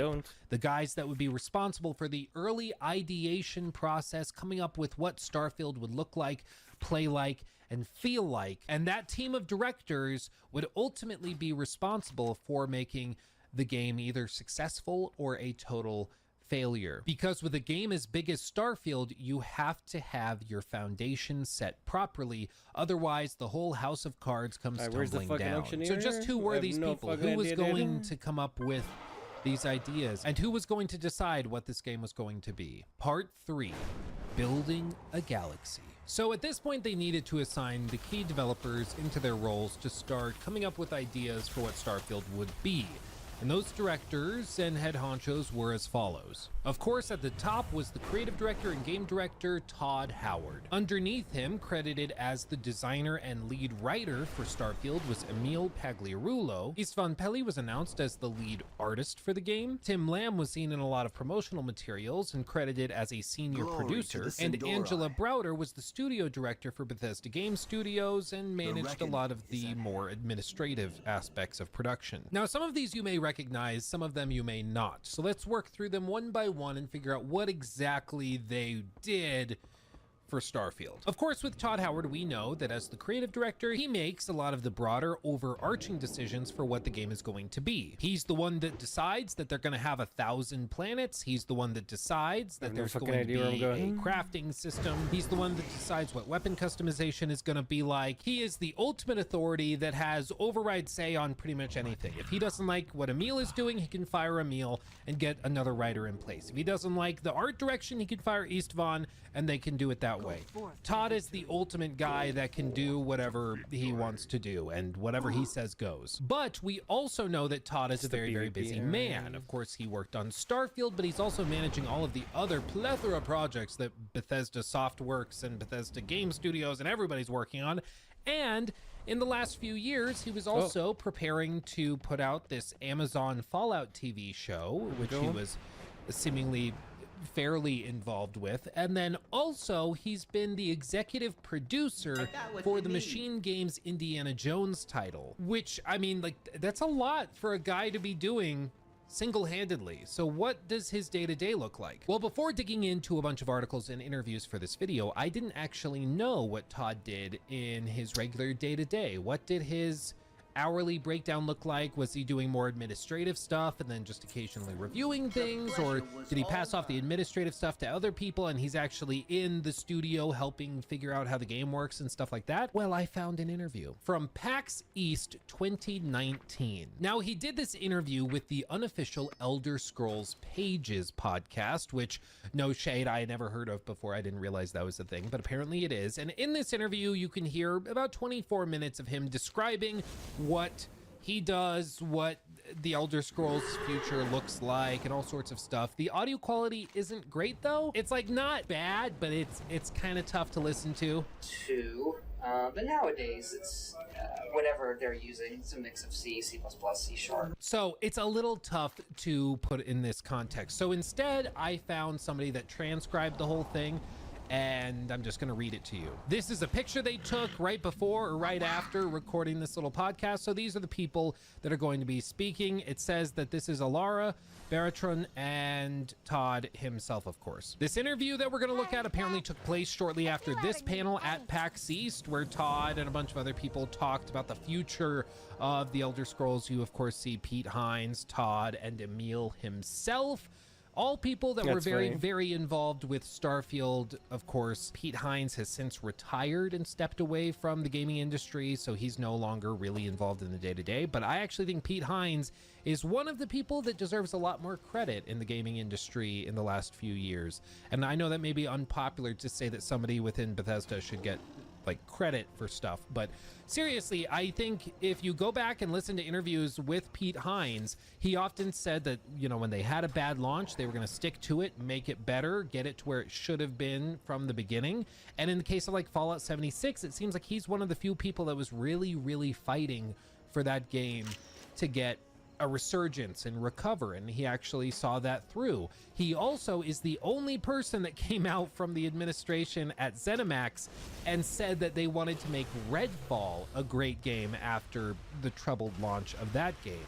And after he retired, it was just a handful of months later that they announced, of course, that they were shutting down the studio and that Redfall was going to be effectively abandoned.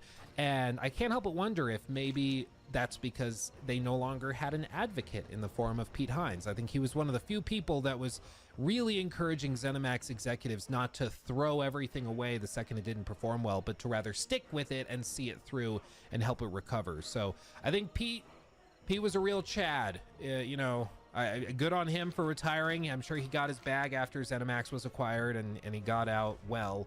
But yeah, he's one of the OGs, been around forever. Anyway, going back to this interview, they actually did a whole series of questions on his day-to-day work-life balance and what he does during the day. Now, granted, this was 2019, and Todd said that full production on Starfield kicked off in 2020. But after Fallout 76 launched in 2018, 2019 was seemingly a time of deep pre-production on a bunch of different projects, including Starfield. So I think that this is still a pretty good indication of what Todd was doing during the production of Starfield. Baratron asks, what does a typical workday look like for you? Todd winces. If that's a difficult question, what do you do once you get to your office or desk? I actually love interviews and questions like this because I feel like a lot of executives, what they do during the day-to-day is so amorphous and mysterious. Horses don't fly? It's No, like, they do fly. What Sorry. does Elon Musk do in his day-to-day? Who knows? Like, what does Todd do? What does Miyazaki do? What does Kojima do? It's just a mystery. You never really understand. So actually getting to ask somebody, hey, what do you do? Like, what do you even do all day? It's just, it's cool. It humanizes them and makes you perhaps appreciate what they actually do, because they're not usually just sitting around doing nothing. A lot of the time these guys are at the top of the heap because they're workaholics. Todd says, usually when I get in for the first hour, I'm kind of firefighting. What are the hot issues and walking around seeing people. I try to limit my meetings to from like 11 a.m. to 4 p.m. So I have this pocket early in the day and I tend to work late afterwards. Personally, on Fridays, I don't schedule any meetings so that I can catch up on my week. But I tried to spend as much time as I can looking at the game with whoever's doing that part of the game. And that's us having conversations about it. So what's working, what's not working, what are we trying to do? And it's a lot of people, so it's definitely changed from me sitting down and designing something on my own to working with a lot of people, but that makes it much better. And this jives with some of the reporting that's happened over the last like 6 months or so, as some former and current developers over at Bethesda Game Studios have come out and said that at BGS, a lot of the final say still lands on Todd Howard's desk. So if you're working on an underling team, you have to go get your manager or supervisor sign off on whatever you've just put together, whether it's a piece of maybe the weapon customization system and you think that this is really good, but they have to sign off on it before it gets locked in and you move on to your next project. Or maybe it's designing this level or this set piece or this quest or whatever. They have to get their manager's signature, but that manager doesn't want to sign off on anything until their manager has told them that that's what they want to see, and they have to wait until Todd gives the signature, and Todd is so freaking busy and is only doing like 4 to 5 hours of meetings a day, so he just can't meet with that many people. Bear in mind, BGS is like 450 people, and there are satellite studios across the country and even in other countries, and there's also been reporting that they had other developers helping them, people at Machine Games helping them tighten up combat and stuff like that within Starfield. So there's so many moving parts. Todd realistically probably has like 3 hours a day to actually review things.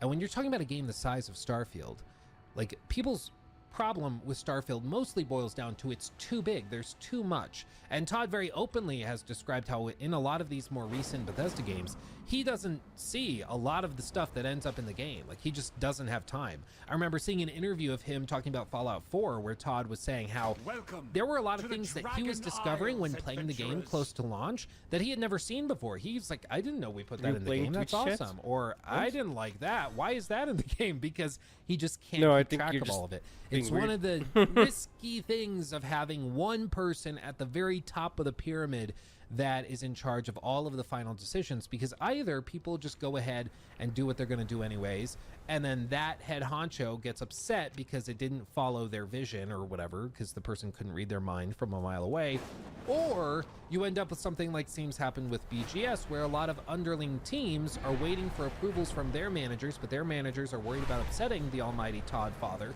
so they have to go and wait till he gives approval and looks at this project, and it just creates a ton of red tape and bureaucracy that slows down development or just leads to things not working properly, which is going to come up again. Alara asks, is it pretty much everything that you're looking at? And Todd replies, I look at every game. So some of them I'm more involved in depending on the phase of it. So I'm more involved, say, with Starfield because it's a new thing than other things. When we were doing the combat system for Blades, it was a very new thing. That was me with the people doing it, tweaking how it felt right under your finger, things like that. So it depends on what we're doing.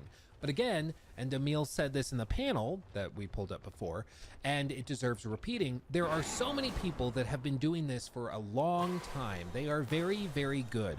The average time over in the studio in Rockville is over 10 years. That's an average person. They really know what they're doing, and they bring so much to it. It's amazing. And I think at this point I should also mention that in those reports of former employees and current employees over at BGS that have been frustrated with some of the red tape and stuff in the company hierarchy, all of the ones I've read about and the people that have reached out and spoken directly to me under condition of anonymity have said very good things about Todd. They say he's a great guy. He's wonderful to work with. Everybody's complaint is that they just wish they could work with him more. And if anything, Todd doesn't want to be the last say. He doesn't want to have everything funnel through him, but ultimately a lot of designers still go to him and wait for his approval before doing things because they respect his opinion and his perspective so much. And that's something that is, like, I guess sort of a good problem to have, because it means that you have somebody that the team really can rally behind and believes, like, if Todd said it's good, that means it's really good. So we got to wait for his approval. I get it, but I don't think it's that manageable when you're talking about a team that has grown significantly. Bear in mind, Skyrim was put together by like 110, 120 people. That's how big the studio was.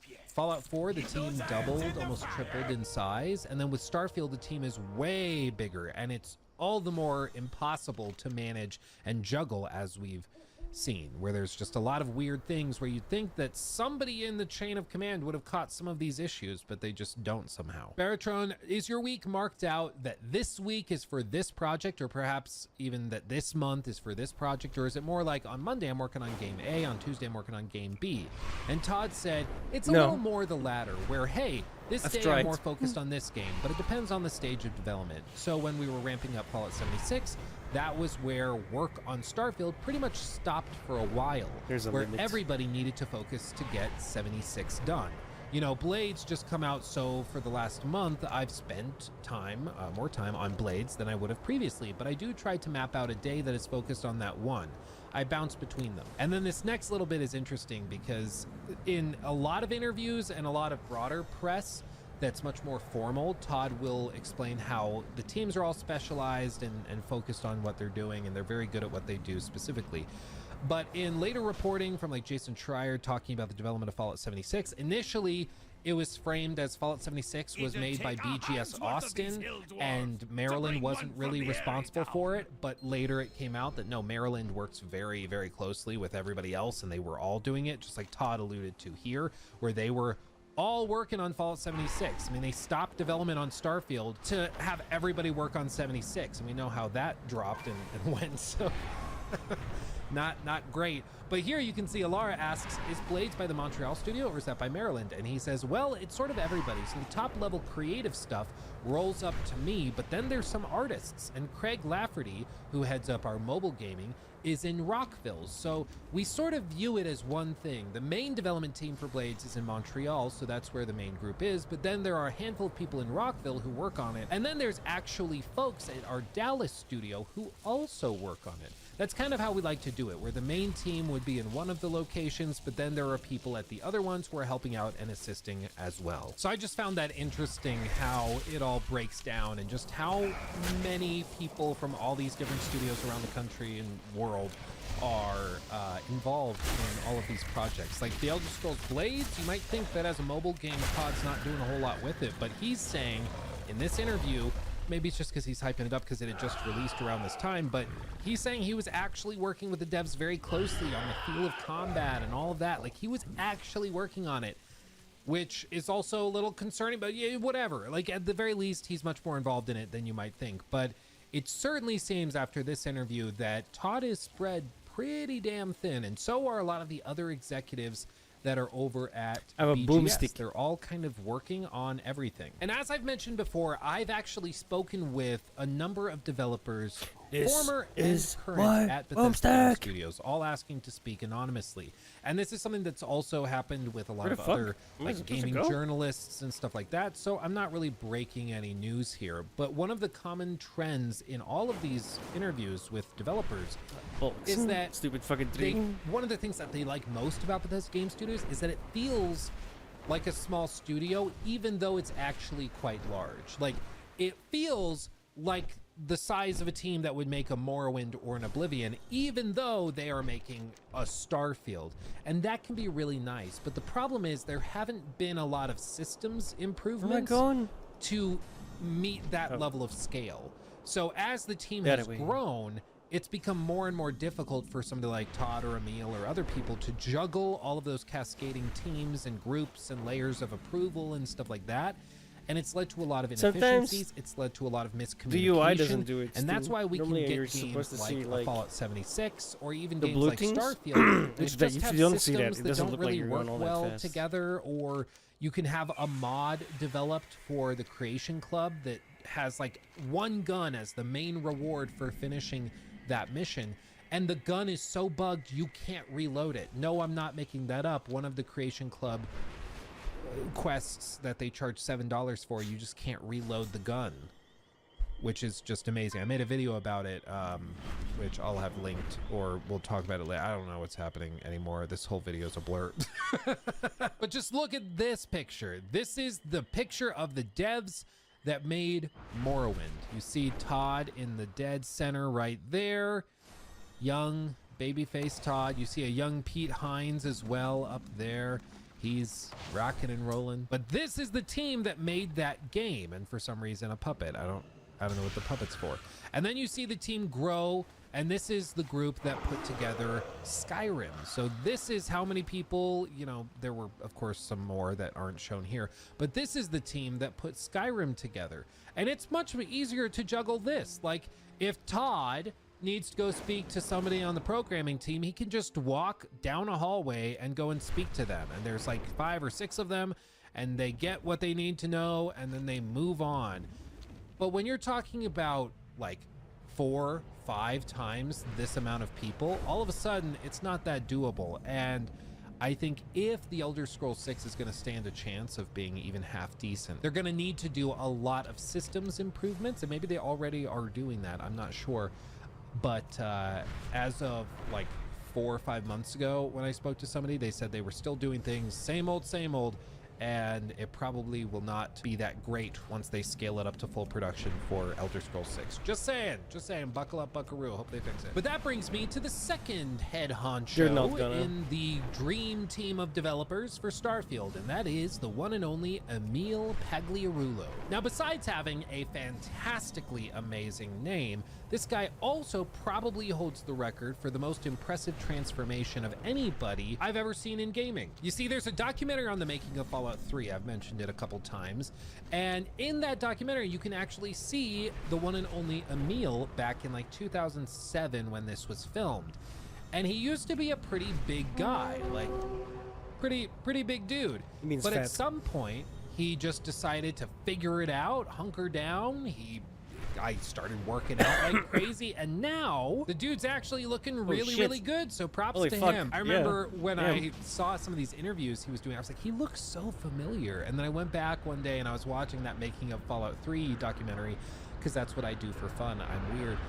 And I saw him and I was like, oh my God, like, wow. Like, that's not a, no pun intended, that's not a small transformation. It's really not. No. Props, dude. Now, if you search Emil Pagliarulo on YouTube, you're going to find a number of videos that people have put together that basically roast him as being one of the major problems with Bethesda Game Studios. A lot of people say, yeah, it's Todd's hubris and sweet little lies, and then it's Emil's writing and philosophies that hold these games back. And I think that's a little reductive. But I agree in sentiment with some of the notions that have been put forward. You see, I mentioned earlier the Billy in the fridge, whatever quest line from Fallout 4, and I brought that up because I think it's a perfect encapsulation of a lot of Emil's writing. A lot of the time, you can tell that they just started with like an idea that they thought was kind of fun, And then they just went with it. And even though somebody might have raised their hands and been like, hey, this doesn't make sense in the lore. You can't have a ghoul locked in a refrigerator for 200 years. That just doesn't work. Ghouls need to eat. That's already been established in the lore. You would think at that point, the writing staff would go, oh, you're right. It is established that they can't do that. Like, they need to eat. So let's rewrite this and come up with something else. I guess in that case, the quest line just doesn't work. I guess we'll just have to think of something else. And they would rework it until they found a way to make it work. But Emil just says, screw it! And what's even more bizarre is that he will write the story in a way where there are characters that have their own thoughts and opinions on what should and shouldn't happen. And then they put you in a position where you want to push back against them, or where you want to get them to do something according to your desires and what you want them to do. And they immediately go back on whatever that NPC's motivations are, or what they would actually do as a character, simply because the writers wanted you to be able to do this cool thing. Sorry, that is extremely vague. What I'm building up to is this clip that went viral 8 years ago. This clip, you can see, was uploaded November 16th of 2015, and it's just titled Bethesda Writing from Cactrot.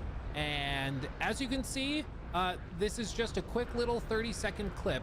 And the context of this is that this lady over here, I'm going to keep it vague in case somehow you haven't played Fallout 4, but at this point the game is a decade old. I don't feel that bad for spoiling stuff.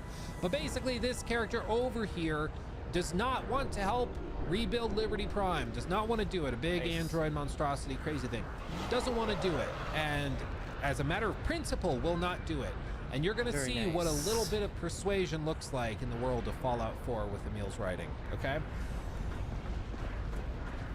If you're here to talk me into working on Liberty Prime, you can forget it. That is extremely clear. You can forget it. She's not going to help you. She's uninterested. What changed your mind? Nothing changed my mind. I promised you I'd return to the Brotherhood, and I've kept my end of the bargain. That makes sense. She's not going to help rebuild it. She kept her end of the bargain. Yep, nothing will change her mind. Do I need to remind you why you made that promise in the first place? No, that won't be necessary. Tell Proctor Ingram to get her scribes ready. It's going to take a hell of a lot of work to get Liberty Prime back online. She just immediately... Oh, God, dude. You can't make this up.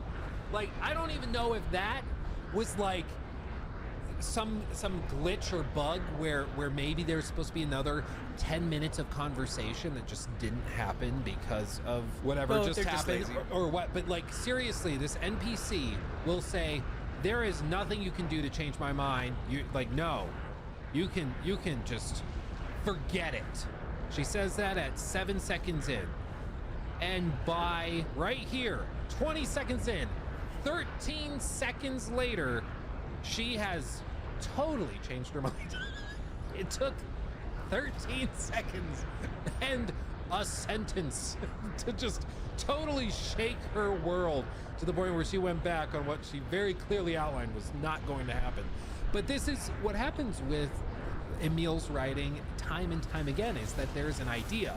We want the player to be able to rebuild this giant, cool, badass robot because we think it'll be really cool to be able to like charge through Boston with Liberty Prime. That'd be cool, which is true. It would be cool. And then he just decides, well, we have this character, Dr. Lee, that doesn't want to help with that and has her own narrative reasons, but the player needs Dr. Lee to rebuild it, so let's just have her rebuild it. Like, all of those deep character motivations and things, forget it. Just if the player gives even a little bit of pushback, we'll just have her flip on a dime and go along with it. And I think this goes back to a quote that I've heard Emil and Todd mention many, many times, and that is that they want to say yes to the player as many times as they can. And listen, in concept, saying yes to the player makes a lot of sense. If you're gonna play an RPG and you want to do something crazy cool, saying yes to the player is probably a good idea. If you're playing Baldur's Gate 3 and you want to try to do something crazy like pop an invisibility potion, crawl up behind the final boss, fill their pockets with gold coins, and then hit them with a weapon that greatly increases damage for the number of gold coins they have in their inventory at the time of the attack, you should try to say yes to them, which, yes, was a thing that somebody did against Raphael in Baldur's Gate 3. This is a video from Knobfire. I'm not sure if they're the first one that did it, but they snuck up behind using a potion of invisibility. They snuck in a ton of gold into his inventory, and just watch this. Okay, 41,000 gold, and they have an item that increases the damage from certain attacks based on the number of gold coins that they have in their possession. So you can see right here. Done. Problem solved. Like, that's all it took. That's all it took. So saying yes to the player in those contexts absolutely makes sense, and I'm not gonna hold that against anybody. Yes, saying yes to the player is a good idea. The problem is that saying yes to the player doesn't mean that you should then give up all consequence in the rest of your RPG, which is what Emil tends to do. If a character has reasons not to do something, for you to go against their motivations to give the player ultimate say on anything and everything, that's not really an RPG anymore. That's just like a weird sandbox where the player can just override anything and everything. Part of narrative role-playing games is that sometimes what you want is not possible because of other things that you wanted and did. For example, in The Witcher 3, if you try to romance both Triss and Yennefer, they will eventually find out, and then you don't get no poontang. They both leave, and you are left all alone and very sad. But I guarantee you, if Emil was writing The Witcher 3, God, can you imagine? You would be able to get with both of them 15 times to Sunday, and then everything would be totally fine, and nobody would have anything to say. The two characters would meet up and probably be chummy together, because there's just no weight to anything in these stories. And when people heard that Emil was going to be involved with the production of Starfield, a lot of people kind of sighed and rolled their eyes, because what I've seen in a lot of these video essays is that people feel that Emil is a fine writer in some contexts, but he's probably not the guy that you want crafting your main story. He's really good at side content. In my opinion, I think that's where he really excels. But when it comes to the main story, in the previous games that he has done that, the main stories have been quite lackluster. You can see in Fallout 3, he was credited as the lead writer for that game. He actually did win a 2008 GDC award for best writing for that game. And then he wrote Skyrim, so he did that. The main story for Skyrim that somehow, I was talking to my wife, she's played Skyrim for I don't even know how many hundreds or even thousands of hours at this point, and she's never finished the main story. She's like, it's just not interesting, so I just do all the side stuff. It's just crazy. But that's not the first time I've heard that. I've heard of other people that have played Skyrim for hundreds of hours and have never seen the credits actually roll because they just don't find the main story interesting, which is really, really funny to me. And if you know anything about Fallout 3, you know that that's a story of a kid, the player, going and searching for their father. While their father does all sorts of cool stuff, you just get to chase him around and follow literally in his footsteps, which is a bold choice for a video game narrative, but regardless, for 2008, people seem to like it. And then with Fallout 4, he did something really novel and crazy, and he took it so that instead of you being a child chasing your father, you became a father chasing their child. Really wild. And I am a personal believer that if you want to have the best time with Fallout 4, you actually should ignore the main story almost entirely 100%. Beyond just getting to certain key checkpoints in the story for certain unlocks. And then you should focus entirely on the side content. You gotta get to the really excels. I seriously think one of the reasons that I was so negative towards Fallout 4 for so long is because I was trying to play it like you would play a New Vegas or even a Fallout 3 to a certain extent, and you just can't do that. If you do that, you're gonna have a bad time. Because frankly, the main story is like, you thought the Billy in the fridge quest line was contrived? Well, baby, the main story in Fallout 4 is real contrived. Again, this isn't a Fallout 4 video. If you want to see that, again, join the Patreon and vote on it, because I could ramble about Fallout 4 for days. Yeah, you thought this video was long? Oh, baby, buckle up for that one. But with all that said, Emil Pagliarulo was going to be a designer and head writer for Starfield, which is a big deal because this was their first new franchise in 25 years. I've no doubt that Todd had some broad strokes ideas of what he wanted this world and universe to be like, but Ultimately, the story, the factions, the characters, the premise for the campaign, all of that stuff was going to land on Emil's shoulders. And those are all things that I would argue are his weak points. Oh no. That, my dear friends, is called foreshadowing. Moving on to Istvan Pele. Istvan is actually an incredibly talented artist who's worked on everything from The Elder Scrolls 4 Oblivion as the lead dungeon artist, to Fallout 3 as a lead artist. He worked on Skyrim and Fallout Shelter in art direction. Fallout 4, he was the lead artist. And in Fallout 76, he was the art director. And then Starfield, of course, he was the lead artist once more. This is the guy that designed the overall look of Starfield, the NASA punk vibe, as Todd Howard said. So you know how like Starfield as a universe feels much more like the Millennium Falcon than it does like Death Star, super clean and crisp sci-fi? That's mostly because of Pele, who was responsible for all of the art direction here. He would decide what the general tone was going to be like, what the look, what the vibe, what the feel was going to be like. And so from the moment you see the first trailer or even that initial announcement teaser showing the little satellite thing with the sun and then the warp as a ship travels through, all of that, this guy. Tim Lamb is also known as Visor Guy. I don't know if that's what he's also known as. That's just what I call him, because in every video I've ever seen of him ever, he's wearing a little visor thing, which is kind of cute. This guy can be seen in the making of documentaries for some of their previous games as well. He's been there forever, and it seems previously he was working mostly in QA, or quality assurance. He was in charge of finding bugs and fixing them. Presumably because he was doing such a good job there, he was promoted into a different position as a senior producer on Starfield. Now, one of the running gags with producers is that nobody knows what they actually do ever. It's one of those titles where it's like somebody tells you that they're an investor. That could mean that they like buy stolen cars and then flip them, or it could mean that they buy real estate in Midtown Manhattan. It could mean anything. And so what his exact role in the game is or was, I really am not sure. I've tried to do digging and find interviews from him specifically. I've even gone as far as looking up his LinkedIn and trying to dig into connections and stuff to see what he was doing. But there just is not much of anything. Like, there just isn't. You can see he was at BGS, listed as senior producer since September of 2011.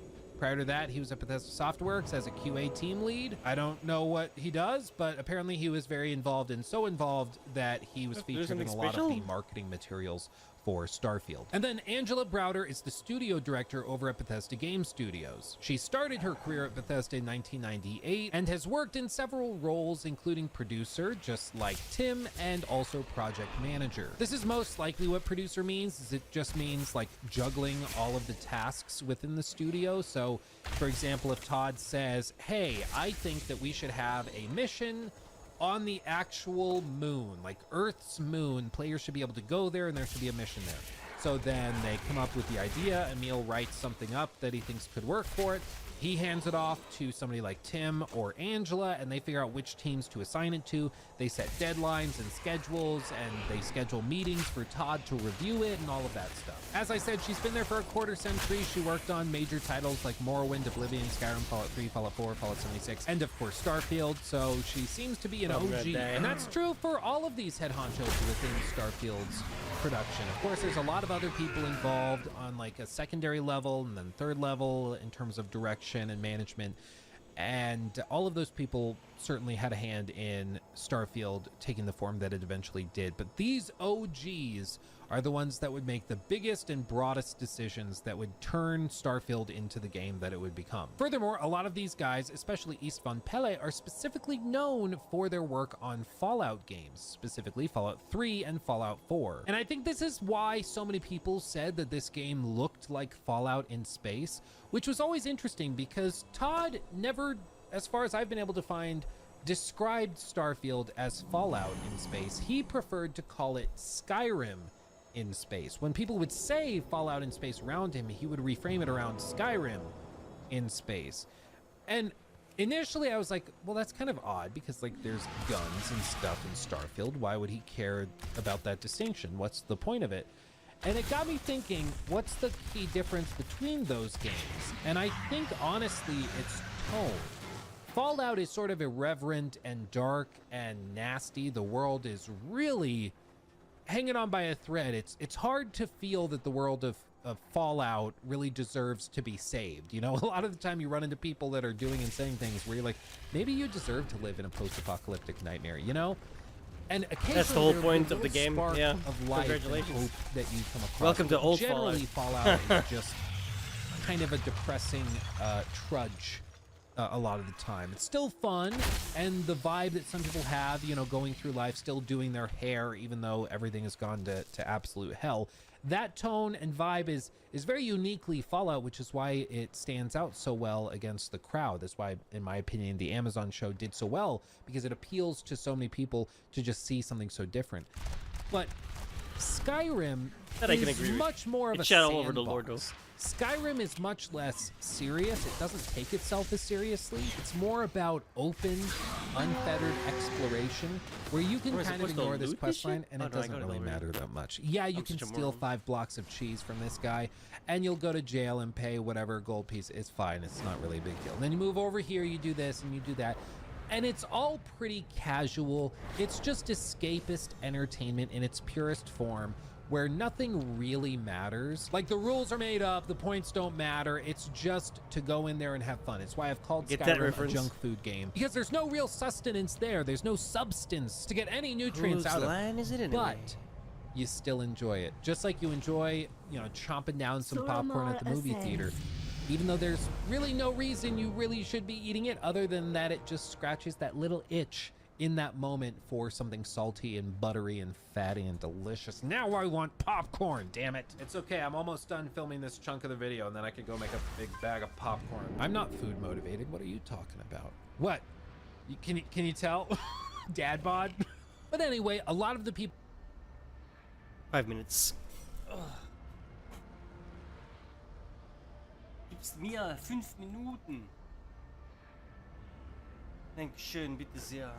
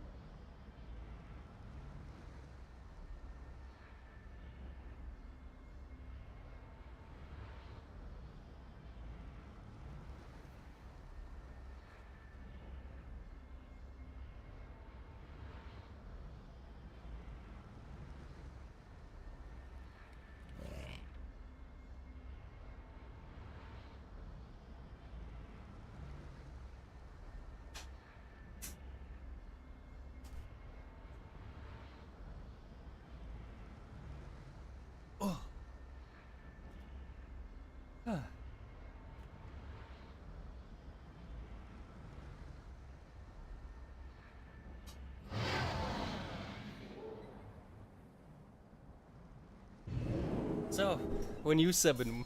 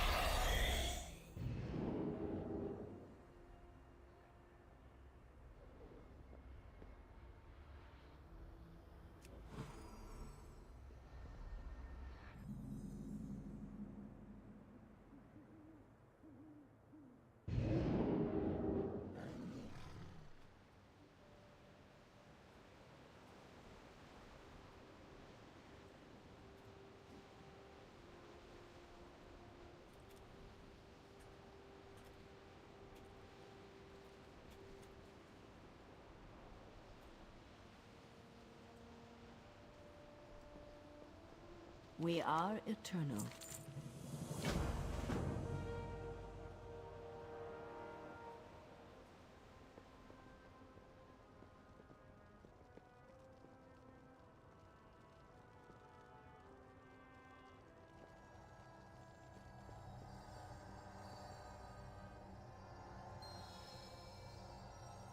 wow.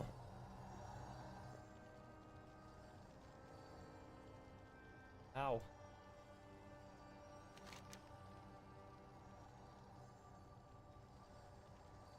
Huh?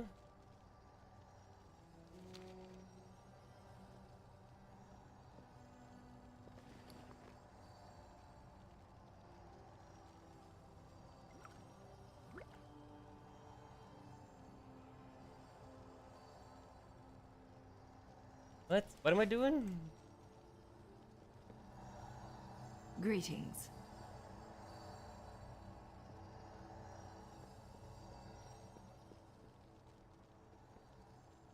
Bro, some explanation would be nice.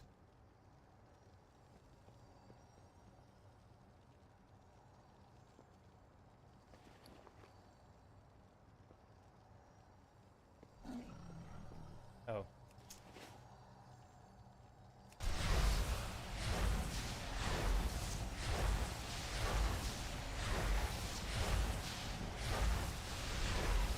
Keep forgetting those red things, like the extra skills. It's in a place where I never really looked either, so kind of annoying.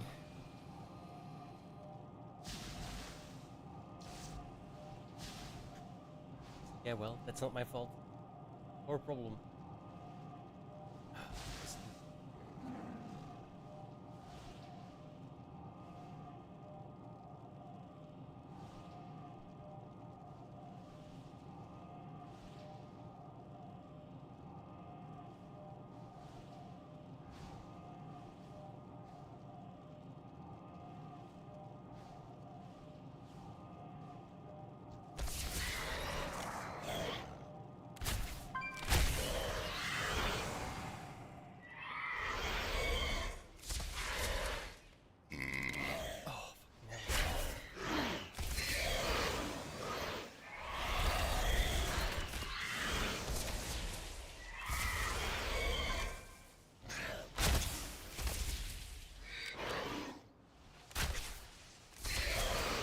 People working on Starfield had worked on everything they had done before, but they specifically wanted to frame this as Skyrim in space. And looking back at the game now, I totally understand why, because exploration and the stories in Starfield are much more Skyrim than they are Fallout. But I don't think that that was really communicated well. Telling people Skyrim in space, that just makes them think, oh, so open exploration in space. That's all people will really think of. They aren't considering like the tonal shifts. They aren't thinking about the stories and the quest lines and the characters and stuff. Even though that is all part of Skyrim in space, what you're trying to communicate with that, I just don't think that does enough. And so it led to a lot of people expecting Starfield to be a little bit more grounded, a little grittier, have more serious stories, have characters that have more problems and are frankly more interesting, but instead they went for more of a laid-back casual vibe. But anyway, we'll talk about that stuff a lot more in the coming parts. So with the designers selected, now they could actually start work. And the early development of Starfield and other big AAA games was previously mostly tied up in speculation or interviews with developers who later left the company and were able to speak freely. But in September of 2023, shortly after the game launched, Todd Howard actually did an interview with the Academy of Interactive Arts and Sciences, which is a YouTube channel that has a podcast called The Game Maker's Notebook.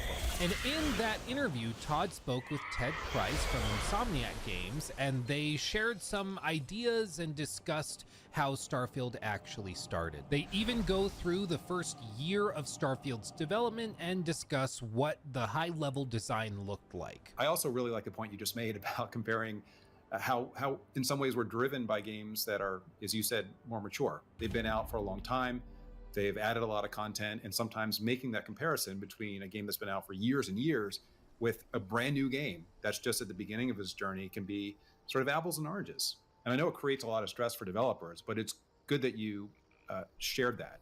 I think we all can maybe feel a little bit better sometimes. Yeah, it's impossible to compare because you can't like go back in time.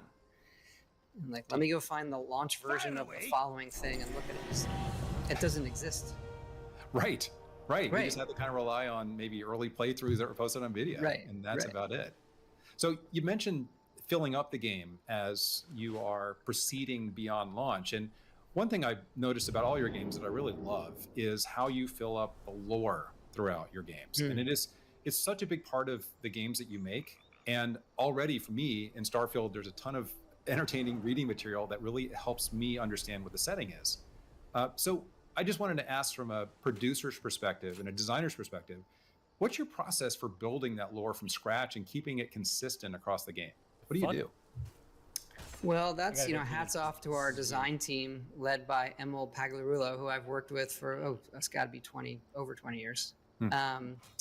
And it's one of the things that he starts with is, and we talk about, what's the feeling of the universe we're building? It was awesome with Starfield because it was brand new for us. That's the other thing with it. We wanted to do something new. We had done a lot of Elder Scrolls and Fallout, and we love those worlds. But when you're starting from scratch, it's an entirely different challenge and exercise. I'm having so much problems lately, man. That you get to do in the studio. So it kind of starts with Emil in building out. Here's the universe that we're playing in, and he and I talk about that. Istvan Pele as well, who's the art director on the project, brings a lot to that in terms of look and feel. And then our designers are also our writers. So they start filling out a timeline. How did the universe get to where it is? In our version of it, what happened?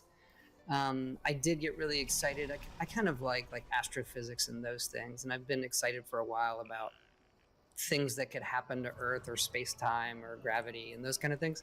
So we put some of that in. But really, they spend a lot of time filling out this world so it's believable. Then you end up writing backstories. You put those backstories into books. And so those are initially good fodder so that the quests feel real and we have things to refer to. And then just over time, again, this was a project that took many, many, many years. You're filling that out so that when you step into the game, you feel like it's something, it's almost like a series that existed before. Yeah. And so that's really great to hear. Is that something that happens immediately, or do you start somewhere else when you begin development? We start with a number of things. So the initial stuff starts in the beginning. That's just the high level, What are the themes of the game? What year are we set in? What's the vibe? What's the tech level? What does it look like? So usually we start with, like many games, start with concept art. We also do music. It's one of the things I like to do early on. So I usually, almost always, and it's not like prescribed. I don't have a list of these things, Ted, or it's just I don't know, the nature of it. Start with concept art, start with music, start with the HUD. What does it look like? What's the game look like when I'm looking at it, playing it? Interface, I think, tells a story for a game, just in how it looks. And I like to say that I can go on a good UI rant. Not rant. Please do. Segue, I think UI UI is being like the party host. You know, it's like the menu when you go to a party. Someone's like, "Oh, let me take you around. Let me show you this. Can I get you a drink? How about this? This is over there. This is over here. This is this person." So like, good UI is a great party host.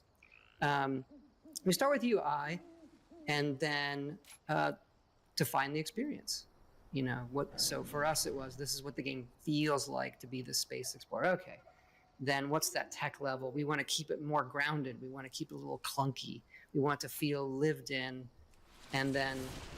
Okay, what year do we set that in? We spent a lot of time on other science fiction universes and what year are they set in and how did they get there? And realize they're all over the place.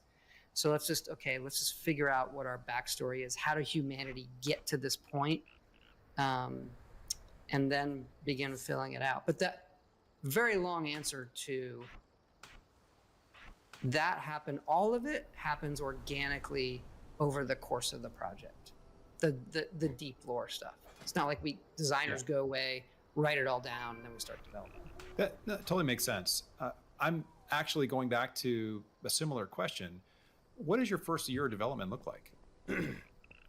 Usually we build kind of a first playable prototype. We do that design work, right? We're doing the concept, the music, the basic interface, what it looks like, and we'll want to tackle some design and technical risks in that first year, make something we can put our hands on and play. So for Starfield, it was the planets, like the notion of outer space.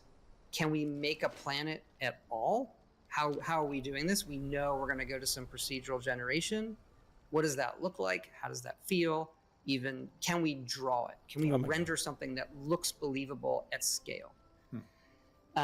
And the ship combat, because we had no notion of that. So when we did outer space, we started on the ship stuff very, very early. And we're able to use what we had previously had initially for on the ground, right? We have walking around on the ground, we have guns and those kind of things. So we were able to use what we had. We weren't really developing that as new for a while. Yeah. And then at the end of that, we have something we can play that has a little bit of a visual look. Again, it's very clunky. Wouldn't want to show it to anybody. It's very but it has enough of like, this is the vibe of this game, and here we have a deeper understanding of the technical risks in terms of these big new systems. So for you as a game director, how do you evaluate objectively what's delivered at the end of that first year and say, yes, this is great. No, this isn't. We need to cut this. We need to focus on this. What's your approach? Well, we do it as a team, obviously, and you want to know how far you have gone, how settled you are, what things you need to go back to, and what's good enough, because then you need to jump in and start planning. You're heading toward a larger chunk of the game, like a vertical slice, we call it.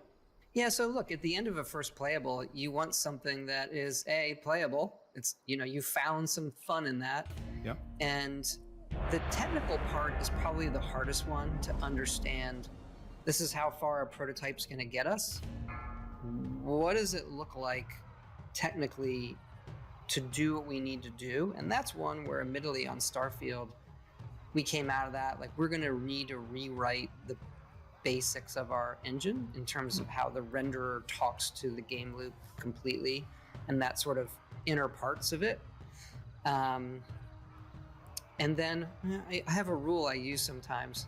I don't know is the best rule, let me say this, but I do like it, which is somebody comes to you, you're looking at a problem or a pitch or a system or whatever, maybe it's an entire game. And then you ask yourself, if that took twice as long and cost twice as much money, would I still do it? And if the answer isn't yes, you probably shouldn't. And that doesn't mean it's going to be take twice as long, but it does let you check how important is that to you? How confident and driven are you to pull it off? And so when someone comes, the answer in development is always, that'll take 2 weeks. So I'm always like, if that takes a month, do I still want it? And if the answer is yes, I tell them, go ahead and do it. So, and often it's done in 2 weeks, but you know what I'm saying. Yeah. But a lot of times it's not. So that's kind of one of the rules that I personally use. I love it. That's an excellent rule. So were there any big decisions where it was, hey, this will take a year, and you were thinking to yourself, okay, if it took 2 years, should we actually do it? I mean, most of the game ended up in that situation. Okay. I think like the engine work was a big one. We did a lot of things in there. The animation system. We just did so. Our issue was we did so many of them in this game. From I could go on and on. The planet one was probably the most complicated in terms of not knowing how we were going to make it fun for a long time. Did a lot of experiments. How big is big enough? How much is so much space that you're bored when you're landing on a planet? And dialing that in to an area that we felt would feel good, that did take us a long time. Involved making a lot of different types of content as well. And then all the technical decisions in terms of the system. It's called the PCM, the Planet Content Manager, that lays those things out on a planet when you land.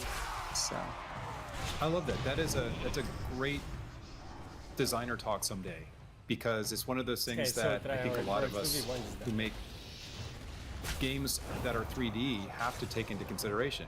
How is this space going to be interesting, and how do we balance that against the time we have and the detail we can put in, right? And this feeling of that it has to feel like a real space. So I love the fact that you're bringing that up and that you all put so much effort into it. It shows in the game, because it does feel really cool. When you land on a planet, you feel like you're there for a reason, and you're immediately drawn to whatever's sitting out there in front of you, and then kind of peeking over the horizon in the distance. Yeah, and I would say we still, though, like that's a pocket of the team, and then most people are still on the things you expect from us. Like we're building cities, we're building quest lines. So it's not that we wanted to replace one with the other. We're trying to do both, because we know, like, we want to land on planets. We want that experience of like stepping out and like, okay, what am I going to find? What's going to be here? I do think visually, that moment is really important. Like you have it in your head when you think about a game like this. The ship's going to land. I'm going to step out, and there's the horizon, and there's a gas giant or the star. I think those kind of things visually, they motivate you as a player. Part 4. The design document. So a game design document is where a game is outlined clearly, usually on paper or a PDF file, and you can see what the game is supposed to be from its very earliest stages. So for example, here is a design document that is from 1994 for a little game that would go on to be known as Diablo, you might recognize. As you can see here, it outlines a role-playing game. You have to destroy the devil himself. They outline all of these different things using our dynamic random level generation system. Rooms, corridors, traps, treasures, monsters, and stairways will be randomly placed. So after you read this document, you can get an understanding of exactly what the game is going to be like. They even have little charts and graphs. You know, left clicking on an item or creature will cause the character to move next to it. If already adjacent to an item or creature, left click causes the character to interact in the appropriate way. Trade with shopkeeper, attack a creature, open a chest, etc. Right clicking will cast the readied spell in the indicated location. Arrow keys will scroll the map independently of the character. They break down the whole game so you can read this and know what the game is going to be like. That's at least the idea of a design document. And one of the reasons that this is important, they even have, you know, a whole breakdown of initial development schedule. So they have the idea of putting this whole game together in 12 months. That's outrageous, that's crazy.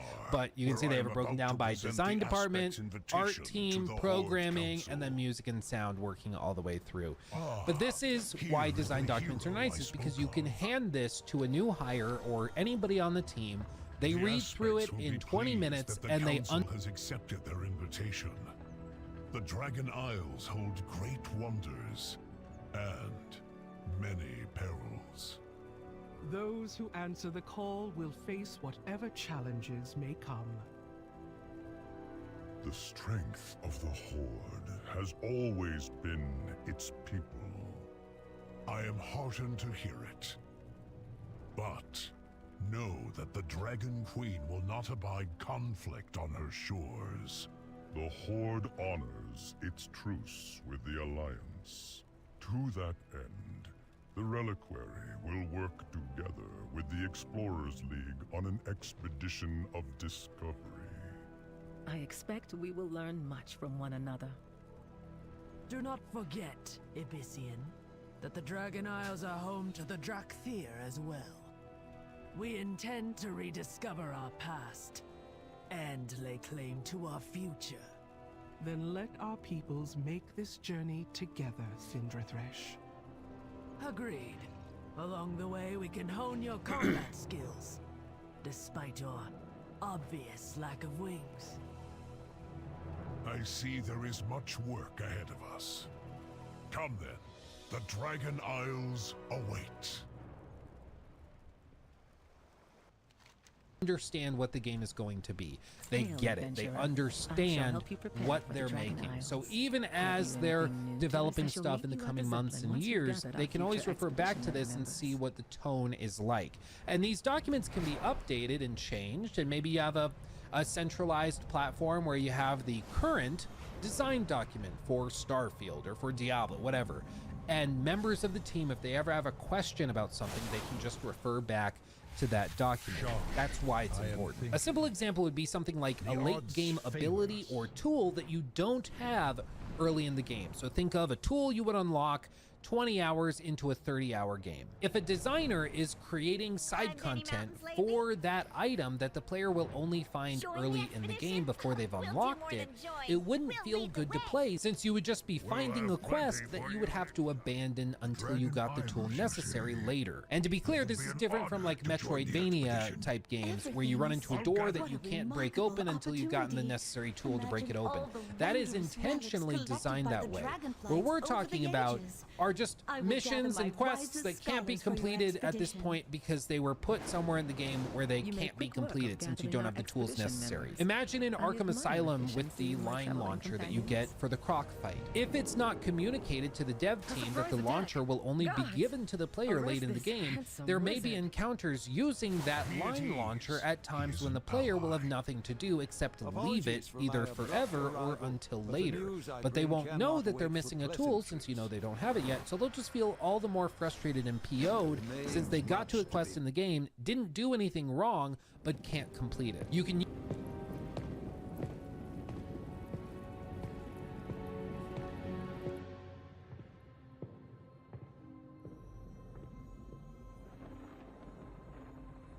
I did not expect to see you again so soon, my friend. After you'd answered the call of the Isles. Something has happened, Khadgar. Something terrible. Kalikos. Tell... It all happened so quickly. And Rathian, young as he is, bravely or perhaps foolishly tried to stop it.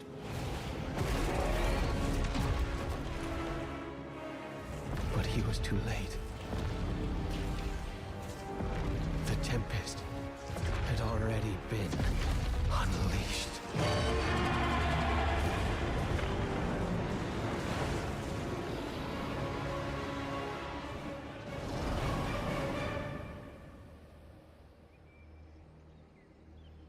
She let me live with a message. They are coming to cleanse the world of the Titan's stain.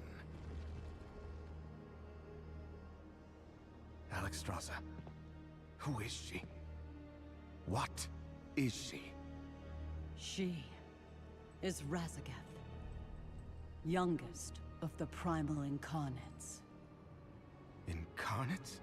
4 dangerous adherents of the elemental forces. At the dawn of the aspects, our flights embraced the Titan's gifts. They did not. The war that followed was unimaginable. And it took all of our strength combined to banish them. If they were so dangerous, why were they not destroyed? I hadn't the heart to do it. We were once as clutchmates. Time, it seems, has not quelled their fury. And look at us. Should she free her kin now, we haven't the strength to stop them. And if Iridicrum's hunger is unleashed... Then we have no choice.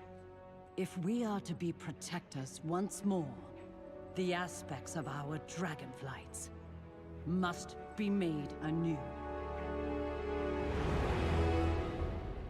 Our queen is determined, Khadgar. But we've only just begun to find who we are again. And I fear that without help, we may never get the chance to see our future secured. This is the last match, by the way. Dragonflight.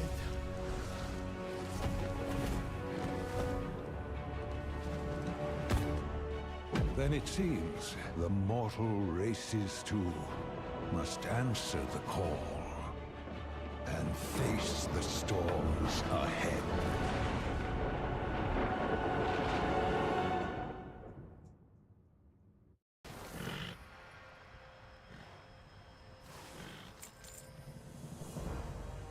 The expedition Zeppelin shouldn't be too long now. Please, chat with your fellow explorers while we wait.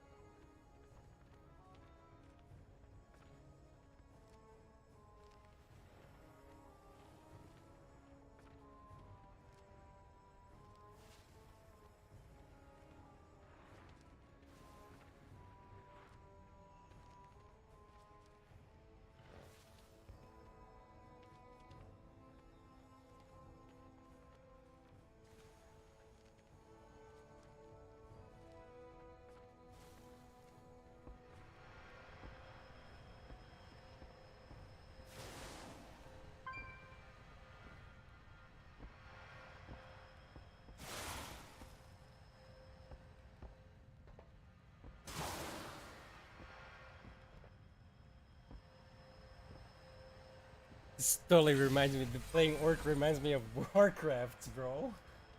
So much.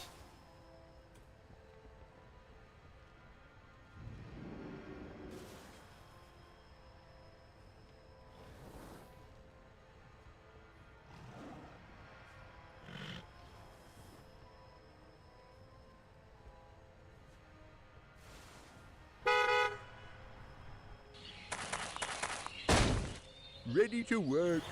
Righto.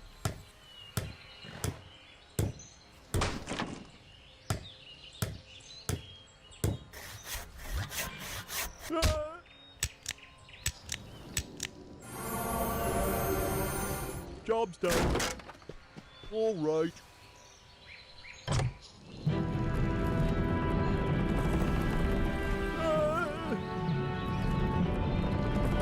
Build more farms. What?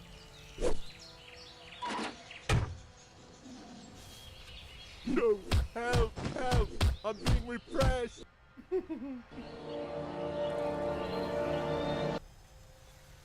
It's not the right one though. This is the one. Use the promo code CARBOT at checkout. Manscaped, the perfect tools for your family jewels.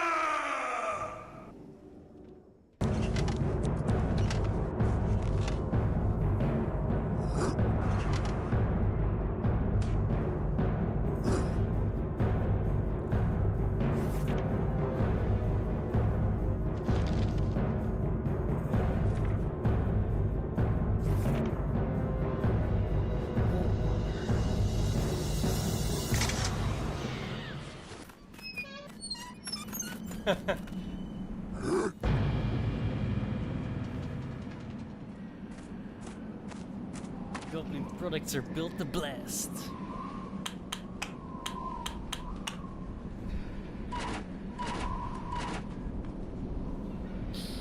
So true, bro.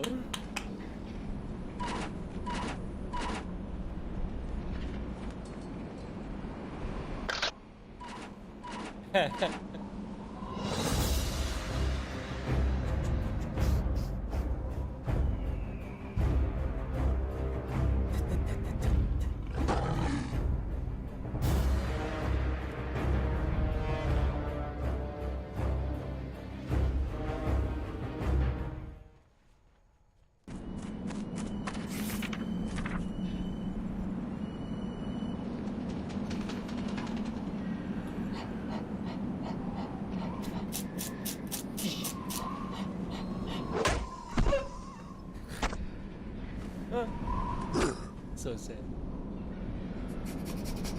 Adventurers, we shall depart for the dragon. Defiant dragon scale in all its smoky glory. My friends. Finally, I could have flown there and back again by now.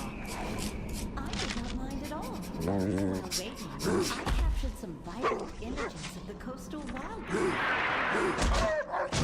Plenty of pictures in the dragon aisles. So many new species to document. And maybe get eaten by.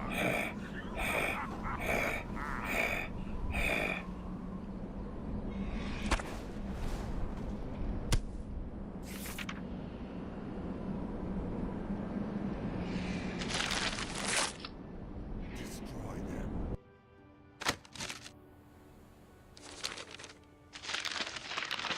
Slay them all. Destroy them.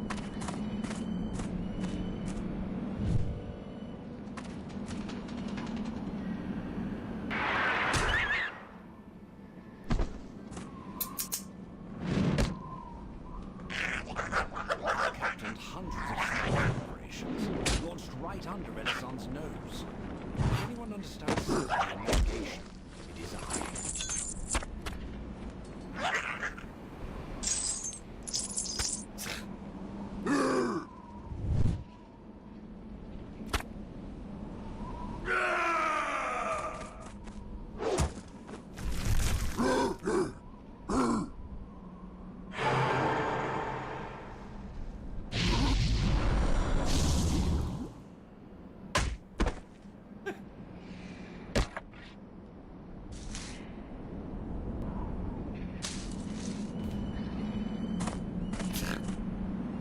It's so good, dude. Come on.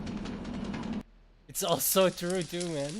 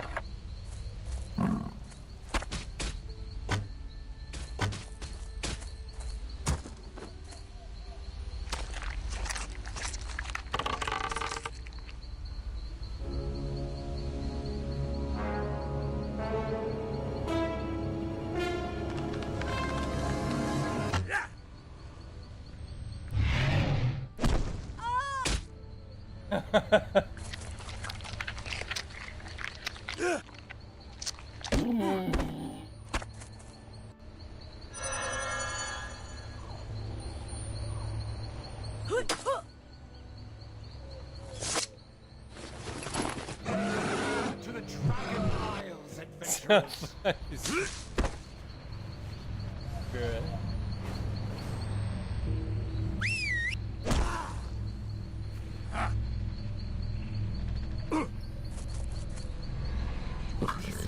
The adventure of a lifetime.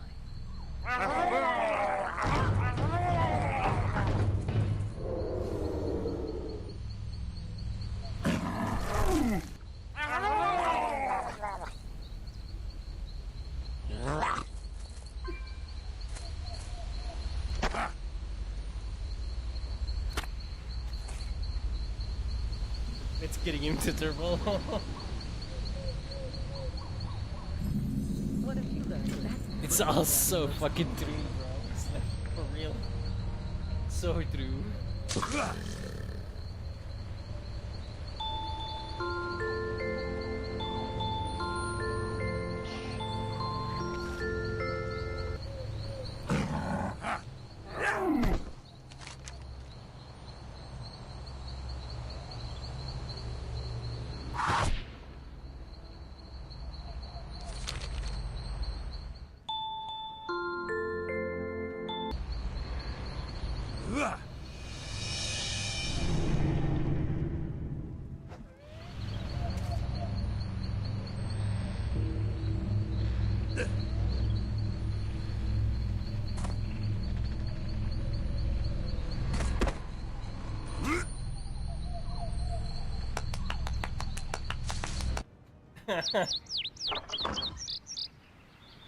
To battle!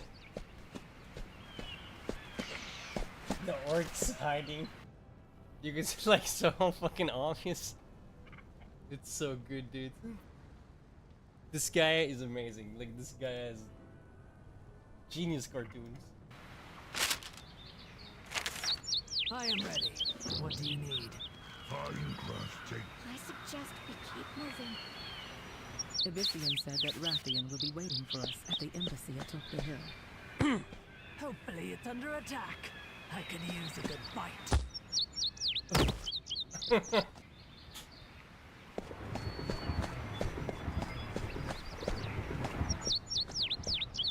Who remembers this place? Excellent.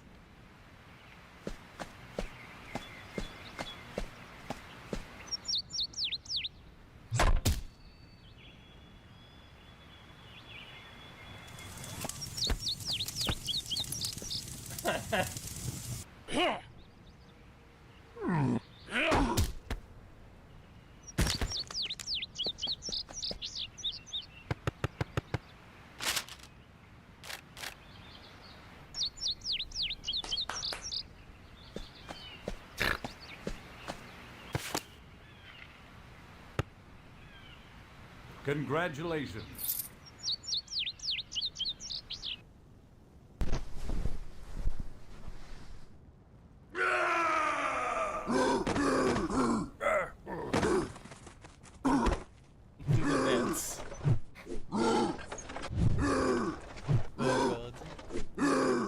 My head's like hurting from the smile.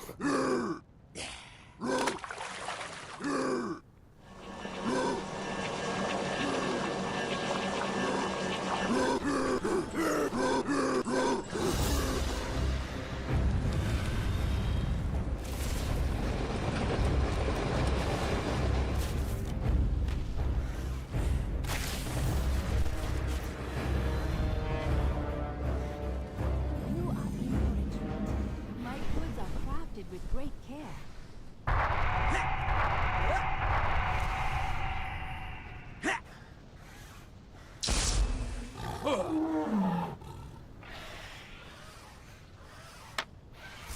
You are worthy. Thank you. You are worthy.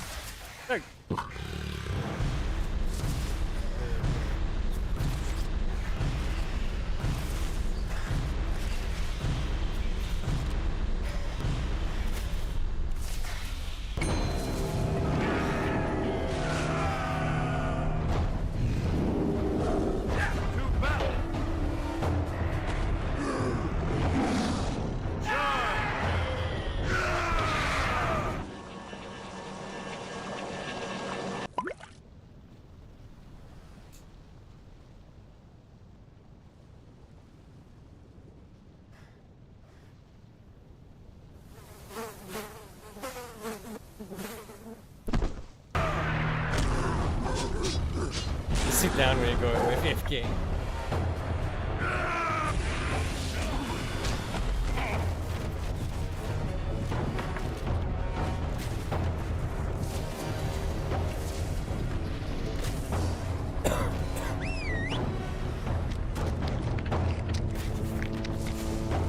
Scenarios. Hey, I got that one.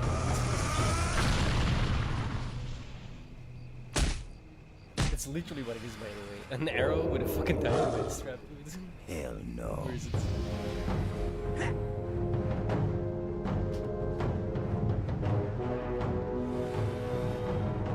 It's not even in the list.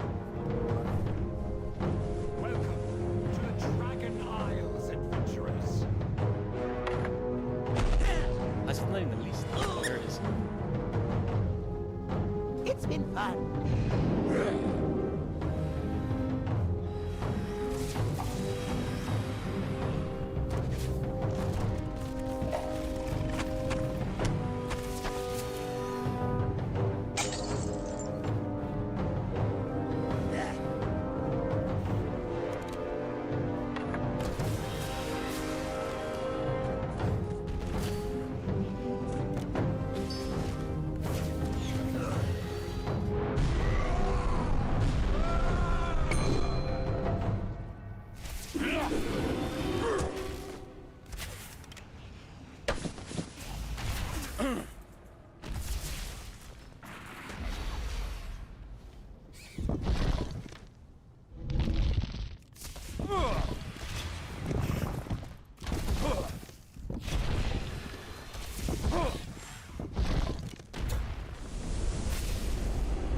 Totems were so much more OP classic world. Oh my god.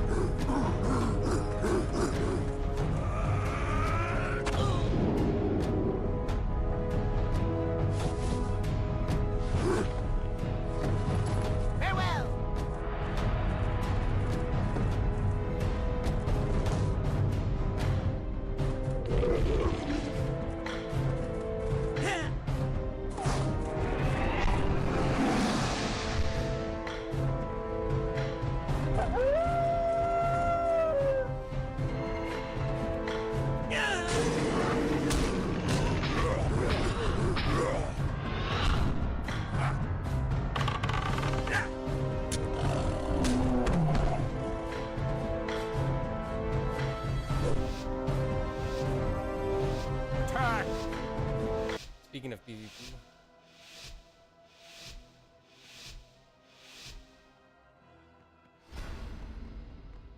Wonderful.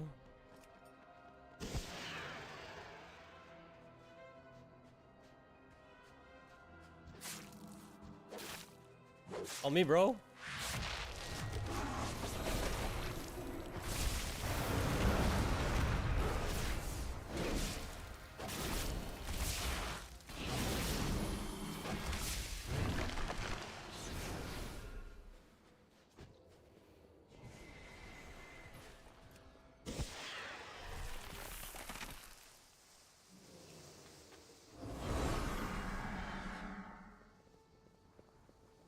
I don't know how to.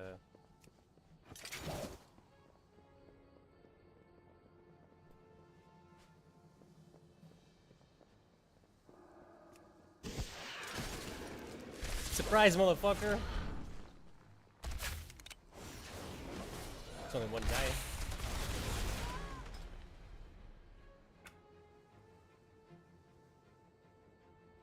That trap was a smart idea, let's be honest.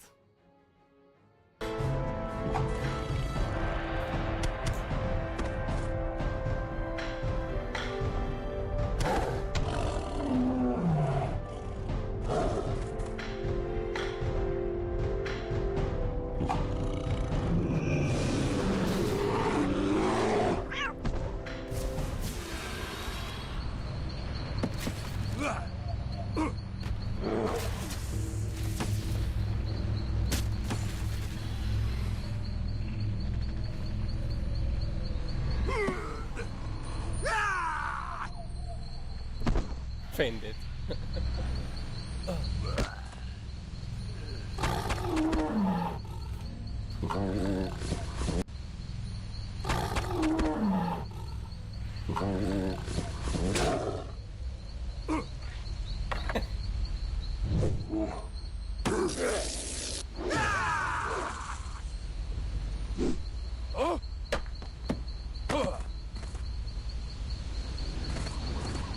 was like, oh.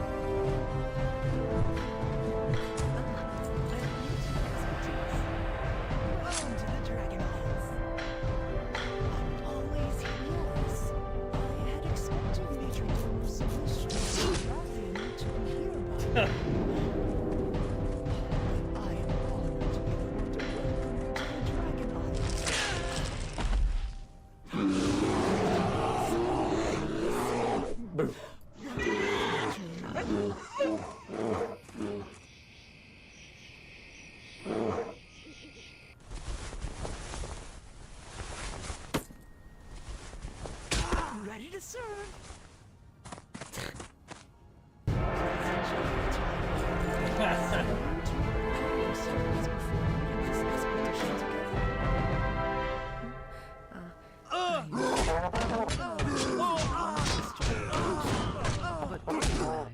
Knowledge, not violence.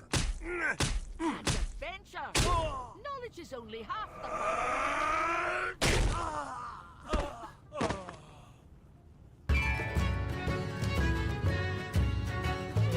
This guy is so good at cartoons. Absolutely fantastic.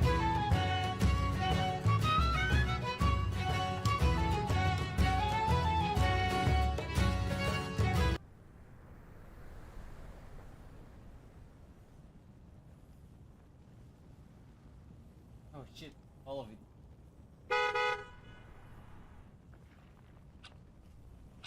Wait, is this something else? I have not seen this before. This is new.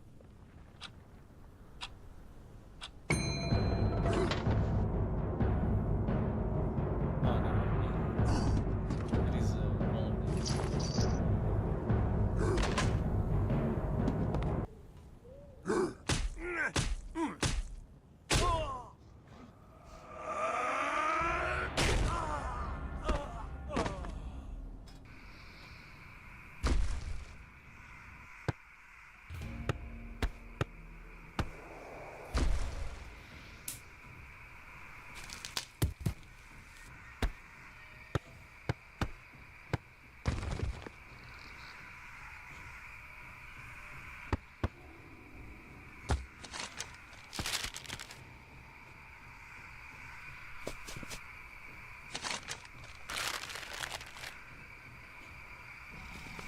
Today, your cries of battle and the clash of your weapons will be heard by the great Loa, and the fallen will join them in the afterlife.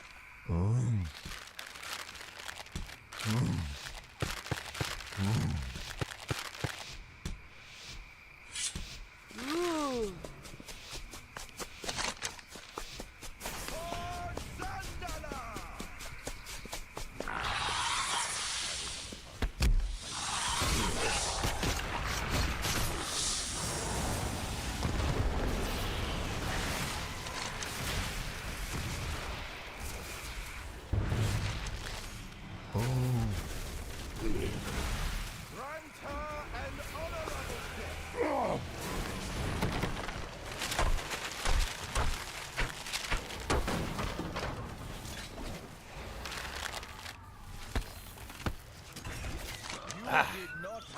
Loa's blessing this gift. Crystal.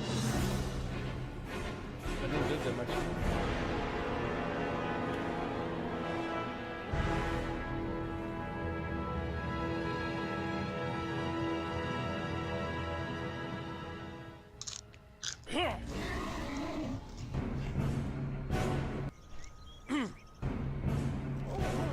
Do you need my help?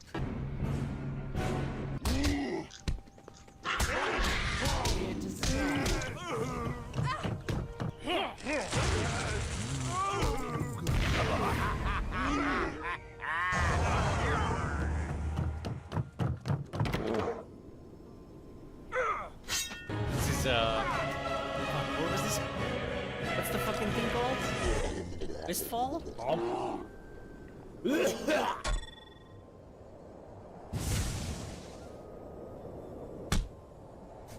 Then roll for it.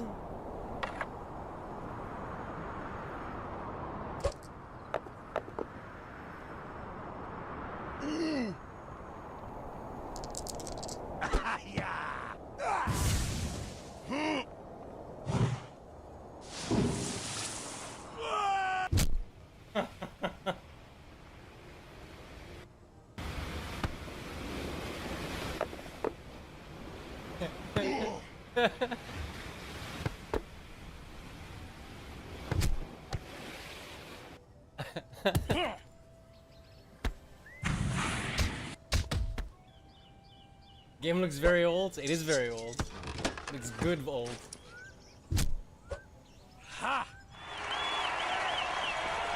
The reason we play it is because it's very old. It's called nostalgia. Welcome, honored guest. Take this ride. It shows the embassies many amenities. I don't believe in that. I just complete quests. In the visitor's log. After all these years.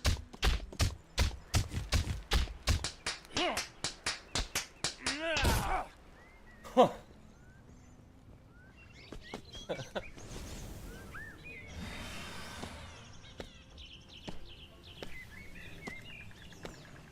Queen Alexstrasza is far more impressive than any statue you'll find. Dude, escort quests were so fucking terrible back in the day.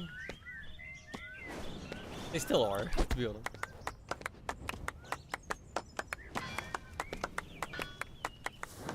May this brazier once more guide every peaceful denizen of Azeroth to these shores. For the Horde! Ready to serve.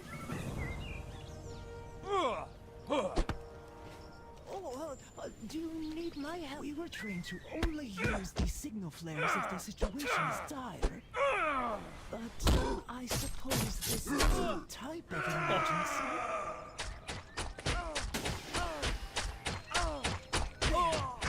Major Domo Solistra will arrive soon. Does the Major Domo personally respond to every call for help? Oh, yes. In times of trouble, there is no one Queen Alexstrasza It's so true, though. It's so true. Where's the line?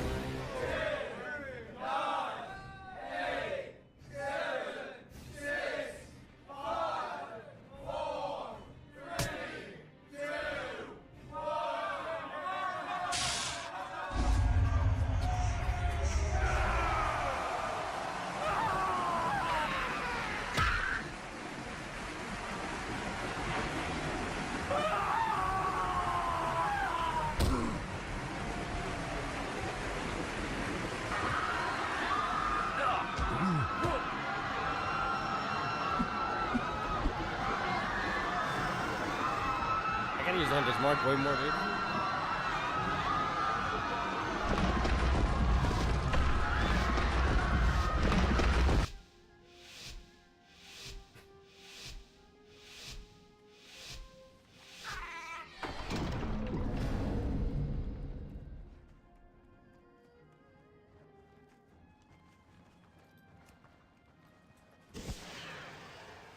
I don't have a target.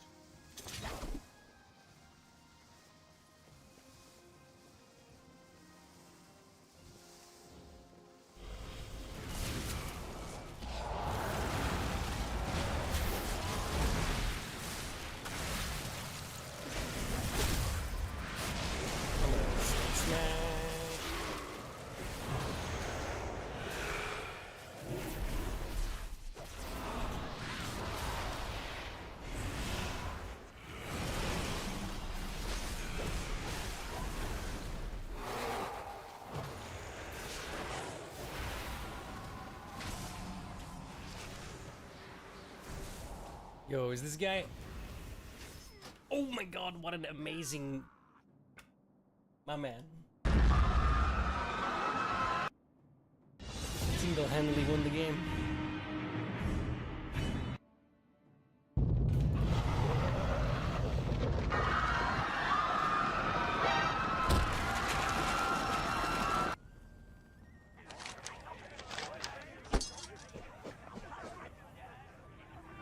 Welcome to the Dragon Isles. We were trained to only use these signal flares if the situation is dire. But I suppose this is a type of emergency. There. It's going up is so fucking true, bro. Like, Does the Major Domo personally respond to every call for help? how? How does my queue? How is my queue higher than the sick? It's so There is true. no one Queen Alexstrasza trusts more.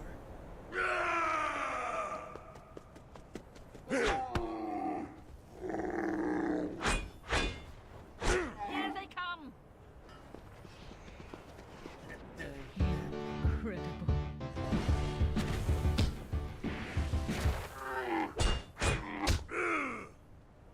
Ah, look who we have here. We saw the flare and assumed the worst. What is wrong with that, Sandra? Major Domo, the new arrivals were wondering where we were, and I thought, I see. There was a reason for our absence. An ancient rival, the Jarradin, have stirred to violence once again. Dragonheart Outpost has already fallen.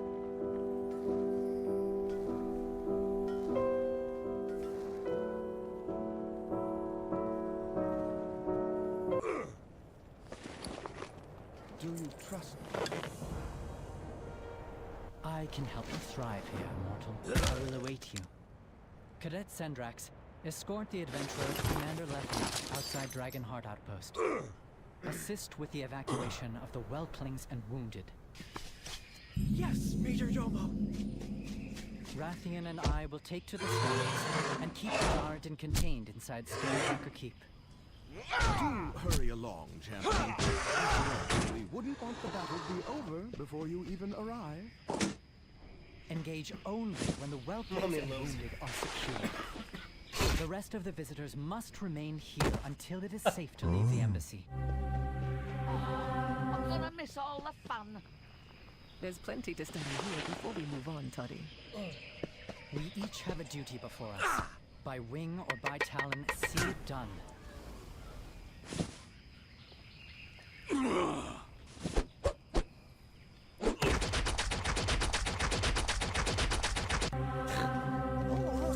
Do you need my help? Back in the day, it was so true as well, bro. Bugs are so OP. As soon as it's safe to do so. Oh, where's the fun in being safe?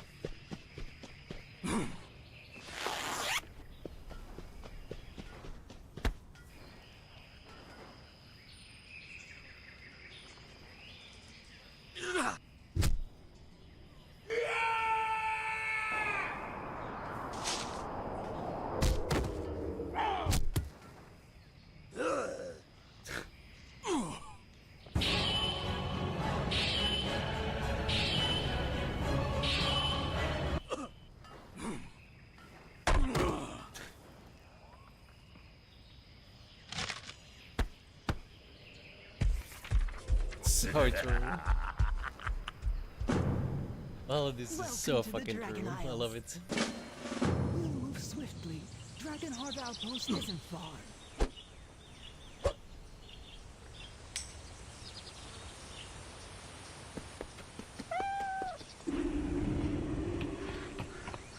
According to legend, the Jarradin are the dragon's most formidable rivals. They were ruthless and powerful. Hey, baby. Countless dragons in ancient times. How you doing? Follow me. I'll lead the way. If I said you had a good body, would you hold So it too against me? did the Jarradin slumber.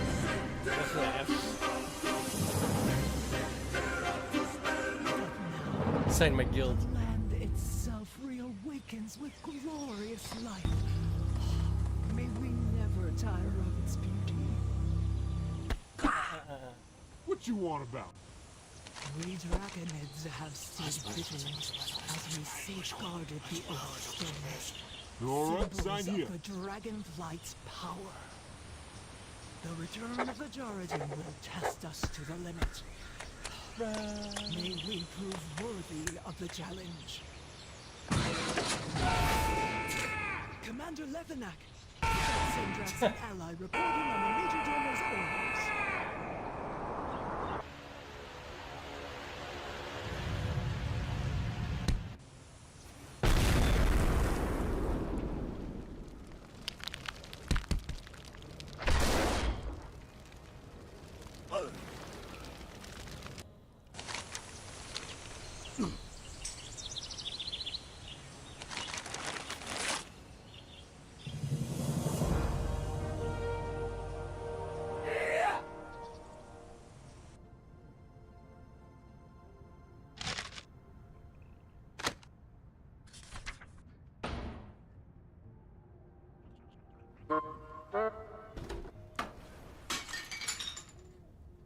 What's the situation?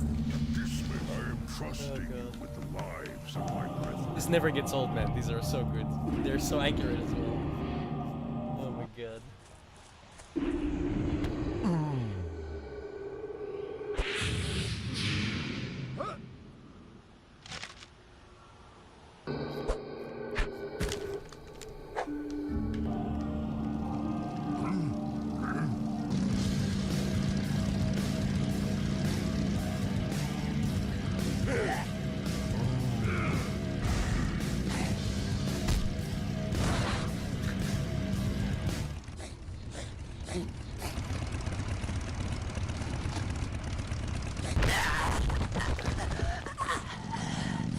So I have this idea for a great movie.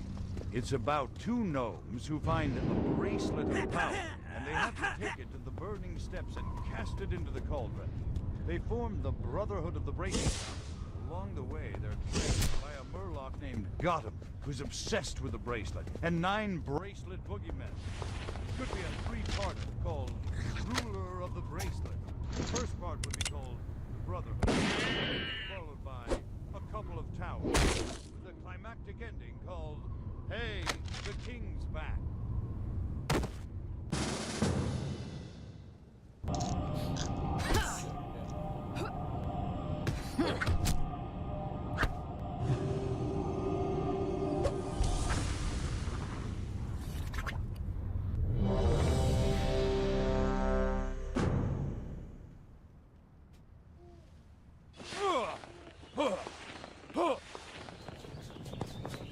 Excellent.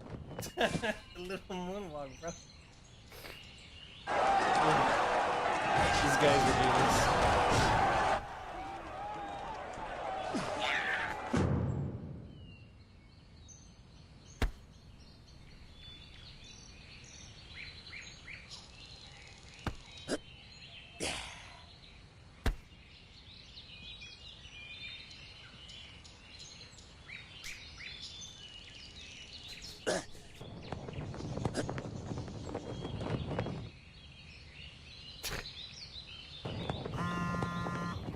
Fucking text message.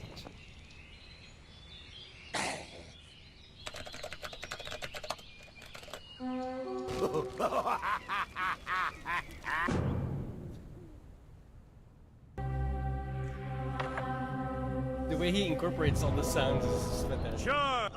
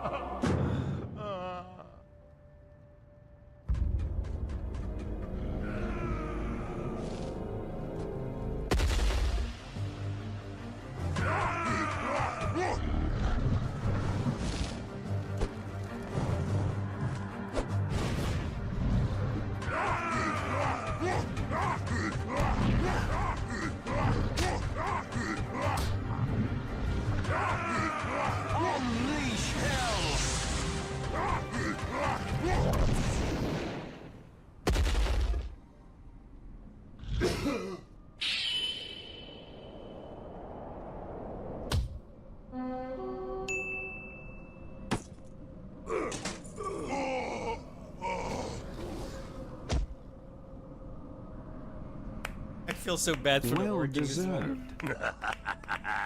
You already know what's gonna happen.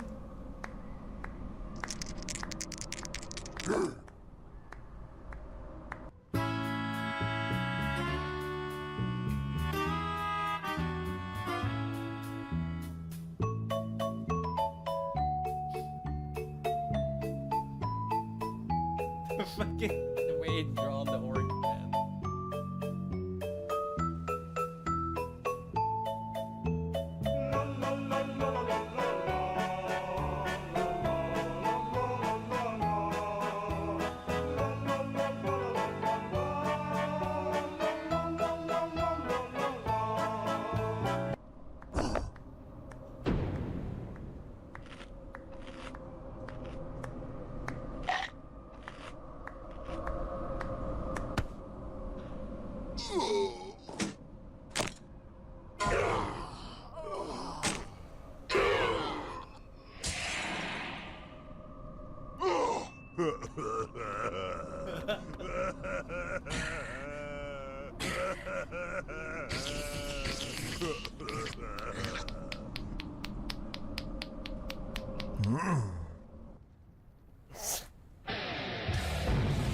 So true.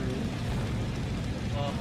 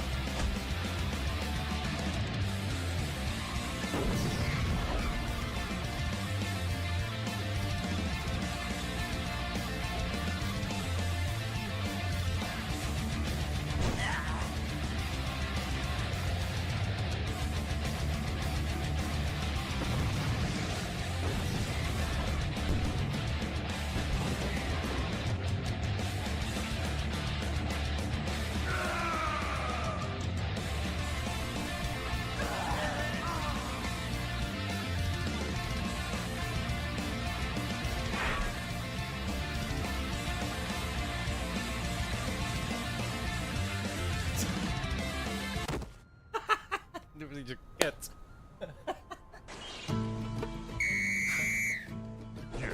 Oh, fucking hell, that's so good. Oh, fuck. I swear, dude. That cartoon is like one of my favorite cartoons of all time.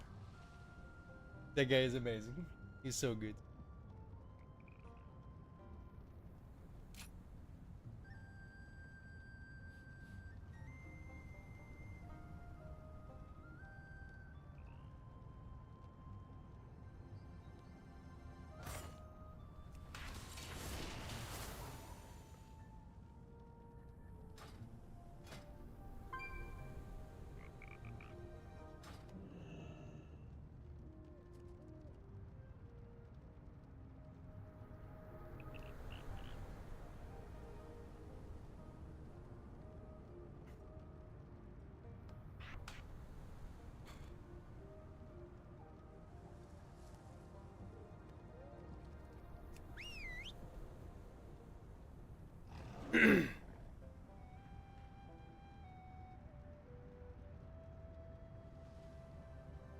What you want?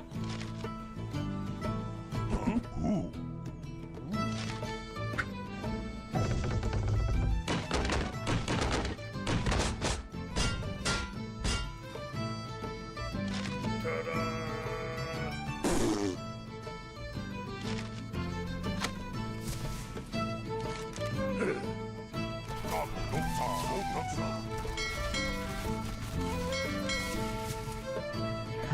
I could really use a scrunchie. It's not easy being green.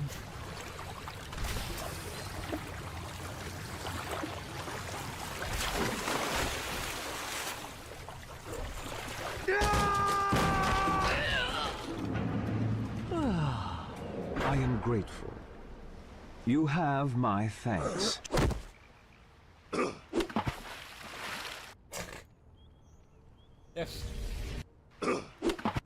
You can see his ass crack and everything, dude. Come on.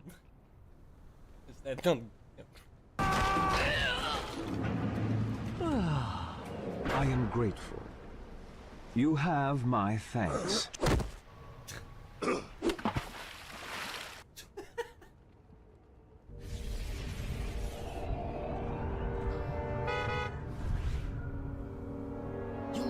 Or not.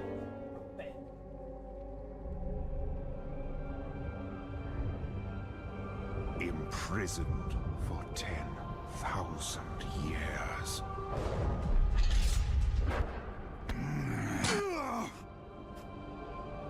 Banished from my own homeland.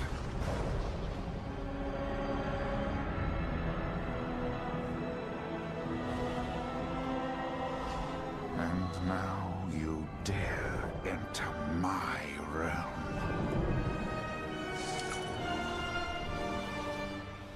You are not prepared.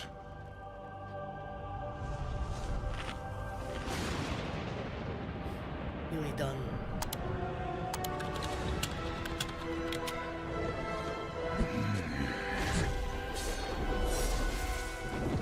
You are not prepared.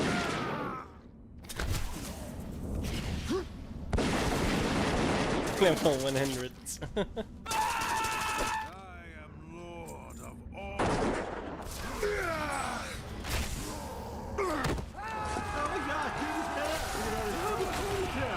I got a thorn, not a thorn.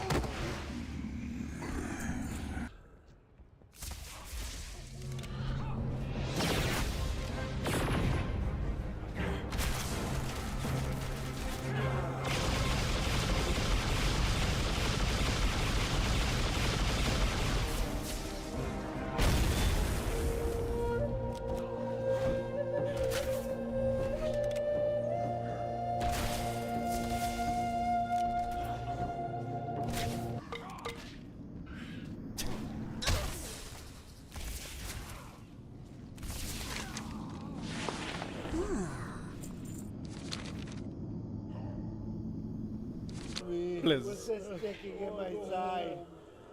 You mean? It's literally the starting area, right? That's how it starts. Right now. Oh god, this is fantastic.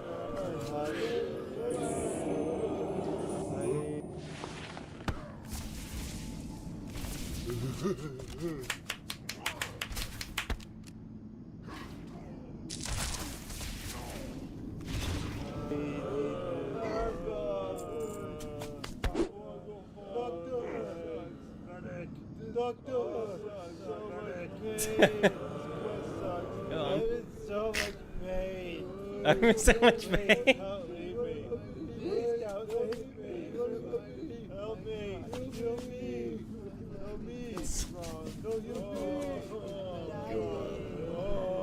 The funny part is, like, it's literally, it's not a single lie has been told so far.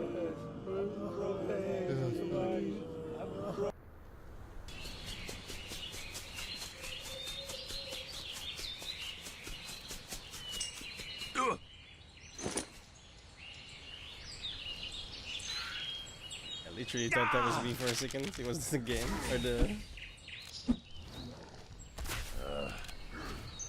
Chugga chugga chugga chugga chugga chugga chugga chugga.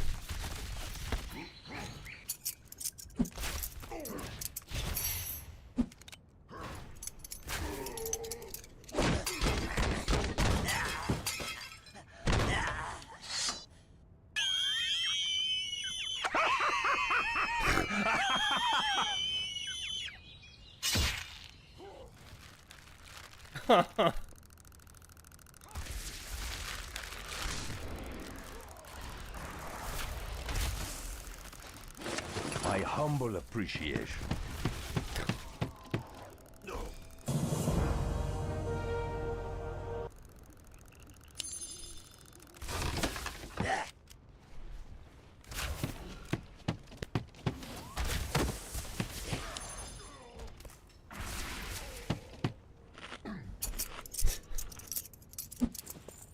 And the next one comes up. So cool.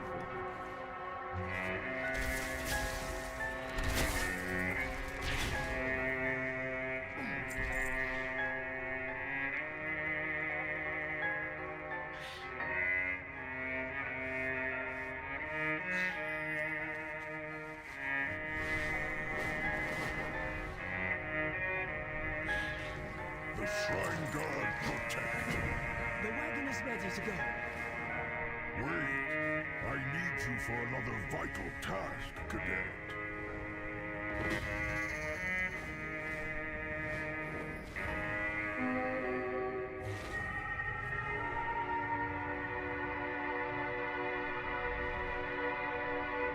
Champion, good news from the outpost, I hope. I don't think I've seen these from here because I never beat Shadowlands. Shadowlands was absolutely terrible. We will meet you in a forward position when you've done some good work.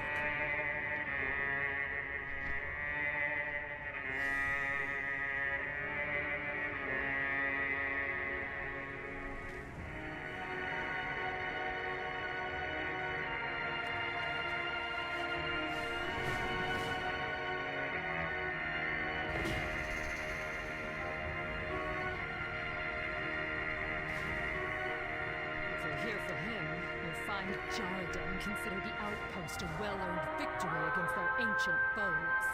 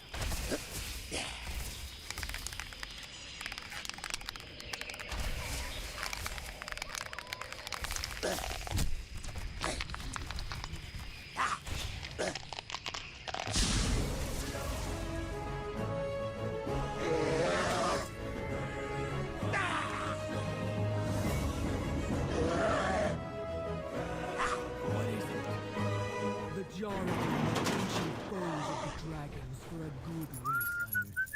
They're formidable fighters.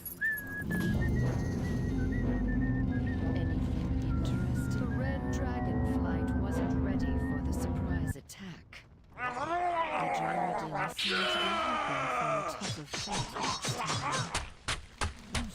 I need a target. I need more mana. Need more rage. I can't attack that. My mana is low. I don't have enough energy. I don't have a target. I'm out of rage. I need a target. It's too far away. I can't do that. My mana is spent. Not enough rage. It's too far away. Need more rage. I need more I don't have enough energy. I need a target. I don't have that million. My mana is low. I need more mana. I can't do that yet. It's too far away. Start drinking anymore.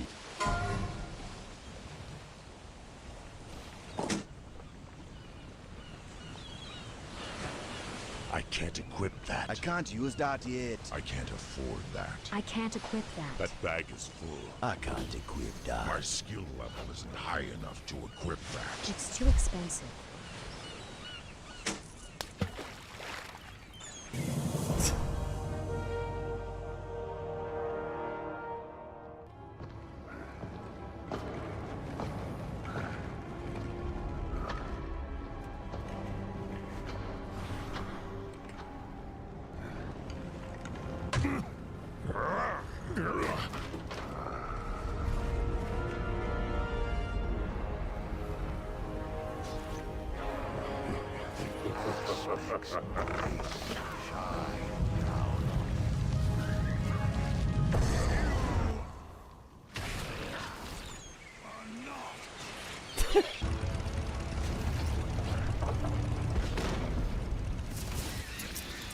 Prepared! You have failed, Warden. Shall we, my love?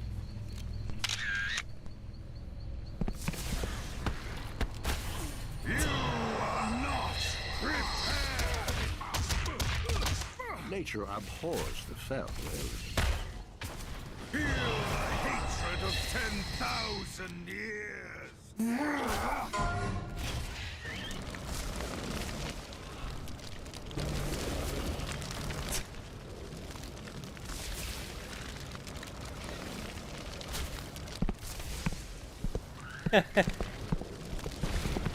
Slowly walk out of here. We are gathered here today on this joyous occasion to celebrate the graduation of everyone. You all graduate. I'm so proud of you all. I don't think I'll ever regret training these Death Knights.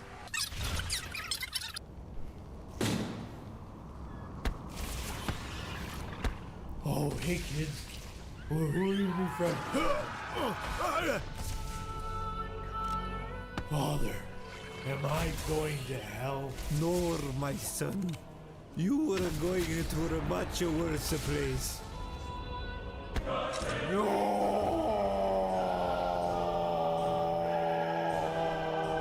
Cool.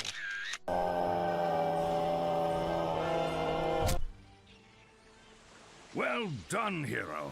You are worthy of the trials of the Nexus. Next, we will focus on leveling up, using healing fountains and mercenaries. Shall we begin?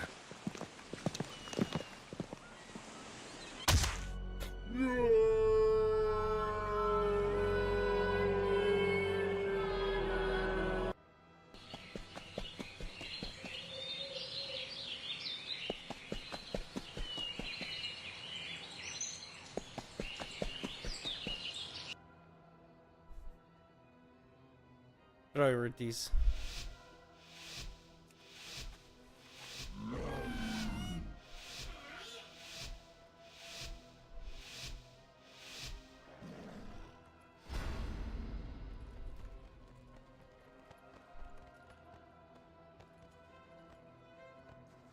I don't have a target.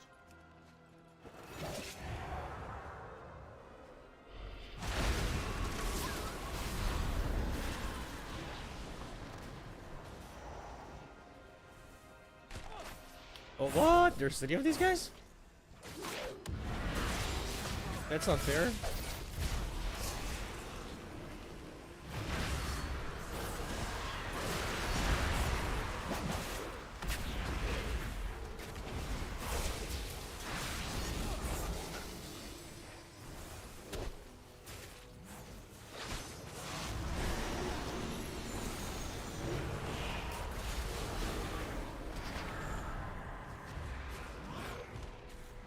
The Alliance is cheating.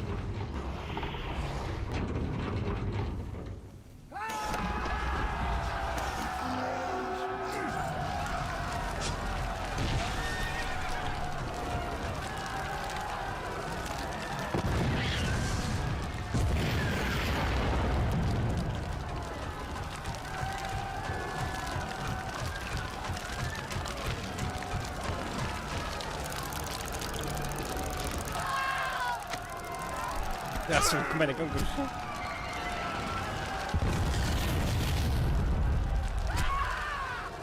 That too.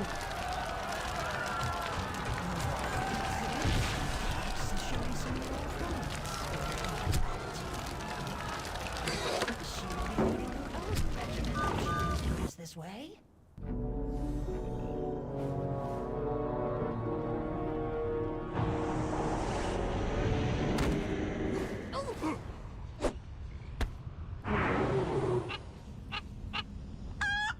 Over here and stay.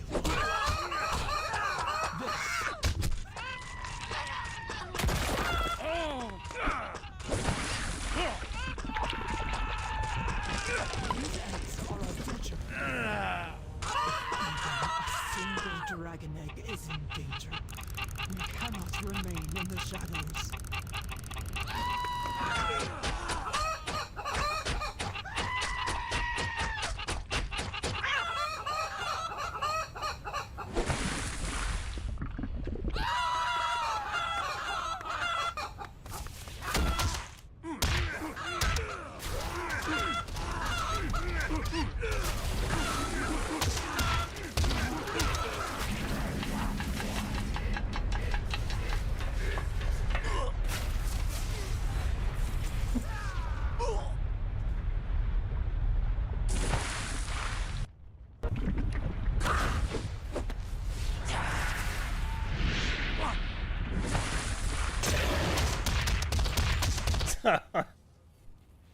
Darkness called. But I was on the phone, so I missed him. I tried to star 69 Darkness. But his machine picked up. I yelled, "Pick up the phone, Darkness." But he ignored me. Darkness stopped calling. Though I be damned. There was no other choice.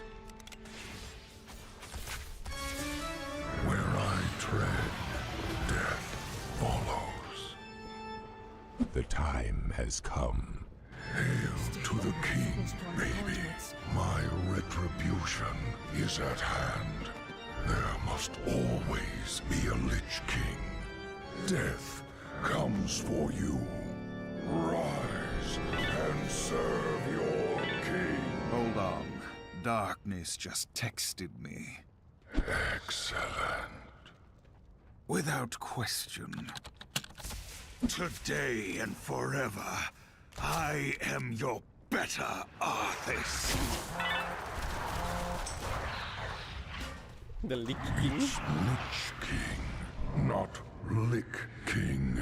The two are very, very different jobs. Get over yourself. Oh, that's in-game voice now. Some of it from Warcraft 3.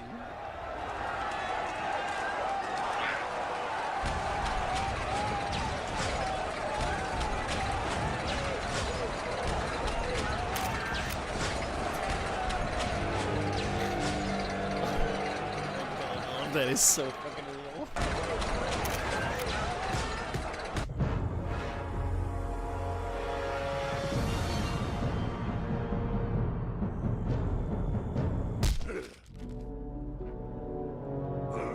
Someone falling off the fucking jetpack.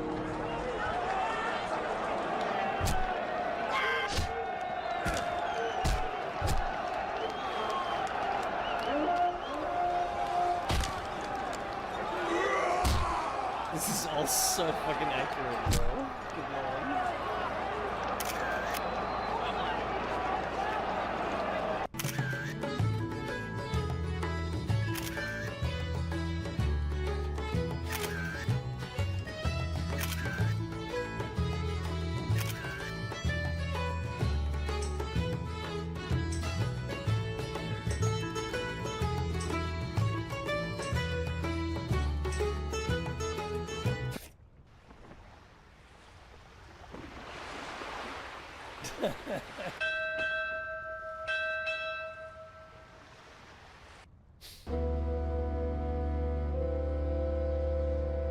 Fucking hell, dude. this is all super accurate, bro. That's the best part.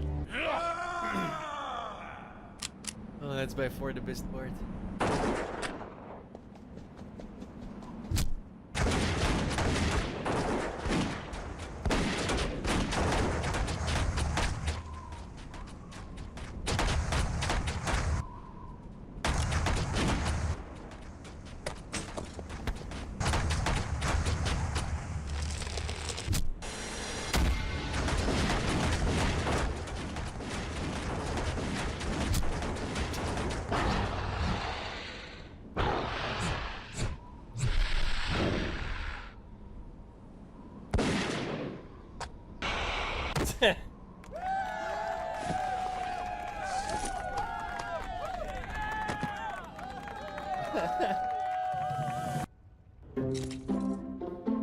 Oh god.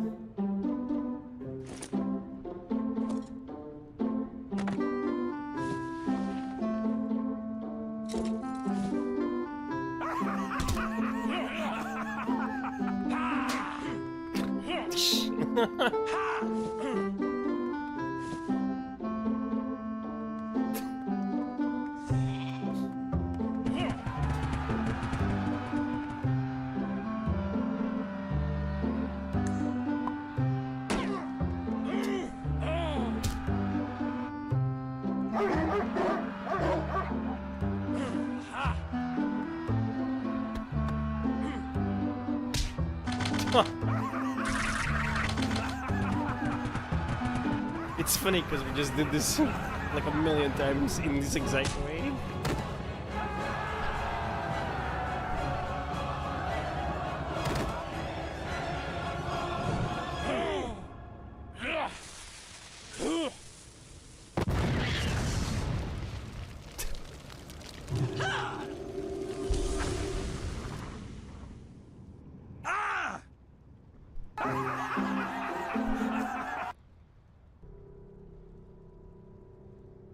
Bro, it's so good. It's so accurate. Fucking hell. Ours is a cycle of hatred. Alliances forged and broken. We have paid the price for sharing this world. Oh, my head hurts from And laughing. we have forgotten what makes us strong.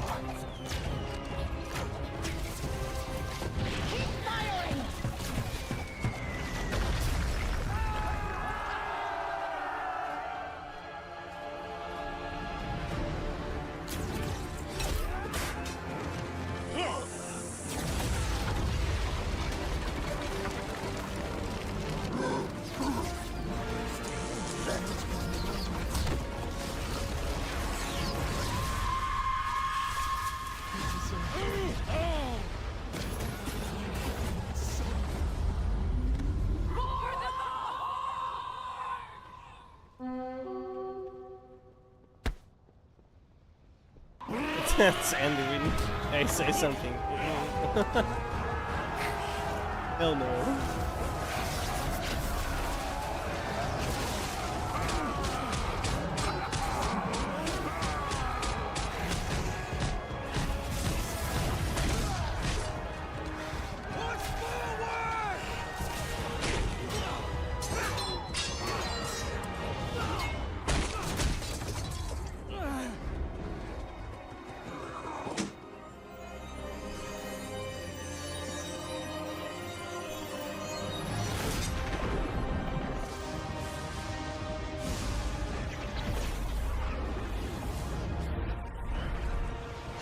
I will always watch over you, my son.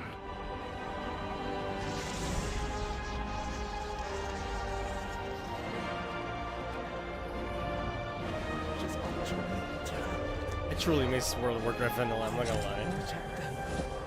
That was like some of the best years of my life. It's so dumb to say, but it was. It's just great. As one! For the Alliance!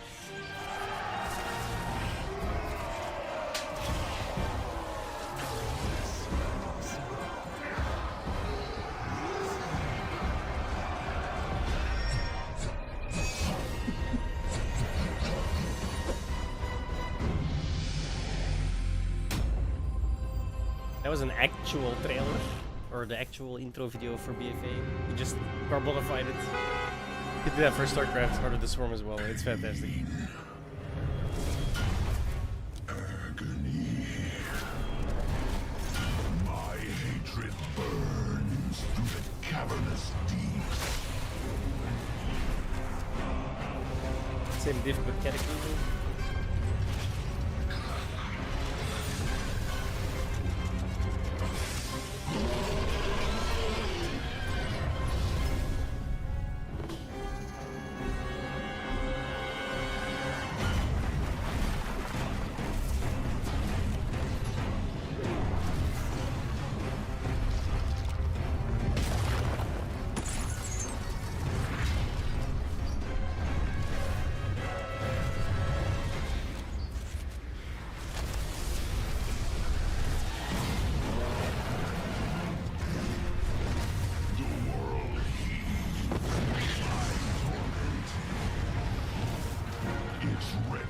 Kingdoms quake beneath my rage.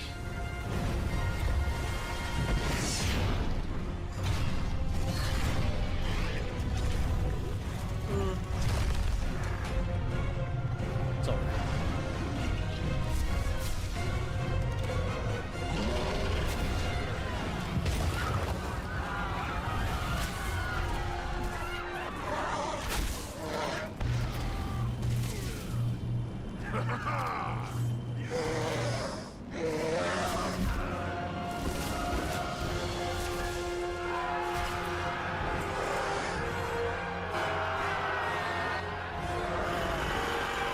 Should have brought some food or something.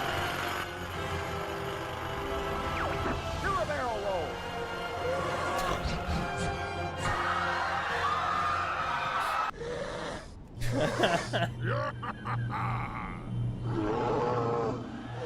Do a barrel roll.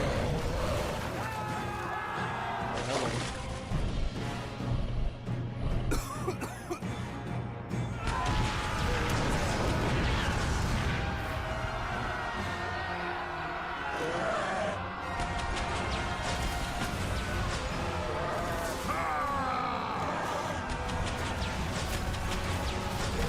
Oh, I'm so fucked.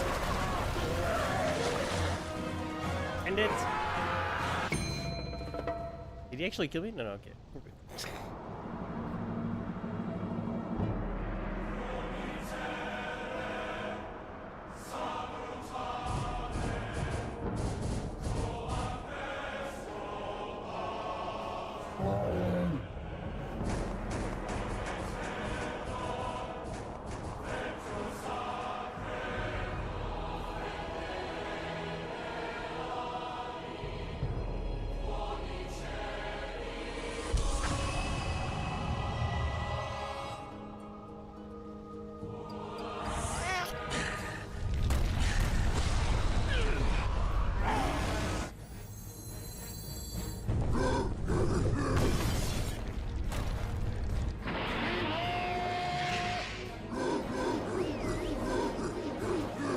Proficiency. I forgot that was a thing. Oh my god. Where's the days?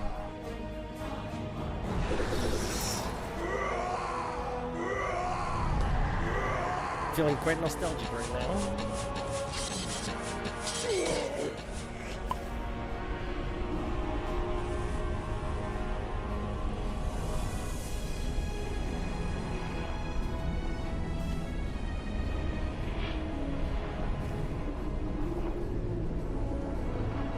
You really have to run super fucking far sometimes.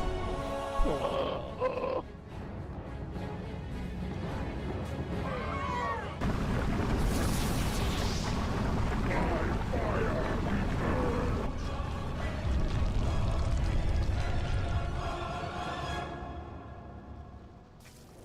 The good games.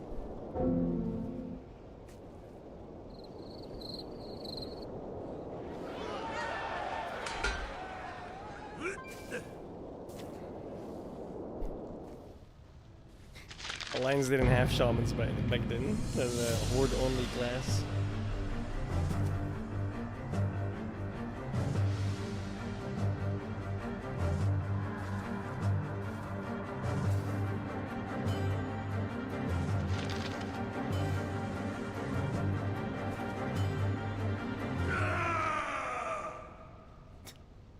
Wait, what was that?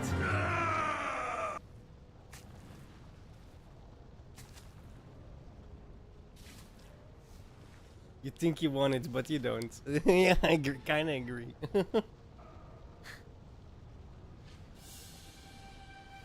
I have to agree with that sentiment. That's why I haven't really played Classic. It's like, those were good memories, but maybe they should stay memories. Because Greetings. it was a different time. Hanging. How generous.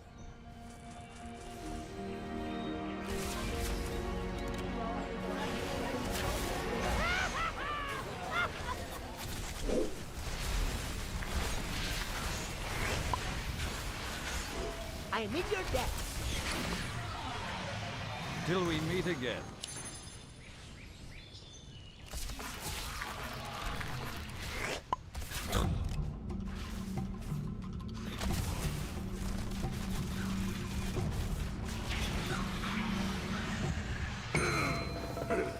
We must save the eggs. Follow me. We'll charge the ritual site together.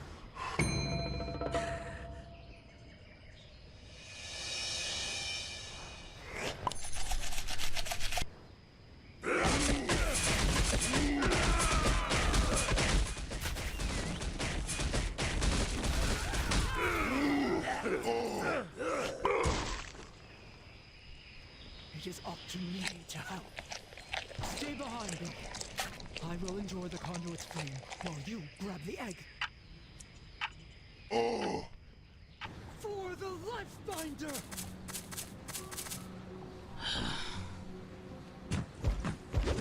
Now! Grab the egg! For the blood! For the future!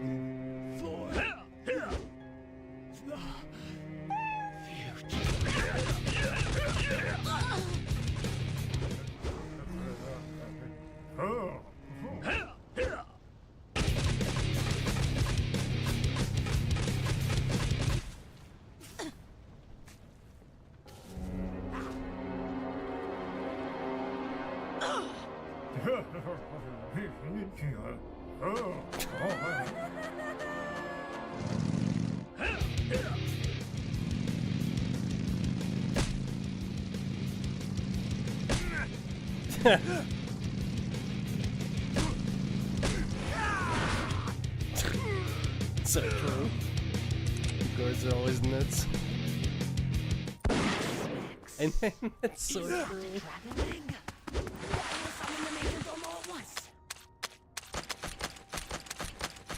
What is the emergency, Askra?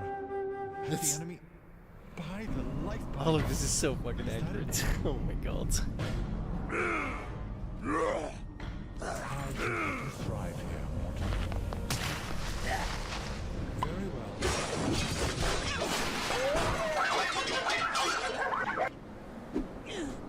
Hold on to it.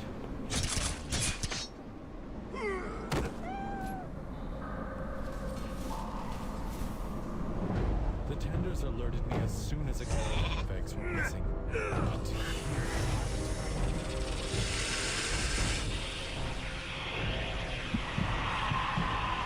our flight has endured many blows over the years. Just started to recover. You stay out of this.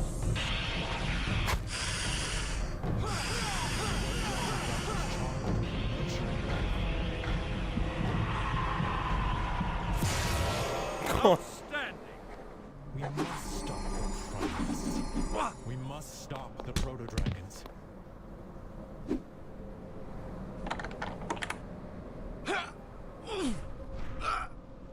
Welcome to the Ruby Light Shrine, champion.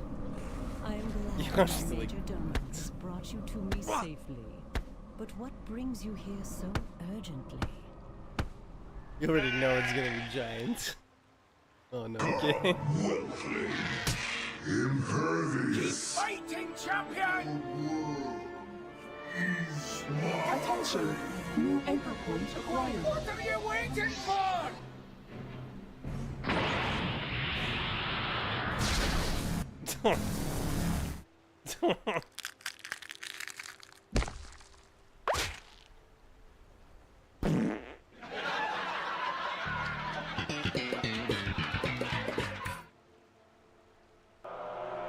Random. That's so random.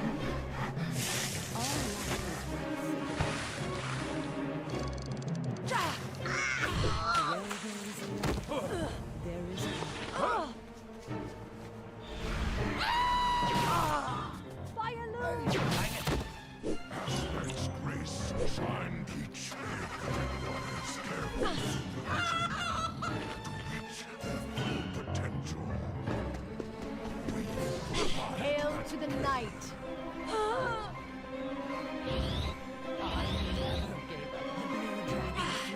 Has endured terrible losses.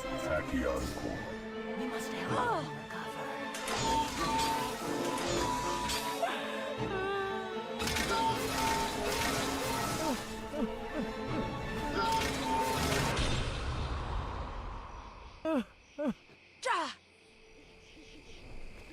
For the good of all.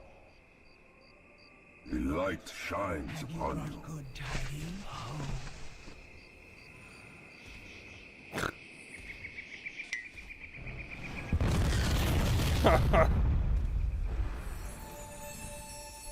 I have lived to see the water that feeds into the ruby life shrine. What do you mean the Helplings do not want to fly?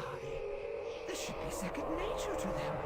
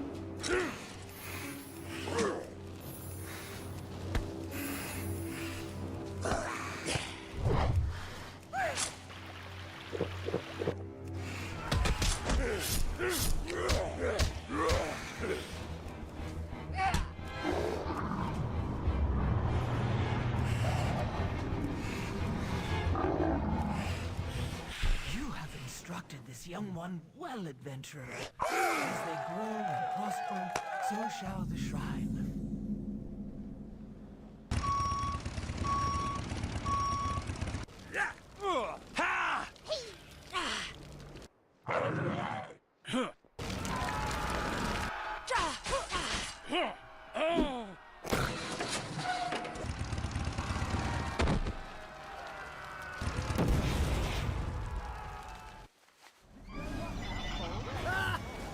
The kids are gonna love these Azurite cookies.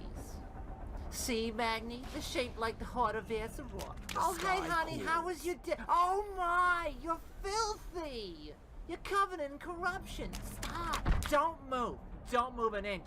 Don't you move a muscle. Take your shoes off. You're getting it all over the floor. Magni, darling, get the mop. Where have you been? You've been hanging out with that Nazarth again? I'm gonna call his mother. Right now. To your destination. These stains aren't even gonna come out. Oh, you are in big trouble, mister. No raiding with your friends for the rest of the week. I don't care about that world boss trip. You should have thought of that before getting all corrupted. Get in the tub now. And give me the reins to your mount. I'm hiding them. This time you won't find them. What the fuck was that? I got another vision for you. You want a lesson? Or horrific?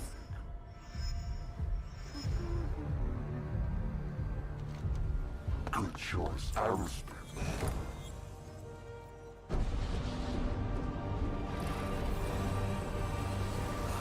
As you aim for the ground, you will pick up speed. Use this to fly faster. Level out to reach your destination.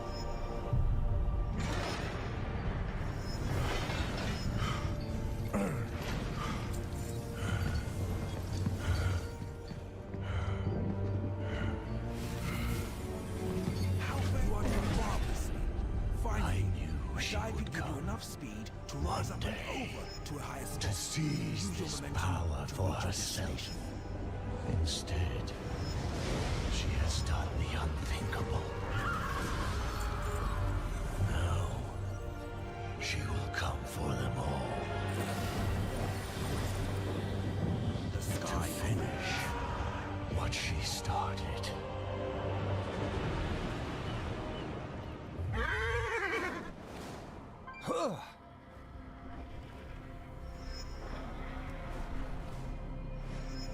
Father?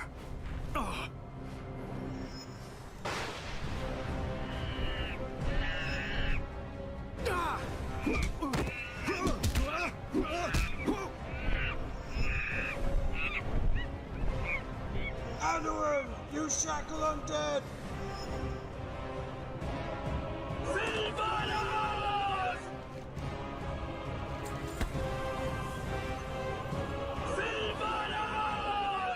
First, you will learn how to glide with a drake and move efficiently about the peaks. Come, let us get started.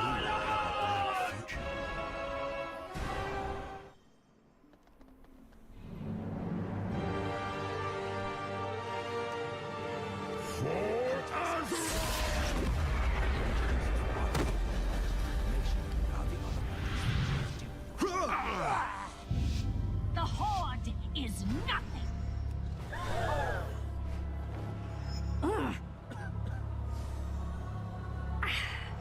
You are all nothing!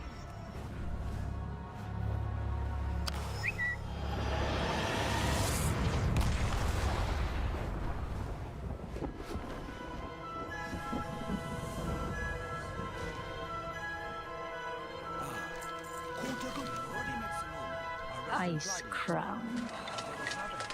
A monument to our suffering. The veil between life and death. Where a usurper sits on a frozen throne. But no king rules forever. Thank you for sharing.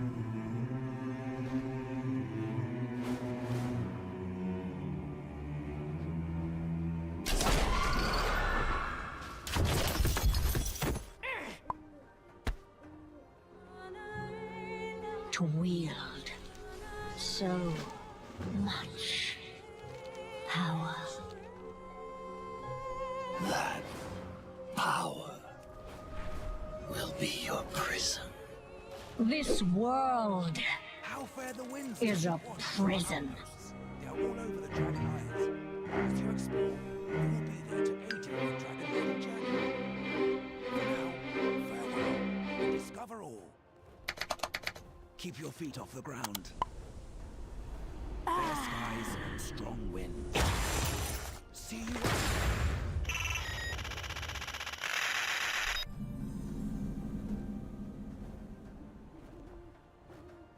Fair skies and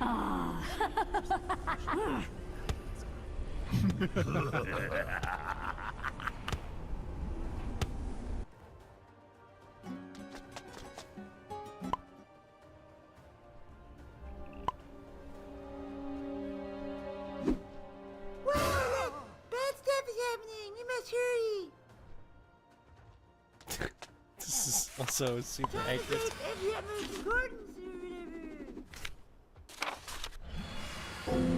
Bro, all of this is so fucking accurate. It's like Azra totally needs you. You're like the only person that can do this. I'm pretty sure. Hail and well met, champion. Knowledge is power. Here's all the patch notes. Let's go.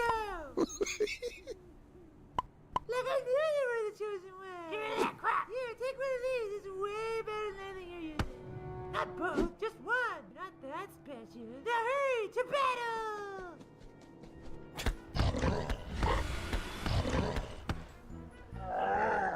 Wow, you really are the champion everyone said you are. So fucking dumb, dude. Oh no!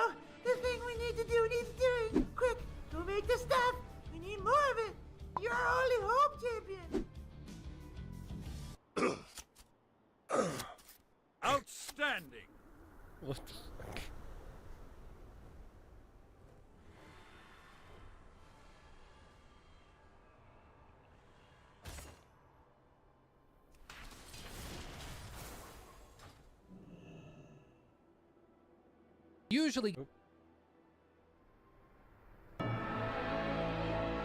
Welcome to the Eternal City. May you find your fate.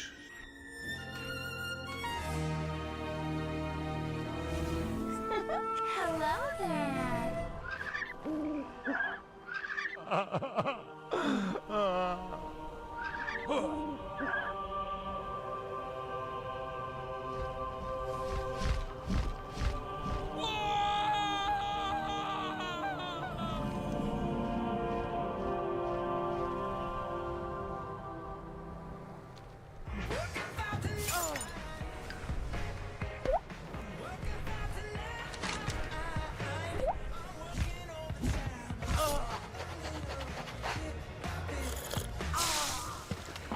Recall the strong to protect the weak.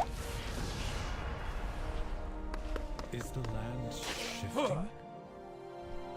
I sense this may be much worse. Major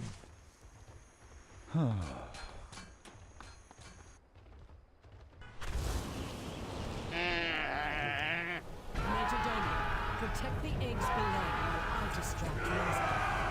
She will not learn our yard.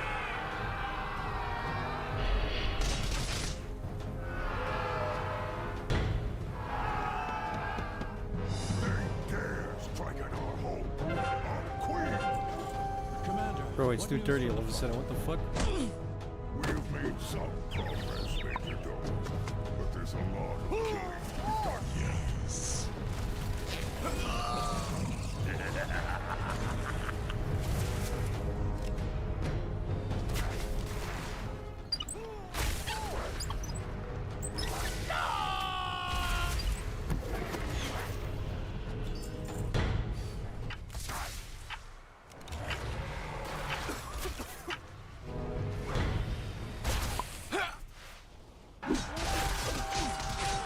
Yo, Sing, what's up? How you doing, sir?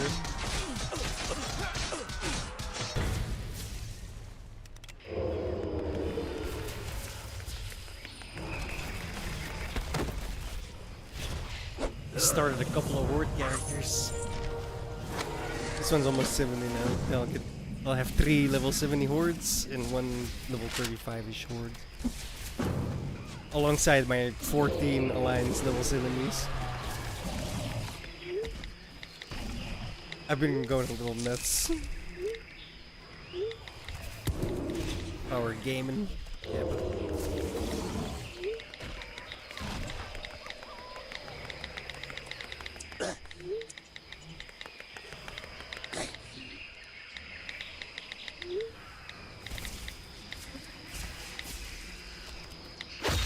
yeah, it's not all that good. Yet. Just not enough maps, to be honest. Because I wanted it for co-op, and the co-op is getting lackluster at the moment.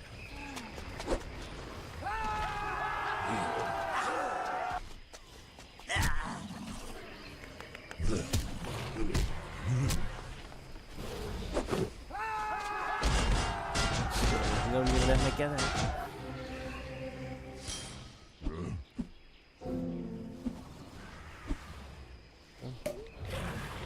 Hello.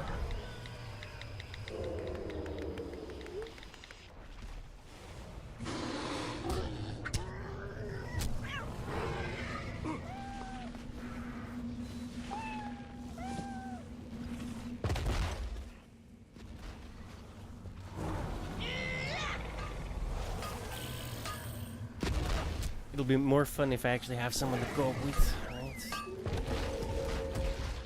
It's also kind of boring. That bit is dead. Wonderful. Are you ready to see the truth? Are you ready to see reality? Are you ready to see what happens? Take it home, boys. That's funny. Half bald as well. It's fucking hilarious.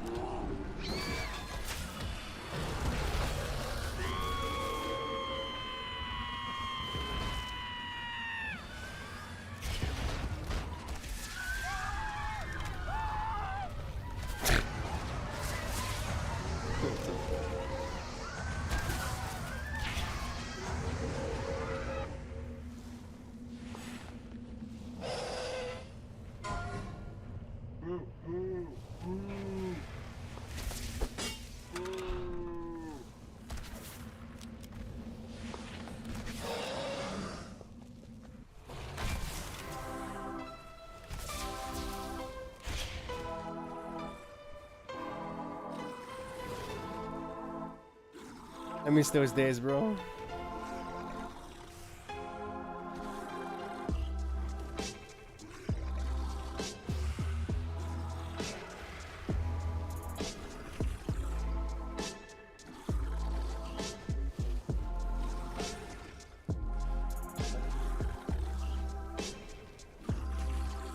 I miss these days, you know? Good old days.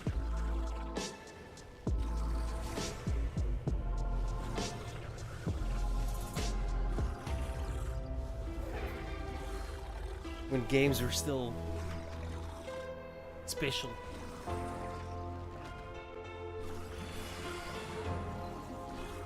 It's been quite a nostalgic ride tonight, what the fuck?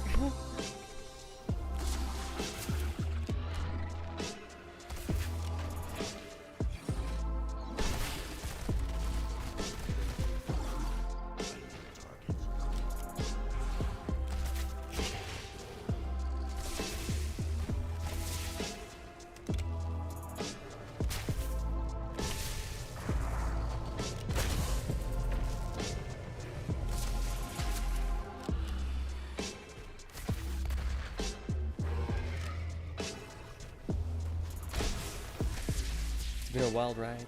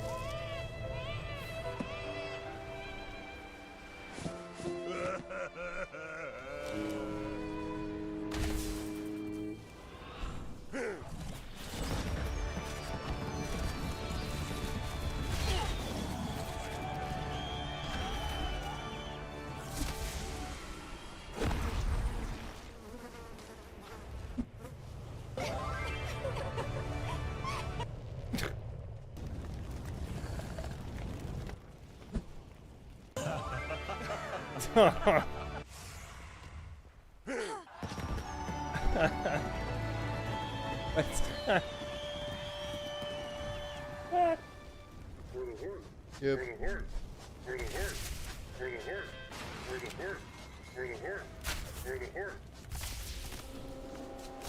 It does happen, yeah.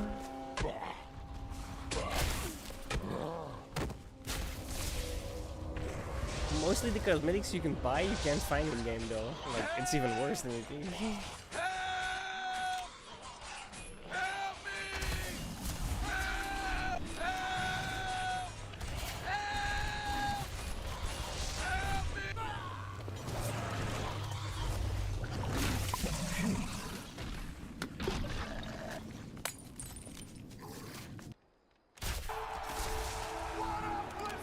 There was just an event where I could buy like, where I picked up a shit ton of cosmetics. In-game. I bought them in-game, right? Not like for real money, for in-game currency.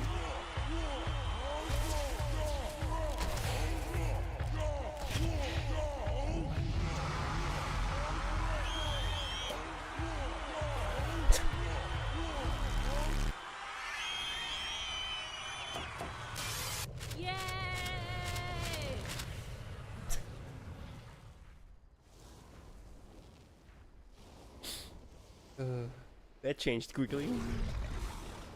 Shit doesn't exist no more. Ain't no more BlizzCon.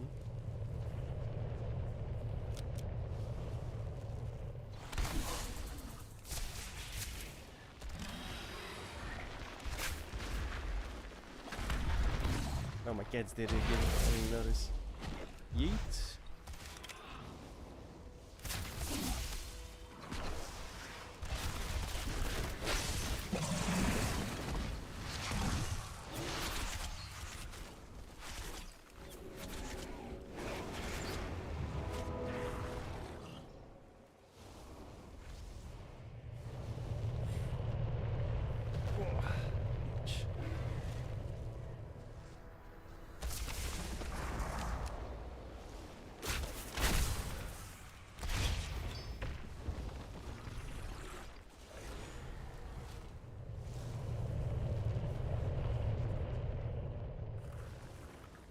Gonna wait for my health real quick.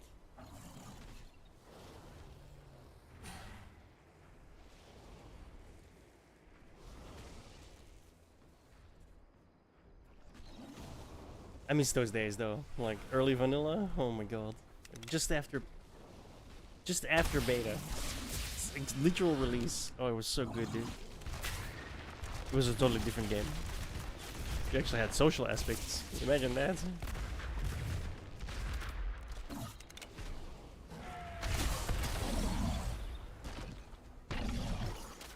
People had to use the chat to get groups going.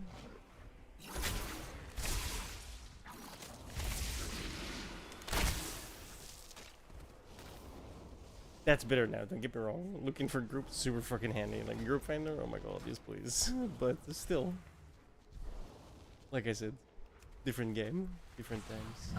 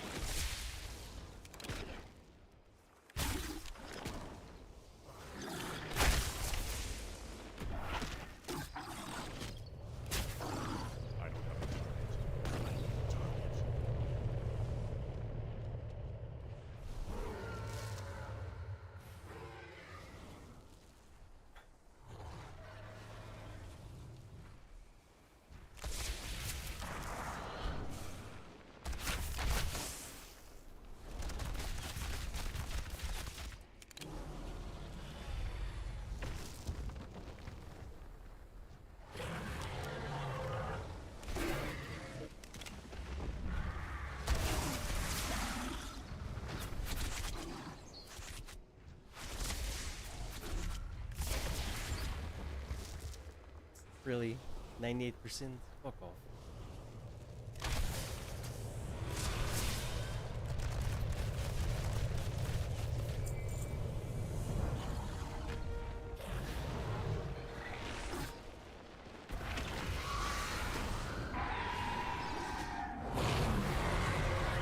Strictly speaking, this is a bolt mount. Technically. We call the strong.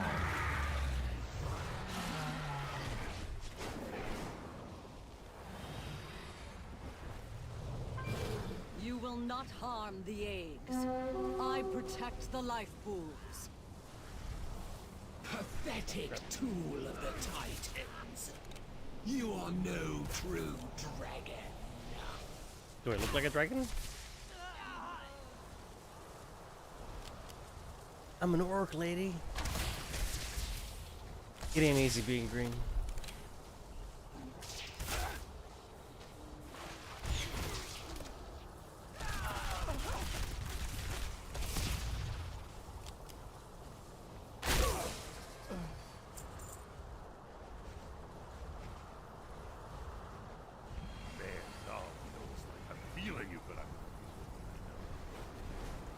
You're dead at all.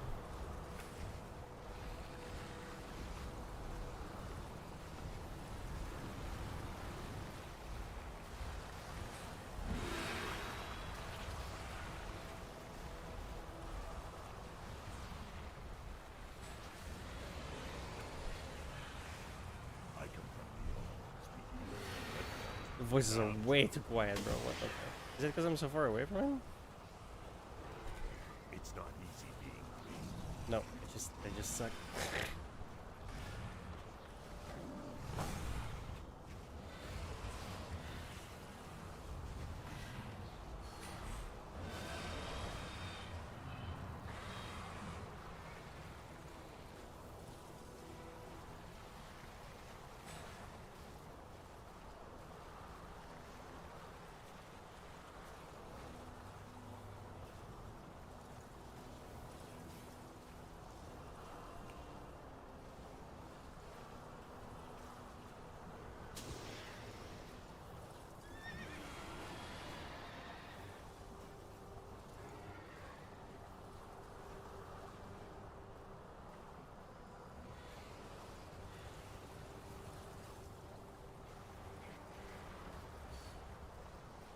Apparently it's a bug. Do they know the truths you kept from them? How you locked us away, denied our existence? It was the only path to peace. The war that divided dragonkind had to end. Be nice if someone shows up.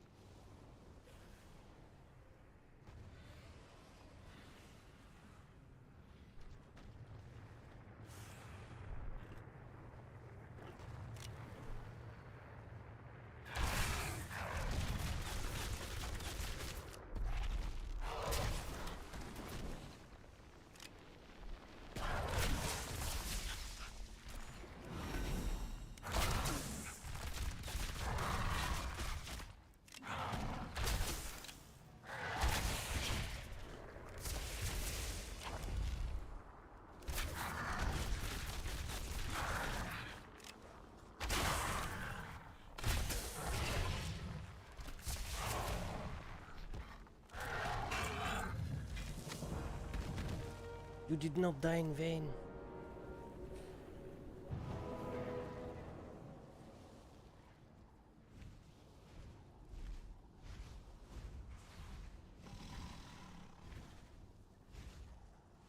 Stop poking me. Well, that was okay.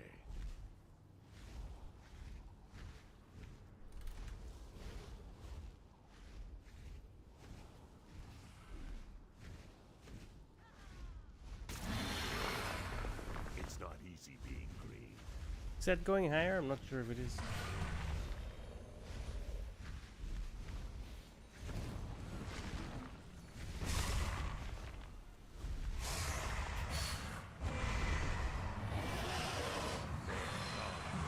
I'm feeling you, but I'm not feeling you, you know.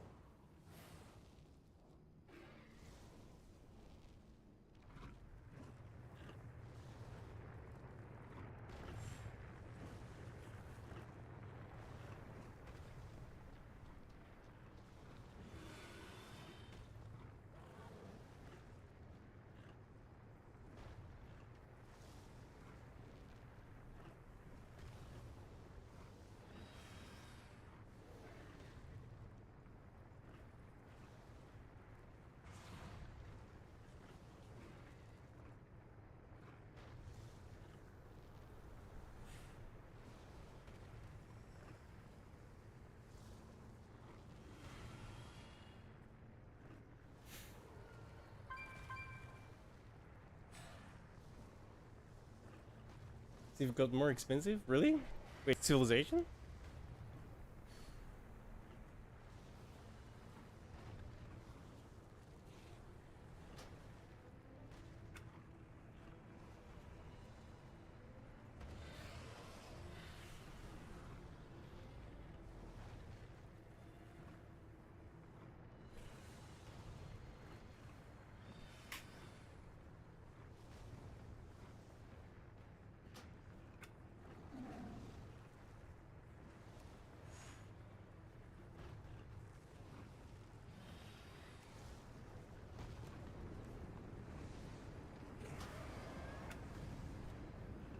Stop poking me. Well, that was okay. I come from the orcs. We eat with spoons and forks. We love to eat our pork.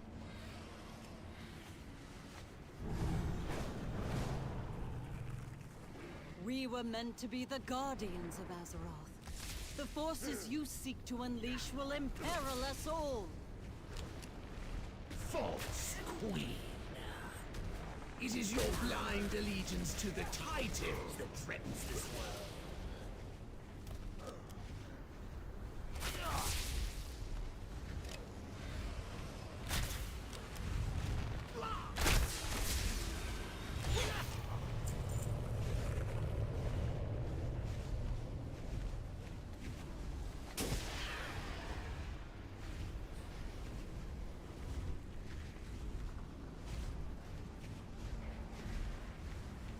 Alright, I forgot about these things.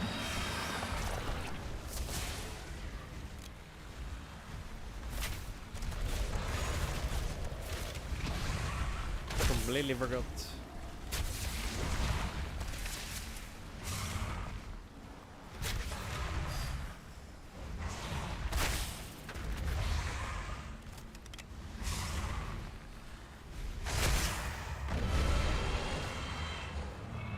Stop killing my cat.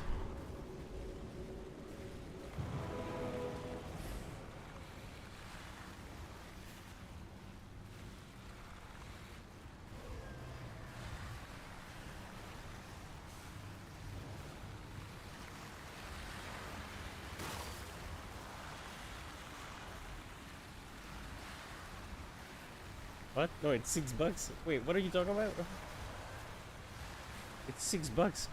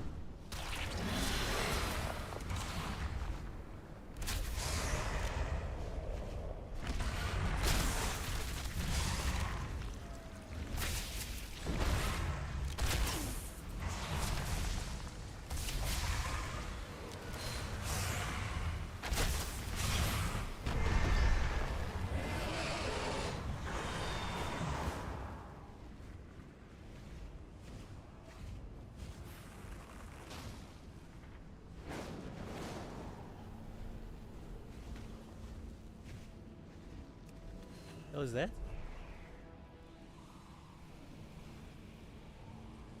Okay. Random.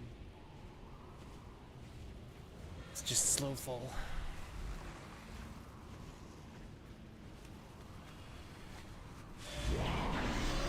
I serve my queen.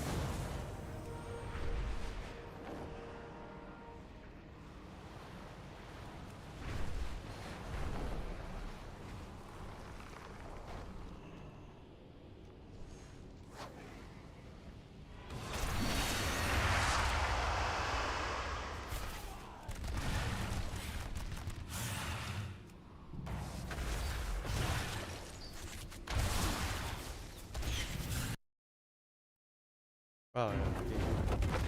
I got confused. Thought my game crashed.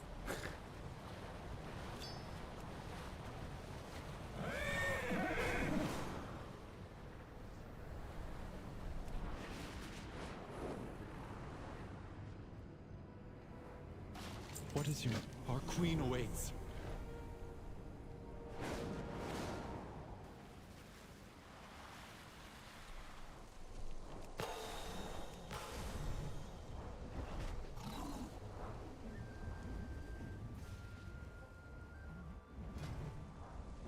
My queen, you took a mighty blow. I will call for aid. I will be fine, Solistra. The eggs? Rescued, safe. None remain in the clutches of the primalists. Where's my break? I am happy to see that I arrived just in time.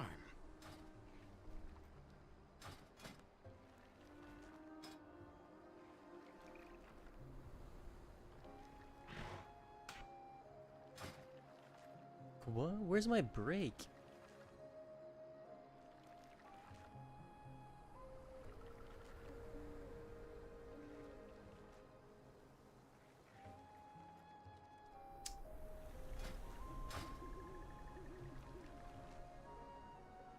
What would that be under? There we go.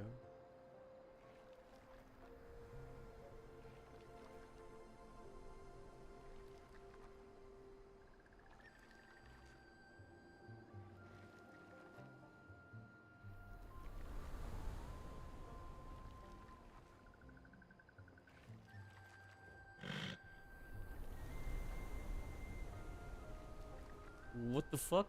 I don't have brake. My brake is gone.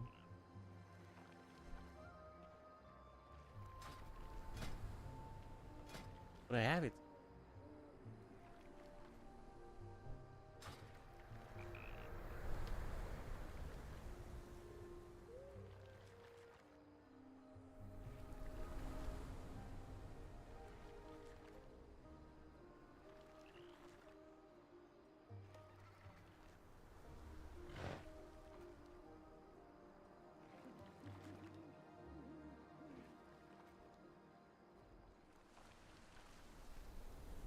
Whatever. It's not like I ever use it.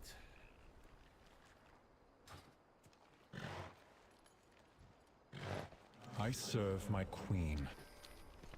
Rathian, you have my gratitude. What is it, please? Find Rathian. He will need your aid if we are to renew the Obsidian Oathstone.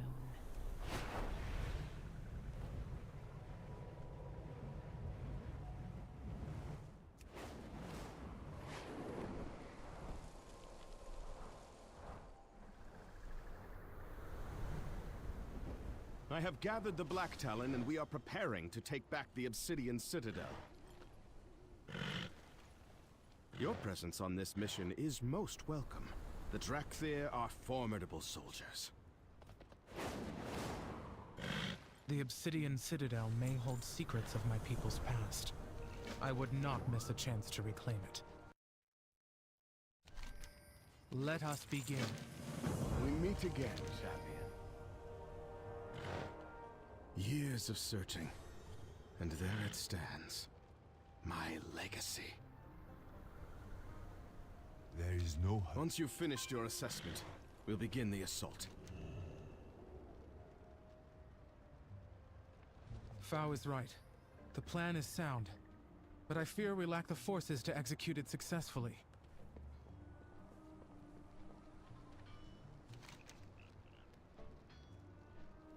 Some of those crafted weapons have surely fallen into Jarradin hands.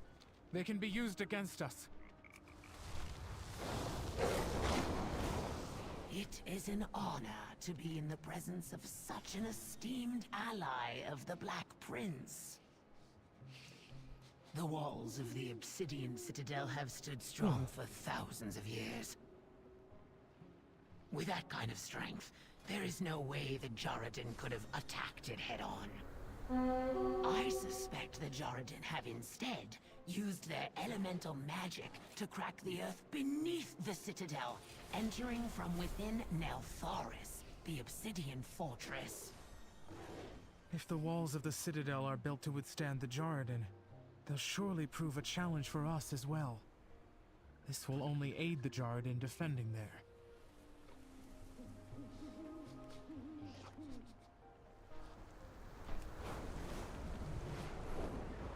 I heard rumors you were here. Come then. It is best you see the size of their defensive... So many. We do not have the forces to break through those defenses.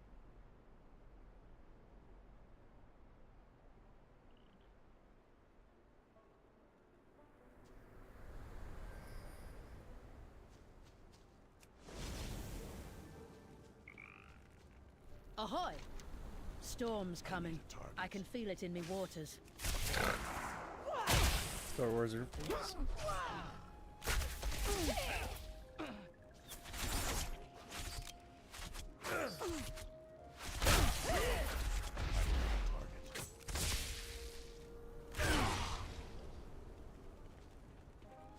Hello.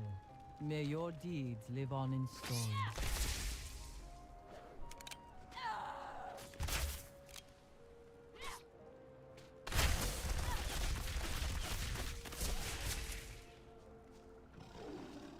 I need a target. The Naru have not forgotten us. I need a target. Good fortune.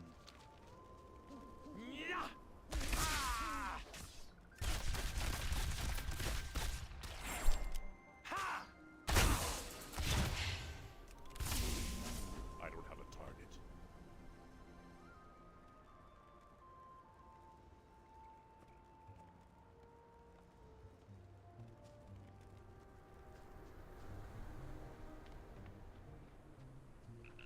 Need assistance?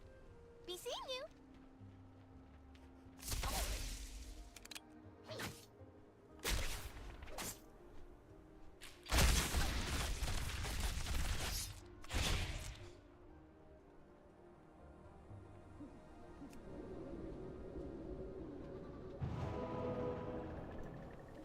Krona Kai Christor.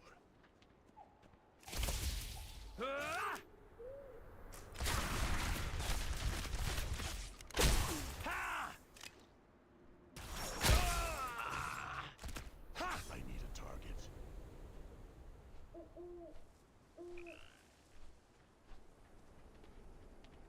We fight for a new future.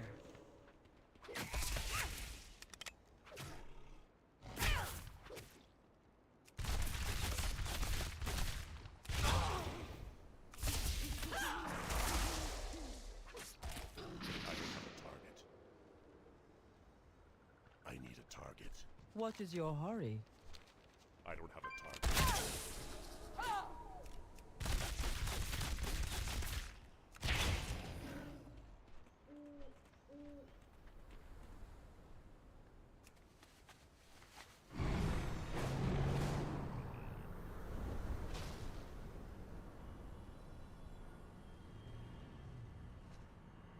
Ta-da.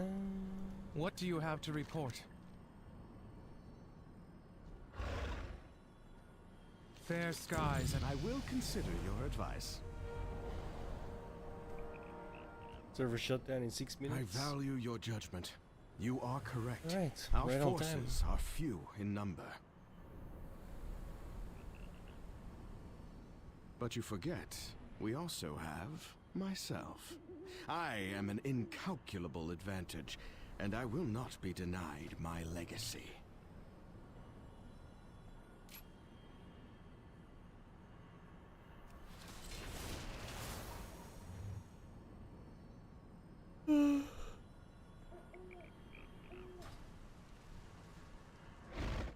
You stand before the Black Prince. Black Talon! The moment we have prepared for is at hand. To the Obsidian Citadel! Alright, fellas. Since it's maintenance, I'm out. Thanks so much for hanging out. Be back tomorrow. Same place, same time, every damn day of the week. Bye bye.